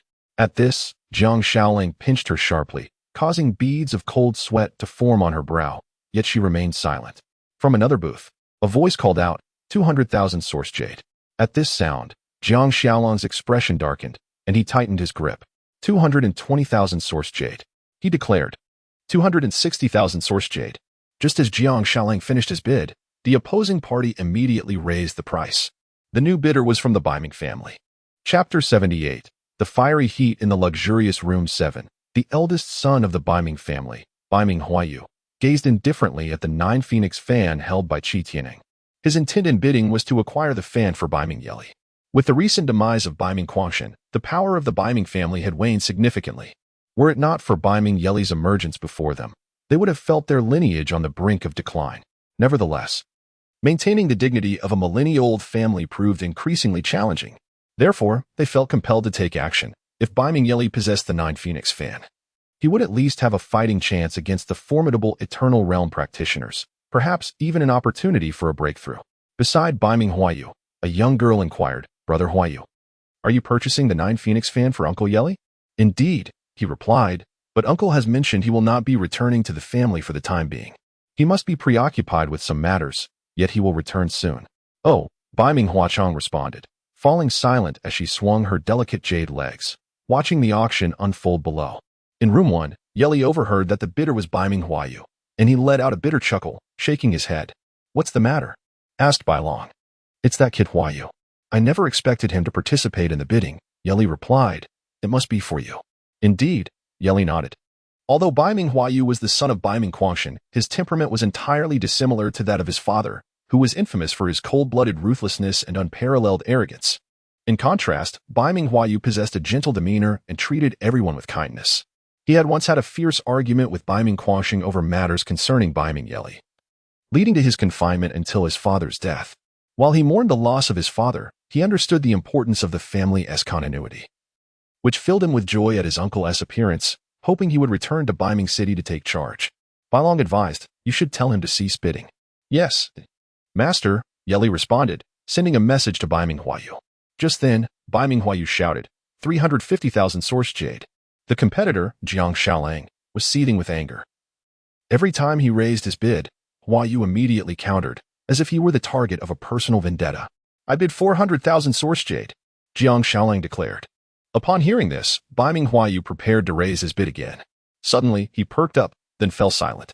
Bai Ming Huacheng noticed and asked, Brother, what's wrong? Uncle has sent me a message, instructing me not to participate in the bidding, Bai Ming Huayu replied. Upon hearing this, Bai Ming Huacheng's eyes widened in delight. Is Uncle here as well? He should be, he said. But why isn't he here with us? She questioned, perplexed. The two were puzzled. A few days prior, Yelly had visited them, urging them not to worry about him. When the time was right, he would undoubtedly return. They had not anticipated that their uncle would also attend the auction. Bai Ming Huayu remarked, since my uncle has advised us against bidding, there must be a rationale behind it. We shall comply. At that moment, Jiang Xiaolang, upon hearing Bai Ming Huayu's decision to refrain from raising the bid, offered a faint smile. Just then, a voice called out, for 1,500,000 source jade. As soon as the words left the speaker's lips, Jiang Xiaolang sprang to his feet, his delicate features contorting into a grimace. Having just repelled one challenger, another had swiftly emerged, leaving him with the impression that his opponent was deliberately seeking to humiliate him. Pray tell, who might you be? Do you dare to reveal your name? He inquired. What? Do you also wish to emulate Jiang Yuan and leverage your influence to intimidate others? The expressions of those in the grand hall varied greatly upon hearing his words. Today's auction was indeed lively, with participants frequently challenging one another in a contest of wills. Jiang Yuan sat quietly, yet inwardly, he was seething. Let them bid as they please. Why involve me? What do you mean, emulate me to intimidate others? Jiang Xiaolang stated. I merely wish to make your acquaintance. Upon this, the other party responded directly, Jiang Xiaolang, remember this name. I am Situ Xingqian. Goodness, it's the young Master Situ, murmured the crowd. Finally, young Master Situ has entered the bidding. Young Master Situ, I am rooting for you.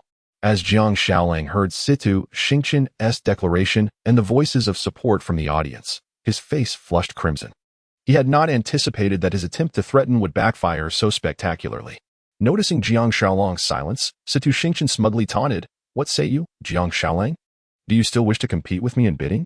At that moment, Situ Xingqian was in high spirits.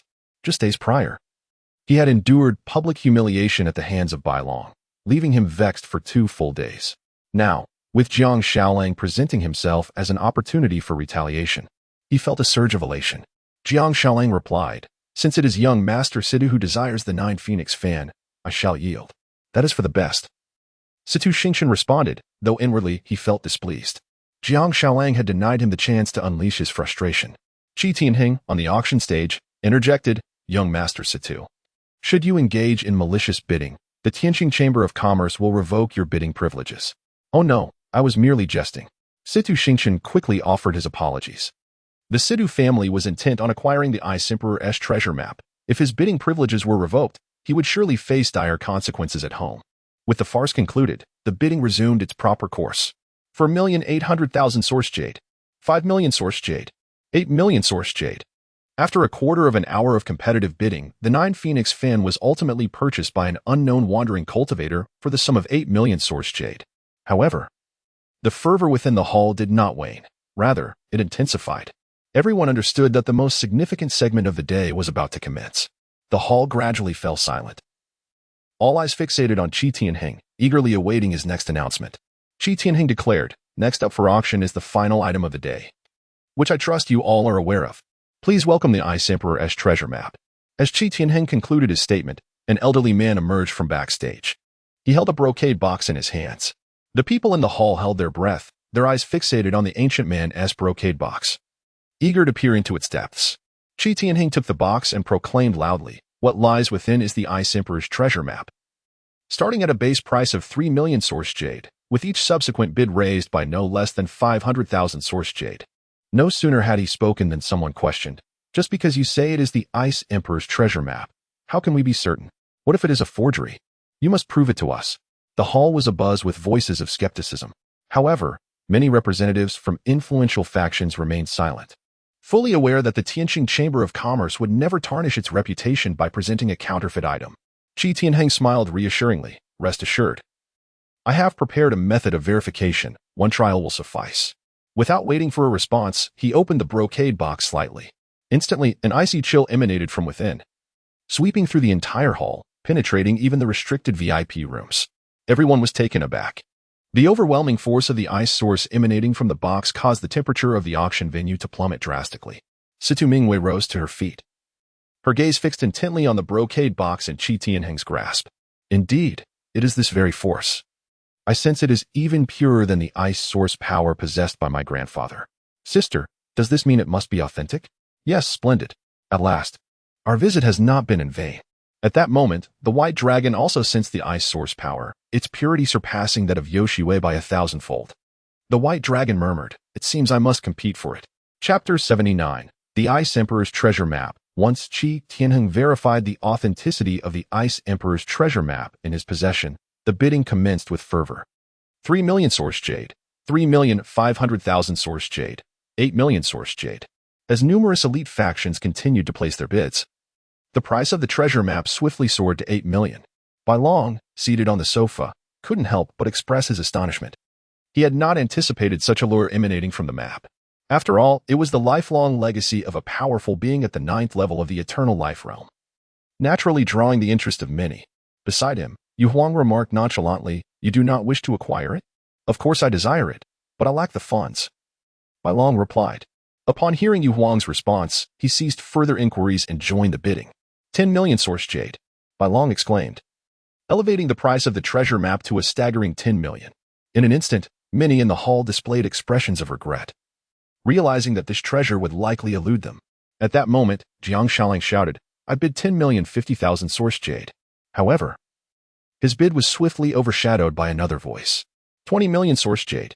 It was Situ Mingwei, who was resolute in her pursuit of the treasure.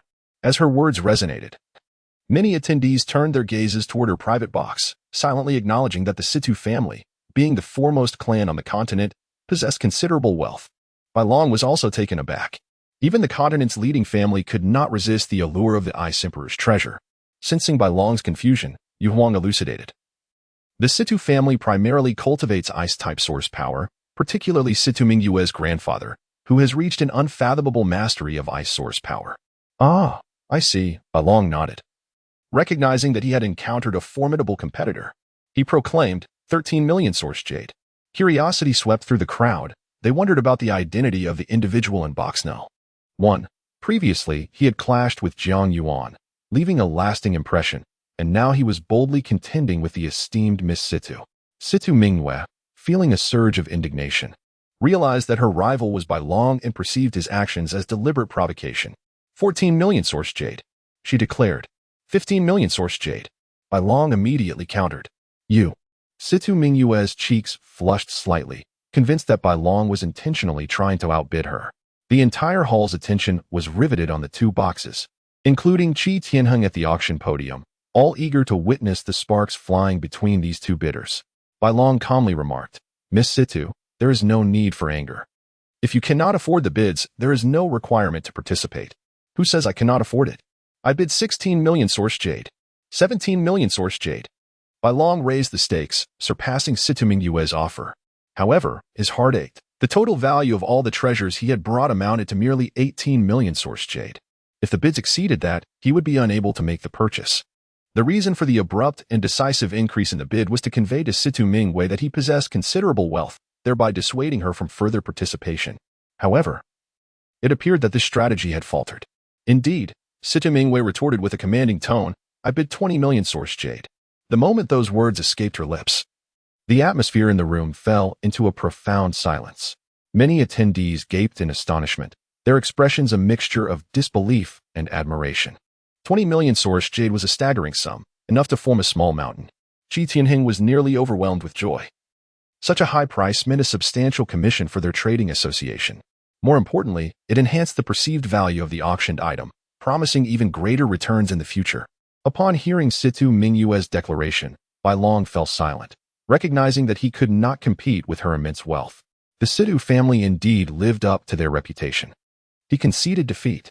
Situ Mingwei let out a light snort, as if declaring her triumph in a grand contest. After that, no further bids were made. Although the treasure map was enticing, it was not an actual treasure, and the price of 20 million source jade was not justified for the others present. Observing this, Qi Tianheng loudly proclaimed, "Congratulations to Miss Situ for acquiring the Ice Emperor's treasure map. The Tianqing auction is hereby concluded. All participants are requested to proceed to the back for item transactions." Bai Long remained seated, instructing Yi Li to handle the transaction. This would also deter any unscrupulous individuals from harboring intentions to contest. Once Yi Li concluded the transaction, Bai Long and his companions exited the auction hall, where they encountered the Situ siblings. Upon spotting Bai Long, Situ Mingwei immediately displayed a haughty expression. "Xingqian, let us depart." "Very well, sister," he replied. The Situ siblings then left without acknowledging Bai Long any further. Witnessing this, Bai Long could not help but smile wryly. The Situ siblings truly held grudges. He had not wronged them in any way, yet they seemed to harbor animosity towards him. At that moment, a voice emerged from behind Bai Long. "Kid, you'd best not leave Tianmeng City, or it will be your end." Upon hearing this, Bai Long turned around to see Jiang Yuanzhao approaching with an expression of fury. Bai Long responded, likewise. "Humph." Jiang Yuanzhao huffed dismissively before departing. Bai Long, accompanied by Yi Li and Long Zhantian, returned to their residence to pack their belongings. He instructed Yi Li, "The Situ family has acquired the treasure map. I suspect they will soon make significant moves. Once we return to the Luoshin temple, you are to keep a close watch on them and inform me immediately of any developments." "Understood, young master," she replied. After the three finished packing, Bai Long bid farewell to Qi Feng. "This matter has concluded. I must take my leave. I hope to see you at the Luoshin temple in the future." "Certainly. Brother Bai, I will make it a point to visit," Qi Feng responded earnestly. Bai Long was immensely grateful for his assistance and hoped to express his gratitude in person one day. Nodding at Qi Feng's words, Bai Long sought to bid farewell to Yu Huang but found no trace of him. He truly is an enigmatic individual. Subsequently, he addressed Yi Li and Long Zhantian, saying, "Let us depart." The trio of Bai Long stealthily exited the small residence, making their way towards the entrance of Tianmeng City. Despite their discreet movements, they were inevitably spotted by the members of the Storm War Association. Jiang Yuan revealed a sinister smile. "You little wretch, thinking you could slip away unnoticed. This time, I shall make you aware of the repercussions of crossing me." Jiang Yuan, along with the elders, led the members of the Storm War Association away from the inn, directly heading towards the outskirts of Tianmeng City. Some factions within the city, sensing their intentions, grew restless and began to exit the city as well. At this point, it was already late at night, and the moon was obscured by dark clouds. The ground of the starry triangle was shrouded in darkness, rendering visibility even more challenging. The trio of Bai Long stood in an open space outside the city. He gazed up at the sky and then smiled faintly. "Indeed, it is a night shrouded in darkness and wind, perfect for murder. The impending battle shall be entrusted to the two of you. I shall provide support from afar." Upon hearing Bai Long's words, Yi Li and Long Zhantian felt a surge of excitement. Their master was testing them, and they knew they must perform admirably. However, they were oblivious to the fact that Bai Long was currently unable to unleash his powers and could only assist them from a distance with his all-seeing eye. Just then, several figures flew in from the city gate, precisely the members of the Storm War Association led by Jiang Yuan. Upon seeing Bai Long standing there quietly, Jiang Yuan expressed surprise. "You haven't fled? I have been awaiting your arrival." Hearing this, Jiang Yuan retorted, "You truly are oblivious to your own mortality. Do you believe that with just this old relic by your side and a mere novice in the divine light realm, you can thwart us? Bai Long did not respond directly but instead inquired, have all your people gathered? What do you mean by that? Jiang Yuan was further perplexed by Bai Long's words. Bai Long declared, enough of this time wasting. Let us engage. Chapter 80. A night of darkness and wind. Upon finishing his words, the white dragon swiftly retreated, granting Yi Li the space he needed. In response, Yi Li unleashed the source power within him, and an overwhelming aura began to permeate the surroundings. The elders of the Storm Battle Association, witnessing this spectacle, were immediately struck with terror. Peak of the Undying Realm. The others, upon hearing this, were equally horrified. They had not anticipated that the seemingly unremarkable old man beside the white dragon was, in fact, an unparalleled master. Regret washed over them. The elder turned to Jiang Yuan and exclaimed, I will hold him back. You all must flee. Elder. Jiang Yuan's expression darkened as he understood that if the elder remained to confront the foe, the outcome would likely be dire. Casting a glance at the distant white dragon, a cruel glint flickered in his eyes. Elder, delay him for just a moment. Once we capture that individual, we can all escape unscathed. Very well, the elder replied, charging towards Yi Li. Though he was merely at the third level of the Undying Realm, his presence was formidable. Jiang Yuan urged, follow me. Kill. He led the remaining members directly towards the white dragon. Seeing this, the white dragon activated his all-seeing eye, amplifying his weaknesses to their utmost potential. He called out to Long Zhantian, you need only strike. While Long Zhantian's momentum was not on par with his opponents, he placed his trust in the white dragon. He immediately channeled his source power and unleashed his signature move, the Dragon Control Hand. Soon, the two sides were embroiled in combat. However, Jiang Yuan sensed something amiss. Long Zhantian, though merely at the first level of the Divine Radiance realm, was inflicting significant damage on his allies. Long Zhantian aimed to strike at a 9th-level Divine Radiance realm individual. The opponent's aura was potent, nearly suffocating Long Zhantian, yet he did not falter. The adversary, witnessing Long Zhantian's advance, scoffed condescendingly, a mere first-level Divine Radiance dares to bang. Before he could finish his taunt, Long Zhantian's palm sent him flying. Ah! A scream erupted, followed by the sound of blood spattering as the man collapsed to the ground, unconscious and unknown if alive or dead. The onlookers were left in shock. What was happening? Had he concealed his true strength? Long Zhantian paused, staring at his own hand in bewilderment, his face alight with astonishment. He felt an unprecedented surge in his power. The white dragon, noticing his daze, bellowed, what are you waiting for? Attack. Yes. Long Zhantian responded, fully unleashing his source power as he charged at the members of the Storm Battle Association. In that moment, he resembled a tiger unleashed among sheep, an unstoppable force. Ah! Kill him! Die! The cacophony of screams, battle cries, and the clash of source powers filled the air. Those observing from a distance were filled with curiosity, per their perceptions. Long Zhantian, despite being merely at the first level of the Divine Radiance realm, was able to contend with adversaries at the 9th level of the Divine Radiance realm and even those at the brink of death, without losing ground. This scene was utterly astonishing. Jiang Shaolang gazed at the warring factions and turned to the person behind him, inquiring, should we lend a hand to Jiang Yuan? I'm afraid that would be unwise. Why is that? The strength of their elder is formidable. Upon hearing this, Jiang Shaolang asked, even if you and that elder teamed up, would you not stand a chance against him? Indeed, he has yet to exert his full power. Realizing this, Jiang Shaolang hesitated momentarily. Assisting Jiang Yuan could result in defeat. Yet refraining from intervention seemed equally inappropriate, as the Jiang family had deep ties with the Storm Battle Association. Just then, a more powerful aura erupted from Yi Li, causing the elder to bend at the waist. Blood trickled from his lips as he regarded Yi Li with grave concern. He was simply too strong for him to overcome. Seeing his elder in such dire straits, Jiang Yuan swiftly produced the Storm Battle Axe. Elder, catch the weapon. He hurled the axe towards the elder without hesitation. Upon receiving the weapon, the elder wasted no time, channeling all his source power into it. In an instant, a tempest roared to life, whipping up dust and debris from the ground. Suspended in midair, the elder held the Storm Battle Axe aloft, bellowing, wind-devouring slash. The axe traced a semicircular arc through the air, unleashing a colossal blade of wind towards Yi Li. The ferocious source energy filled the atmosphere, causing the onlookers in the distance to feel a disarray in their own auras. Yi Li's expression grew serious upon witnessing this. It was time to get serious. He swiftly redirected his internal source power, concentrating it between his hands. Sealing technique, Earthly Bodhisattva Seal.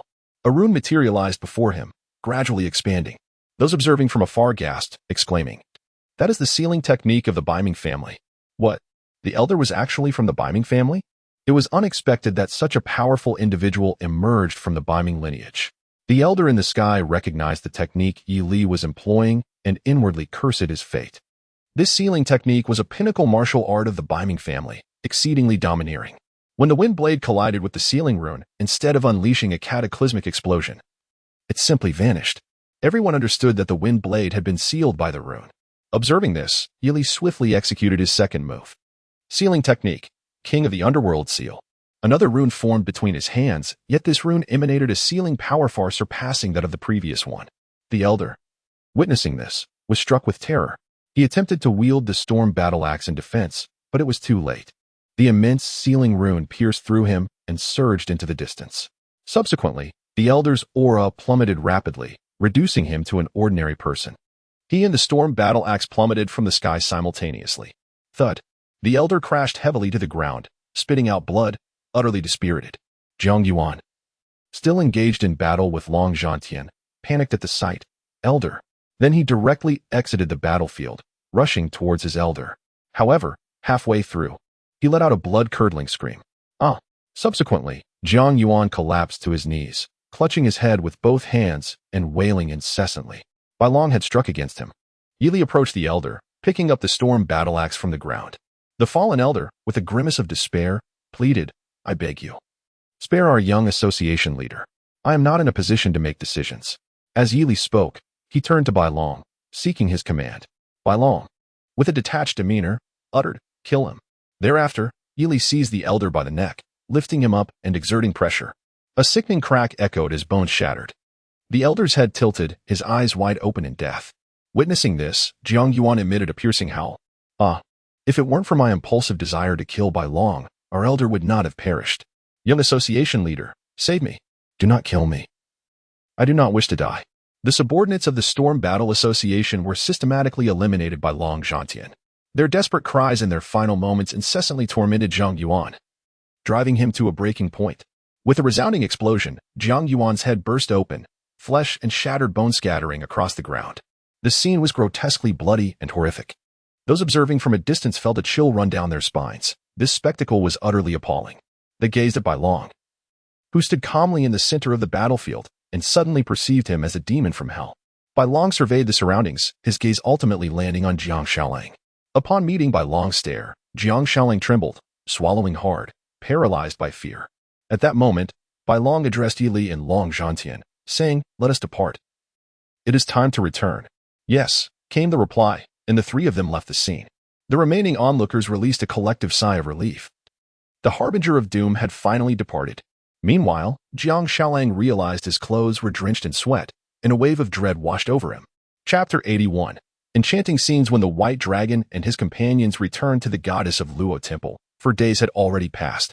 At this moment, Luo Yoshua had just emerged from her seclusion, having ascended to the 9th level of the life and death realm, just a step away from the reincarnation realm. The White Dragon was somewhat astonished at this sight. The efficacy of the Breaking Realm pill was to elevate 1-5 levels in the life and death realm. Yet Yoshua had unexpectedly advanced 6 levels, which was a delightful surprise. Moreover, the aura emanating from Yoshua indicated that her cultivation had become stable. Luo Yoshua inquired of the White Dragon, "What exactly is the elixir you provided me?" With a playful smirk, the White Dragon replied, That is a secret." He then produced 2 exquisite treasure boxes from his bosom and presented them to Luo Yoshua. "Here, take these." "What are these?" she asked as she accepted the treasure boxes from the White Dragon. "You'll find out once you open them," he encouraged. Luo Yoshua opened one of the boxes, and an intense surge of source energy immediately permeated the air. Her beautiful eyes widened in astonishment. "A gathering source pearl. Indeed, I acquired it at an auction." "Now, open the other one," the White Dragon prompted. Upon hearing his words, Luo Yoshua opened the second box, revealing a singular elixir. Observing the elixir, she questioned, "Is this the life-sustaining pill?" "Yes," the White Dragon confirmed. Luo Yoshua was taken aback. Both the 7th grade gathering source pearl and the life-sustaining pill were exceedingly precious items, worth a fortune, far surpassing the 20,000 source jade the White Dragon had when he departed. "Where did you procure such wealth?" I became quite familiar with the manager of the Tianqing Chamber of Commerce, who generously gifted them to me, he replied, feeling a twinge of guilt under her scrutinizing gaze. All right, you should consume the elixir promptly and strive to break through to the reincarnation realm, for significant events are about to unfold. What significant events? The White Dragon then recounted the tale of the Ice Emperor's treasure to Luo Yoshua. After hearing his narrative, she felt a surge of excitement. However, upon reflection, she realized that the treasure map was in the hands of the Situ family, and many would be vying for it, diminishing their chances. After a lengthy contemplation, a thought suddenly flickered in Luo Yoshua's mind. In previous encounters with danger, the figure in the black robe had always appeared, rescuing her from peril. Perhaps this was an opportunity, a chance to uncover the identity of the enigmatic figure. Very well, I shall enter seclusion immediately. Have the members of the Zhuke Hall monitor the external movements closely. The moment there is any disturbance, report to me at once, Luo Yoshue instructed. The White Dragon complied. Understood. However, he soon leaned closer to Luo Yoshua, a cheeky grin on his face. You remember the promise you made to me before I left, don't you? Upon hearing his question, Luo Yoshue's mind instantly recalled the moment. Prior to his departure, he had requested a farewell kiss, to which she had responded that they would discuss it upon his return. The thought made her cheeks flush with warmth. She hesitated, stammering, what happened? I can't recall. You may not remember, but I do vividly, Bai Long replied, casting a penetrating gaze at Luo Yoshue. Under the intensity of his stare, Luo Yoshua felt an overwhelming sense of bashfulness. You don't look at me like that, she stammered. Bai Long remained silent, continuing to gaze at her. The exquisite beauty before him, coupled with her supple lips, stirred a tempest within Bai Long's heart. A bold thought flashed through his mind, and he steeled himself. He reached out, cradling Luo Yoshue's face in his hands, and pressed his lips against hers. Luo Yoshue's eyes widened in shock at this sudden turn of events. She attempted to pull away, but Bai Long held her face firmly. Soon, she relinquished her resistance, her gaze becoming somewhat dazed as she gradually acquiesced to him. Observing this, Bai Long wrapped his arms around her waist, tenderly caressing her.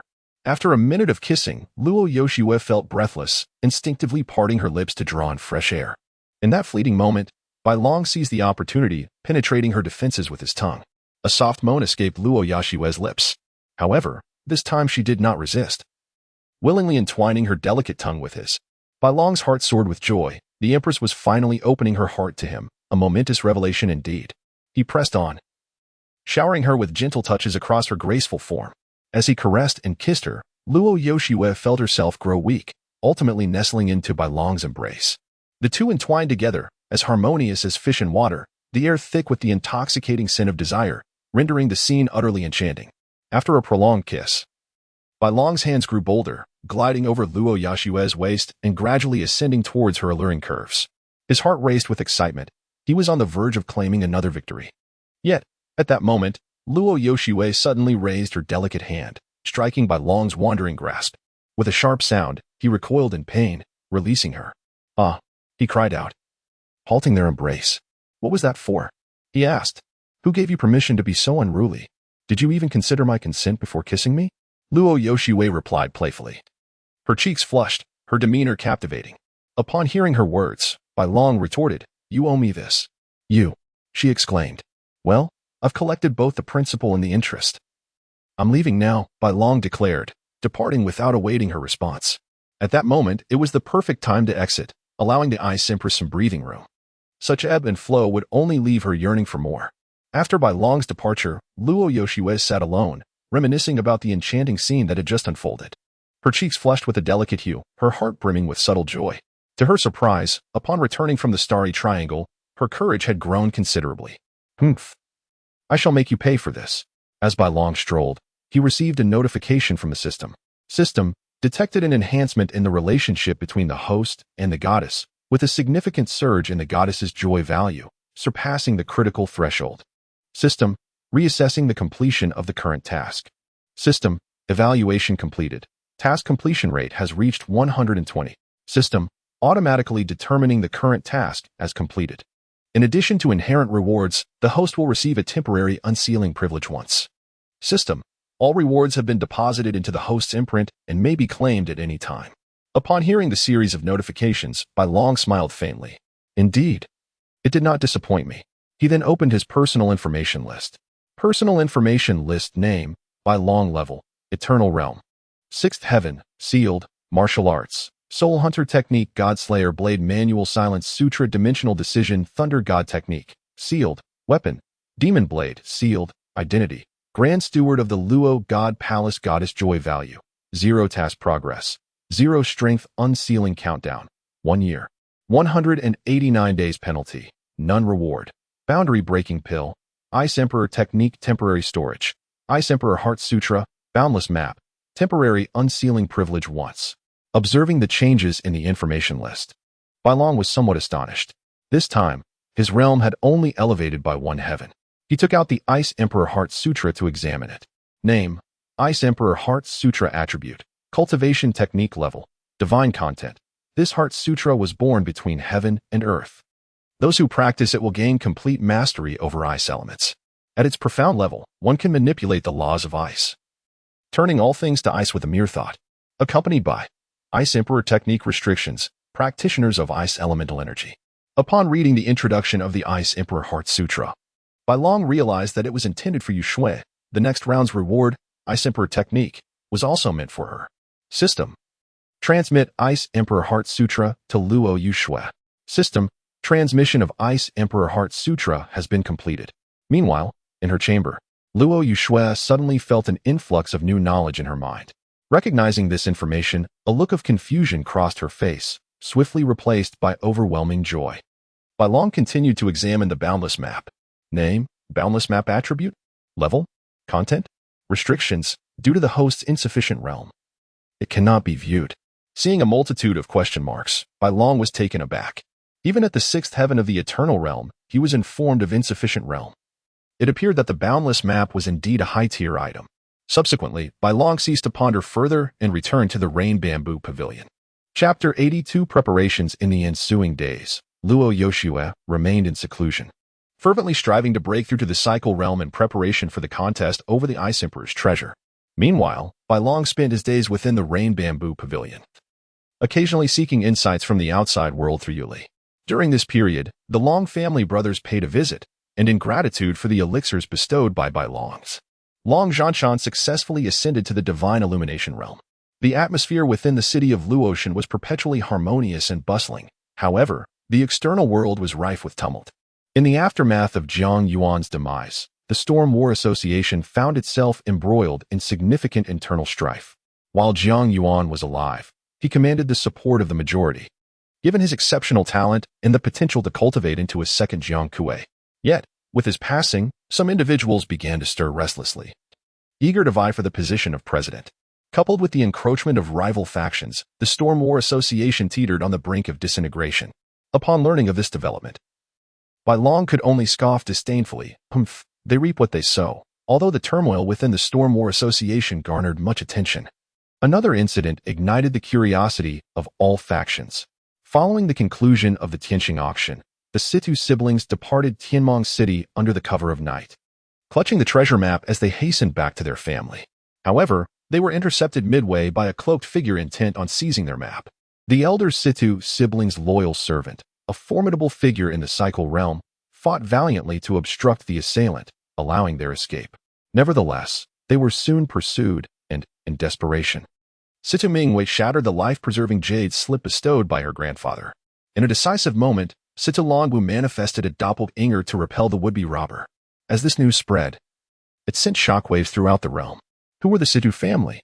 The foremost family of the Songlong continent, both in heritage and strength. This was a feat accomplished by Situ Longwu himself. Yet now, someone dared to provoke the Situ family, truly a reckless endeavor. In response to this affront, Situ Longwu dispatched his elite dragon guard to investigate the perpetrators, clearly incensed by the incident. In a matter of moments, the top-tier factions grew anxious, fearful of being swept up in the repercussions. Within the Rain Bamboo Pavilion, Bailong inquired of Yili, "What is Situ Longwu's current realm?" "I encountered Situ Longwu once.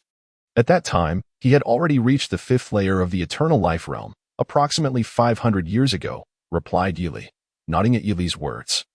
Bailong mused, Situ Longwu is indeed formidable, yet he currently stands at most at the 6th layer of the Eternal Life realm, not yet beyond challenge. As long as I unleash my full strength, I harbor no fear. Maintain vigilance on the Situ family. and report any developments to me. As another 10 days passed, the actions of the Sidhu family rendered many restless, as if every whisper of the wind could herald disaster. Yet, the anticipated storm failed to materialize. After a thorough investigation spanning 10 days, the Sidhu family uncovered only scant clues, which ultimately led to a dead end, compelling them to cease their inquiries.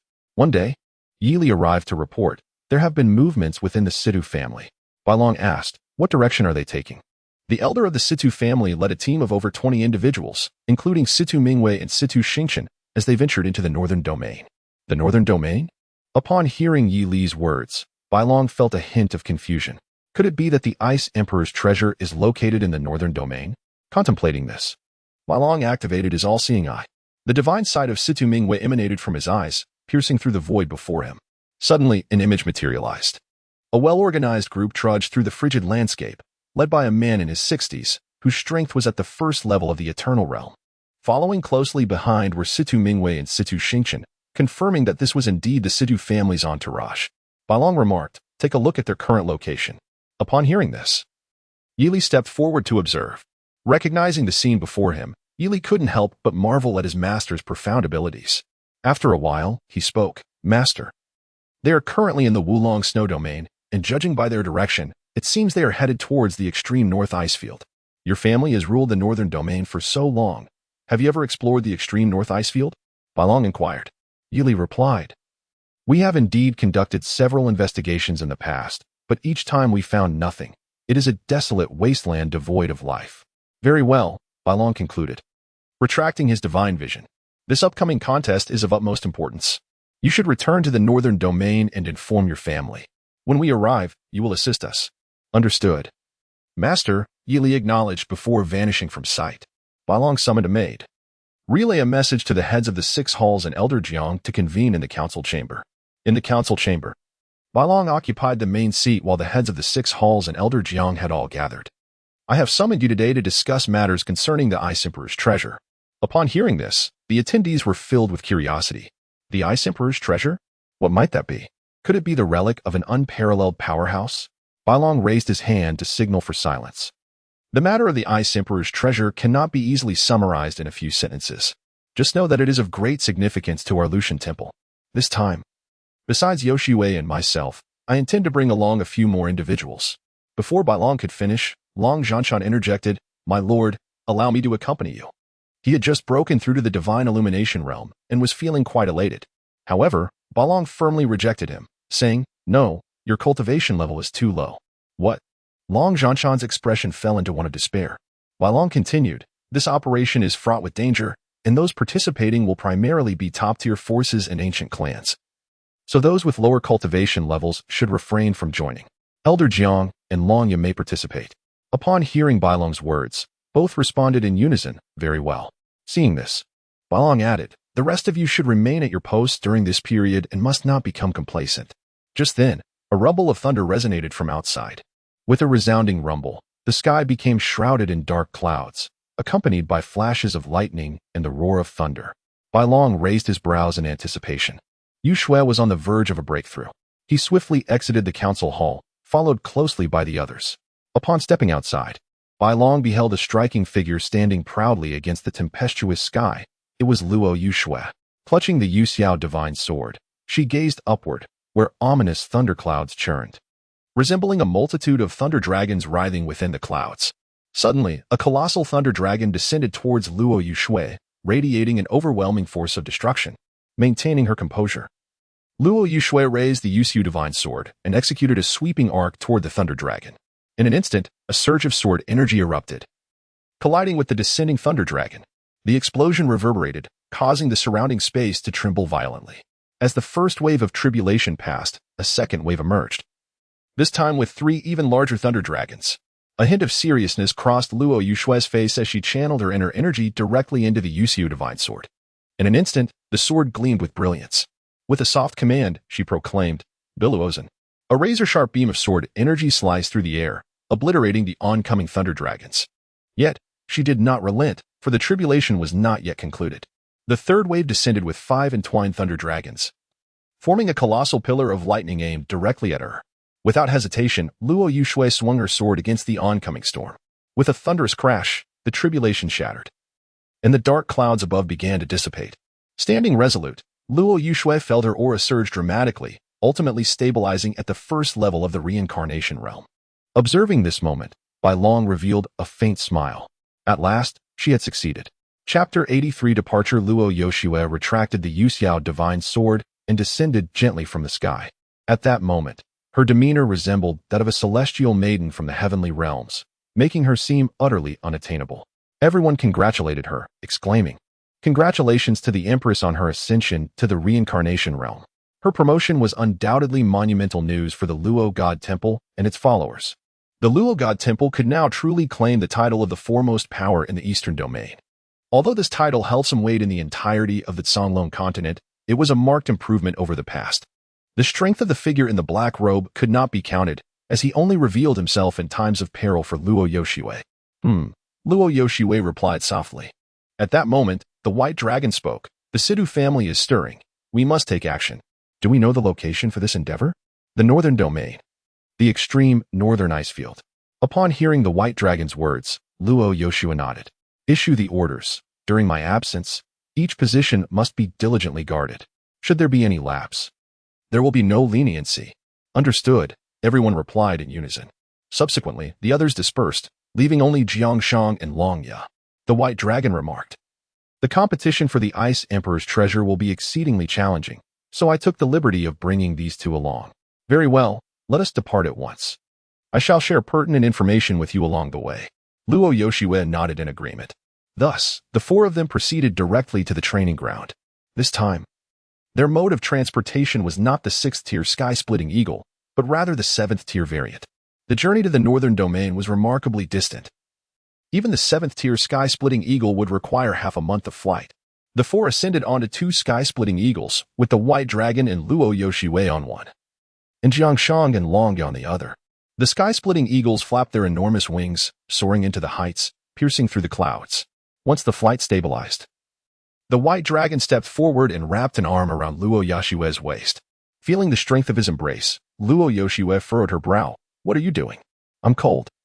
Holding you like this keeps me warm." Upon hearing this, Luo Yushui, who had been on the verge of anger, found herself both amused and exasperated. How could the white dragon, clad in the 8th-tier armor she had gifted him, possibly feel cold? He simply sought to take advantage of her. Nevertheless, Luo Yushui did not resist his embrace. She nestled against him, gazing at the clouds drifting by in the azure sky, experiencing an unusual sense of tranquility. At that moment, the white dragon said, "We will first reach the Wulong Snow region, then proceed overland into the extreme northern ice field." "Why?" "I have inquired and learned that the extreme northern ice field is a frozen expanse with extremely low temperatures, rife with icy storms in the upper atmosphere, rendering flight impossible." Hearing this, Luo Yushui nodded in agreement. She then inquired, "How did you come to know all this?" I learned it through Chi Feng. His family's trading company spans the continent, so this information was relatively easy to obtain." "Oh, White Dragon, I need to speak with you about something." Hearing this, the white dragon sensed the seriousness in Luo Yushui's tone. A fleeting thought of foreboding crossed his mind. Could it be that Yushui had discovered his true identity? A few days ago, a sudden influx of thoughts filled my mind. What were they? A scroll of ice-based martial arts, titled Ice Emperor's Heart Sutra. "Oh, have you begun practicing it?" The white dragon spoke, secretly relieved, fearing that she might have been discovered.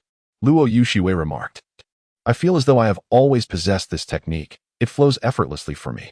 Moreover, my cultivation speed has accelerated remarkably, and my breakthrough into the reincarnation realm was facilitated by this method.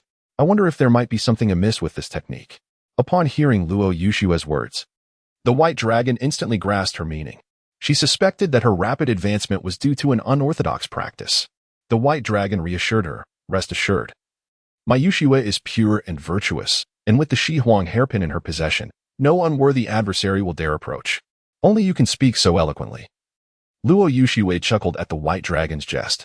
However, she did not perceive any drawbacks to the technique at present, so she decided to let it be for now. Thus, the two remained silent, embracing each other tightly. The sky-rending eagle soared tirelessly through the clouds, heading towards the northern domain. In the central domain, at the Divine Mechanism Valley, within the 9th level of the Stargazing Tower, The divine mechanism elder remained as he always was. He sat quietly on the stargazing platform, holding the star-seeking disc, muttering to himself about something unknown. Yu Huang stood respectfully behind him. After a quarter of an hour had passed, the elder suddenly let out a long sigh. Yu Huang inquired, "Master, what is the situation?" "Fortune or misfortune," the divine mechanism elder simply uttered 4 words. Hearing this, Yu Huang nearly choked. He thought to himself, a hint would be appreciated. How can anyone decipher this riddle? The elder turned to look at Yu Huang. Noticing his gaze, Yu Huang quickly cleared his mind, fearful of revealing his thoughts. The elder handed the star-seeking disc to Yu Huang and said, "The opening of the Ice Emperor's treasure requires this disc. Take it with you." "Yes, master." A significant upheaval may occur during this event. Yu Huang was taken aback by the elder's words. He asked, "Is it because of the figure in the black cloak?" In Yu Huang's experience, wherever the black-cloaked figure appeared, war was bound to ensue, often of a grand scale. "No. I have detected another malevolent presence, one of extreme evil." This. Yu Huang was at a loss for words. Could it be that a hidden force had emerged on the continent? In any case, it is best to exercise caution. Should you encounter a grave crisis, use the star-seeking disc to communicate with me, and I shall descend. I shall heed your command. Go. Yu Huang turned and descended from the stargazing tower. Leaving the divine mechanism valley, the elder murmured, "A time of tribulation indeed." Time swiftly passed, and over 10 days had gone by. The white dragon, Luo Yushua, and their companions had reached the edge of the Wulong snowfield. They temporarily entrusted the sky-rending eagle at an inn and ventured on foot into the snowy expanse. After 3 days of arduous travel, they finally approached the extreme northern ice plains. It was at this moment that they encountered the encampment of the Baiming clan. In truth, this was a prearranged plan between the White Dragon and Yi Li, allowing the Baiming family to establish a foothold and provide support. The guards of the Baiming family, upon seeing Luo Yoshue and her companions, immediately stepped forward to inquire, "Who are you?" "We hail from the eastern region, here to explore the extreme north ice plains." "Explore?" The guard scrutinized Luo Yoshua from head to toe. At that moment, a group approached from behind, led by a dandy clad in opulence. Upon seeing the newcomer, the guard promptly bowed and greeted, "Greetings, young Master Piaoxue." Indeed, Baiming Piaoxue acknowledged with a nod. He then turned his attention toward Luo Yoshua, and upon laying eyes on her, he became utterly entranced. Though veiled, her demeanor was such that it captivated all who beheld her. Baiming Piaoxue's gaze burned with intensity, scanning Luo Yoshue's figure repeatedly. Noticing this, Luo Yoshue's expression soured in distaste. Baiming Piaoxue then asked, "May I inquire where you come from and your destination?" "We come from the eastern region, bound for the extreme north ice plains." Despite her distaste for his demeanor, Luo Yoshue replied calmly, aware that offending the Baiming family would be unwise. Upon hearing her response, Baiming Piaoxue remarked, "Ah, then why not accompany me for mutual protection?" "Indeed, miss, join us," echoed his companions. Young Master Piaoxue seldom extends invitations. It would be unwise to decline. Baiming Piaoxue smiled smugly, convinced that his status and strength would compel her to acquiesce. He envisioned bringing this woman back to his tent. As this thought crossed his mind, his gaze toward Luo Yoshue grew increasingly brazen. Luo Yoshue, sensing his intentions, turned frosty. "Thank you for your kind offer, young Master Piaoxue, but we shall manage on our own." Baiming Piaoxue's expression darkened at her words. "You dare to refuse me?" "No, I merely wish to avoid inconveniencing the Baiming family." "Not at all an inconvenience. Come with us." Baiming Piaoxue insisted in a tone that brooked no argument. His attendants advanced, encircling the four with the intent to forcibly escort them back. Luo Yoshue felt a tinge of helplessness. They possessed the strength to easily extricate themselves from Baiming Piaoxue and his entourage, yet doing so would likely provoke the Baiming family.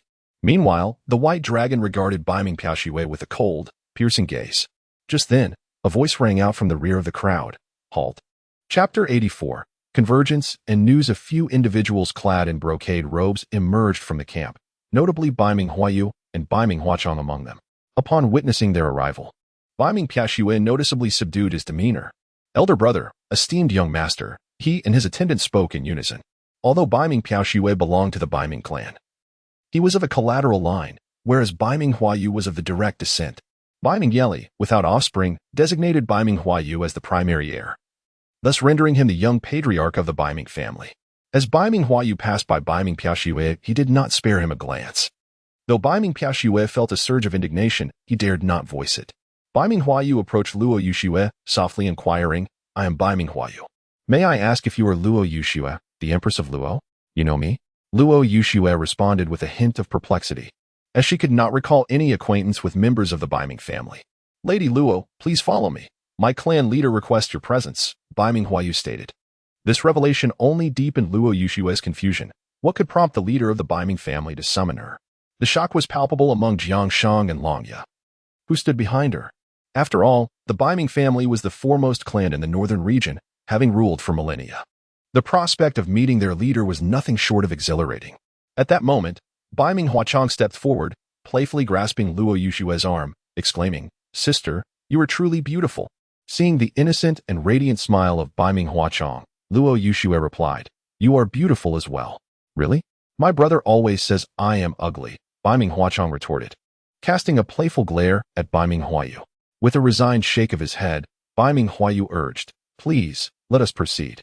He then led the way, with Bai Long, Luo Yushue, and the others following closely behind. Upon entering the camp, they encountered numerous descendants of the Bai Ming family, each exuding a formidable presence and possessing remarkable cultivation. Longya could not help but exclaim, Truly, this is a venerable lineage. Their depth is astounding. Indeed, we cannot fathom when we might catch up, Jiang Shang concurred. As they entered the grand tent, Luo Yushue spotted an elder standing with hands clasped behind his back, facing away from them. The elder gradually turned, a smile gracing his face as he regarded Luo Yushue. My dear young lady, we meet again. It is you, Luo Yushue exclaimed in delight.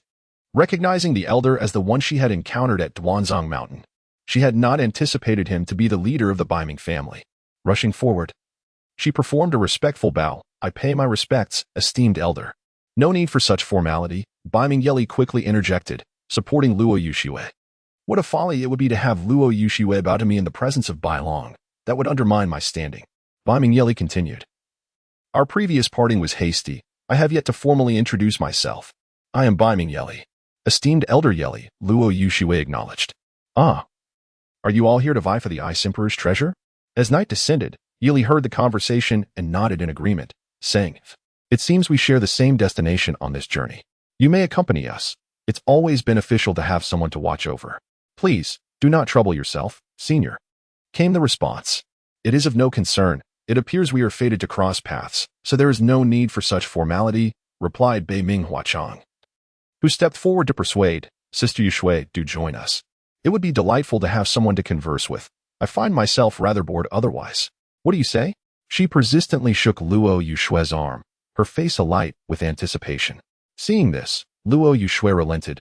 Very well, then I must trouble you, senior. No need for thanks, exclaimed Bei Ming Huachang, her joy evident as she pressed her small face against Luo Yushue's, nuzzling like a clingy kitten. Yili instructed, Huayu, please prepare a few rooms for Yushue and her companions. Yes, clan leader, came the reply. Once Bei Ming Huayu departed, Yili turned to Luo Yushue, saying, You shall rest here today. We will set off together tomorrow morning. Thank you, senior, she replied. Sister, follow me. I shall show you my pet snowball beasts. They are quite amusing. Bei Ming Huachang exclaimed, pulling Luo Yushue out of the tent. Bai Long glanced at Yi Li before stating, Senior, we will also take our leave to rest. Go ahead, Yi Li replied. Bai Long, along with Jiang Shang and Long Ya, headed towards the grand tent prepared by Bei Ming Huayu. However, midway, he claimed the need to use the restroom, allowing Jiang Shang and Long Ya to proceed without him. Once the area was deserted, Bai Long returned to Yi Li's tent. Upon entering, Bai Long bowed, addressing Master. Indeed. Well done, Yi Li acknowledged. Bai Long took a seat at the main position, sipped from the tea on the table, and inquired, What have you discovered? Reporting to you. Master, I have gathered intelligence. For this upcoming contest, all the prominent forces on the continent have arrived, and the number of minor factions and rogue cultivators is staggering. Bai Long reported. Yi Li nodded, then asked, Which ancient families have arrived, and what is their strength? Thus far, the ancient families that have come include the Situ family, led by the family elder Situ Nan, who is at the first level of the eternal life realm, the Jiang family from the central region, led by their ancestor Jiang Wu Jin, also at the first level, the Li family from the southern region, led by the clan leader Li Tian Zhao, who is at the second level, and the Tongming Tipple from the western region, led by Master Wu Chen, who is also at the second level. There are still some hidden forces yet to reveal themselves, Bai Long detailed. Upon hearing Yili's account, Bai Long sneered. I did not expect even the monks to be no exception. The monks of Tongming Temple are nothing but false practitioners, parading under the banner of Buddhism to deceive others. Continue to keep a close watch on all factions, Yili instructed. Understood. At this juncture, Bai Long suddenly recalled something. What is your relation to Beiming Piaoshui? He is the son of a distant relative of mine. Why do you ask? Perhaps you should inquire further yourself. Bai Long suggested, patting Yili's shoulder before exiting the tent. Once Bai Long had left, Yili sensed something amiss and promptly summoned Beiming Huayu. Just now. When Luo Yoshue and her companions arrived, did they encounter Piaoshui? Indeed, Chief. Did anything occur? This. Upon hearing Beiming Huayu's hesitant speech, Yili rebuked, Speak. I have gathered information that Piaoshui harbors ulterior motives towards the Empress Luo, wishing to claim her for himself. At this revelation, Yili erupted in fury. What a scoundrel! Immediately apprehend him, strip him of his powers, and return him to his family. Upon hearing this, Beiming Huayu was taken aback. Chief, isn't this punishment rather severe? Although Piaoshui has ill intentions, he has not succeeded. What do you understand? Go and execute my orders. Yes. Under Yi Li's stern command, Beiming Huayu had no choice but to comply. Shortly thereafter, terrified cries from Beiming Piaoshui echoed outside. Beiming Huayu, what do you intend to do? You cannot strip me of my powers. Otherwise, my father will not spare you. Brother Huayu, I was wrong. I will never dare again. Please spare me. Ah. The sound of his anguished scream prompted the members of the Beiming clan to emerge from their tents to investigate. Observing the crowd, Beiming Huayu declared loudly. Beiming Piaoshui has openly violated clan regulations. By the decree of the chief, he is to have his powers revoked and be escorted back to the clan. Upon hearing Beiming Huayu's pronouncement, gasps of astonishment filled the air. What could Beiming Piaoshui have done to warrant such a severe punishment for breaching clan rules? Beiming Huayu continued. You are responsible for returning him to the clan and ensuring he is kept under strict supervision. Yes, young master. Subsequently, several attendants took Beiming Piaoshui away. Bai Long stood at the edge of the tent, observing this scene with an impassive demeanor, his heart untouched by any tumult. Chapter 85. A convergence of fate. At the break of dawn the following day, Bai Long and his companions from the Beiming clan prepared for their journey.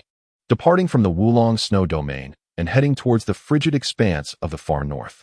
To Bai Long's surprise, after a night of interaction, Luo Yoshue had become quite good friends with Beiming Huashan.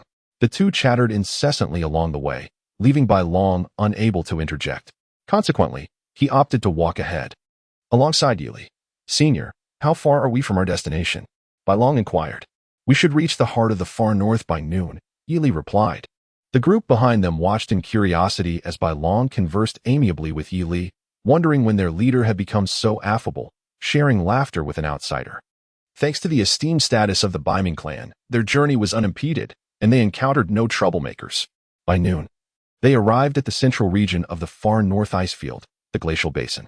Here, various factions had already established their presence. Some had set up camp, while others brought their temporary palaces, claiming this territory as their own. Upon spotting Bai Long and his companions' attire, whispers circulated. It is the Beiming clan's contingent. Alas, another ancient family has arrived, diminishing our chances. I wonder who leads the Beiming clan this time. Yili paid no heed to the distant murmurs. Instead, he turned to Beiming Huayu, instructing, disperse the orders. We shall make our camp here. Understood, clan leader, she replied. At that moment, a group approached from afar. Also members of an ancient clan. Ah, Yili, what a pleasant surprise after all these years to see you here, exclaimed an elder from the Li family, known as Li Hongtu. Yili, my old friend. They both laughed heartily, reminiscing. The approaching party belonged to the Li family of the southern domain, and Li Hongtu was a respected elder among them. Bai Long glanced at the Li family members, noting their overall strength was comparable to that of the Beiming clan. Although their elite combatants were likely superior, given that the clan leader, Li Tianjiao, had attained the second heaven of eternal life. At that moment, a young man approached Beiming Huayu, greeting her. Huayu, my friend. Qin Chuan, dear brother. Beiming Huashan also stepped forward to greet Li Qin Chuan. Then, Beiming Huayu introduced Qin Chuan. Allow me to present a friend of mine. Oh? Li Qin Chuan expressed curiosity at the mention of an introduction. Beiming Huayu gestured towards Bai Long and said, This is Bai Long from the Luoshan Temple. The Luoshan Temple? I believe I've heard of it. It's located in the eastern domain, is it not? Indeed. Upon hearing this, Li Qingchuan extended a courteous greeting to Bai Long. A pleasure to meet you. Bai Long offered a brief response. As Li Qingchuan showed no intention of shaking hands, thus Bai Long refrained from overt displays of deference. After his words, Li Qingchuan turned away, no longer regarding Bai Long. He addressed Bai Ming Huayu, saying, Brother Huayu, come with me. I have recently made a few acquaintances I wish for you to meet. Let us hasten, lest they grow impatient. With that, Li Qingchuan took Bai Ming Huayu by the arm and led him away. Meanwhile, Bai Long stood quietly observing from a distance. A group of young individuals clad in resplendent attire and possessing cultivation levels around the threshold of life and death stood nearby. As they spotted Li Qingchuan and Bai Ming Huayu approaching, they eagerly rushed forward to greet them with great enthusiasm. Among them, Bai Long recognized a familiar face, Jiang Shaolang. At that moment, Jiang Shaolang seemed to sense something amiss. He turned around, and his pupils constricted at the sight. His expression stiffened, as he had not anticipated encountering the ominous Bai Long here. The memory of the bloody scene outside Tianmong City flooded back to him, causing him to shudder involuntarily. Upon noticing Jiang Shaolang's gaze upon him, Bai Long offered a faint smile. However, to Jiang Shaolang, that smile appeared as if a demon beckoned him closer. Hastily, he averted his gaze, refusing to look at Bai Long any longer. Li Qingchuan, sensing Jiang Shaolang's unease, inquired, What troubles you, Brother Shaolang? Nothing, Jiang Shaolang replied, forcing a semblance of a smile.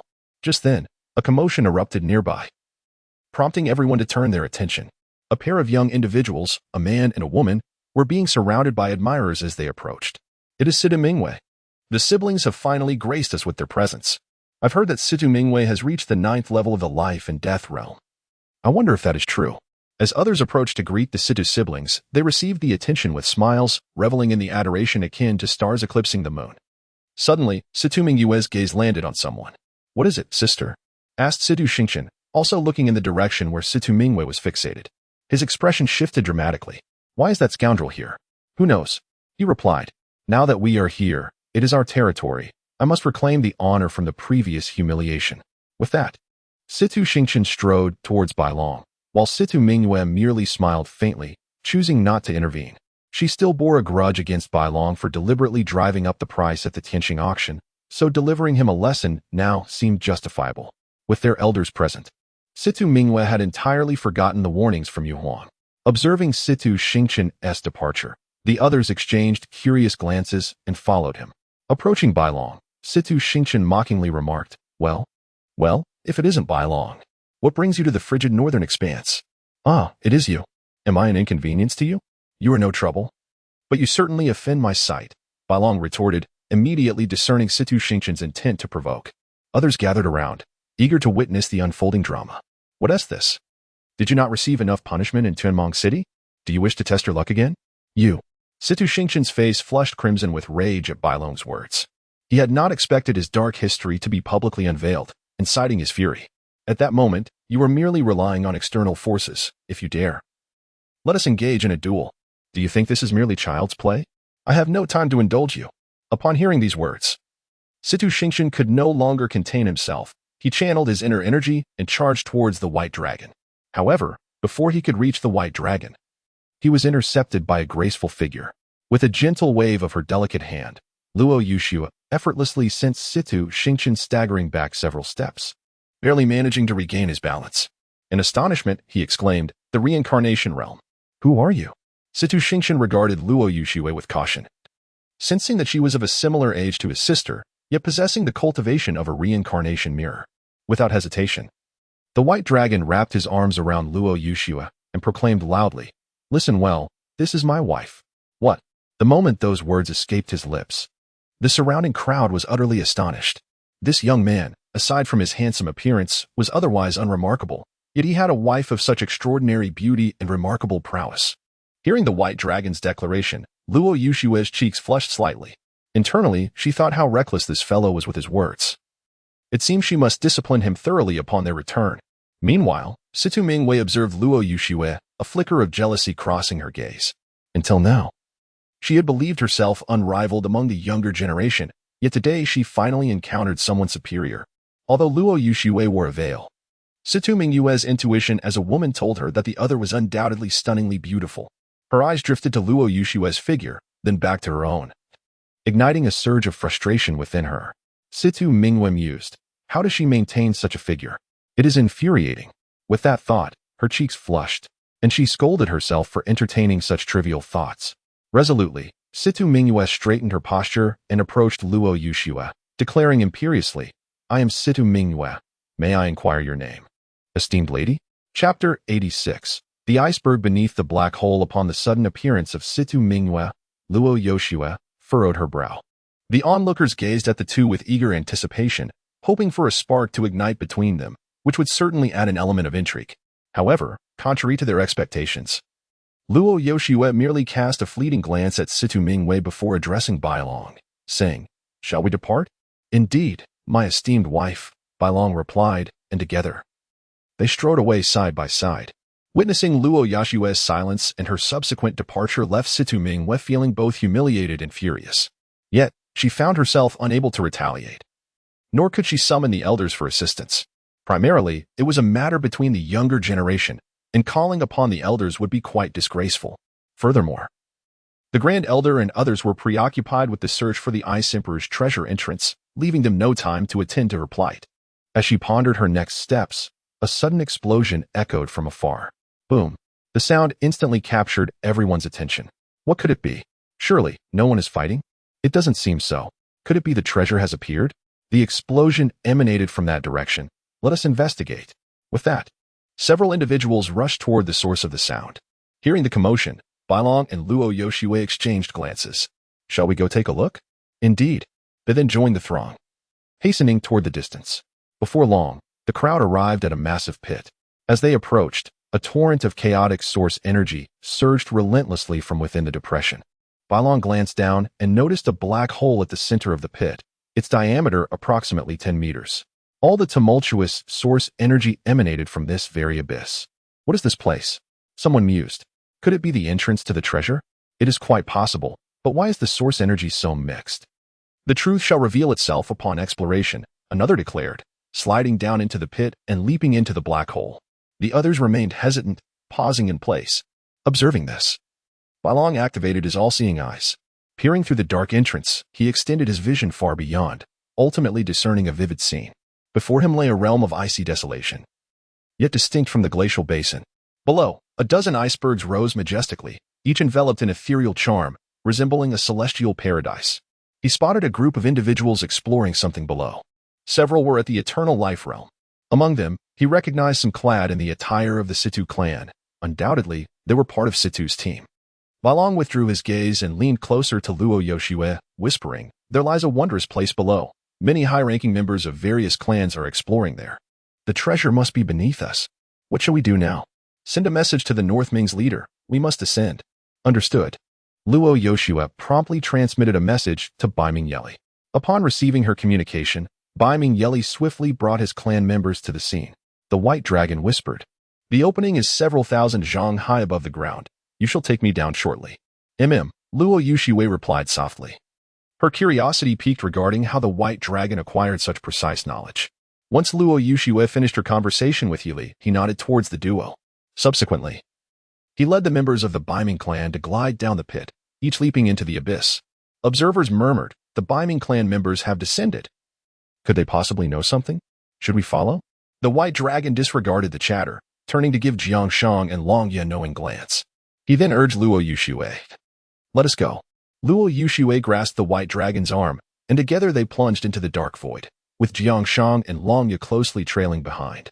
Meanwhile, Situ Mingwe observed, her countenance fluctuating with uncertainty.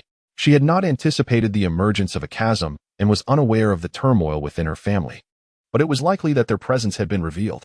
She and Situ Xingchen subsequently leapt into the abyss as well. As the crowd witnessed so many individuals jumping down, their courage began to swell. Damn it, fortune favors the bold while the timid perish. Indeed, I have but one life. I shall seize this chance. They began to jump in droves, akin to carp leaping over a river, a continuous flow of daring souls. At this moment, Luo Yushue and the White Dragon were still plummeting through the air, the ferocious source energy battering against the White Dragon's face, akin to the sting of blades. He held Luo Yushue tightly around her delicate waist, realizing that should he fall alone, his demise was inevitable unless he were to break his seal. In a brief while, They neared the ground. Luo Yuxue immediately slowed their descent, and together, they landed smoothly. Jiangshang and Long Ya also touched down safely, and the four exchanged knowing smiles. It was then that the white dragon noticed the members of the Baiming clan awaiting them in the distance. Approaching them, he inquired, "Baiming clan leader, which direction shall we proceed?" "That way," the leader responded, gesturing towards a distant locale. Everyone turned to glance, and though the area appeared shrouded in white mist, the occasional flicker of divine energy suggested they were not far from something significant. The young members of the Baiming clan regarded the white dragon with curious eyes, pondering his origins that warranted such treatment from their leader. Yili interjected, "Let us move." "Good," replied the white dragon, and they began their journey towards the indicated direction. Just a few hundred meters into their trek, a series of anguished screams echoed from behind them. Bang! Ah! Help! They turned to see individuals still descending from where they had landed. However, those of lower cultivation could not control their falling speed, and combined with the onslaught of violent source energy, they plummeted to the ground like mere mortals. The outcome was grim, as they met a tragic fate. Reduced to mere pulp. The pursuit of wealth can lead to one's demise, just as birds perish for sustenance. "Let us proceed," Bai Long declared, taking the lead while the others followed closely behind. In the frigid expanse enveloped in snow, the surroundings appeared as an endless white void, devoid of any life. The group, akin to a solitary vessel adrift in an infinite ocean, traversed the desolate landscape. After an indeterminate duration, they finally beheld a series of towering icebergs in the distance. At that moment, an overwhelming aura emanated from the icebergs, captivating all present. This ethereal essence, resembling a twisted rainbow, danced around the icy formations. The thin mist hovering nearby further obscured the scene, rendering it dreamlike. One individual exclaimed in delight, "How beautiful! Is this a celestial paradise? I never imagined such wonders could exist in this world." Subsequently, the group made their way towards the icebergs. As they drew near, they spotted figures, all belonging to ancient and prestigious families. Upon noticing Bai Long and his companions, one individual stepped forward, blocking their path. With an air of arrogance, he declared, "This territory is already claimed by us. You must seek elsewhere." "On what grounds?" a descendant of the Baiming family retorted, attempting to reason. The man replied, "Simply because I am of the Sidhu family." He then unleashed a terrifying and formidable aura. Yili, sensing this presence, furrowed his brow and remarked, "The seventh layer of the immortal realm. I did not expect to encounter a worthy opponent." In response, Yili introduced himself, "I am the patriarch of the Baiming family." Baiming Yili. The Baiming family? Indeed. Yet, entry is still prohibited. The Baiming family no longer possesses the eternal life realm and is no longer among the ancient families. The words ignited fury among the Baiming clan members. "What did you say? Dare to repeat that?" "Patriarch, he is too arrogant. We should eliminate him." All present glowered at the obstructive individual, unable to tolerate his affront. Yili felt a surge of anger, but refrained from acting. Though he could easily dispose of the man, the presence of a formidable eternal life realm expert behind him complicated matters. Just as tensions escalated, a voice resonated from afar. "Do not be incensed. Do not be incensed. I have finally caught up." A youth approached gracefully from the distance, reaching Bai Long and inquiring, "Am I too late?" "It's you," Bai Long exclaimed, astonished. Chapter 87. Reaching an agreement indeed, the young man is Yu Huang. After departing from the Divine Mechanism Valley, he hastened his journey and finally arrived here. Yu Huang addressed the White Dragon, saying, "We shall reminisce later. Let us attend to pressing matters first." He then approached the elder from the Situ clan and introduced himself. "I am Yu Huang from the Divine Mechanism Valley, seeking an audience with Senior Longwu." "Oh, you are the Valley Master, my apologies. Our clan leader is not present. It is the Grand Elder who has brought us here," the elder replied, his demeanor shifting dramatically upon hearing Yu Huang's introduction. The presence of the revered elder mechanism behind Yu Huang commanded respect, even from Situ Longwu, which left no room for negligence. Yu Huang inquired, "May I meet Elder Situ Nan?" "Please wait, Valley Master. I shall report this immediately." "Thank you," Yu Huang responded. Once the elder departed, Yili approached with cupped fists, saying, "I did not expect you to hail from the Divine Mechanism Valley. My apologies." "Clan leader Baiming is too courteous," he replied. "What is the Divine Mechanism Valley?" the White Dragon asked from the side. Upon hearing this, the younger members of the Baiming clan cast disdainful glances at him. They thought to themselves that he must have emerged from a remote mountain valley. As he was unaware of the illustrious name of the Divine Mechanism Valley, how could the clan leader possibly associate with someone so uninformed? Both Yu Huang and Yi Li were momentarily at a loss for words due to the white dragon's remark. Observing this, Luo Yoshue whispered something into the white dragon's ear, eliciting a look of dawning comprehension on his face.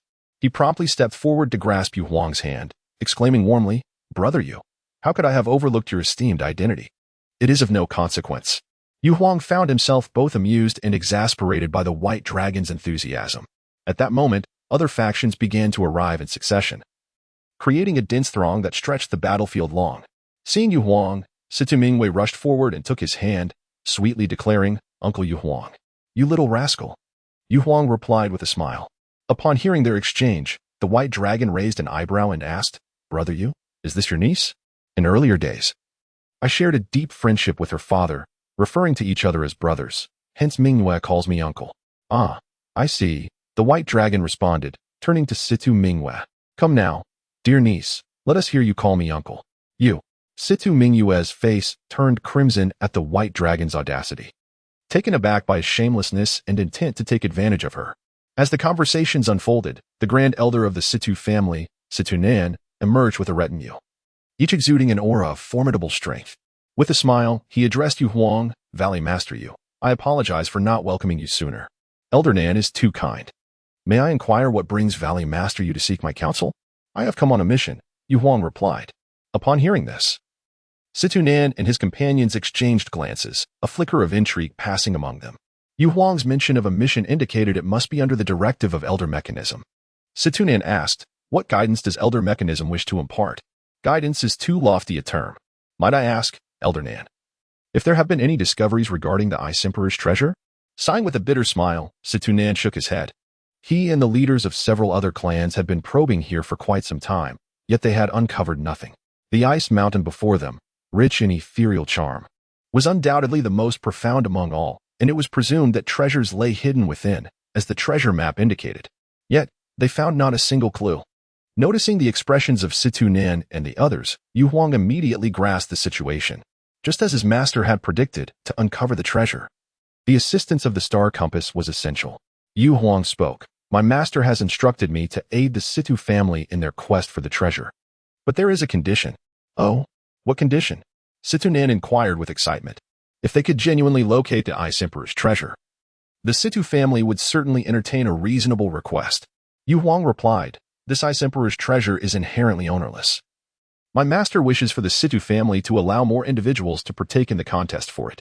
The fortunate shall claim it." "Absolutely not. This treasure was discovered by the Situ family." Situ Nan's words were met with vehement opposition from the younger members of the Situ clan behind him. "It's absurd. The treasure map was procured at great expense by the Situ family. There is no way we will permit outsiders to participate."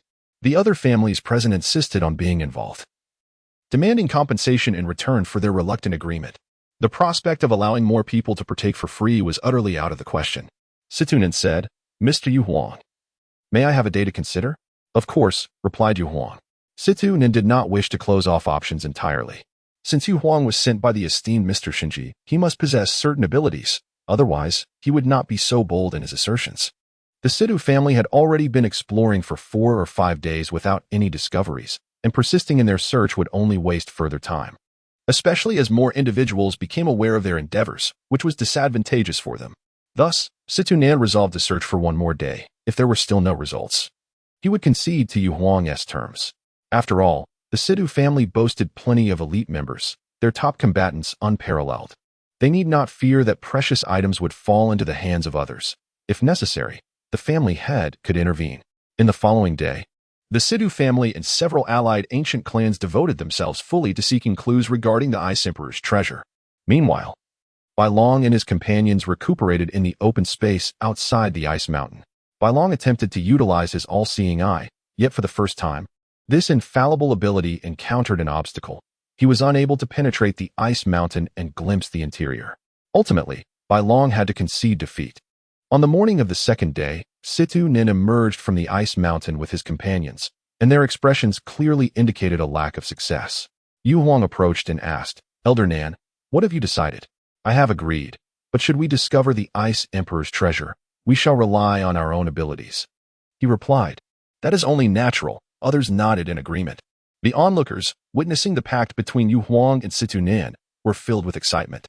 Originally, their involvement was quite challenging. At most, they could only scavenge a few scraps after others had finished. However, the situation has changed now, and they too have the opportunity to compete. With a stroke of good fortune, they might just soar to great heights. Bailong and Liuxu exchanged knowing smiles. Liuxu shared the same sentiment as the others, while Bailong contemplated that as long as he could discover the treasure, the heart of ice must be secured. As it held immense significance for Yuxue, had it not been for the time constraints on his cultivation unsealing, he would have done so long ago, clearing away all distractions to explore independently. Yet, circumstances dictated otherwise, and he had to exercise patience for now. At that moment, Yu Huang produced an object resembling a compass from within his robes. Upon seeing it, Situnen exclaimed in astonishment, "The star-seeking plate. What? Is this truly the legendary star-seeking plate?" It was said that this artifact was a 10th-tier divine item. The others were equally astounded. They had not anticipated witnessing the fabled star-seeking plate, the life treasure of the master of ingenious mechanisms. A 10th-tier divine item is exceedingly rare, even among ancient families. With a prestigious lineage like the Situ family possessing but a single piece, underscoring its preciousness, Situnen, filled with excitement, declared, "I never imagined that the esteemed you would bring the star-seeking plate. This is a monumental development. We must act without delay. How shall we proceed?" "Good," Elder Nan replied. "Please lend me the treasure map." Hearing this, Situnen promptly handed over the map to Yu Huang. Upon receiving the treasure map, Yu Huang placed the star-seeking plate atop it and immediately channeled his internal energy into the plate. The needle on the star-seeking plate began to spin rapidly. As time passed, its speed gradually diminished until it finally pointed in a specific direction. Yu Huang glanced at the indicated path and said, "Follow me." Chapter 88. The Ice City. After the Emperor Yu finished speaking, he took the lead, with the others following closely behind. However, instead of entering the majestic ice mountain before them, they turned towards another direction. Under the guidance of Emperor Yu, they traversed numerous ice mountains, ultimately halting before an ice wall towering 100 feet high. Bailong gazed at the ice wall before him, a flicker of astonishment passing through his heart. The aura emanating from this place was exceedingly faint, rendering it incomparable to the other ice mountains, yet it possessed a unique characteristic. The cold was so intense that merely standing before it sent shivers coursing through one's body. Emperor Yu cast a glance at the pointer on the star-seeking plate, which pointed unwaveringly at the ice wall before them. "This is the place," he declared. "This." Situnen found it hard to believe. This ice wall, the most unremarkable among all the ice mountains, made him question whether Emperor Yu had made an error. "Whether it is or not, we shall know through trial. I implore all of you to lend your strength and shatter this ice wall." With that, Emperor Yu signaled for those of lesser power to retreat to a safe distance, leaving only a few from the ancient families nearby. Observing Emperor Yu's serene demeanor, Situnen could only choose to trust him, for there were no better alternatives at hand. "Everyone, let us act together," Situnen urged, reassured by the elder's confidence. Indeed, the leaders and elders of the other families echoed in agreement. Subsequently, Situnen and the others began to channel their internal energy, gathering strength before them, preparing to shatter the ice wall in one decisive strike. Bailong and Luo Yoshua stood at a distance, watching. In such circumstances, they could offer no assistance. Luo Yoshua maintained a tranquil expression, lost in her thoughts, while Bailong pondered what treasures might lie beyond the ice wall and how they might contend for them. At that moment, Situnen shouted, "Now!" Everyone unleashed their most formidable martial techniques, launching an assault on the ice wall. Various beams of energy struck the surface, producing a cacophony of harsh, grating sounds. Contrary to their expectations of an explosive reaction, the ice wall began to gradually melt into water. As time passed, the once formidable ice wall started to thin. Witnessing this, Bailong activated his all-seeing eye. This time, there were no barriers obstructing his view. He could directly see through the translucent ice wall into the scene beyond. Shock began to manifest on his face as he beheld an immense underground ice palace, with interwoven halls rising below, forming an entire city, just as Bailong was observing. The ice wall was completely melted through by Situnen and the others, revealing the interior. The sight left everyone in a state of astonishment. An ice city still exists here. It appears to be over 10,000 years old. This must be the location of the treasure. Situnen's eyes began to gleam with excitement. At long last, the long-anticipated treasure was within reach. "Let us proceed." With his command, all members of the Situ family followed closely behind him as they advanced forward. At that moment, an uncanny event transpired. As Situnen approached the icy barrier, He felt as though he had collided with an invisible wall, which propelled him backward. What was happening? He reached out in front of him, encountering an unusual texture. He discovered an unseen soft wall. As he exerted pressure, the wall responded like a spring. The greater the force applied, the stronger the resistance became. This phenomenon was not exclusive to Situ Nan. Several other elderly figures from various clans found themselves similarly hindered by this intangible barrier. Yet, without exception, they were all formidable beings of the eternal life realm. What was the meaning of this? Why were we unable to enter? This was nothing short of discrimination. One individual cursed vehemently. Aside from those of the eternal life realm, everyone else was permitted entry. Bai Long and Luo Yoshiwei also ventured into the inner sanctum of the icy wall, turning to cast a subtle smile at Situ Nan and the others. With this group of powerful elders unable to interfere, their chances of success had significantly increased. Situ Mingwei reassured Situ Nan, saying, "Rest assured, elder. The Ice Emperor's treasure will not fall into the hands of others. Then it shall be entrusted to you," Situ Nan replied, acknowledging that this was the only course of action available. Fortunately, the Situ family possessed formidable strength, with 3 experts of the unyielding realm among them. The Eternal Life Realm practitioners from other clans were also imparting instructions to their respective juniors. Bai Long surveyed those around him, aside from a few from the Luo Temple. All members of the Baiming clan had successfully entered, including Baiming Yeli. They were all brimming with excitement. In the absence of Eternal Life Realm opponents, Baiming Yeli's strength was unparalleled, rendering him invincible. Thus, during this contest, the Baiming clan would undeniably hold the upper hand. Yeli glanced at Bai Long, puzzled. According to his assumptions, Bai Long should have been obstructed by the wall, yet here he was inside, suggesting that Bai Long must possess some secret method. However, to everyone's surprise, Yu Huang had not entered. He stood outside, smiling at them, signaling that they need not concern themselves with him. Bai Long regarded him briefly before dismissing further thoughts. He addressed Luo Yoshiwei and the others, saying, "Let us proceed." Indeed, they replied in unison.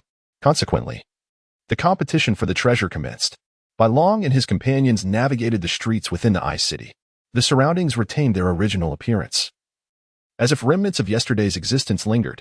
On either side of the streets were a variety of shops, their entrances adorned with stalls showcasing a dazzling array of treasures. Upon witnessing this, one individual's eyes gleamed with fervor, prompting him to rush forward to seize them. However, upon touching these treasures, he found he could not lift them. With a rustling sound, the precious items he had touched disintegrated into ashes, drifting away into the distance. The individual stood in disbelief. Undeterred, he reached for several other items, only to discover that, without exception, everything he had touched turned to ash, vanishing from sight. He suddenly exclaimed in frustration, "Damn it, is this a joke?" Without a moment's hesitation, he dashed off into the distance in search of other treasures. Bai Long remarked, "The quality of these items is far too low. After nearly 10,000 years, they have long since lost their essence." "Indeed," he concurred. "Let us proceed directly to the heart of the city. I believe the most significant treasures must reside there." Upon hearing Bai Long's words, Yili nodded in agreement. Subsequently, the group made their way towards the main hall in the center of the city. Luo Yoshiwei followed closely behind Bai Long, her expression tinged with confusion as she observed him.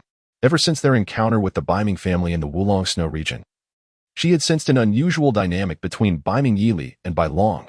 Later, upon arriving at the glacier basin and descending into the underground palace, she noted that Baiming Yili had consistently heeded Bai Long's counsel, which struck her as rather peculiar. It was important to remember that the former was the patriarch of an ancient family, while Bai Long was merely an ordinary individual. Such a scenario seemed improbable unless they had prior acquaintance. As this realization dawned on her, Luo Yoshiwei's pupils constricted. They must have known each other all along. In that moment, she felt a surge of understanding. She recalled the incident in the Wulong Snow region when Baiming Piaoshui, who had harbored ill intentions towards her, was ordered to have his powers stripped. It was inconceivable that Baiming Yili would treat one of his own kin in such a manner for the sake of an outsider, unless someone had intervened. Moreover, this individual must have had a significant relationship with Baiming Yili. With this thought in mind, Luo Yoshiwei's gaze towards Bai Long shifted. Her eyes grew increasingly cold, as though she were encountering Bai Long for the very first time. Chapter 89. A brief confrontation unbeknownst to the White Dragon. Behind him, Luo Yoshiwei was undergoing a transformation. He continued to lead the way, employing his all-seeing gaze to observe the surroundings. After a quarter of an hour, they arrived before a magnificent palace, its golden and resplendent towers adorned with intricate, unknown patterns. exuding an air of solemnity and grandeur. Upon beholding this structure, a singular thought occupied the white dragon's mind, to transport it back to the Luo god palace. He then shook his head in resignation, lamenting its fate. "Let us proceed inside," suggested Yili, standing beside him. The white dragon nodded in agreement, and the group made their way toward the grand hall. At that moment, a delicate voice called out from behind, "Halt." Turning around, the group saw members of the Situ family approaching from a distance. As they drew near, Situ Mingwe declared, "This palace has already been claimed by my Situ family. You must seek refuge elsewhere. Indeed, this place is reserved for us. Those who are wise will vacate the premises," chimed in Situ Xingshan with a mocking expression. Upon hearing this, the white dragon assessed the Situ family members. Their top-tier combat strength comprised 3 individuals, 1 at the 7th level of the immortal realm and 2 at the 6th. The white dragon then leaned toward Yi Li, speaking in a tone audible only to the 2 of them. "Do you think we can handle 3 at the immortal realm?" "Absolutely. Dispatch their members. And the storm battle axe shall be your reward," Yi Li affirmed. The storm battle axe was currently in his possession. Yet the white dragon had yet to consent to its transfer. He believed that after this battle, the axe would indeed belong to Yi Li, significantly enhancing the combat prowess of the Baiming family. The white dragon addressed Situ Mingwe. "Dear Mingwe, are you truly unwilling to reconsider?" "You scoundrel," Situ Mingwe retorted, flustered and indignant at the white dragon's words, which always seemed to place her at a disadvantage in discourse. "Although your Uncle Yu is absent, Uncle Long is here. If you would merely acquiesce, we could achieve a mutually beneficial partnership. Dream on." She shot back. "Elder He, please apprehend this rascal. I wanted to understand the consequences of offending the Situ family." "Understood, Miss," Elder Siddhi replied, stepping forward to seize the white dragon. In response, the white dragon calmly remarked, "I leave it to you." "Very well," Yi Li said as he stepped forward, unleashing a formidable and terrifying aura from within. Siddhi, sensing the overwhelming presence, was instantly taken aback. "9th level of the immortal realm. Baiming Patriarch, are you certain you wish to oppose my Situ family? Spare me your nonsense. When you first arrived, you were quite imposing, yet here you are, obstructing our entrance to the ice mountain. Do you really think the Baiming family is made of clay?" Siddhi was left speechless by Yi Li's words. The younger members of the Baiming family were equally astonished. It was their first time hearing their patriarch utter such coarse language. "Either engage in battle, or retract your earlier statements." "Very well. Since the leader of the North Underworld clan insists, I hope you do not come to regret this decision." As soon as he finished speaking, 2 other elders from the Situ clan stepped forward to join Siddhi in confronting Yi Li. Observing this, Yi Li scoffed with contempt. "What? Do you believe you can rely on numbers? Do you think the chasm of realms can be bridged merely by having more people?" After uttering these words, Yi Li formed seals with his hands and silently recited an incantation. Immediately, a rune appeared before him. Siddhi and the others were taken aback, their expressions grave. They had not anticipated that Yi Li would take this seriously, employing the forbidden techniques of the North Underworld clan right from the outset, signaling his intent to fight to the death. Sealing technique, Earthly Tomb Seal. With a soft command, the sealing rune launched itself towards Siddhi and the others. In response, the 3 of them immediately engaged in defense. Mystic Ice Shield. In an instant, a massive ice shield materialized before Siddhi, protecting them from behind. A thunderous explosion erupted as the sealing rune collided with the Mystic Ice Shield, the sound reverberating far and wide, swiftly attracting many other factions to the scene. What is happening? The Situ clan is actually clashing with the North Underworld clan? Could it be due to a dispute over spoils? It seems highly plausible. Onlookers speculated fervently about the reasons behind the confrontation between the Situ and North Underworld clans. At that moment, Siddhi and his companions staggered back a few steps to regain their footing, while Yi Li stood unwavering, clearly demonstrating the disparity in strength between the 2 sides. Siddhi glared at Yi Li, his expression darkening. He had not anticipated Yi Li's formidable power. With just a single move, they were already at a disadvantage. Is the North Underworld clan truly willing to protect this boy? Indeed. With that, Siddhi distanced himself from Yi Li. He exchanged glances with the other 2, who understood his intention and positioned themselves to form a triangular formation with Siddhi. They began to channel their energy, creating a triangular array between them, from which a faint blue energy emanated, exuding an intensely frigid aura. A resounding dragon roar echoed forth. From the center of the formation, a massive ice blue dragon soared into the air, twisting and turning with grace. Mystic Ice Dragon Technique. Yi Li recognized the martial skill being employed by his opponents. This was a combined attack technique of the Situ clan, requiring at least 3 people to execute, and its power was immense. Situ, he declared.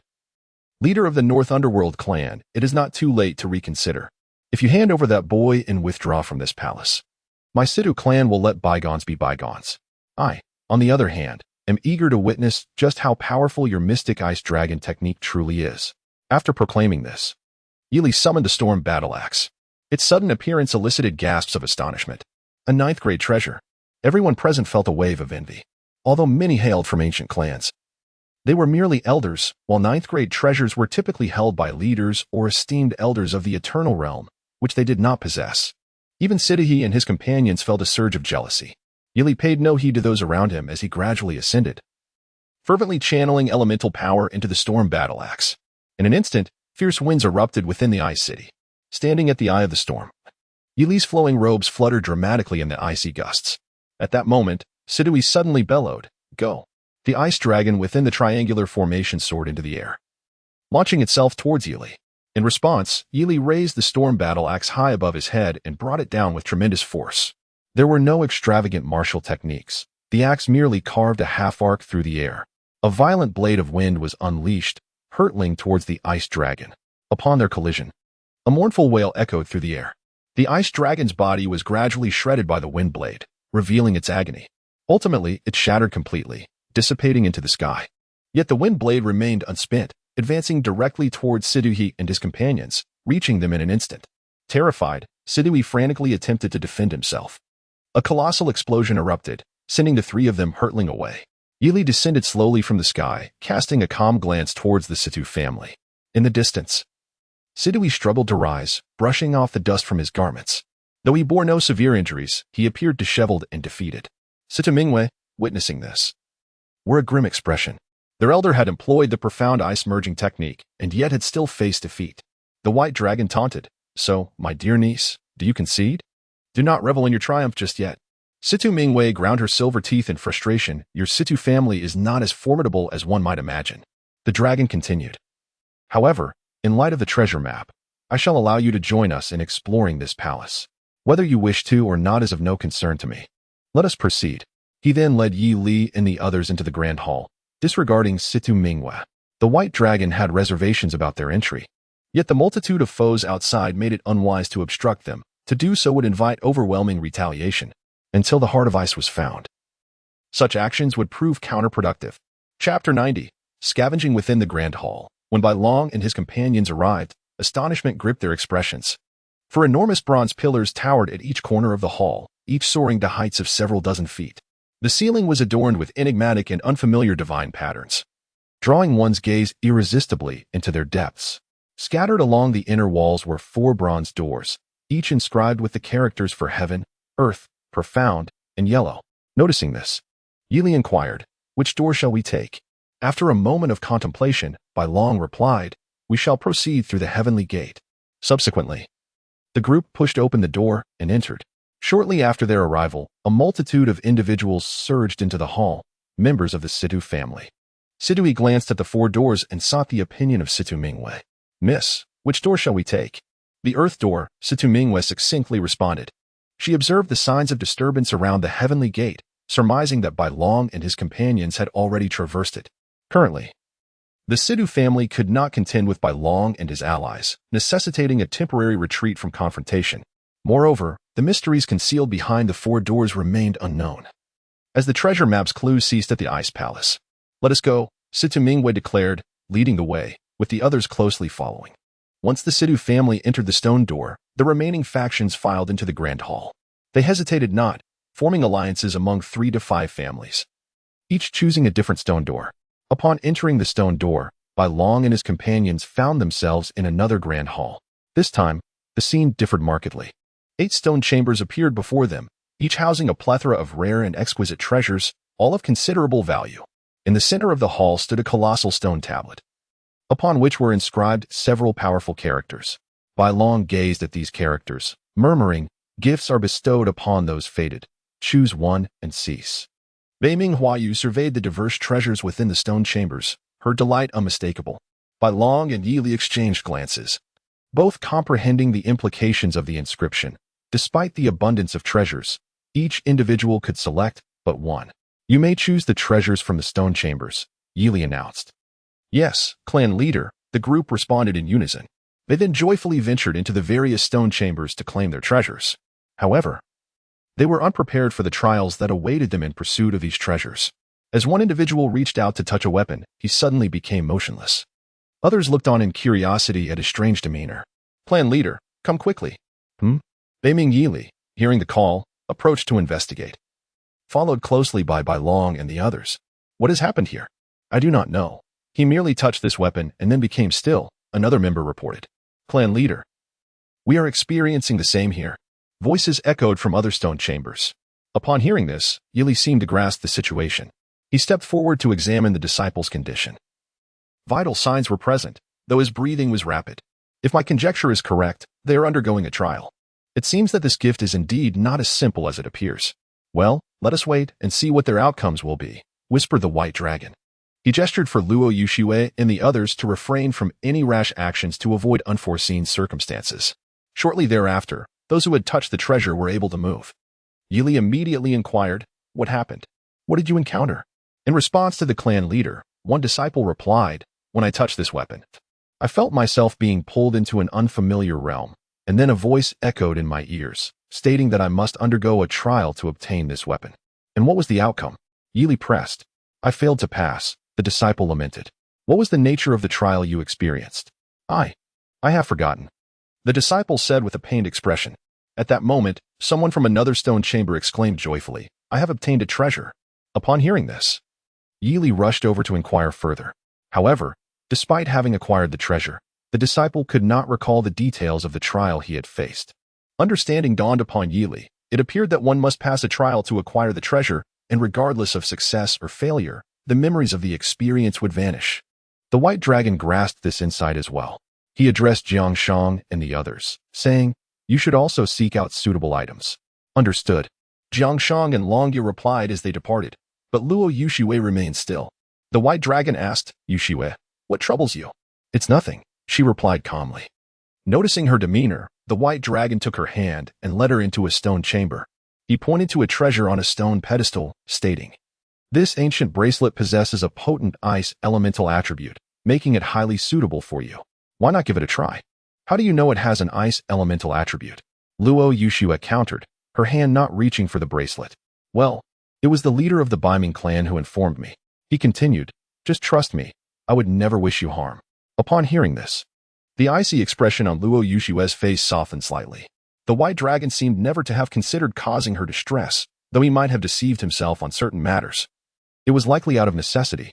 With that thought, she approached the bracelet to take it.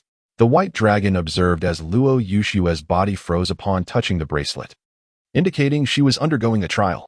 He then exited the stone chamber, realizing he could not interfere with others' trials. Now, he resolved to find a treasure befitting himself. Eager to discover what sort of trial awaited him, entering another stone chamber devoid of others, he gazed in awe at the array of treasures on the stone pedestal. The Ice Emperor truly is a formidable being at the 9th level of the Eternal Life Realm. Treasures of the 7th and 8th grades are displayed here as if they were mere cabbages, he marveled. After careful observation, he ultimately chose an item, an ancient ring. A 7th grade treasure, presumably a spatial storage ring. Although the white dragon also possessed a ring, it paled in comparison to the one before him. He reached out to grasp it, mentally preparing himself for the impending trial. As his fingers brushed against the ring, he was suddenly enveloped in a haze, feeling as though an unseen force was attempting to drag him away. At that moment, the white dragon instinctively activated his all-seeing eye. Instantly, 2 brilliant beams of light shot forth, dispelling the murky fog and alleviating the sensation of being pulled. The white dragon found himself still within the stone chamber. With one notable difference, he had successfully taken the ring from the pedestal. Bewildered, he thought to himself, this could be a turning point. He had not anticipated that the power of the all-seeing eye could bypass the trial, and he wondered if he could replicate the feat with this in mind. He proceeded to seize a weapon nearby. This time, prepared for the challenge, he activated his all-seeing eye the moment the mist began to swirl. As expected, the fog vanished, and he found himself with an additional weapon in hand. The white dragon's spirit sword. The 8 stone chambers within this grand hall contained countless treasures. If he could carry them all away, it would be a monumental windfall. Resolute, he shifted into a mode of relentless acquisition, disregarding any notions of morality, ethics, or shame. He swiftly gathered every item from the pedestal, storing them within his spatial ring. Meanwhile, Luo Yushiwei and the others had also completed their trials and obtained treasures. The white dragon eagerly approached, exclaiming, "My dear, we have struck gold this time." Luo Yushiwei, puzzled by his words, responded, "What do you mean?" Without elaborating. He led her into one of the stone chambers. With practiced ease, he picked up another treasure from the pedestal, his movements fluid and unimpeded. Witnessing this spectacle, Luo Yushiwei's eyes widened in disbelief. "What is happening?" she inquired. The white dragon feigned innocence, wearing an expression of unknowing. "Let us not dwell on that. Since we've encountered such fortune, we must seize the opportunity," he declared, continuing to gather treasures from the pedestal and placing them into his spatial ring. Thus, under Luo Yushiwei's astonished gaze, the white dragon emptied yet another stone chamber of its riches. Chapter 91. The Mysterious Girl. As the white dragon concluded his exploration of the second stone chamber, he approached Yili. "Have the members of the Baiming family finished selecting their treasures?" he inquired. "Yes, it is all done," Yili replied, casting a glance at his kin. Baiming Huayu and Baiming Huashang had each acquired a coveted 8th grade treasure, their smiles betraying the unspoken joy within. However, there were others who had failed the trial, their faces marred by expressions of despondency. "Good," the white dragon responded. He then proceeded to enter the remaining stone chambers one by one. Under the astonished gaze of the onlookers, he collected all the treasures with ease. A wave of shock rippled through the crowd. Could this lad be cheating? How could such a thing occur? Could he not spare us even one? The members of the Baiming family murmured amongst themselves, for it had already been established that each individual could only attempt the trial once. No one had anticipated the emergence of an anomaly who effortlessly gathered all the treasures without undergoing the trials. Was he exempt from the challenges? Yili, equally taken aback, found himself momentarily speechless, but soon he regained his composure. The master's abilities were always beyond comprehension, far from the grasp of ordinary minds. After collecting all the treasures, the white dragon approached Yi Li and presented several items to him. "Let these be given to those who did not pass the trial. I, on behalf of my kin, express my gratitude to you, young friend Bai," Yi Li said with a smile as he accepted the treasures from the white dragon. He then instructed Baiming Huayu to distribute them among those who had not received any. Seeing this, the recipients were filled with delight. Although the treasures might not suit them perfectly, they were certainly better than having nothing at all. They gazed at the white dragon with gratitude. Aware that these were his spoils, they could not demand anything from him. Baiming Huashang approached the white dragon, her voice sweet as she said, "Thank you, brother Bai. You little girl, do you have something you desire? If so, I shall gift it to you," the white dragon replied, affectionately ruffling Baiming Huashang's hair. He had taken a liking to her. Despite their brief acquaintance, she reminded him of a delightful little charm. "Thank you, brother.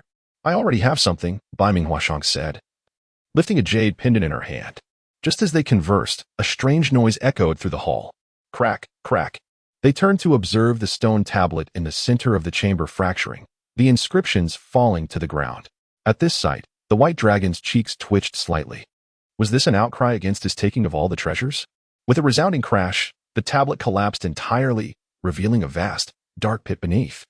Everyone gathered around to peer into the abyss, but nothing was visible in the inky darkness below. The white dragon exchanged glances with Yili, who then summoned a clan member. "Descend and investigate," he commanded. "Yes, chief," the individual responded, and without hesitation, he leaped into the dark void. A moment later, a loud thud echoed from below. The patriarch spoke, and below, a passageway echoed with the shouts of those descending. Knightley observed the scene and suggested, "Shall we also descend?" Thus, one by one, they all leaped into the abyss, landing in the corridor below. Once on the ground, the white dragon meticulously surveyed his surroundings. This was a profound corridor, measuring 5 to 6 meters in width, its depths unknown. He activated his all-seeing eye. With its vision, he traversed an unfathomable distance, discovering that at the corridor's end lay a portal. A thought struck the white dragon. Divine vision, Situ Mingwe. This divine perception was solely for his eyes. For should Luo Yushiwei and the others witness it, they would surely be astonished. Within the white dragon's gaze unfolded a vivid scene. He beheld the Situ family appearing in a similarly shadowy corridor, advancing in a particular direction. Realizing this, the white dragon surmised that the Situ family was likely undergoing a parallel experience. Moreover, he speculated that through this corridor, they might soon encounter one another beyond the portal. "Let us proceed, for there are no other paths available," he declared. Indeed, "We have no choice," came the reply. Thus, they ventured deeper into the corridor. Shortly after their departure, another group arrived at the grand hall they had previously ransacked. Upon entering, excitement buzzed among them. "Where are the treasures? Where have they gone? This cannot be right. There should be something here." One leader of the group noticed several carved inscriptions on the floor of the hall. "Items are bestowed upon those fated to receive them. One must take only what is theirs." He then addressed his companions. "Perhaps we should check the 8 stone chambers for any remaining items?" "Very well," they responded, hastening toward the chambers. Soon, they returned, reporting the chambers to be utterly empty, devoid of anything. "It appears all has been taken by those who came before us." "What? This is utterly unacceptable. They've left us with nothing," exclaimed the leader. "It seems we must hasten our pace. If we merely follow behind, we shall end up with nothing at all." "Indeed. We must catch up with them and reclaim what they have taken." With that, the entire group leapt into the dark void. A quarter of an hour later, silence enveloped the grand hall, devoid of any presence. Suddenly, the space before them warped and twisted, revealing 2 figures. One was clad in a form-fitting outfit, her voluptuous figure accentuated exquisitely. A delicate pattern adorned her stunning face, adding to her allure. Her fiery red lips and fluttering eyelashes rendered her even more enchanting. Yet, in stark contrast to her beauty was the aura she exuded, a chilling essence utterly distinct from human power, a profound, cold magic. The girl pouted and exclaimed, "Father is truly biased. Why must I be sent to this dreadful place? My lady, it is unwise to speak ill of the king." The elderly man behind her quickly interjected, "I understand, Uncle Lee. Are we to compete for the Heart of Ice next?" "Indeed. The second princess is about to face tribulation and requires the Heart of Ice for assistance." Upon hearing Uncle Lee's words, the girl was instantly filled with indignation. "Humph. That ugly woman, In Hongwei, takes advantage of father's favoritism to bully me at every turn. Now he even commands me to compete for the Heart of Ice on her behalf. It is infuriating." As she spoke, she placed her hands on her hips and stomped her feet in anger. "Oh dear, my little ancestor, do refrain from speaking so freely. If outsiders overhear and report back to the clan, you shall face punishment," he cautioned. "Who dares?" The girl retorted, her fury palpable. She revealed her adorable little tiger teeth, trying to appear fierce, which made for a rather comical sight. Seeing her like this, Uncle Lee could only smile helplessly. "My lady, we must depart. Otherwise, the Heart of Ice may fall into the hands of others." "Very well," the girl replied, albeit reluctantly. With that, the two vanished from their location. At the end of the corridor, Bai Long and the others had already arrived. They worked together to push open the heavy stone door and stepped outside. As they emerged, Bai Long indeed saw a multitude of people gathered. Prominent families such as the Situ, Jiang, and Li clans, along with some first-rate powers, were present. Upon noticing Bai Long's arrival, Situ Mingyue immediately displayed a hostile expression. The two locked eyes, each seemingly intent on inflicting severe harm upon the other. Chapter 92. White Mist. Bai Long swiftly diverted his gaze, no longer fixating on Situ Mingyue. He surveyed his surroundings, realizing they stood upon a vast circular plaza, bordered by a precipice. This chasm, spanning 100 feet in width, mirrored the plaza on the opposite side, leaving Bai Long quite astonished. It was perplexing to find such a ravine in the depths of the earth. Could it possibly lead to the abyss? Beside him, Long Yu inquired, "How shall we proceed? This chasm is peculiar. Perhaps we should wait and observe." As Bai Long spoke, he approached the edge and peered down. The depths of the chasm were shrouded in thick white mist, obscuring all visibility and imparting an unsettling chill. At that moment, an impatient figure emerged. A middle-aged cultivator of the reincarnation realm stepped forward, declaring, "If you choose to cower here, that is your decision. I cannot afford to wait any longer." He then soared into the air above the chasm. Initially, he rejoiced at his apparent safety, wearing a scornful smile as he addressed the gathered crowd. "You cowardly lot. It's merely an ordinary chasm, and yet you tremble in fear. Witness, I am unharmed." With that, he spun mid-air. Seeing him unscathed, the crowd began to stir with newfound courage. Suddenly, an uncanny event unfolded. The mist beneath the chasm began to writhe, as if animated, surging toward the man suspended in midair. Upon reaching his feet, the mist morphed into spectral forms, reaching out to grasp his ankles. "Look, there is something beneath you," the crowd urged. "What is it?" the man questioned, glancing downward, only to have his pupils constrict in terror. "What in the world is this?" As he uttered these words, several misty phantoms seized his ankles, pulling him toward the depths of the chasm. "Go to hell." The rogue cultivator struggled desperately, channeling his internal energy to assault the encroaching phantoms. Although his attacks scattered the mist at his feet, fresh tendrils quickly emerged, ensnaring his body. The phantoms multiplied, crawling over him, their mouths agape, revealing rows of sharp teeth, relentlessly gnawing at his flesh. "Ah, no, help me," he screamed in agonizing despair. The chilling cries sent shivers down the spines of all present. At that moment, the man was completely engulfed by the misty phantoms, dragged into the swirling fog below. Crack! Crack! The horrifying sounds of feasting, the snapping of bones, and the man's heart-wrenching screams echoed through the vast emptiness, instilling terror in every onlooker. Many, particularly the women, turned pale with fear, retreating to the back of the crowd. Luo Yushue's face was ashen, her delicate teeth biting into her crimson lip, clearly shaken by the horrific scene that had just unfolded. Upon witnessing the scene, the white dragon strode forward and clasped her delicate hand. Feeling the warmth radiating from her palm, Luo Yoshue's tension eased considerably. The white dragon then addressed Yi Li, inquiring if the leader of the Baiming clan was aware of what had just transpired. "If my conjecture is correct, those should be the white mist ghosts," Yi Li replied as he approached the white dragon. "I have only encountered such entities in ancient texts. They originate from frigid realms, feasting upon the flesh and souls of all living beings. I never anticipated we would encounter them today. Is there any way to combat such creatures? The only solution lies in satiating them." "What?"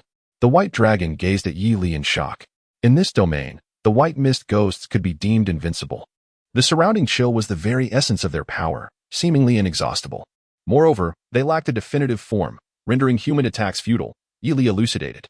The white dragon fixed his gaze downward towards the churning white mist at the base of the cliff. How many lives would it take to satisfy them? Unknown. The distant onlookers had overheard the conversation between the white dragon and Yi Li, their faces pale with dread. Judging by the density of the mist below, it seemed unlikely that even the lives of everyone present would suffice to appease it. Suddenly, a rumbling sound reverberated through the air. All present then beheld the emergence of 3 suspension bridges from the edge of the plaza across the chasm, extending towards their own side. Many among the crowd displayed expressions of bewilderment. What do these bridges signify? The individual who just flew through the air was seized, and now they present a bridge as if it changes anything? Furthermore, these bridges do not appear particularly sturdy. Observing the 3 bridges, the white dragon's lips twitched slightly. The bases of the bridges were composed of wooden planks that appeared ancient, some already fragmented and missing portions. Iron chains, as thick as a bowl, flanked either side. The bridges swayed precariously in the air, as if a mere gust of wind could obliterate them. Baiming Huayu remarked, Can anyone actually traverse them? Not I." Baiming Huashang protested vehemently. She had been thoroughly terrified by the earlier scene of the white mist ghosts devouring their prey. Her small hands tightly clutching the hem of Baiming Huayu's garment, her body trembling slightly. Seeing this, the white dragon activated his all-seeing eyes, intent on discerning the nature of the bridges and the mist below. Under his scrutiny, the true essence of the 3 bridges was revealed, despite their dilapidated appearance. He discovered that the wooden planks were fashioned from millennia-old divine trees, remarkably sturdy.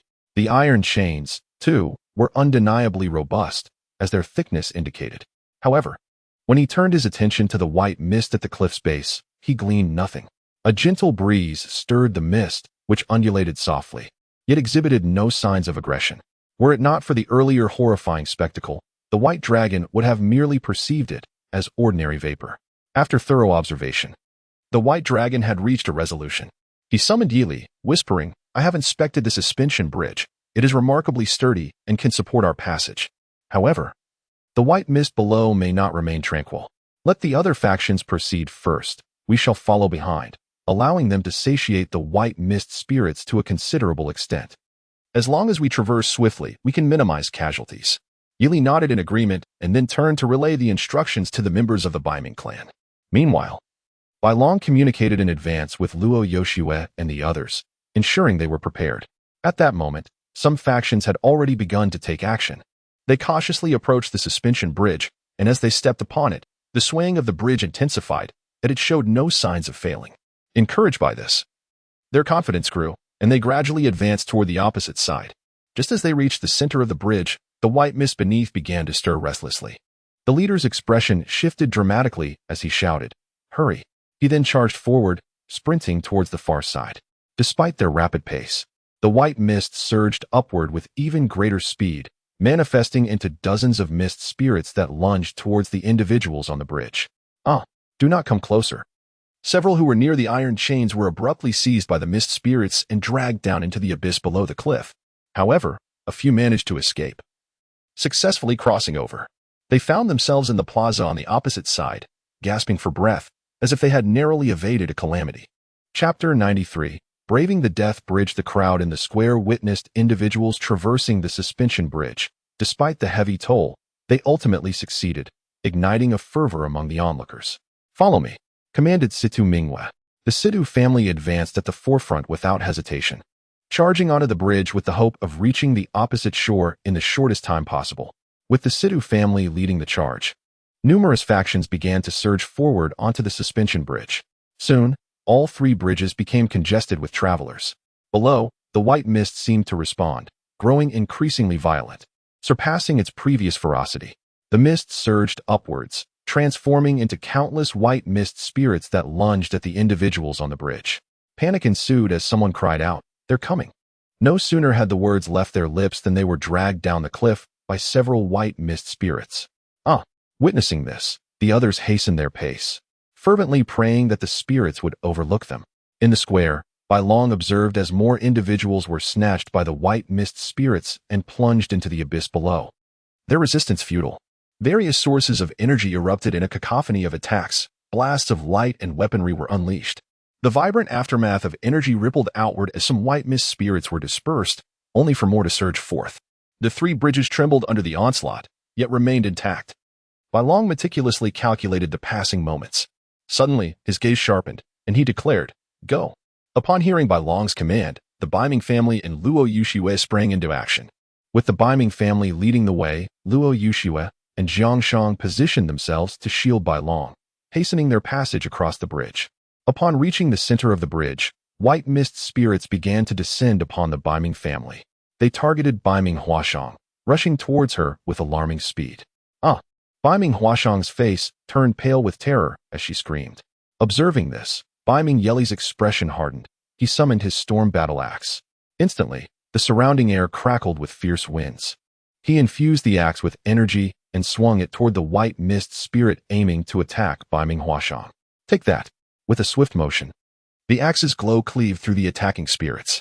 However, Yeli's action seemed to provoke the wrath of the spirits below, and dozens surged from the depths with frenzied determination. Yeli's countenance faltered at the sight. "Hurry," he shouted. Baiming Huayu grasped Baiming Huashang's hand, urging her forward. Bai Long and the others followed closely behind. No. Save me." Yet, several young members of the Baiming family tragically fell victim to the white mist spirits, dragged into the abyss. Yeli had no time to render aid.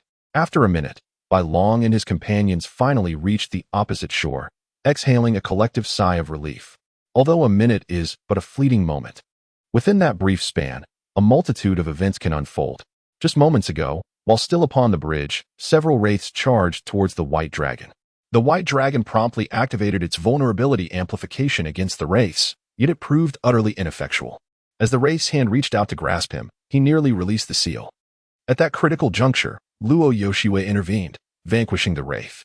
However, 4 members of the Baiming clan perished in the encounter. Their spirits were dampened, with Baiming Huashang weeping and sobbing uncontrollably. Observing her distress, Luo Yoshiwei approached and enveloped her in a comforting embrace, offering soft words of solace. In contrast, Yili remained largely unperturbed. Although lives were lost, the overall damage remained within acceptable bounds. "What are you doing?" At that moment, a cry of alarm erupted nearby. The White Dragon and others turned to see several indomitable experts from the Eternal Clan wielding their weapons, launching an assault on the connection between the hanging bridge and the square. Boom! A tremendous explosion reverberated as the bridge finally succumbed to the strain, shattering into pieces. "Help! You scoundrels of the Jiang family, I curse you. Even in death, I shall not spare you." Those still upon the bridge plummeted into the abyss, their desperate screams echoing in the void. Subsequently, the Situ and Jiang clans severed 2 additional bridges. A rogue, unable to tolerate the scene, attempted to confront them, only to be seized by an indomitable member of the Jiang clan and cast over the cliff into the mist below. Witnessing this, no one dared to speak out any longer. The White Dragon observed the scene with a chilling gaze, his demeanor unyielding. Although the actions of the Eternal Clan incited envy, The reality of this predatory world dictated such behavior. It was merely the cycle of the large consuming the small, and the small preying upon the insignificant. As long as they did not provoke him, the white dragon remained indifferent. The more that perished, the fewer competitors and troublemakers remained. "Let us depart," the white dragon declared. "All right," Yili replied, and the group proceeded towards the cave entrance. In the distance, Situmingwe, not to be outdone, led her clan into the cave as well. Once again, they found themselves in a corridor, though this one was singular and considerably broader than the previous one, ample enough for dozens to walk side by side. The White Dragons group and the Situ clan occupied opposite sides as they ventured deeper into the passage. An eerie silence enveloped them, the atmosphere thick with tension. The White Dragon occasionally glanced at the Situ clan, noting their lack of suspicious movements, and returned his focus ahead. After approximately half an hour of travel, they arrived in a grand hall. At that moment, someone gasped, "A ninth-grade treasure." Meanwhile, at the cliff, due to the bridge's collapse, a handful of individuals still stranded on the square were at a loss. A few undaunted souls attempted to traverse the chasm through flight, but inevitably, they all met their demise under the relentless assault of the wraiths. The misty spirits appeared to be exceedingly exhilarated by the prospect of soaring through the skies. As hundreds of them surged forward, a few scattered cultivators found themselves utterly incapable of withstanding the onslaught. One among them inquired, "What shall we do?" To which another replied, "Why do you ask me? How would I know?" At that moment, a voice exclaimed in surprise.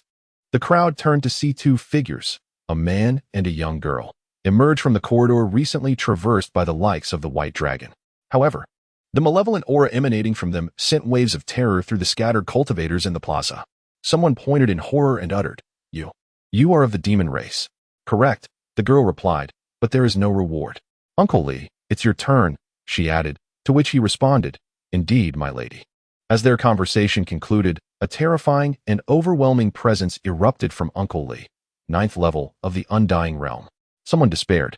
In an instant, Uncle Lee had flashed before the terrified individual, and without any visible effort, the man's body began to collapse at an alarming rate, ultimately reducing him to a lifeless husk. "Ah, save me. Do not kill me. I am willing to serve you as a beast of burden." Instantly, several individuals fell to their knees, begging for mercy, their foreheads striking the ground repeatedly. The girl remarked, "Your cultivation is too low. You are unworthy to serve me." "What?" the man exclaimed, utterly bewildered. The realization that even in the reincarnation realm, he was deemed unfit for such servitude struck him hard. In that moment, his resolve hardened, and a sinister grin spread across his face. "Even if I die, I shall take you down with me," he declared, charging towards the girl with the intent to slay her. "Humph, ignorant human," the girl scoffed. She extended her delicate finger, swiftly inscribing a rune in the air before her. "Begone."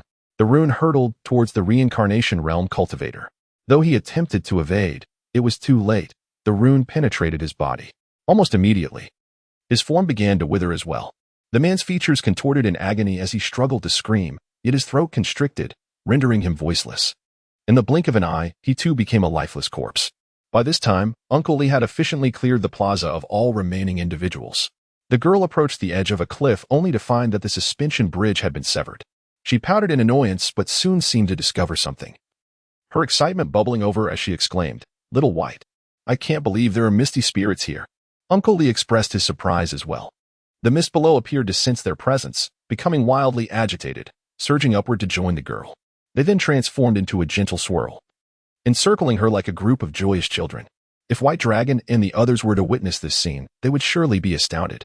The misty spirits, once mercilessly slaughtering, had transformed into such docile beings. The girl addressed the misty spirits, saying, "Little White, we wish to cross the cliff. Could you lend us your assistance?"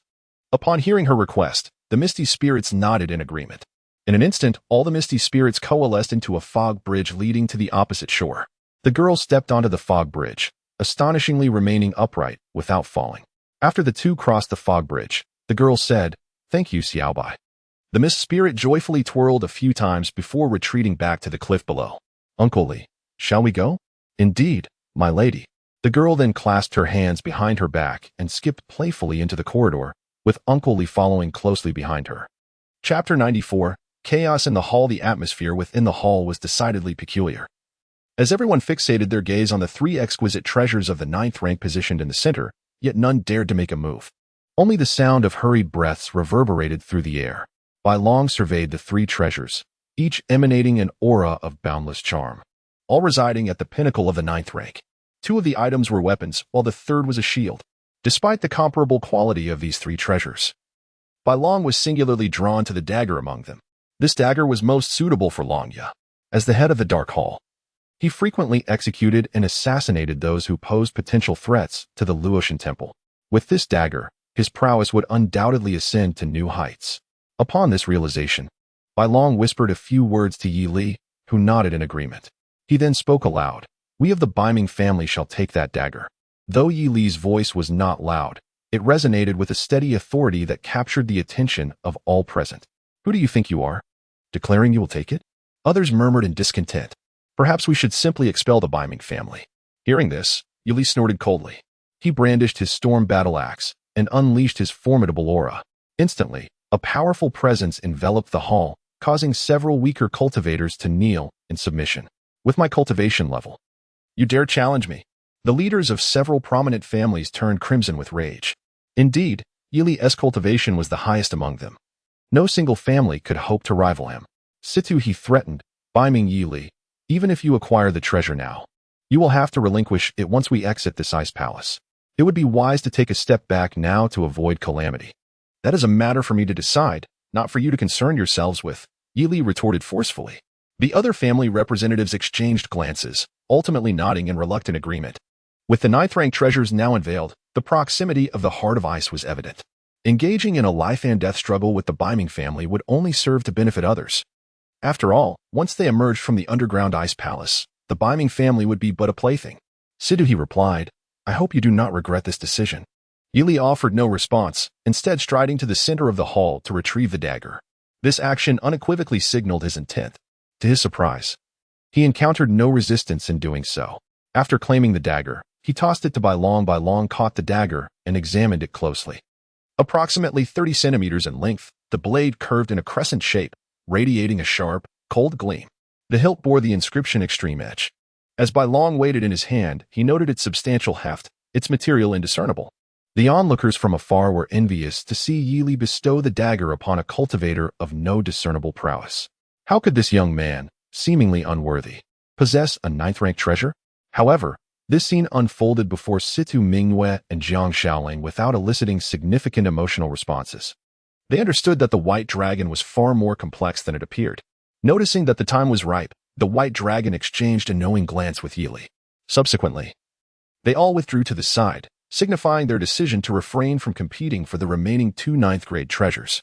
Elder Jiang Hai of the Jiang family remarked, There are only two ninth-grade treasures left. What shall we do? Let us secure them first, and after the contest for the Ice Heart concludes, we can deliberate on the distribution. This suggestion was met with nods of agreement from the other families. However, the conclusions of their discussions reached the ears of the remaining first-rate factions and rogue cultivators, and the reaction was entirely different. They had exerted considerable effort only to find themselves with nothing of value, while others swiftly claimed the rewards with mere words. Though they were unworthy of treasures as unparalleled as the Ice Heart, surely they could contend for the ninth-grade treasures. Moreover, the number of first-rate factions and rogue cultivators present far exceeded that of the ancient families. Instantly, a voice rose in protest. Why should such treasures belong solely to your ancient families? Indeed, let there be fair competition. Another added, I've long found you distasteful. As one, the assembly of first-rate factions and rogue cultivators formed an unexpected unity, gradually encircling the ancient families. Seeing this, Situ Mingyue felt a surge of anger.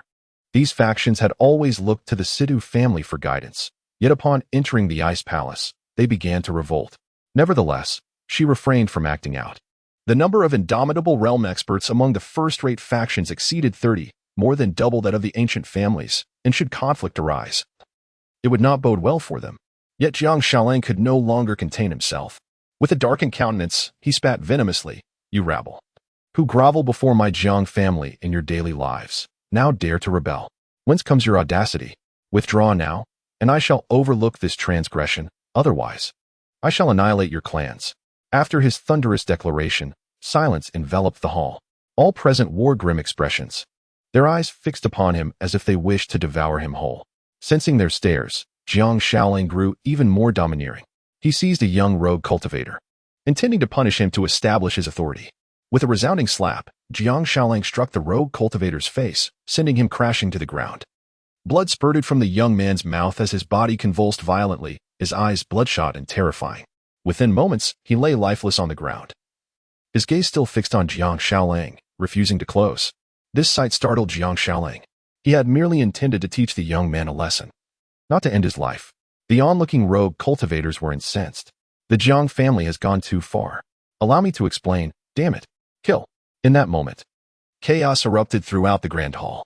The death of a wandering cultivator ignited the fury within the hearts of the remaining individuals.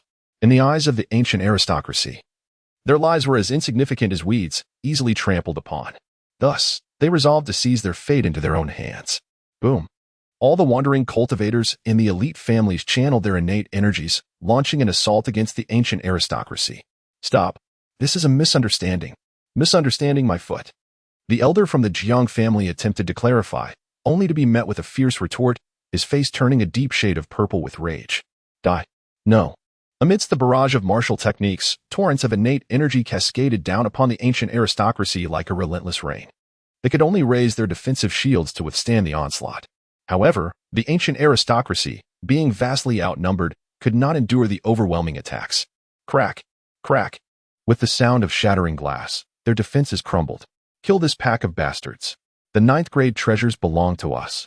Consequently, apart from the members of the Biming family, the cultivators within the hall were fully engaged in battle. Chapter 95. The vanished nine-tiered treasure. Bailong stood quietly in a corner, observing the distant clash of combatants. A subtle smile curved the corners of his mouth.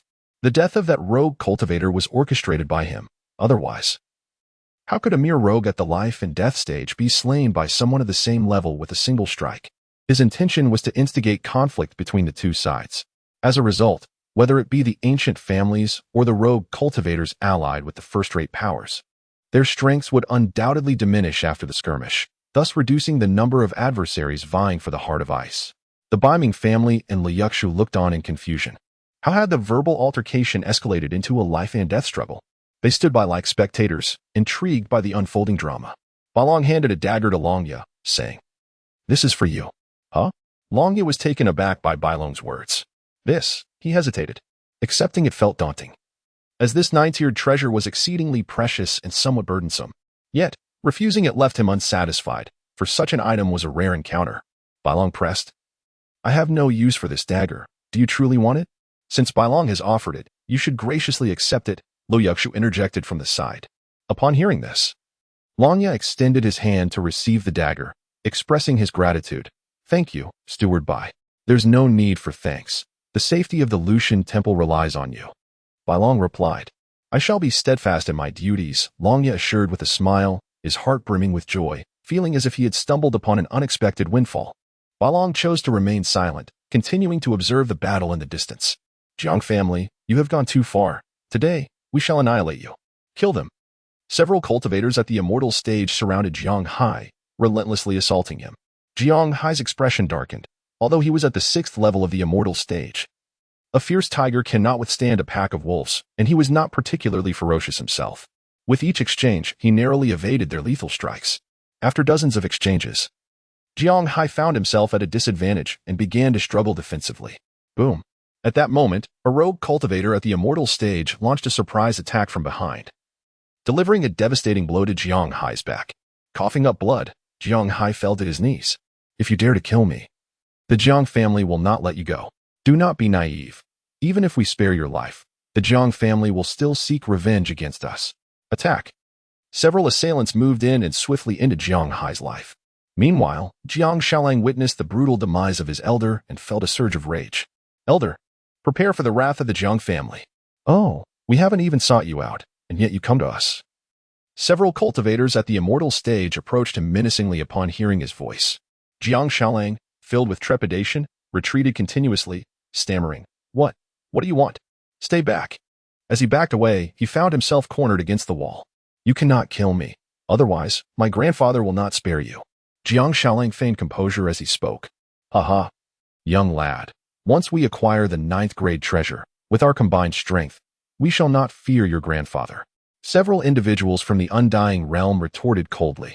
They regarded Jiang Shaolang with icy gazes, once the proud young master of the Jiang family, now reduced to a wretched creature akin to a stray dog. Their hearts swelled with satisfaction. That is not true.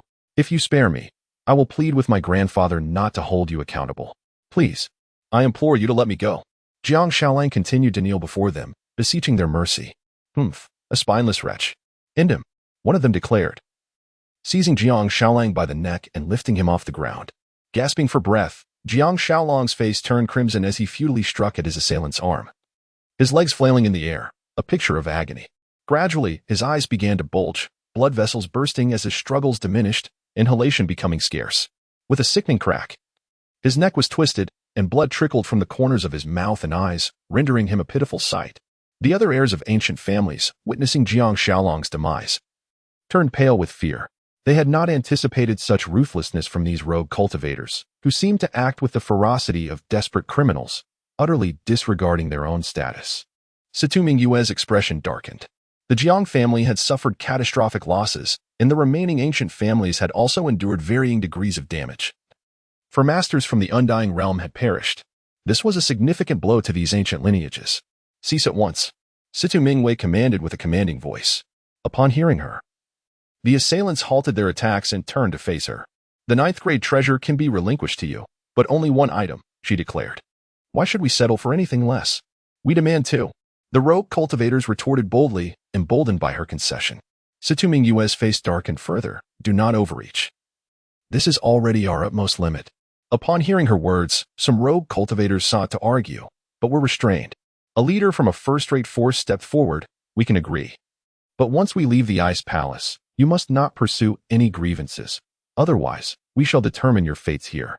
I accept your terms, Situ Mingyue replied. A subtle, inscrutable smile graced her lips. While the Situ family would not seek retribution, they could not control the actions of others. With the Jiang family nearly annihilated, Jiang Wujin would surely be consumed by rage, and it would be this group that would bear the brunt of his wrath. The other rogue cultivators nodded in agreement, accepting Situ Mingyue's proposition. Then they turned to retrieve the 9-grade treasures from the center of the hall. However, upon gazing at the central platform, they were all rendered speechless. The once resplendent treasures had vanished, leaving the pedestal conspicuously bare. What had transpired?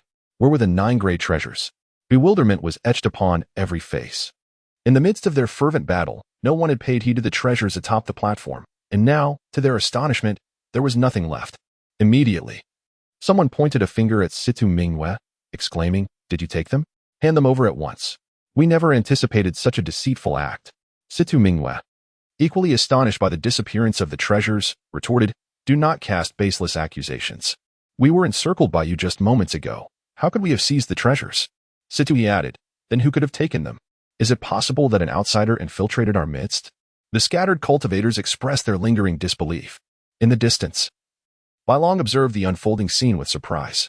He had been too engrossed in the spectacle to notice the 9-grade treasures had mysteriously disappeared. He inquired, Did anyone witness who took the remaining treasures? No, came the unanimous reply, accompanied by shaking heads. Bailong, perplexed by their responses, suddenly caught a glimpse of something out of the corner of his eye. He swiftly turned his gaze toward a shadowy corner of the hall, which appeared less like a corner and more like a recess in the wall. There stood 2 figures, one elderly and the other youthful, a man and a woman. The girl was toying with 2 9-grade treasures, the very items that had vanished from the pedestal. Witnessing this, Bailong's pupils constricted in shock. Chapter 96. Heart of Ice. As the white dragon gazed at the girl in the wall, she too noticed his presence. Her expression shifted from surprise to a sweet smile directed at him, before she and the old man beside her vanished without a trace. The white dragon searched the surroundings, yet found no evidence of their existence. A sense of caution began to envelop him. These two had stealthily absconded with the precious 9th-grade treasures from the platform without alerting anyone. Moreover, while they were concealed within the wall, it seemed that no one else had noticed their presence, which was quite peculiar, considering that Yi Li was in existence at the 9th level of the Undying Realm. The fact that even he had failed to perceive them indicated the formidable strength of these individuals. At that moment, Situ Mingyue cast her gaze towards the white dragon and the others. With a frigid tone, she inquired, Have you taken the remaining 2 treasures? Dear niece Mingyue, do not resort to slander. We agreed to take one, and we shall take but one. Nevermore, the white dragon replied earnestly. Yet, his words fell upon Situ Mingyue's ears like daggers.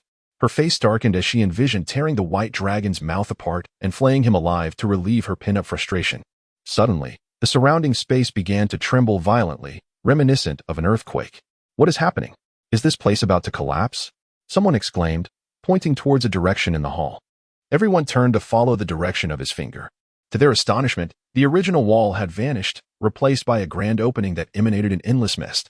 The white dragon, utilizing his all-seeing gaze, beheld the scene beyond the opening. It revealed a vast expanse, where a palm-sized spirit crystal floated in the sky, radiating an aura of extreme cold and adorned with a spectrum of vibrant hues. Upon witnessing this, the white dragon's pupils constricted. The heart of ice. Let us proceed, he commanded, striding towards the opening. Upon hearing his words, Luo Yoshue and Yili swiftly followed in his wake. The others in the hall, witnessing the unfolding scene, also rushed towards the opening. As they emerged, the sight before them elicited gasps of wonder. The landscape exceeded their expectations. Is this a fairyland? I never imagined such a miraculous place lay beneath the ice plains. The source energy here is so rich. Look, the heart of ice, exclaimed a wandering cultivator, pointing at the spirit crystal in the sky. Upon hearing this, the others immediately turned their gazes skyward, and indeed, there it was, the heart of ice. At that moment, some individuals could no longer contain their eagerness. A few from ancient clans soared towards the heart of ice, moving with remarkable speed. Yili followed closely behind them. However, to their surprise, as they approached within 10 feet of the heart of ice, they collided with an invisible barrier. Bang! Bang! All the cultivators of the undying realm were repelled back. During their backward flight, several beams of icy radiance shot forth from the heart of ice, piercing through their bodies. All those who rushed to seize the heart of ice coughed up blood and fell to the ground. The white dragon hurried to assist Yili, inquiring, "How are you?" "I am fine, merely sustained a minor injury." "I did not anticipate that the heart of ice possessed sentience and would retaliate," Yili replied. The white dragon suggested, "Let us assess the situation. After all, the heart of ice remains there and cannot escape." Amidst this, a low hum resonated, and the heart of ice began to emanate brilliant halos into the sky. Subsequently, it descended a colossal beam of light that illuminated the ground. The white dragon, observing this spectacle, felt perplexed. What does this signify? At that moment, Luo Yashue's expression shifted as she gazed at the enormous light beam, feeling an inexplicable affinity towards it. "What is it?" the white dragon asked. "I sense it is calling to me," she replied. I do not feel anything," the white dragon remarked, somewhat bewildered. He turned to others nearby, but they too shook their heads, indicating they felt nothing. However, Baiming Huashang quietly admitted, I feel it too." Upon hearing this, Yili immediately inquired, "Huashang, what do you sense?" "I feel a warmth, as if it is beckoning me," Baiming Huashang nervously replied, clutching her garment. "What kind of elemental power do you cultivate?" Yili asked. "The ice element," Baiming Huashang answered. The white dragon, realizing the implication, understood. Both Luo Yoshue and Baiming Huashang practiced the ice element, thus they could sense the heart of ice's call. Others, due to the differing elemental affinities, remained oblivious. The white dragon grasped Luo Yoshue's hand, advising, "Be cautious." "I sense no malice," she assured him softly, noticing his serious demeanor. At that moment, individuals began to approach the heart of ice. Among them were descendants of ancient clans, heirs of prestigious powers, and wandering cultivators, with the majority belonging to the Situ clan, known for their lineage of ice elemental power. As they drew near, they instinctively released their own ice element energy. They settled within the beam of light, closing their eyes to meditate. Before long, the beam was filled with a diverse array of individuals, seemingly receiving some form of inheritance, each radiating varying intensities of light. Observing this, the white dragon nodded slightly. It appeared that the heart of ice sought its inheritors in this manner. Those whose ice element energy resonated most harmoniously with the heart would ultimately be chosen. Onlookers silently prayed for their own champions amidst the spectacle of the illuminated figures. Who are those individuals? Someone pointed towards the vicinity of the light beam and asked. Others cast puzzled glances in that direction, where a girl clad in a tight-fitting outfit emerged, her beauty striking yet overshadowed by an ominous chill that emanated from her. Upon seeing her, Bailong narrowed his eyes slightly. This girl was the very same one he had glimpsed within the walls of the hall. He had not anticipated her reappearance. And this time, she was alone. The girl walked directly into the beam of light and sat cross-legged, shortly thereafter releasing an aura of icy energy from her being. She too had come to vie for the heart of ice. The source of her power felt peculiar. Indeed, I perceive a sinister coldness. Yi Li's gaze remained fixed on the girl, his expression growing increasingly somber. He articulated deliberately, "She is of the demon clan." What? The revelation that the girl belonged to the demon clan was met with disbelief. How could this be? There were no demons on the Songlong continent. The surrounding individuals erupted into fervent discussion, as though the mere mention of the demon clan ignited a fervor within them. Sidui spoke softly, "Indeed. She is from the demon clan, and she is likely of the ice demon lineage." Upon hearing Sidui's words, those present exchanged looks of uncertainty. The demon clan had not graced the Songlong continent for an exceedingly long time, so long that most had forgotten their very visage. Suddenly, someone shouted vehemently, "We must not allow the demon clan to obtain the inheritance." Chapter 97. Subtle movements. Upon hearing the words of this individual, others echoed in agreement, asserting, "Indeed. The demonic race must not prevail. Eliminate her." Subsequently, numerous families and factions hurriedly transmitted messages to their own members within the luminous pillar, instructing them to slay the demonic girl. However, their communications fell into silence, unheard and unacknowledged.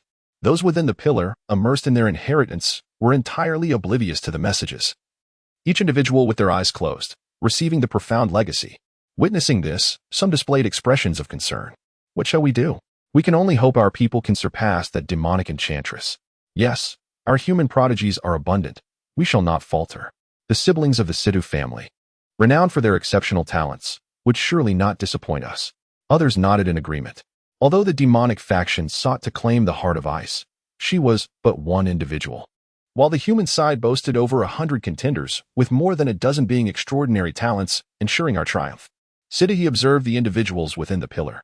Each bore a distinct aura, varying in intensity.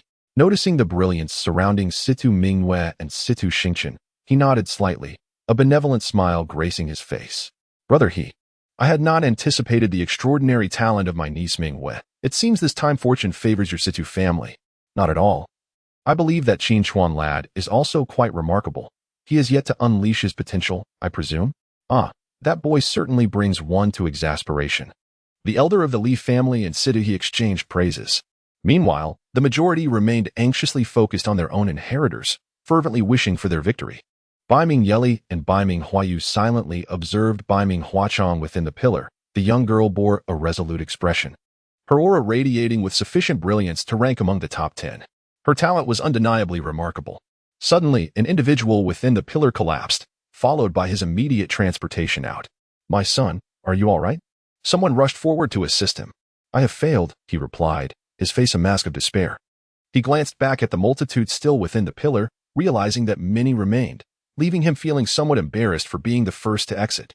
Others reacted with a mix of pity, mockery, and schadenfreude. As time elapsed, individuals with weaker auras began to faint, being transported out, each having failed in their endeavor. The white dragon fixated intently on Luo Yoshue within the pillar, noting her radiant aura, which ranked second among all. Situ Mingwei held the third position. But the first place surprised the white dragon. It was the last entrant, the demonic girl. If this momentum continued, it seemed that the ultimate inheritance would likely fall to her. No, this cannot stand. The white dragon pondered fervently on how to alter the current situation to ensure Luo Yashue's victory. After deep contemplation, a spark of inspiration ignited in his eyes. "I wonder if the power of the all-seeing eye can penetrate the light of the pillar." With this thought, the white dragon activated the all-seeing eye. Yet, as his vision met the pillar, he encountered a barrier. Upon this realization, the white dragon exerted all his strength, maximizing the power of the all-seeing eye. This time, he succeeded. A surge of joy filled his heart as he randomly selected an individual to amplify their weaknesses. 10-fold, 50-fold in the blink of an eye. The person's vulnerabilities were magnified 100 times. Their visage contorted, their aura began to spiral chaotically, and blood seeped from the corners of their mouth. What was happening? Why was Qin Chuan unable to withstand it? Could he have been injured? That seemed implausible. None of the multitude had sustained injuries, so how could it be him? Just then, within the beam of light, Li Qin Chuan could no longer endure, spitting out a mouthful of blood before collapsing to the ground, teleported away. An elder from the Li family rushed forward to assist him, anxiously inquiring, "Qin Chuan, Qin Chuan." Yet, Li Qin Chuan offered no response, his breath faint and labored. The onlookers chuckled derisively at the scene. Serves you right for boasting earlier. You've met your comeuppance. Observing the efficacy of his spell, the white dragon continued amplifying the weaknesses of those within the beam of light. This time, he unleashed his full power, targeting 10 individuals at once. With each subtle maneuver, more people began to faint within the beam, being teleported away. Disciple, how do you fare? Junior brother, are you unscathed? Dear nephew, open your eyes and look at your uncle. The various factions, witnessing their own kin succumb to failure and collapse, wore expressions of distress. After the white dragon's sweeping assault, only 5 individuals remained within the beam of light. The most radiant demon girl, the second-ranked Luo Yoshue, the third-ranked Situ Mingwei, the fourth-ranked Bai Minghuashang, and the fifth-ranked Situ Xingqian. It was not the white dragon's intention to spare these opponents. Rather, he was utterly fatigued. His cultivation remained sealed, and the prolonged use of the all-seeing eye against so many had burdened him greatly. He felt a sharp pain in his eyes. The onlookers expressed concern as they beheld the 5 remaining figures in the beam. The demon girl radiated with an unparalleled brilliance. If the others could not surpass her, the heart of ice would likely fall into her grasp. Siddhu's expression darkened significantly. The Siddhu family, being the legitimate practitioners of ice source power on the Tsanglong continent, found it unfathomable that their heir faced 2 formidable challengers today, one an enigmatic demon and the other the leader of a minor faction. This realization filled Siddhu with profound dismay. Contemplating this, he withdrew a jade slip from his robe and shattered it, sending an imperceptible signal soaring into the distance. After a quarter hour of rest, the white dragon felt somewhat rejuvenated and activated the all-seeing eye once more. This time, he directed the weakness amplification towards the 4 remaining individuals, excluding Luo Yoshue. Before long, Situ Xingqian coughed up blood and collapsed, being teleported away. Situ hurried forward with concern. Xingqian, how do you feel? Hearing Siddhu's voice, Situ Xingqian slightly opened her eyes, appearing bewildered. I have failed? Murmured Siddhu in a somber tone. At that moment, Bai Minghuashang was also teleported into the scene. However, she remained conscious, as the white dragon had shown her mercy. Following her was Situ Mingwei, whose expression was one of profound anguish. As if she were enduring some dreadful ordeal, her aura began to spiral into chaos. Witnessing Situ Mingwei in such a state, Siddhu's countenance shifted dramatically.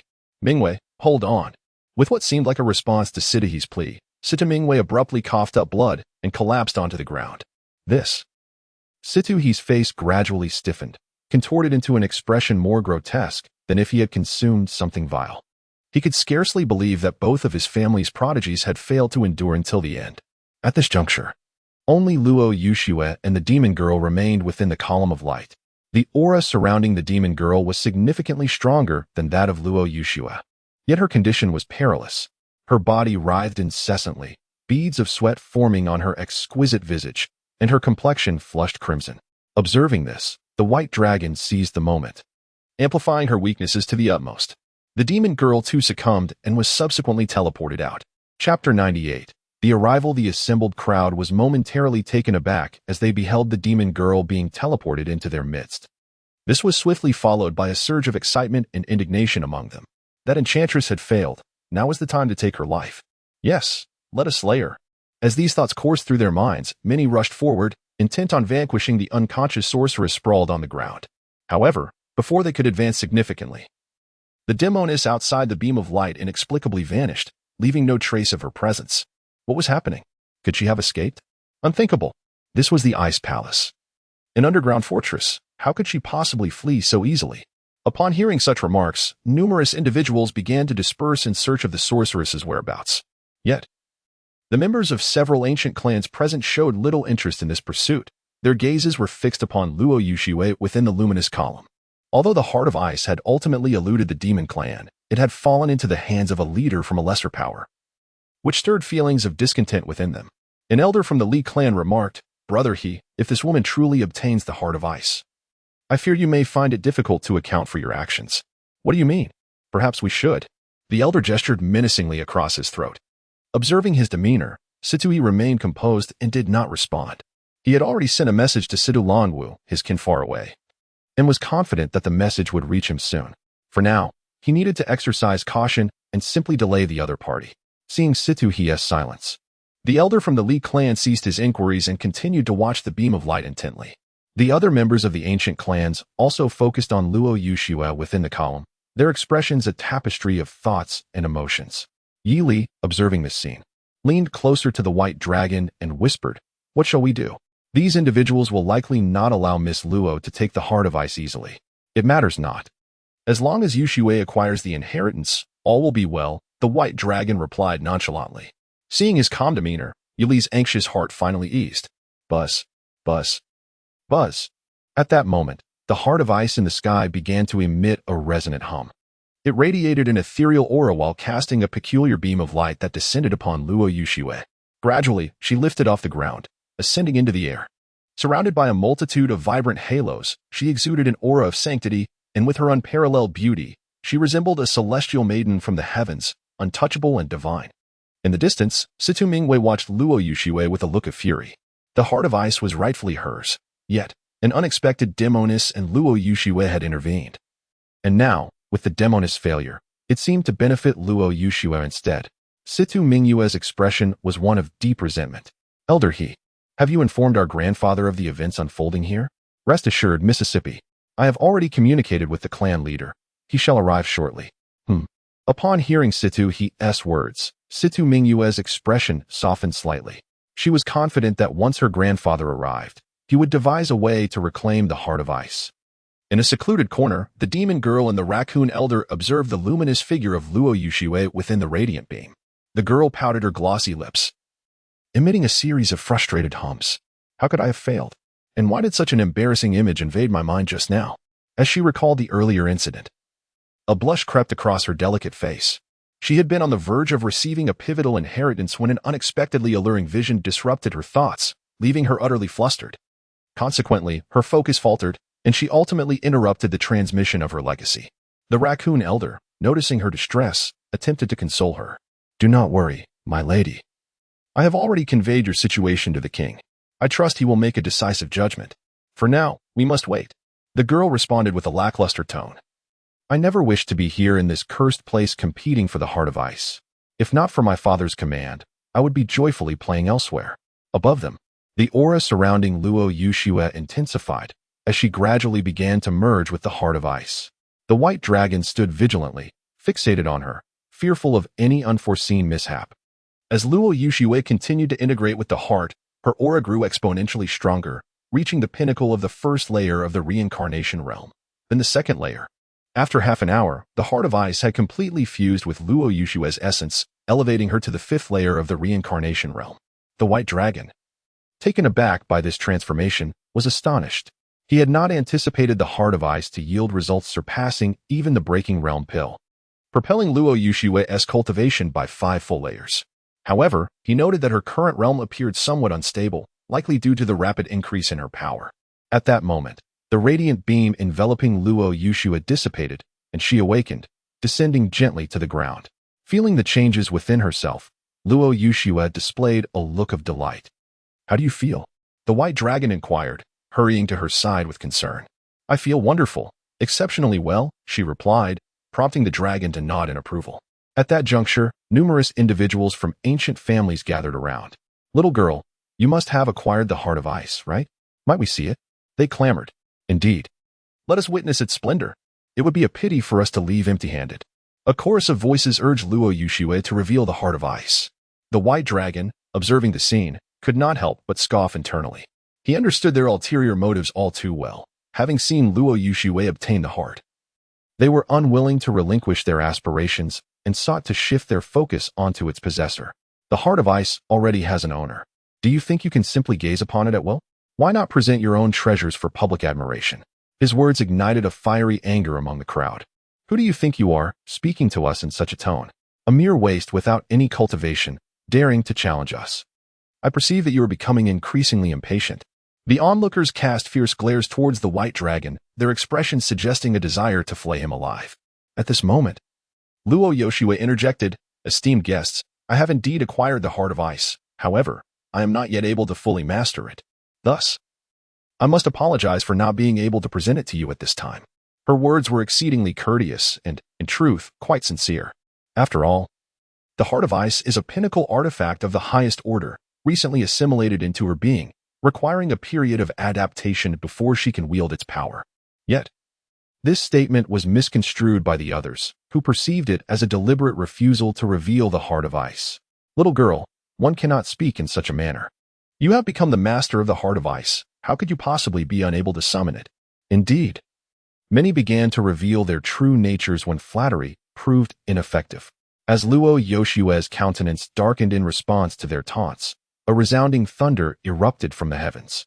Suddenly, the sky split open with a formidable rift, and an elder clad in a resplendent robe emerged, emanating a terrifying aura that commanded respect without uttering a word of anger.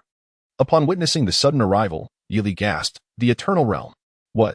The Eternal Realm is not supposed to be able to enter here. How did he manage to breach this place? The gathered individuals were engulfed in uncertainty, for it was customary that powerful beings of the Eternal Realm should be barred from entry. Yet, the members of the Sidhu family beamed with smiles upon seeing the newcomer. The elder in the sky spoke slowly, his voice resolute and unquestionable. "This girl, we of the Sidhu family shall claim her." Chapter 99, Confrontation. Upon hearing the words of the newcomer, many individuals displayed expressions of astonishment. Several elders from the ancient clans respectfully addressed the elder in the sky. "We pay our respects to clan leader Sidhu. We honor Elder Longwu." The elder Sidhu Longwu in the sky gently nodded before gracefully descending to the ground. Sidhu Mingyue hurriedly approached and grasped his arm, playfully saying, "Grandfather, you little girl, do you now understand that there are always greater beings beyond our realm?" Sidhu Longwu remarked. Sidhu Mingyue replied, pouting slightly, somewhat reluctant to comply. The two then made their way toward Luo Yushue. Noticing this, Yili stepped forward and bowed, saying, "I pay my respects to Elder Longwu." Sidhu Longwu glanced at Yi Li with curiosity, as if recalling something. "Ah, it is you, young man. How have you aged so much? Please forgive me, Elder. It is inappropriate to discuss matters of the clan." "Do not worry," Sidhu Longwu waved dismissively. Yi Li continued, "Elder Longwu, since the Ice Heart has chosen its master, why must you be so insistent? Although it has found a master, it may not be a worthy one. And surely what our Sidhu family values should not be easily relinquished to others." Sidhu Longwu's words were undeniably domineering. He then walked past Yi Li and approached Luo Yushue directly. "Little girl, if you willingly accompany me, I can ensure your safety." "Must you insist, Elder? The Ice Heart is not something you can possess. Keeping it will only bring you misfortune," Luo Yushue retorted with a cold smile. Astonished that the renowned clan leader Sidhu could utter such grandiose words, Sidhu Longwu replied simply, "I ask you, will you surrender the Ice Heart?" "I will not," Luo Yushue answered decisively. Firstly, she truly did not wish to part with the Ice Heart. Secondly, she wanted to see if she could attract the figure in the black robe, thereby uncovering their identity. Contemplating this, Luo Yushue scanned her surroundings but did not spot the white dragon. A barely perceptible smile graced her face. "Since it has come to this, do not blame me for resorting to force. Elder, I implore you, for the sake of the Biming family, spare Miss Luo," Yili interjected. Sensing the situation was turning dire, Luo Yushue observed Yuli's actions, further solidifying her resolve. Sidhu Longwu coldly retorted, "If you do not wish for the Biming clan to suffer, refrain from meddling." Yili opened his mouth to speak but dared not continue. Although the Biming family was formidable, in Sidhu Longwu's eyes, they were merely a flicker that could be extinguished with a mere gesture, given the vast difference in their realms. He could only step aside, praying that his master could resolve the matter. Seeing that Yili no longer obstructed him, Sidhu Longwu nodded in satisfaction. He then extended his large hand toward Luo Yushue. The onlookers from a distance, witnessing this scene, did not express sorrow for Luo Yushue. They merely lamented that the Ice Heart would likely elude them. As Luo Yushue gazed at the outstretched hand before her, her expression remained serene. She offered no resistance but simply closed her eyes. After a considerable moment, the anticipated hand did not make contact with her body. Slowly, Luo Yushue opened her beautiful eyes. A figure clad in a black robe materialized before her, seizing the hand of Sidhu Longwu that had reached out. At this sight, a smile graced Luo Yushue's lips. Indeed, he had arrived. The white dragon, grasping Sidhu Longwu's hand, remarked, "Old man, your reach exceeds your grasp." Sidhu Longwu, startled by the sudden appearance of the figure in black, instinctively recoiled. He quickly retreated, and the white dragon did not impede him. In mere moments, Sidhu Longwu had distanced himself by over 10 meters. The onlookers, witnessing the abrupt emergence of the white dragon, were equally taken aback. The arrival of this black-robed figure was shrouded in enigma, devoid of any forewarning. And he exuded no discernible aura, rendering his strength indeterminate. One individual seemed to grasp the situation, their expression shifting dramatically. He is the black-robed man. What? I can't believe he has appeared. It seems he has come for that girl. I wonder who is stronger, him or Senior Longwu. Upon hearing the murmurs around him, Situ Longwu's understanding dawned. However, he remained unfazed, stating coolly, I did not expect you to be the black-robed man. But the Heart of Ice is a coveted treasure of the Situ family and must be relinquished. You may forget about the Heart of Ice, the white dragon replied, his words igniting Situ Longwu's ire. With a ferocious burst of power, an overwhelming pressure radiated from him, causing most present to collapse to the ground, struggling for breath. The might of a being at the sixth heaven of eternal life was unmistakable. Situ Longwu's eyes narrowed slightly as he fixed a piercing gaze upon the white dragon, enunciating each word with intent. You, by what right? In response to Situ Longwu's aggressive demeanor, the white dragon flashed a wicked smile. He then nonchalantly turned his neck and calmly replied, by virtue of the sword in my hand.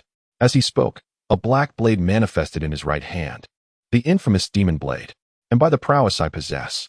With that, an aura emanating from the white dragon surged forth, eclipsing Situ Longwu's presence with a force many times greater. The realization of the white dragon's cultivation struck Situ Longwu with shock. He was at the eighth heaven of eternal life. The white dragon declared, Old man, let us engage in battle. If you prevail, the Heart of Ice will be yours. If you lose, you shall offer me a treasure of equal caliber. Very well. Situ Longwu, undeterred by the formidable strength displayed by the white dragon, felt a thrill of excitement. He likewise produced a weapon, a heavy hammer, a 10th grade divine artifact. Should I lose, this thunder hammer shall belong to you. The white dragon cast a glance at the hammer in Situ Longwu's grasp, commenting, though it is not particularly impressive, it will suffice. At the white dragon's words, a slight twitch appeared on Situ Longwu's cheek. The figure cloaked in black exhibited an audacious arrogance, although the thunder hammer was not on par with the Heart of Ice. It nonetheless stood as a formidable artifact of the 10th rank. As the two combatants ascended into the sky, they gradually distanced themselves from one another. With the oppressive aura dissipated, those on the ground exhaled in relief, hastily retreating to a safe distance, fearful that the ensuing battle might engulf them. Seeing that Situ Longwu was prepared, Bailong wasted no words and launched his assault. He fervently infused the demon blade with his source power, causing a faint crimson glow to emanate from the blade, accompanied by a palpable surge of murderous intent. First blade of the hunter god, shattered mountains and rivers. Second blade, annihilation of beings. Third blade, transformation of heaven and earth. Bailong unleashed 3 successive strikes. In an instant, the world transformed. A familiar blood-red hue materialized in the sky behind him, and 3 arcs of blade light were unleashed. The trailing arcs swiftly merged with the preceding ones, coalescing into a singular arc of blade light, imbued with a potent aura of death, and surged towards Situ Longwu. Situ Longwu's expression turned grave as he raised the thunder hammer high above his head. With a deafening roar, the sky erupted with the sound of thunder, and arcs of electricity flickered incessantly across the thunder hammer. Thunder Goddess Call. At Situ Longwu's furious command, a massive pillar of lightning erupted from the thunder hammer, infused with overwhelming destructive power, and surged toward Bailong. Upon the collision of the arc of blade light and the lightning pillar, a resounding explosion ensued. Brilliant white light scattered in all directions, followed by the thunderous roar of the explosion. The shockwaves from the clash radiated outward, prompting the spectators to shield their eyes from the blinding brilliance, as the relentless echoes of the explosion assaulted their eardrums. Some of the weaker individuals suffered grievous injuries, blood streaming from their orifices as they collapsed to the ground. Chapter 100. A shattering confrontation. Both Bailong and Situ Longwu staggered back several dozen feet before regaining their composure. Yet, Bailong was taken aback. He had not anticipated that Situ Longwu could withstand his god-slaying 3 blades. Situ Longwu maintained a calm exterior while tumultuous waves surged within him. The figure before him, cloaked in black, radiated formidable strength. He had exerted all his might in the previous exchange, only to find his opponent unscathed. At that moment, Bailong raised his blade once more. A potent force of annihilation and an aura of death enveloped the sword, casting a crimson glow that sent shivers down the spines of the onlookers in the distance. Observing this, Situ Longwu's expression grew increasingly grave. As Bailong infused his source power, tempestuous winds began to swirl around him, forming a vortex of energy centered upon his presence. He declared with a fierce shout, God-slaying 4th blade, celestial quake. In an instant, Bailong's demonic blade flew from his hand, spinning rapidly before him. Simultaneously, the once bright sky darkened, culminating in a tumult of black clouds. A colossal illusion of the demonic blade materialized in midair, as if it sought to rend the heavens asunder. Situ Longwu's eyes twitched slightly, should this strike land upon him. He feared it would spell his utter demise. In that fleeting moment, Situ Longwu revealed his full prowess. He bit his tongue, unleashing a spurt of his vital blood towards the thunderhammer. With a thunderous roar, he proclaimed, "I sacrifice my blood to the heavens, the first rite, summon the thunder." Crack! A blinding flash of lightning split the oppressive sky with a deafening clap. Immediately, the surrounding space began to tremble, and the earth quaked beneath them. The onlookers, witnessing the spectacle, gasped in astonishment. What transpired? It appeared as though the firmament itself was on the verge of fracturing. No. Their clash had escalated so violently that the underground ice palace threatened to collapse. As if to validate their fears, a fissure opened in a corner of the sky. Crack! Crack! Crack! The gap widened, and massive ice chunks began to plummet to the ground, crashing heavily upon the earth. Boom! Boom! Yet, the fierce confrontation between Bailong and Situ Longwu did not relent. The illusion of the demonic blade continued to expand, nearly engulfing half the sky. In stark contrast, the thunder summoned by Situ Longwu appeared feeble. Undeterred, Situ Longwu steeled his resolve, spitting 2 more droplets of blood onto the thunderhammer. His complexion turned slightly pale. Second rite, summon the demon thunder. Third rite, summon the annihilation thunder. Crack! 2 successive bolts of black lightning descended, merging with the original lightning to form a mighty thunder dragon. In this instance, the size of the thunder dragon matched the illusion of the demonic blade. Upon witnessing this, Bailong let out a cold laugh. Cut. The immense illusion of the demonic blade surged toward the thunder dragon, which advanced with crackling arcs of electricity in response. At the moment of their collision, a resounding clash echoed. The ripples generated by their clash of powers radiated outward, extending far into the distance. Everyone felt as if they were submerged in rippling water, with this source force wave incessantly eroding their very beings. The fissures in the ice palace's dome widened, gradually resembling a spider's web of cracks. At a certain moment, it could no longer withstand the pressure and shattered completely. Icebergs tumbled down from the dome, creating a scene reminiscent of the apocalypse. The onlookers were paralyzed with terror. Hurry! The underground ice palace is collapsing. Evacuate! Evacuate! Our lives are at stake. It was madness. The battle had escalated to such an extent. Various factions swiftly retreated, fleeing in all directions. Yili urged, "Miss Luo, we must leave at once, or we shall be trapped." "No, I will wait for him here," Luo Yoshue declared resolutely. "Rest assured, he will be fine, even if there are difficulties. The master will come to his rescue." Yili had intended to elaborate, but suddenly covered his mouth, cursing himself inwardly for speaking too hastily. Master? What master? Luo Yoshue's eyes sparkled with keen interest, her gaze fixed intently on Yili. Feeling flustered under her piercing stare, Yili stammered. "Now is not the time for such discussions. We must move." "Indeed, Sister Luo," chimed in Beiming Washang, hearing their pleas. Luo Yoshue glanced skyward at the figure in the black robe. Finally, she gritted her teeth and said, "All right." The group then began to withdraw to the ground. Meanwhile, the clash between the White Dragon and Situ Longwu had reached a critical juncture. To sustain the Thunder Dragon, Situ Longwu had already expended a significant portion of his source power, rendering his countenance even paler, with blood gradually seeping from the corners of his mouth. Upon seeing Situ Longwu's state, the White Dragon's expression hardened. "Go." The enchanted blade that had been spinning rapidly before him suddenly lunged at Situ Longwu with lightning speed. This sight caused Situ Longwu's pupils to constrict in fear. He hastily raised his hammer to defend himself. Clang! The enchanted blade collided with the thunder hammer, producing a shower of sparks. Situ Longwu was propelled backward by the sudden force, and without the support of source power. The thunder dragon in the sky was also obliterated by the blade's ethereal form. Coughing up blood mid-flight, Situ Longwu cursed, "You despicable villain. How dare you launch a sneak attack on me?" If one lacks skill, one should not seek excuses," the White Dragon retorted disdainfully, spitting on the ground. "You." Situ Longwu's face flushed crimson from the White Dragon's merciless taunts. He crashed heavily to the ground, desperately using the thunder hammer to prop himself up, refusing to fall. At that moment, the White Dragon swiftly appeared before him. "You have lost." "I have not lost yet. Ugh." Situ Longwu attempted to argue but coughed up another mouthful of blood. His complexion was ghastly, and he wished for nothing more than to vanish into the ground. How humiliating! Upon witnessing his demeanor, the white dragon found amusement in his folly. Since he refused to concede, let us engage in another bout, he declared. Raising his blade high above the head of Situlongwu, as if poised to sever his very skull in the next moment. This action startled Situlongwu. Wait. I concede, he exclaimed. Weren't you quite defiant a moment ago? Why the sudden surrender? Look at my condition. What more do you desire?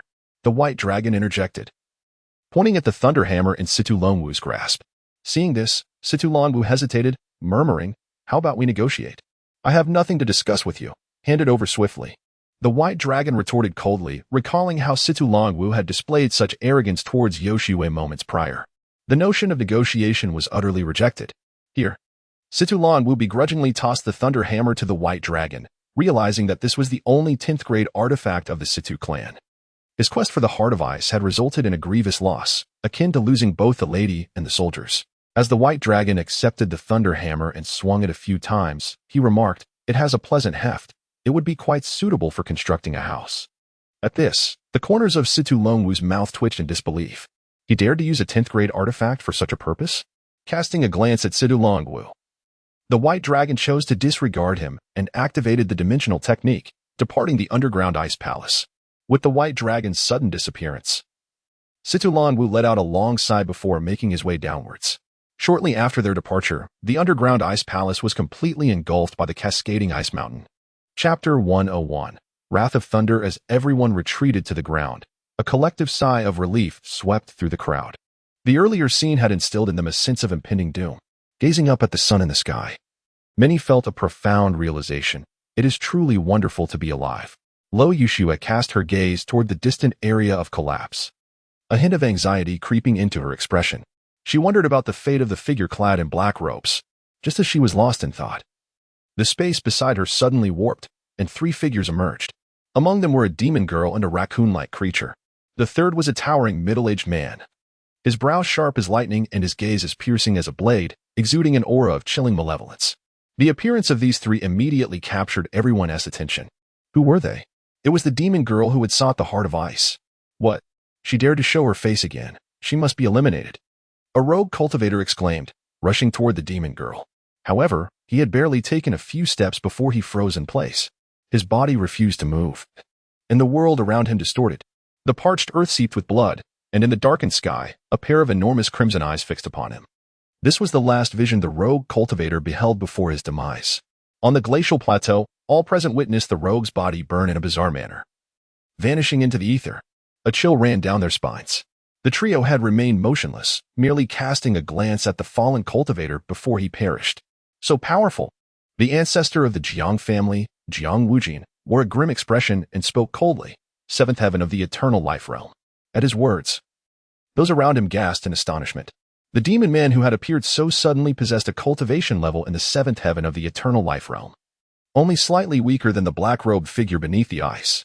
Upon seeing the demon man, Yu Huang immediately understood the words imparted to him by his master before departing. The malevolent aura sensed by the elder of the divine machine must be connected to these 3.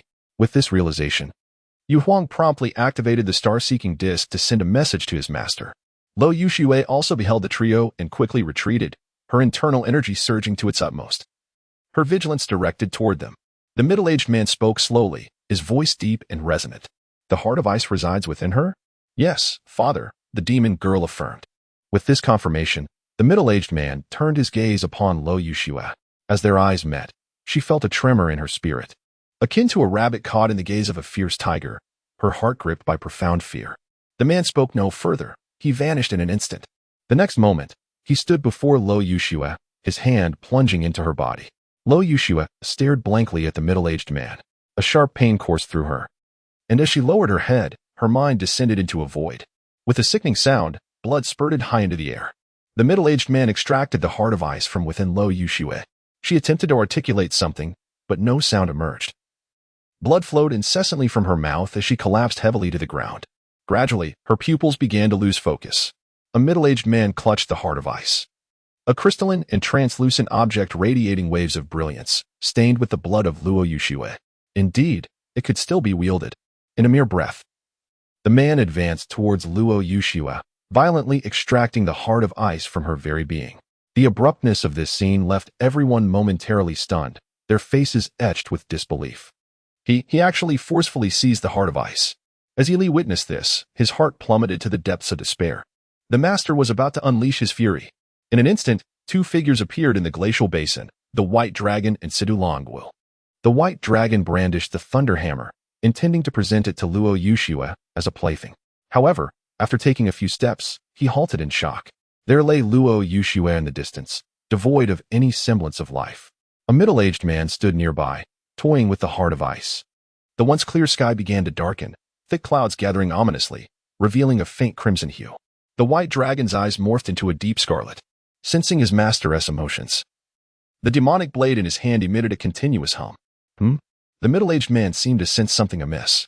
He lifted his gaze towards the White Dragon, his pupils contracting in alarm. "Who are you?"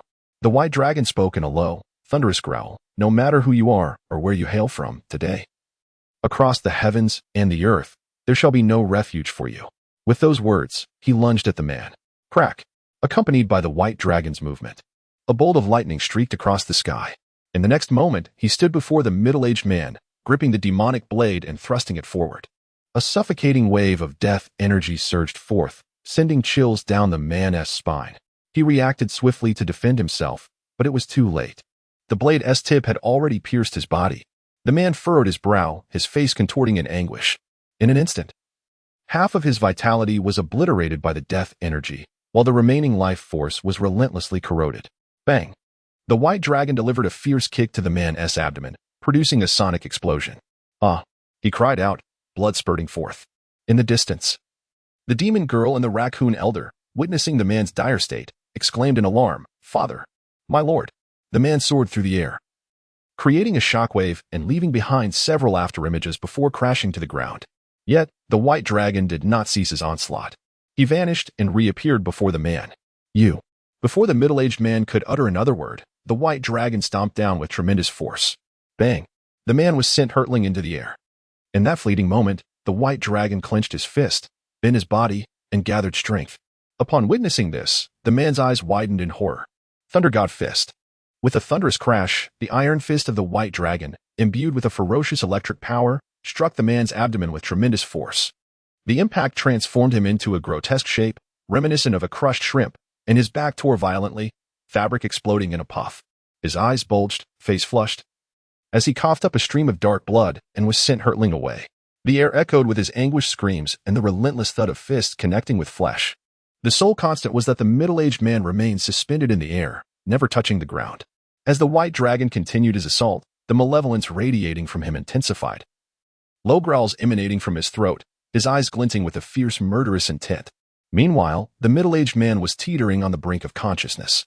From the moment the White Dragon launched his initial strike, he had sustained severe injuries, and the relentless assault of death and thunderous energy was systematically extinguishing the vitality within him, leaving him utterly defenseless. Onlookers, witnessing this harrowing scene unfold in the sky, felt a chill run down their spines. It was utterly terrifying. The previous confrontation between the cloaked figure and Sidu Longwu paled in comparison to this display of true power. Situ Longwu, supported by Situ Mingwei, struggled to swallow, secretly relieved that he had spared the girl from a similar fate, lest she meet the same grim end as the demon warrior. Chapter 102. The kill. Upon witnessing the fate of the middle-aged man, the demon girl exclaimed anxiously, "Father!"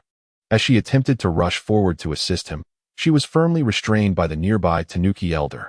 "My lady, there is no need for concern. Have you forgotten that our king is immortal?" "Indeed, how could I have overlooked that?" The girl's mind was suddenly enlightened by the elder's words. Meanwhile, in the skies, the White Dragon relentlessly assaulted the middle-aged man. To his surprise, despite the man's worsening injuries, he showed no signs of imminent death. Just as he prepared to strike again, the middle-aged man abruptly opened his eyes, revealing a pair of icy blue orbs.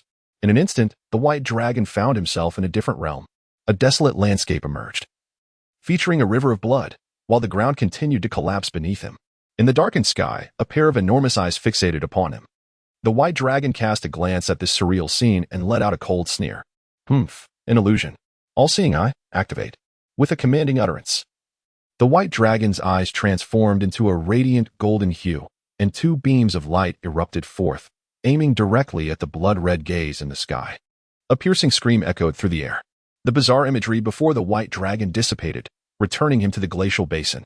Now standing on solid ground, he observed the middle-aged man kneeling not far from him, clutching his eyes with his hands. When he finally unveiled his gaze, the white dragon noticed blood streaming from the corners of the man's eyes. With a face contorted in agony, the man hissed, "Even if you manage to defeat me, you cannot kill me. I am immortal." The white dragon comprehended the man's words at last.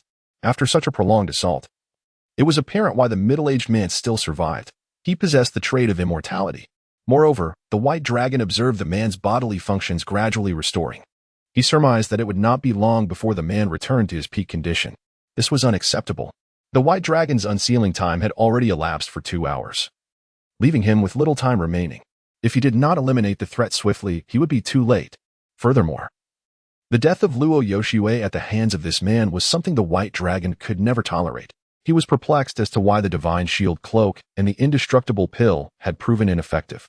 Could it be that the effects were diminished due to his not being the host? The white dragon dismissed further contemplation, choosing to confront the immediate situation. He unsheathed a spear.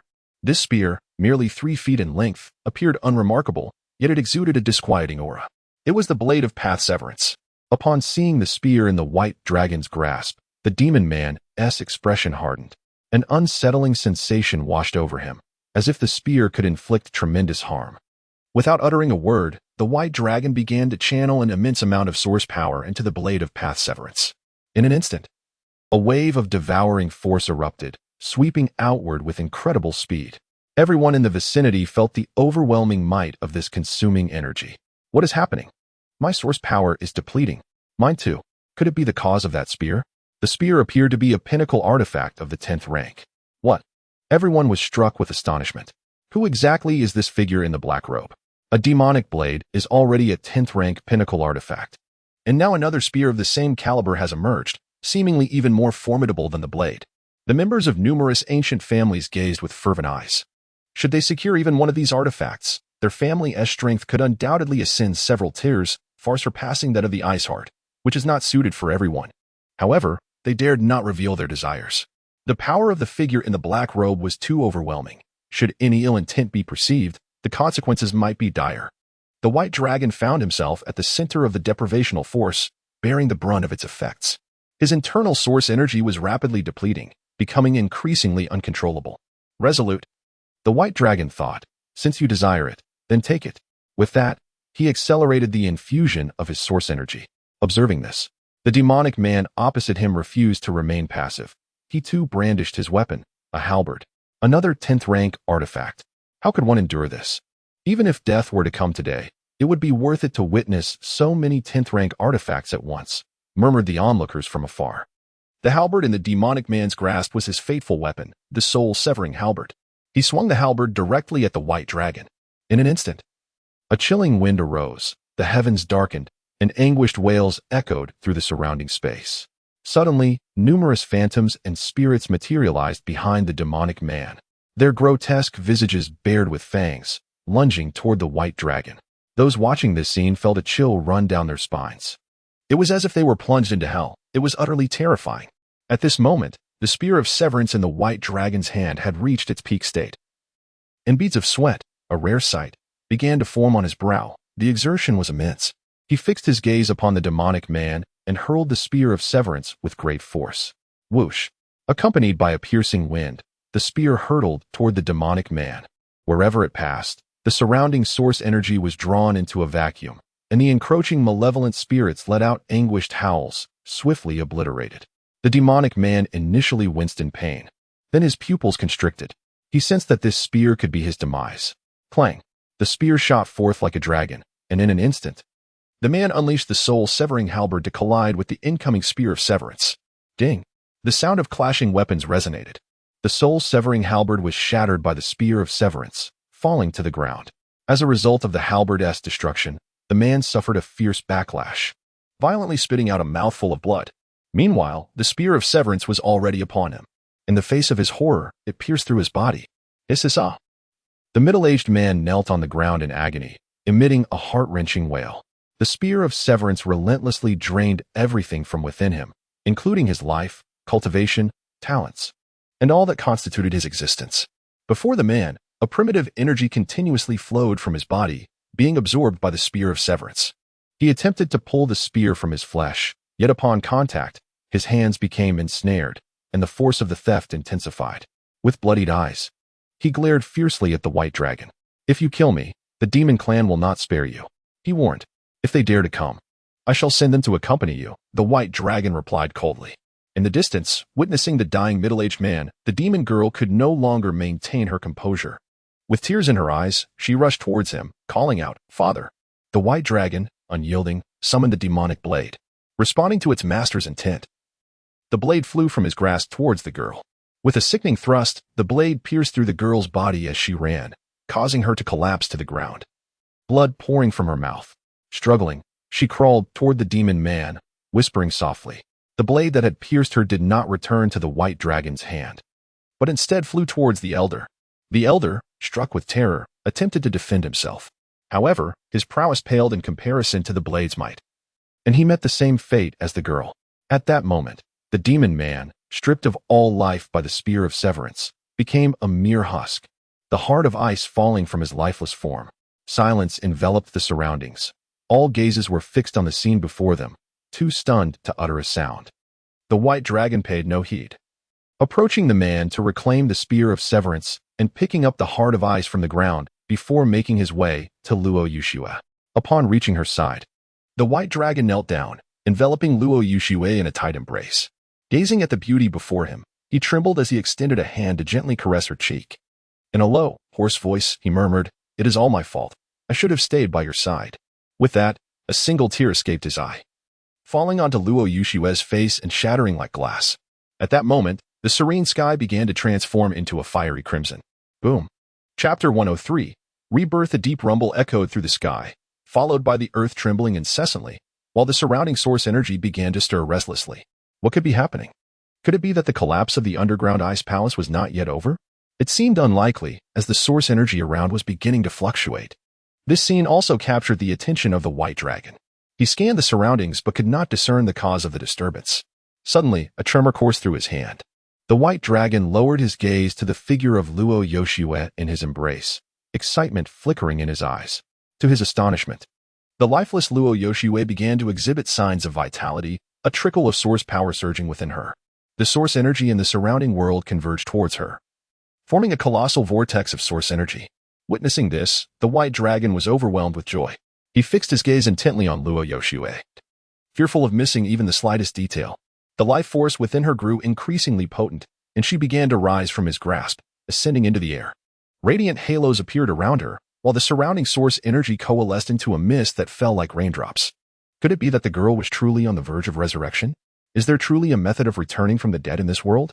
It seems plausible. The transformation of Luo Yoshue left those around her in awe, igniting fervent discussions among them. Situ Mingwei, witnessing Luo Yoshue enveloped in a sacred aura, pouted in frustration. Why did good fortune always seem to favor her? To die and then return to life, what extraordinary luck that would require. The aged face of Yi Li bore a faint smile. Luo Yoshue's revival was indeed a fortuitous event for him as well. In the sky, a cascade of white light descended, as delicate blue strands of source power spiraled around Luo Yoshue, gradually transforming into tiny blue sprites. These sprites danced around her before merging into her being. Simultaneously, Luo Yoshue's cultivation soared once more. Reincarnation Realm, 5th layer. Reincarnation Mirror, 6th layer. The white dragon watched in exhilaration. It appeared that not only would Yoshue survive, but her powers would also undergo a significant enhancement. He wondered if it was the effect of the undying pill. Amidst the crimson sky, auspicious clouds began to form, and a piercing cry resonated from the depths of the cloud layers. Clang! A fire-red phoenix, born from the mists, emerged and soared towards Luo Yoshue. Look! It's a phoenix. Who could have anticipated such a miraculous phenomenon? This heralds good fortune. What was the girl's name again? It is imperative to befriend her. Ah yes. Luo Yoshue, hailing from the East Domain, the temple of the goddess of Luo. All eyes were riveted to the sky, their lips moving excitedly. The celestial wonders summoned by Luo Yoshue's resurrection revealed to them that she must possess extraordinary destiny, prompting their desire to make her acquaintance. The misty phoenix circled around Luo Yoshue as if serving its master, while her bodily functions had already been restored to their zenith. At this moment, her realm reached the pinnacle of reincarnation. Luo Yoshue's fingers stirred slightly, and then she gradually opened her eyes. The misty phoenix beside her, sensing her awakening, immediately became jubilant, affectionately nuzzling her cheek before soaring back into the clouds, vanishing from sight. After the phoenix departed, Luo Yoshue stood up, examined herself, and then smiled faintly. She reined in her breathing, standing quietly in the sky. This experience of life and death, along with her elevation in realm, significantly enhanced her demeanor, exuding the grace of an ice goddess. A gentle breeze caressed her skirt, subtly revealing her exquisite curves, causing those below to swallow hard. They all harbored a singular thought: if only they could take this enchanting woman home, they would forego martial pursuits without a second thought. Meanwhile, Sita Mingwei pouted even further. Seeing Luo Yoshue revived, the white dragon proclaimed loudly, "Since you are well now, I shall take my leave." With that, the white dragon turned to depart, for his unsealing time was about to expire. Upon hearing his voice, Luo Yoshue swiftly descended to the ground. She called out to the white dragon with authority, "You halt." The white dragon paused in his tracks. In the distance, Yili awkwardly turned away, silently thinking, "Master, please don't hold this against me." Seeing the white dragon stop, Luo Yoshue smirked with triumph. "If you dare to leave today, you need not return to the Luo Divine Hall ever again." Upon hearing this, the white dragon trembled. "Damn it, I've been exposed." The onlookers were bewildered, caught off guard by Luo Yoshue's two sentences. What was happening? They felt they were on the cusp of uncovering astonishing secrets. With a hint of helplessness, the white dragon turned to face Luo Yoshue. "I did not intend to conceal anything from you," he replied. "Then why did you not speak to me?" As Luo Yoshue approached him, her eyes glistened with unshed tears, her emotions increasingly agitated. The surrounding crowd gasped at the sound of the white dragon's voice, which was not the elderly tone they had heard earlier. It had transformed into a youthful timbre. "I have my reasons," he stated calmly. "Reasons? Is that your justification for keeping secrets from me?" Luo Yoshue stood directly before him now, her eyes glistening with tears, her chest heaving with intensity, her delicate face flushed as her emotions reached a crescendo. She extended her delicate hand, lifting the hood from the white dragon's head, revealing a youthful visage. The crowd gasped in astonishment. "Goodness, he appears far too young." One voice in the throng exclaimed, "Could it be that this cloaked figure possesses the ability of rejuvenation?" "No, wait, he is the young man from the Luo Divine Hall." Suddenly, someone in the crowd shouted out, "What? It's actually him." A wave of commotion rippled through the assembly. Some attendees recognized the white dragon. Even those unfamiliar with him knew of the Luo Divine Hall's pretty boy reputation.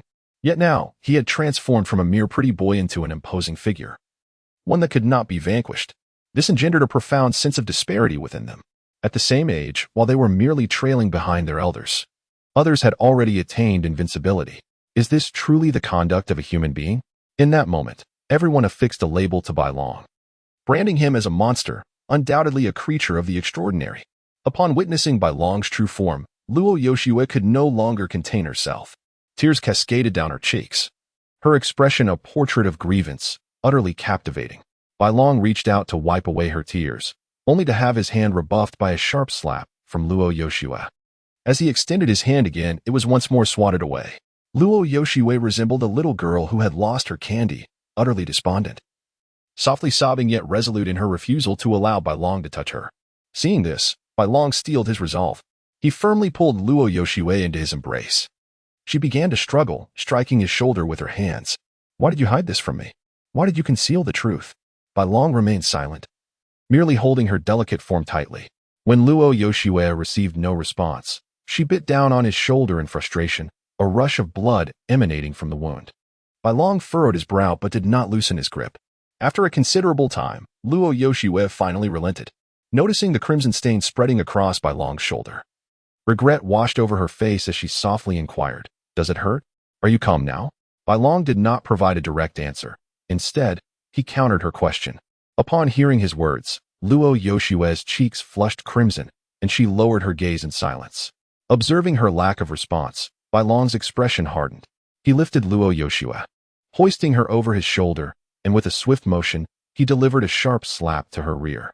A slight sting coursed through Luo Yoshue's body, her cheeks instantly aflame with embarrassment.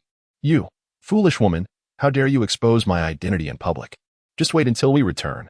I shall deal with you then," Bai Long declared, Delivering another playful smack to her dairy returning to Yili in the distance, he remarked, I shall take my leave now. Once you have settled matters, feel free to seek me at the Luo God Temple.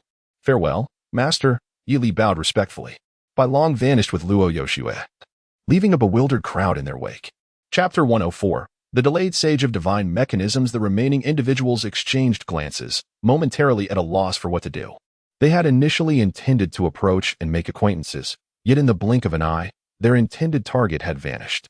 However, some chose to seek alternative avenues. Although the White Dragon and Luo Yoshue had departed, the Baiming family still remained. Consequently, several approached Baiming Yeli to extend their greetings. Honorable clan leader Baiming. What a pleasure it is to meet you.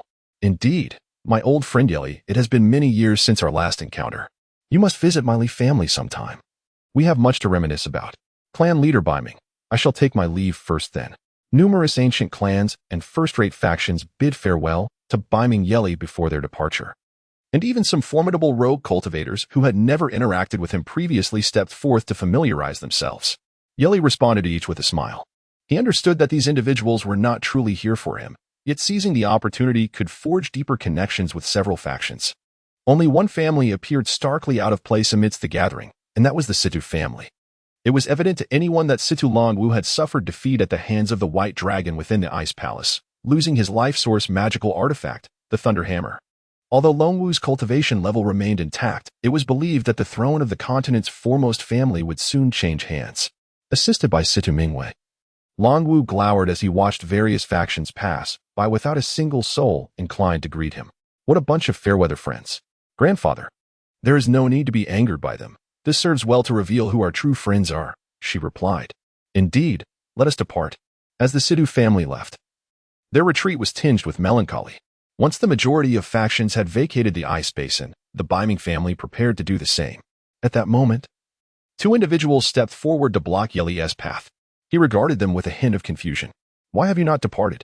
Upon hearing Yeli's inquiry, the two exchanged wry smiles, and one replied, Lord White Dragon has been preoccupied with the Empress and has completely forgotten about us.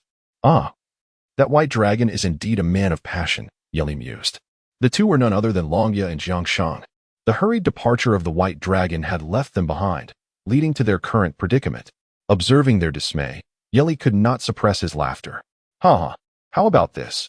You may accompany my Baiming family back home, if you wish. That would be splendid. Thank you, clan leader Baiming. Upon receiving Yeli's invitation, both Longya and Jiangshang were filled with joy. Although the White Dragon had displayed unparalleled martial prowess, there was no guarantee that others would not act irrationally and keep them in the northern region. Very well, let us depart then. With that, Yeli led the Baiming family along with Longya and Jiangshang away from the ice basin. Half an hour later, the vast expanse of the ice basin was left with but a solitary figure, Emperor Yu. He stood there, forlorn and isolated, a picture of desolation. The moment the demon clan man had appeared, he had sent a message to the sage of divine mechanisms, yet now, there was still no sign of the sage. Yu Huang harbored doubts regarding whether the venerable Shinji had indeed received his transmission. Observing the starlit compass in his hand, which continued to flicker with a soft azure glow, he concluded that his master must still be en route. However, given Shinji's swiftness, he ought to have arrived by now. Furrowing his brow, Yu Huang murmured to himself, could it be that my master has lost his way? It seems that this elderly gentleman should not be permitted to wander alone in the future. Just as Yu Huang was lost in contemplation, the space beside him suddenly distorted. In an instant, an elderly figure clad in a tattered Taoist robe materialized before him.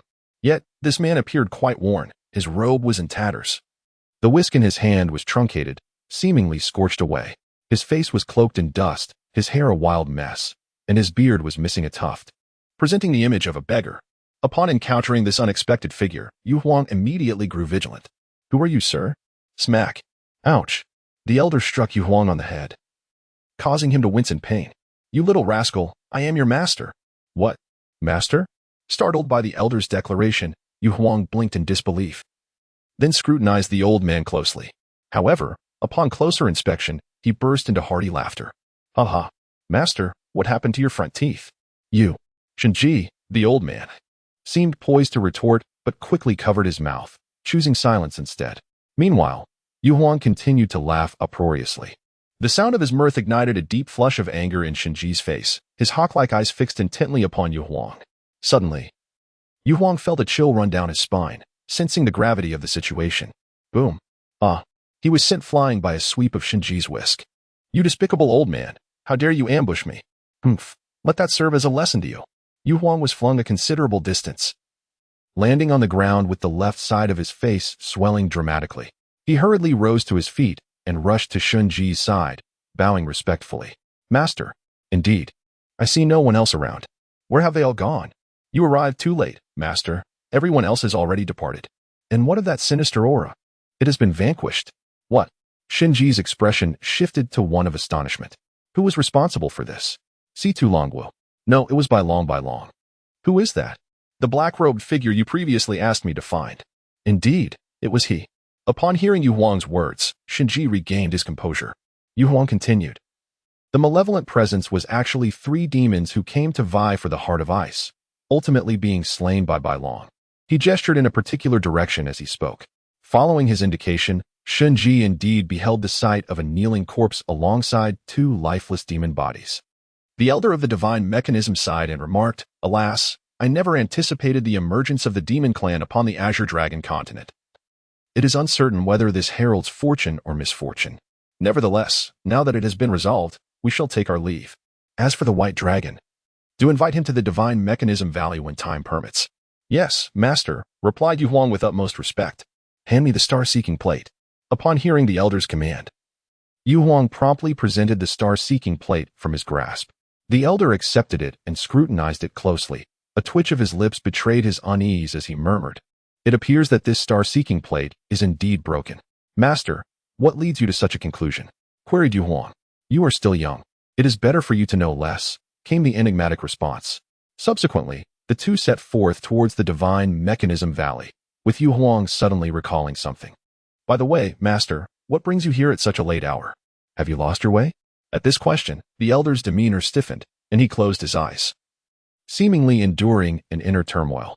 After a prolonged silence, he opened his eyes and exhaled a heavy sigh. Matters of adults are not for children to pry into. Oh, Master, where did you acquire such fashionable attire? Silence. The elder, incensed, invoked a spell of silence, rendering Yu Huang unable to speak. A quarter of an hour later, the Icefield Basin bore no traces of any human presence, save for a few corpses of the demon clan. Yet, an eerie phenomenon unfolded.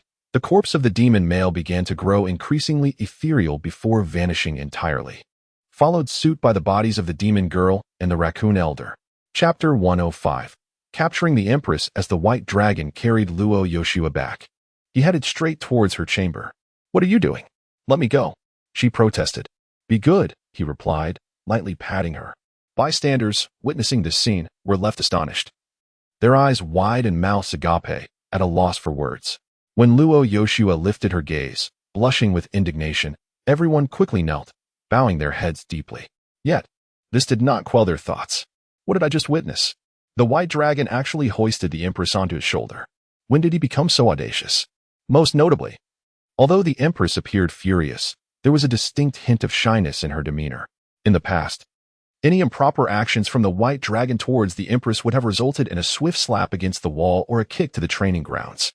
This time, however, she merely offered symbolic resistance before conceding. Did the White Dragon not fear the Empress's wrath? As this thought lingered, many dared not ponder further, for the ensuing scene was beyond their imagination.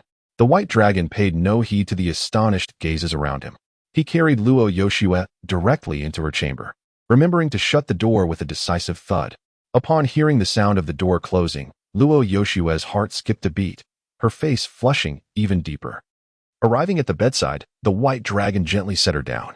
Once she lay on the bed, he leaped onto it, half kneeling and pinning her beneath him. At that moment, Luo Yoshua's cheeks were flushed beyond description. Her body trembled slightly, her heart racing, as her delicate hands clutched her garments tightly. What do you intend to do? She stammered. What do you think I intend to do? The White Dragon replied with a charming smile, his tone nonchalant. Luo Yoshua dared not meet his penetrating gaze. Turning her head to the side, she spoke with feigned bravado. Don't think you can overpower me now. I am formidable too. She clenched her delicate fist, shaking it in front of the White Dragon as a final act of defiance. In response, the White Dragon grasped both of her hands, pinning them to the bed.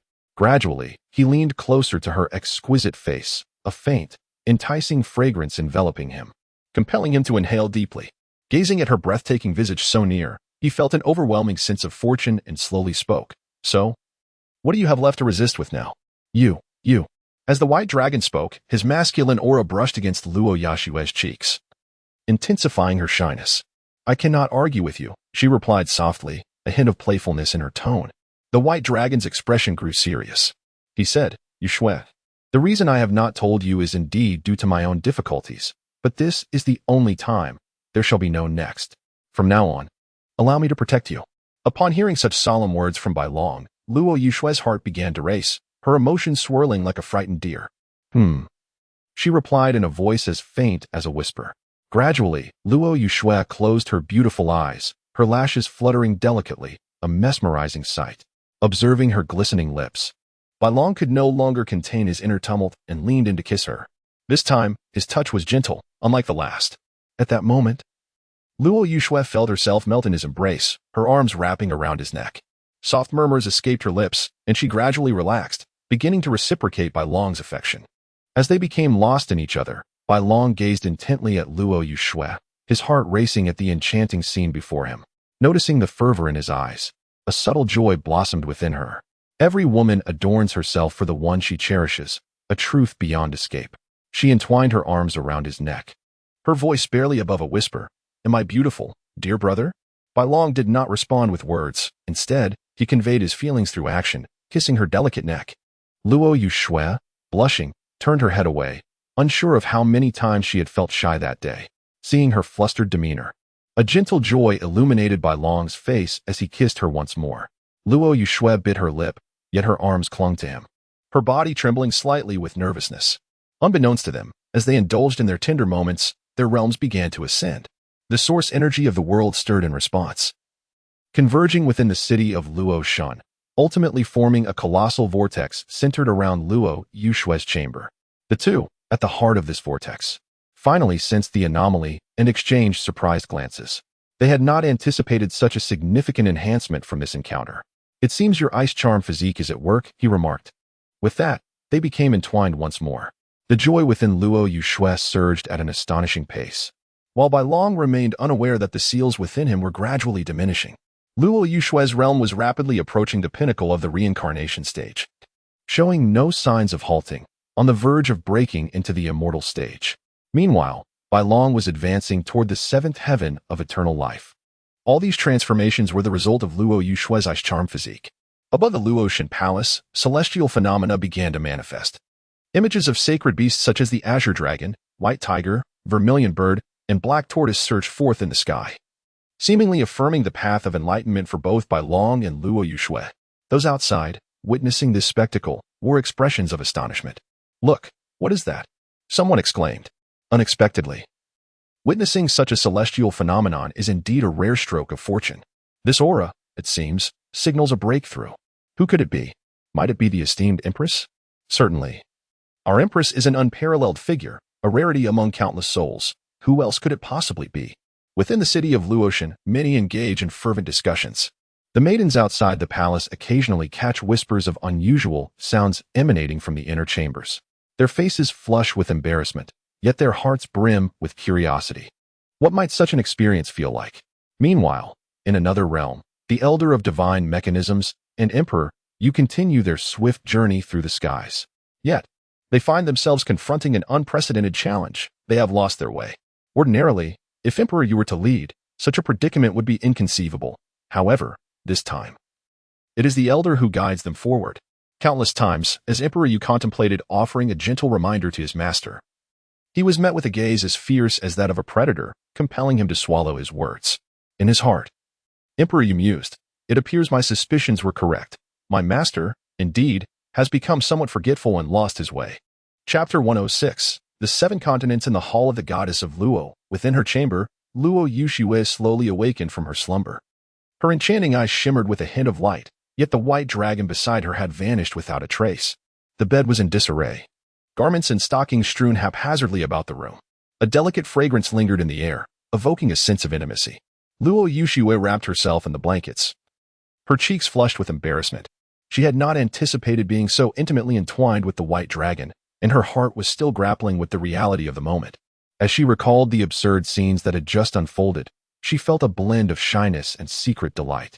Suddenly, she sensed a shift in her own realm of power, and a joyful expression illuminated her face. This encounter with the white dragon had unexpectedly propelled her into the first layer of the Undying Realm. She had been on the verge of breaking through to the second layer, but had forcibly restrained herself. Now, she was firmly established in the first layer of the Undying Realm, with no trace of instability. To her astonishment, she discovered that the Ice Emperor's Heart Sutra had facilitated their mutual cultivation. Although it was she who was cultivating, the white dragon had also reaped benefits from this union. Coupled with the unique nature of her ice charm body, the dragon had experienced significant enhancement. A seductive smile graced Luo Yushue's lips, thinking of the mischievous rogue. At that moment, the white dragon had returned to the Rain Bamboo Pavilion. It was not by choice. Rather, it was due to an unforeseen complication. Just as he had been cradling Luo Yushue in slumber, a sudden alert from the system had interrupted, and it had yet to cease. System, warning, program error detected. System, warning, program error detected. The white dragon was left bewildered. What was happening? After more than 3 years in this otherworldly realm, he had never encountered such a situation before. Could it be that the rapid progression of his relationship with Yushue was the cause? Yet, they had known each other for 3 years. Logically, this should not be the case. Perhaps their recent developments had simply accelerated. The system seemed rather fragile in the face of such tribulations. The white dragon sat quietly in a rocking chair, the alert still reverberating in his mind. Suddenly, the system's alert ceased, replaced by an odd sound. Beep, beep, beep. His expression shifted in alarm. Was the system malfunctioning? If that were the case, he would be in dire straits. His current status was entirely reliant on the system's support. Should it falter, he would revert to being an ordinary person. Come on, give me a break. The white dragon silently implored within his mind. As if in response to his plea, the beeping in his mind ceased, and the familiar system alert returned. System, due to the host engaging in a forbidden relationship with the goddess within an exceedingly brief time frame, surpassing the program's inherent expected duration, an upgrade to the program will be initiated. System, upgrading. Upgrade completed. System, the host's behavior will be reassessed. System, assessment completed. The host's sealing duration will be reduced to 100 days, and this seal cannot be further diminished.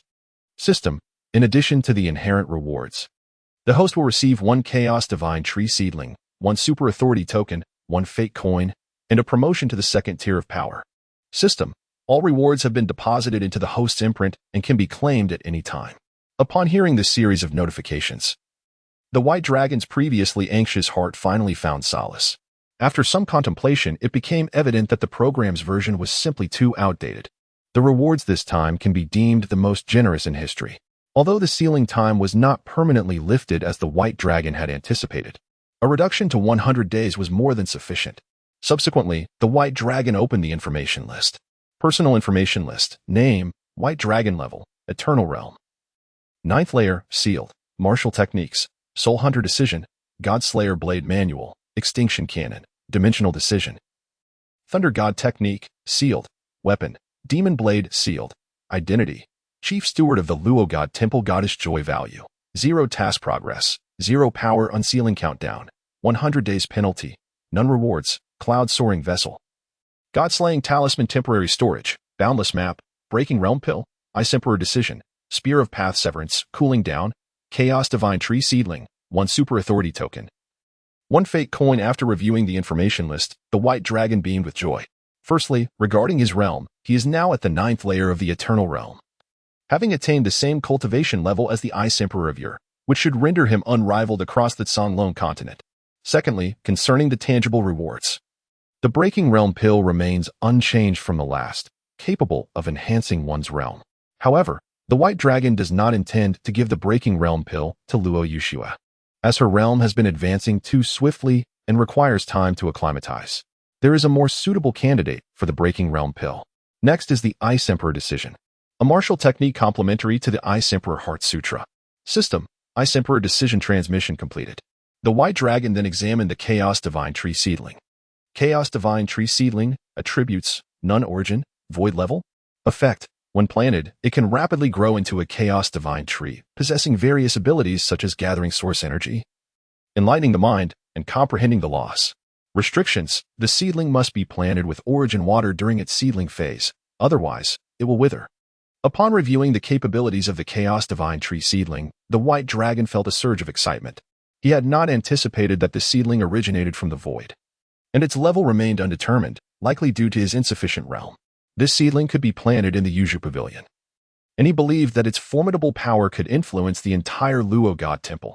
However, the requirement for origin water during the seedling phase left the white dragon perplexed, as he had never heard of such a substance.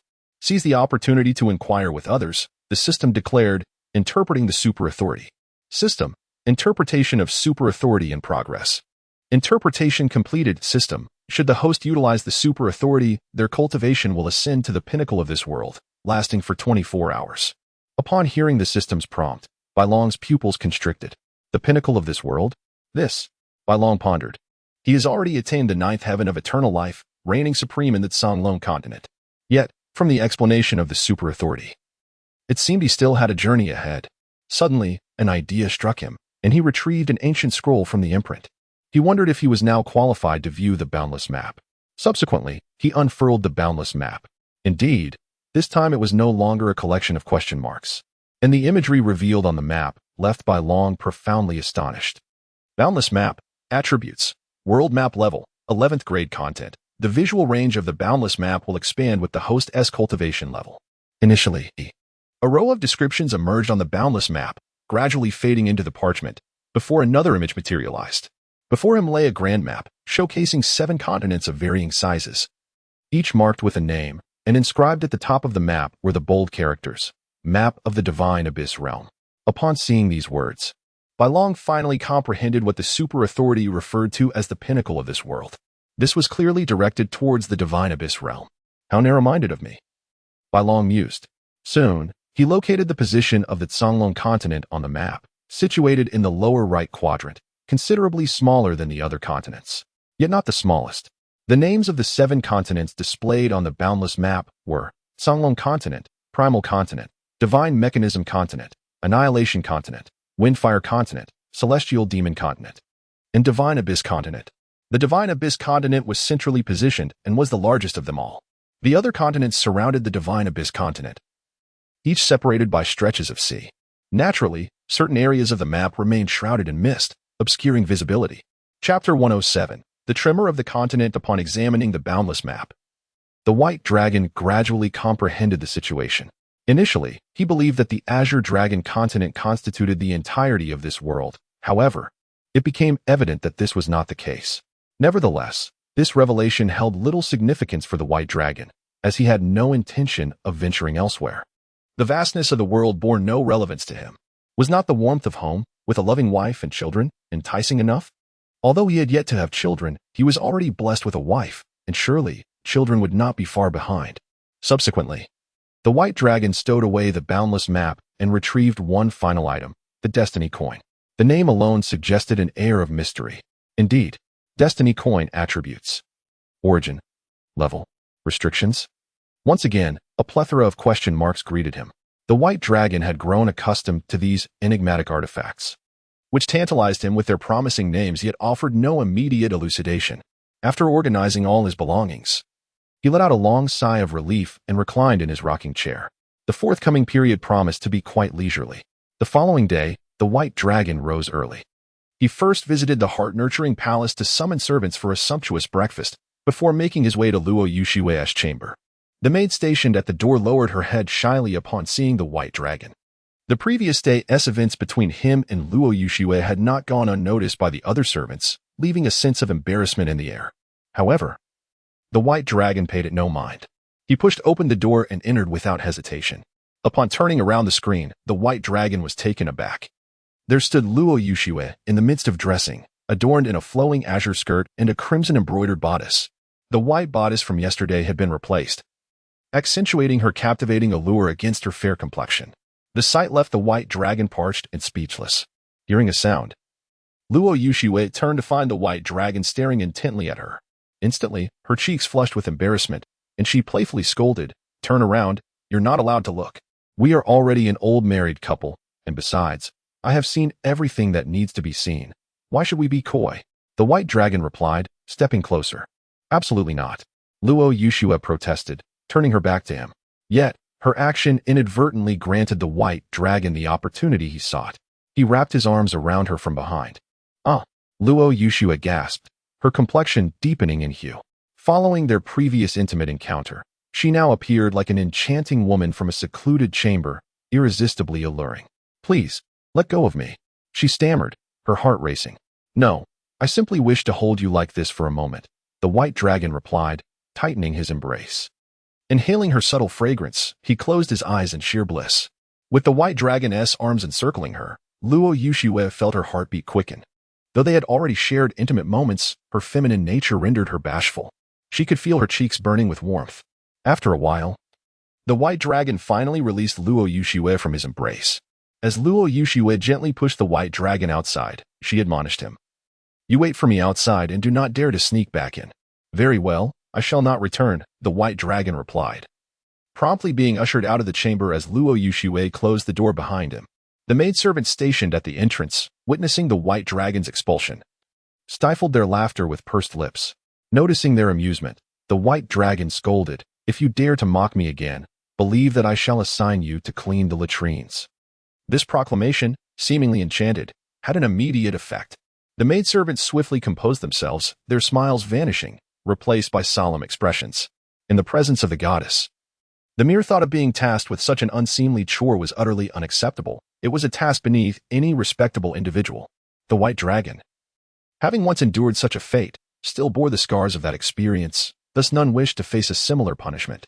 Observing the maidservant's sudden decorum, the white dragon turned his thoughts back to Luo Yushua. Until now, he had refrained from using his all-seeing eye to gaze upon her, as their relationship had not yet reached that intimate level. However, circumstances had shifted. They were now united as husband and wife, and thus he felt no hesitation.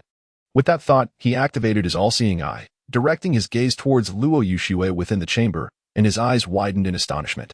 His mouth fell agape, and in mere moments, saliva began to trickle out.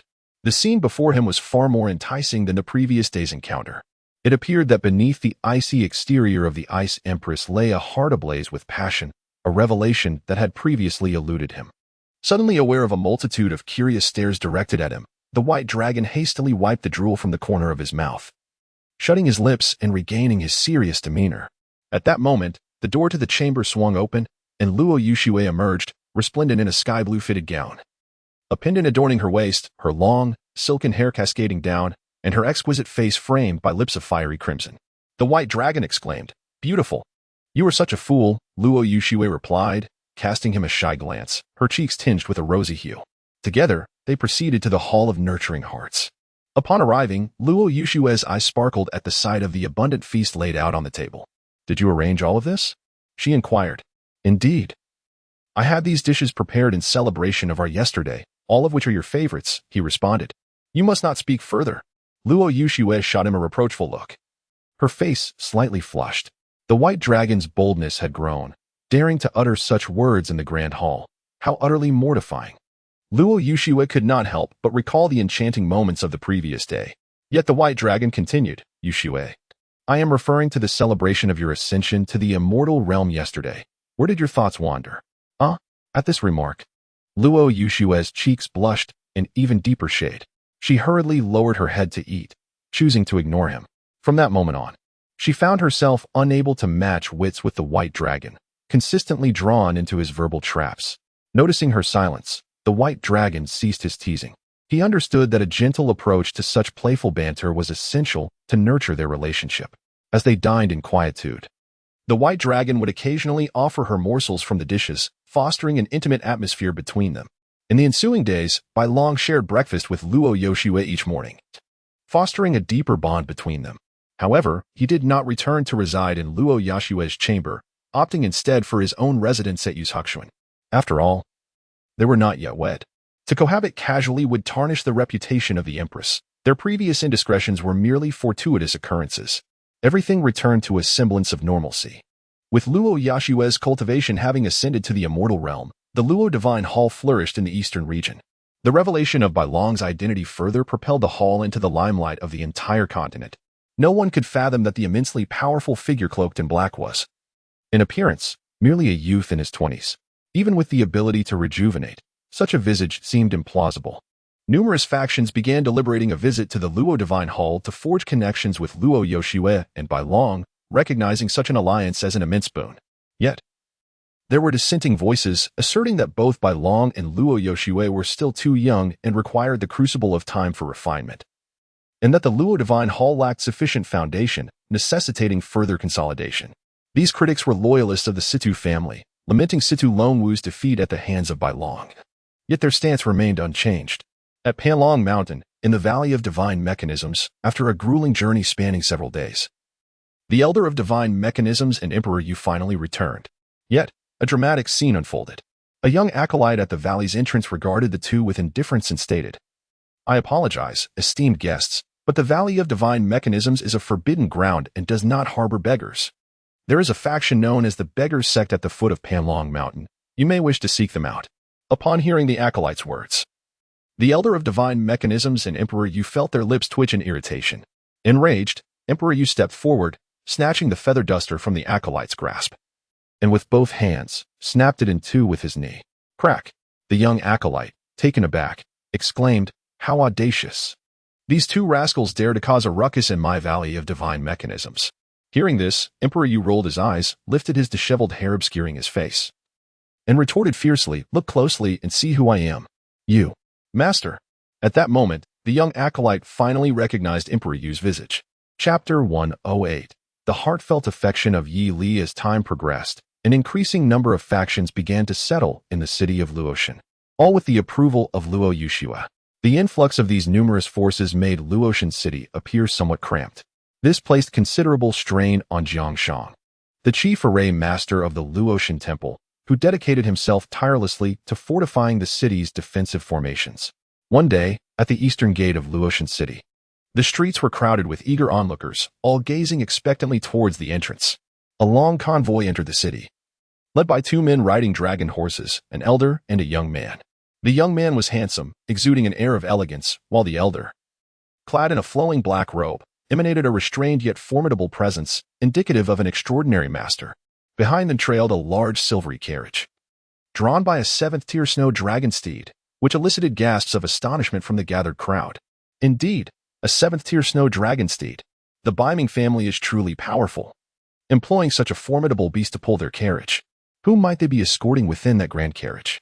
Speculation filled the air, with envy and curiosity evident in the eyes of the onlookers. The visitors were none other than the entourage of the Biming family. After Yi Li and Longye returned to the Biming residence, he first saw Longye and the others off, mentioning that he would visit the Luotian Temple in a few days. Shortly thereafter, word reached him of Luo Yushue's ascension to the immortal realm, prompting him to hasten his journey to the temple to extend his congratulations to the Empress. As the convoy proceeded, a military contingent swiftly approached from within the city. This was the elite guard of Empress Luo Yushue, led by Prime Minister Yuan Hong. Upon spotting Yi Li, Yuan Hong clasped his hands in greeting, saying, "Greetings, Chief of the Biming clan. Her Majesty is aware of your arrival and has sent me to welcome you." "Ah, it is Lord Yuan, please," Yi Li responded. And he and Yuan Hong rode alongside each other towards the Luotian Temple. During their ride, Yuan Hong glanced at the young man beside Yi Li and remarked, "This must be the esteemed eldest son of the Biming family, Biming Huayu. Am I correct?" Huayu pays his respects to Lord Yuan. "I am unworthy of such praise," the young man replied modestly, acknowledging Yuan Hong's compliment. Their conversation flowed effortlessly as the convoy entered the grounds of the Luotian Temple. At that moment, Luo Yushue awaited their arrival. She donned a resplendent crimson robe and a phoenix crown, embodying the regal demeanor of an ice-cold empress. Upon seeing her, Yi Li and the others promptly dismounted. "Your Majesty, we are honored to be in your presence," they all greeted. "Ah, Chief Biming. I apologize for not greeting you in person," Luo Yushue replied with a composed tone, aware of Yi Li's connection with the White Dragon. She felt no need for further formalities. At that juncture, a girl descended from the carriage, none other than Biming Huashang, dressed in a flowing white gown. She hurried to Luo Yushue's side, beaming with delight. "Sister Luo, I have missed you so much." "You dear child," Luo Yushue chuckled, affectionately ruffling her hair. She held a deep fondness for Biming Huashang. The young girl, in her eyes, is a source of joy, perpetually embodying a carefree and innocent demeanor.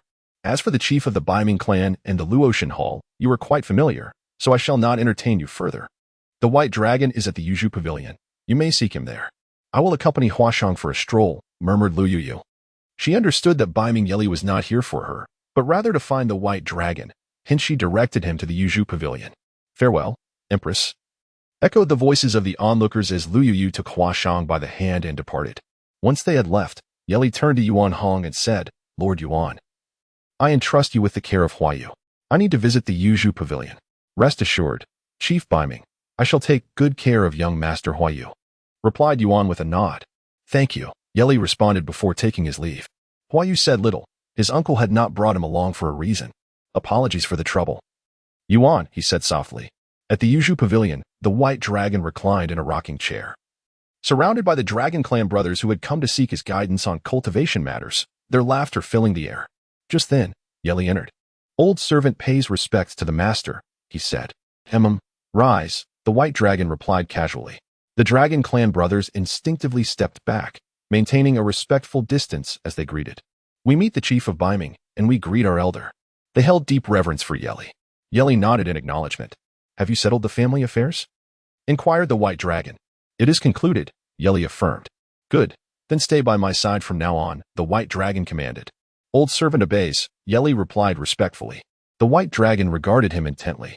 Yeli stood there, composed and unwavering, his expression tranquil, as if he had merely made a simple decision moments prior. It is noteworthy that he is now the leader of the Baiming clan, wielding significant influence on the continent, his cultivation having reached the pinnacle of the indestructible realm. Given such power and status, anyone else would be reluctant to stand in subservience. Yet, Yeli had resolved that he could never repay the white dragon's kindness. All he could do was remain by his side and serve him. The atmosphere within the Yuzhu Pavilion fell silent. The white dragon continued to gaze at Yeli, who remained in a respectful bow, unperturbed. The Dragon Clan brothers felt a shiver run down their spines, beads of sweat beginning to form. After a moment, the white dragon spoke. All right, no need for such formality. Upon hearing his words, everyone breathed a sigh of relief. The tension had been palpable, and they had even held their breaths. Thank you, Master, Yeli expressed gratefully. The white dragon acknowledged before asking. Yeli, do you wish to break through? As soon as the words left his lips, Yeli abruptly lifted his gaze toward the white dragon. Disbelief etched across his face. The white dragon had inquired if he wished to advance. Naturally, such thoughts crossed his mind. However, Yeli was acutely aware that his chances were all but extinguished. Previously, due to the reckless actions of Beiming Quangxing, he had lost a considerable portion of his vital essence. To restore himself to his former pinnacle was already an extraordinary stroke of fortune. The prospect of further breakthroughs was, without a doubt, a fool's errand. Nevertheless, the enigma and might of the white dragon were evident for all to see, and it was plausible that he might possess a method. Contemplating this, Yeli immediately knelt and bowed his head, beseeching, I implore you, my lord, to grant me your favor. Rise, the white dragon responded with a smile. You are the leader of your clan. Do not kneel so readily. Follow me, the white dragon commanded, and he proceeded towards the backyard, prompting the others to hastily follow in his wake. Dragon Zhanshan was already exuberantly gesturing as if he were the one on the verge of a breakthrough. Zhanshan, temper your excitement, came the admonition. Let the Lord have his laugh. I relish it. Dragon Zhanshan retorted proudly, his eyes brimming with admiration for the white dragon. Dragon Zhan Tian and Dragon Zhan Hai could only shake their heads in wry amusement. Their third brother's adulation for the white dragon had reached a fanatical level. There was no saving him now. In the central domain, at the Valley of Divine Mechanisms, atop the 9th level of the stargazing tower, the Elder of Divine Mechanisms had donned a fresh set of garments and resumed his place at the familiar stargazing platform. At this moment, a singular thought occupied his mind. He would never leave the Valley of Divine Mechanisms again. Yu Huang stood respectfully behind him, silent and contemplative. He too harbored a singular thought. From this day forth, he must ensure that his master never ventured beyond the valley, for should he someday truly go astray, the consequences would be dire. Disciple, the Elder of Divine Mechanisms began. Master, Yu Huang replied with respect upon hearing his master's voice. Do you think I am becoming too old? Master, you merely appear aged. In truth, you are quite youthful. Do you speak in earnest? Absolutely. Without a second thought, Yu Huang answered directly. However, upon meeting the elder's piercing gaze, he felt a twinge of guilt, beads of cold sweat beginning to form on his forehead. Observing this, the Elder of Divine Mechanisms revealed a mysterious smile. Disciple, you are to travel to the Eastern Domain and invite the White Dragon to come. Yes, Master. To ensure your journey is not delayed, let me assist you. Huh? Yu Huang's expression shifted to one of confusion as he saw the Elder of Divine Mechanisms wave his tattered whisk, causing his pupils to constrict in sudden alarm. Crack! By heavens, you despicable old man! Yu Huang's voice faded into the distance, ultimately vanishing beyond the horizon. After a considerable pause, the Elder of Divine Mechanisms suddenly recalled something and slapped his forehead. Indeed, I have grown old. The east should be over that way. He pointed in the direction opposite to where Yu Huang had flown away. Chapter 109. The Slave Girl in the Temple of the Goddess, amidst the rained bamboo pavilion. After the baptism of the breakthrough pill, Yili finally ascended to the eternal life realm.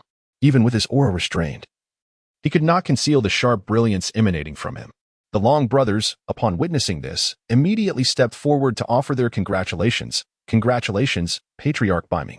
Congratulations, esteemed elder. Yili responded with a smile. He then approached the White Dragon, respectfully expressing his gratitude. Thank you for your support, Master. Yes, you will remain in the Temple of the Goddess for a while longer. When the time comes, you shall be free, the White Dragon assured him. Yili's face radiated joy. Not only had he broken through to the eternal life realm, but the prospect of soon regaining his freedom, as indicated by the White Dragon, filled him with happiness. All right, you may all leave now, he instructed. I take my leave. Once everyone had departed, the White Dragon proceeded to the quarters of Luo Yoshue, only to find her absent. He summoned a maid and inquired, Where is the Empress? Reporting to you, my lord, Her Majesty has taken a girl out, the maid replied. What girl? It seems to be a young lady from the Biming family. With that, the White Dragon activated his all-seeing eye. Divine vision. Luo Yoshue, a vivid scene unfolded before him. Luo Yoshue and Biming Huashang were leisurely strolling through a bustling street, occasionally purchasing trinkets from roadside stalls. Seeing this, a faint smile graced the White Dragon's lips. In the city of Luoshan, on the old street of the northern quarter, Luo Yoshue was enjoying a day out with Biming Huashang. At that moment, Luo Yoshue donned a flowing azure gown, her face veiled lightly to avoid recognition and potential disturbances. The two were haggling with a vendor over a hairpin. Uncle, could you lower the price on this hairpin a bit? Little girl. This hairpin is at least a third-grade treasure. 500 source coins is already quite low. The middle-aged vendor replied with a wry smile, captivated by the enchanting little girl who occasionally batted her eyelashes at him. Uncle, 300 source coins, please. I beg you. Biming Huashang pleaded, shaking the vendor's arm and blinking her sparkling eyes. Faced with the adorable persistence of the little girl, calling him uncle with such affection, the vendor finally relented, saying, All right. I shall grant you this favor. Thank you, uncle. Biming Huashang exclaimed, handing over 300 source coins and receiving the gilded hairpin, her eyes beaming with delight. Luo sister, please put it on me. Of course, Luo Yoshue replied as she adorned Biming Huashang's hair with the pin. Biming Huashang playfully twirled in front of Luo Yoshue, asking, Sister Luo, do I look pretty? You are the most beautiful, Huashang, Luo Yoshue said, playfully pinching the little girl's delicate nose. Let us continue. Indeed, they said, hand in hand, embarking on their next adventure. In truth, they had been wandering for quite some time, with Biming Huashang enthusiastically purchasing various items, seemingly relishing the art of bargaining. Luo Yoshue has always remained by her side as an observer. Ever since the establishment of the Luoshan Temple and the construction of Luoshan City, this is her first leisurely stroll through its streets. And it is indeed a uniquely enchanting experience. Beside her, Bei Mingwatching exclaimed joyfully, Sister Luo, your Luoshan City is truly bustling. It is far more prosperous than our Beiming City. Do you enjoy it here? Of course, I could easily envision myself living here, she replied. Hearing Bei Mingwatching's words, Luo Yoshue affectionately ruffled her little head. At that moment, a commotion arose from a distance. Did I not tell you to behave? I will teach you a lesson. My lord, please spare me. I promise it will not happen again. If you dare to defy me again, I will see to it that you regret being alive. A resounding crack echoed, followed by a scream. A burly man with a scarred face wielded a long whip, standing over a young woman who knelt before him. Her appearance wretched. She was clad in a coarse linen garment, tattered in several places, leaving her inadequately covered. Her body was marred with bloodstains, her complexion ghostly pale, and around her neck was a dog collar attached to a thick iron chain held in the scarred man's grip. She trembled uncontrollably, tears welling in her eyes, evoking immense pity. Yet, the scarred man showed no signs of mercy, continuing to lash the girl kneeling on the ground. Please, I beg you, spare me. I will not dare again. The girl's anguished pleas stirred the hearts of onlookers. The crowd murmured amongst themselves, expressing their sympathy for the unfortunate girl, who had fallen into the clutches of a slave trader. I hear the scarred man is the cruel second-in-command of the wolf gang. His methods are exceptionally brutal.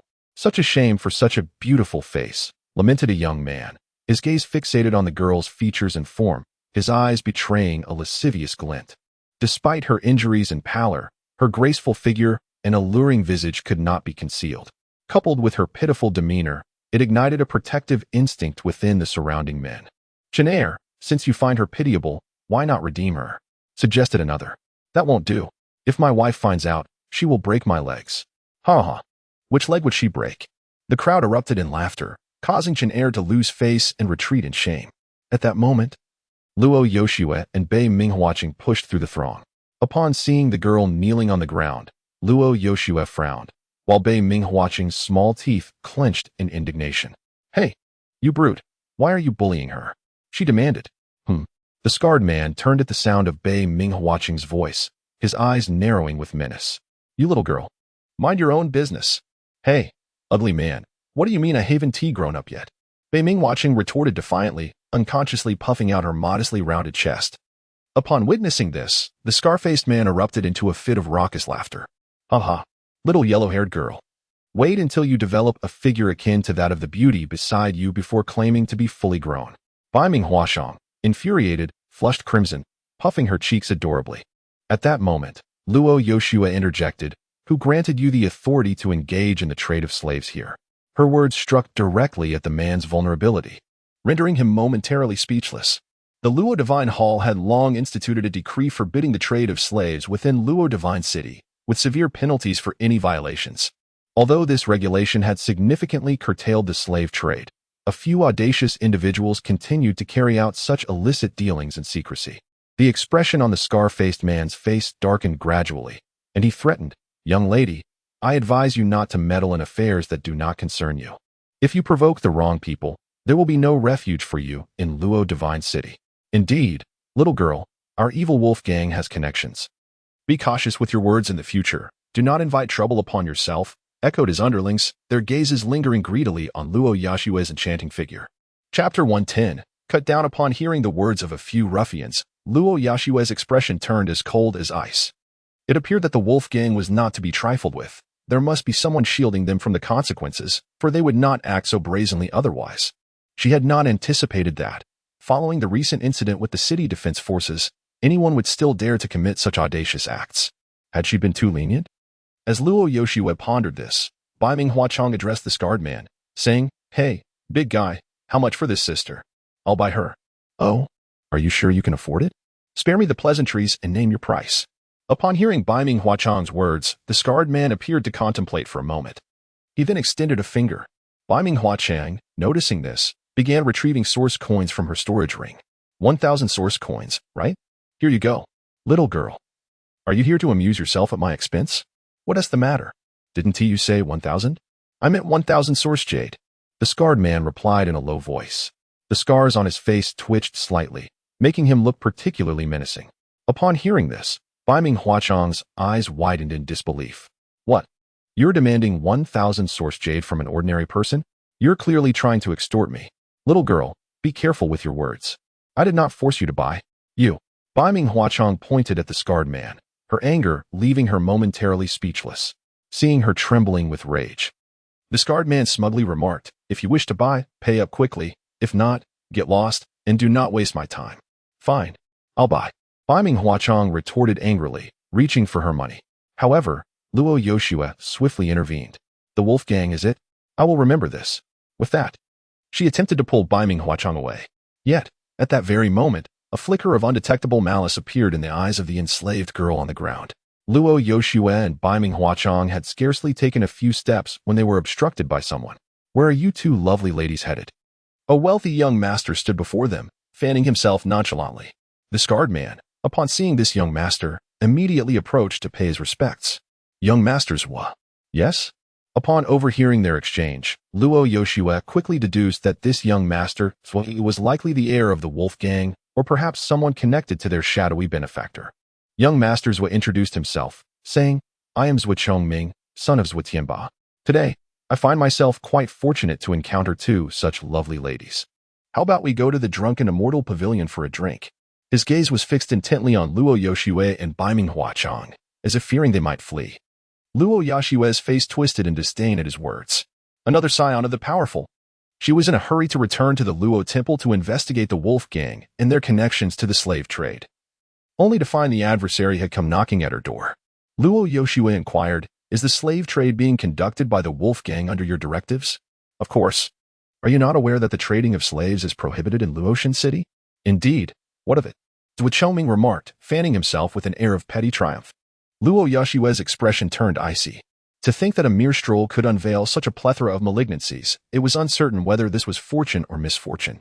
However, Zhua Chongming, growing impatient, gazed at the two beauties before him, his sole desire being to take them home.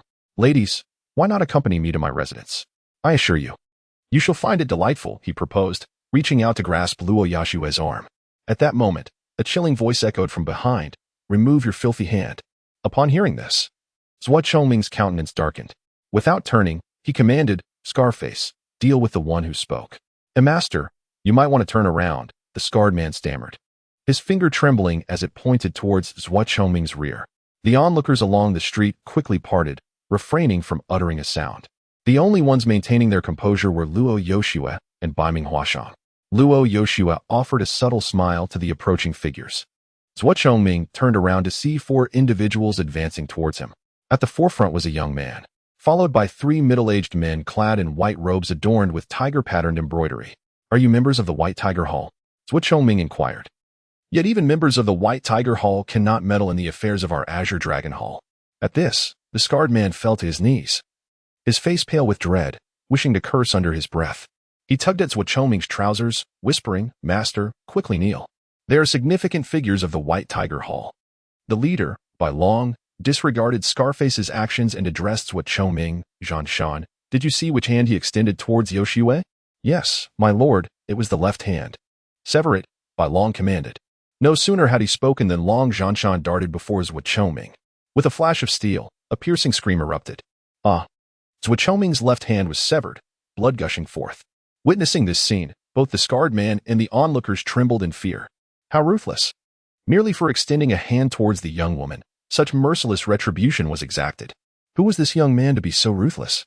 Zhua Chongming, cradling his severed arm, knelt on the ground, his face contorted with malice. "You are finished. My Zhua family will never let this go." "How intriguing," Bai Long replied nonchalantly. Zhua Chongming appeared to be lacking in judgment, akin to a fool, still unable to grasp the gravity of the situation. Meanwhile, Scarface, kneeling in despair, contemplated death.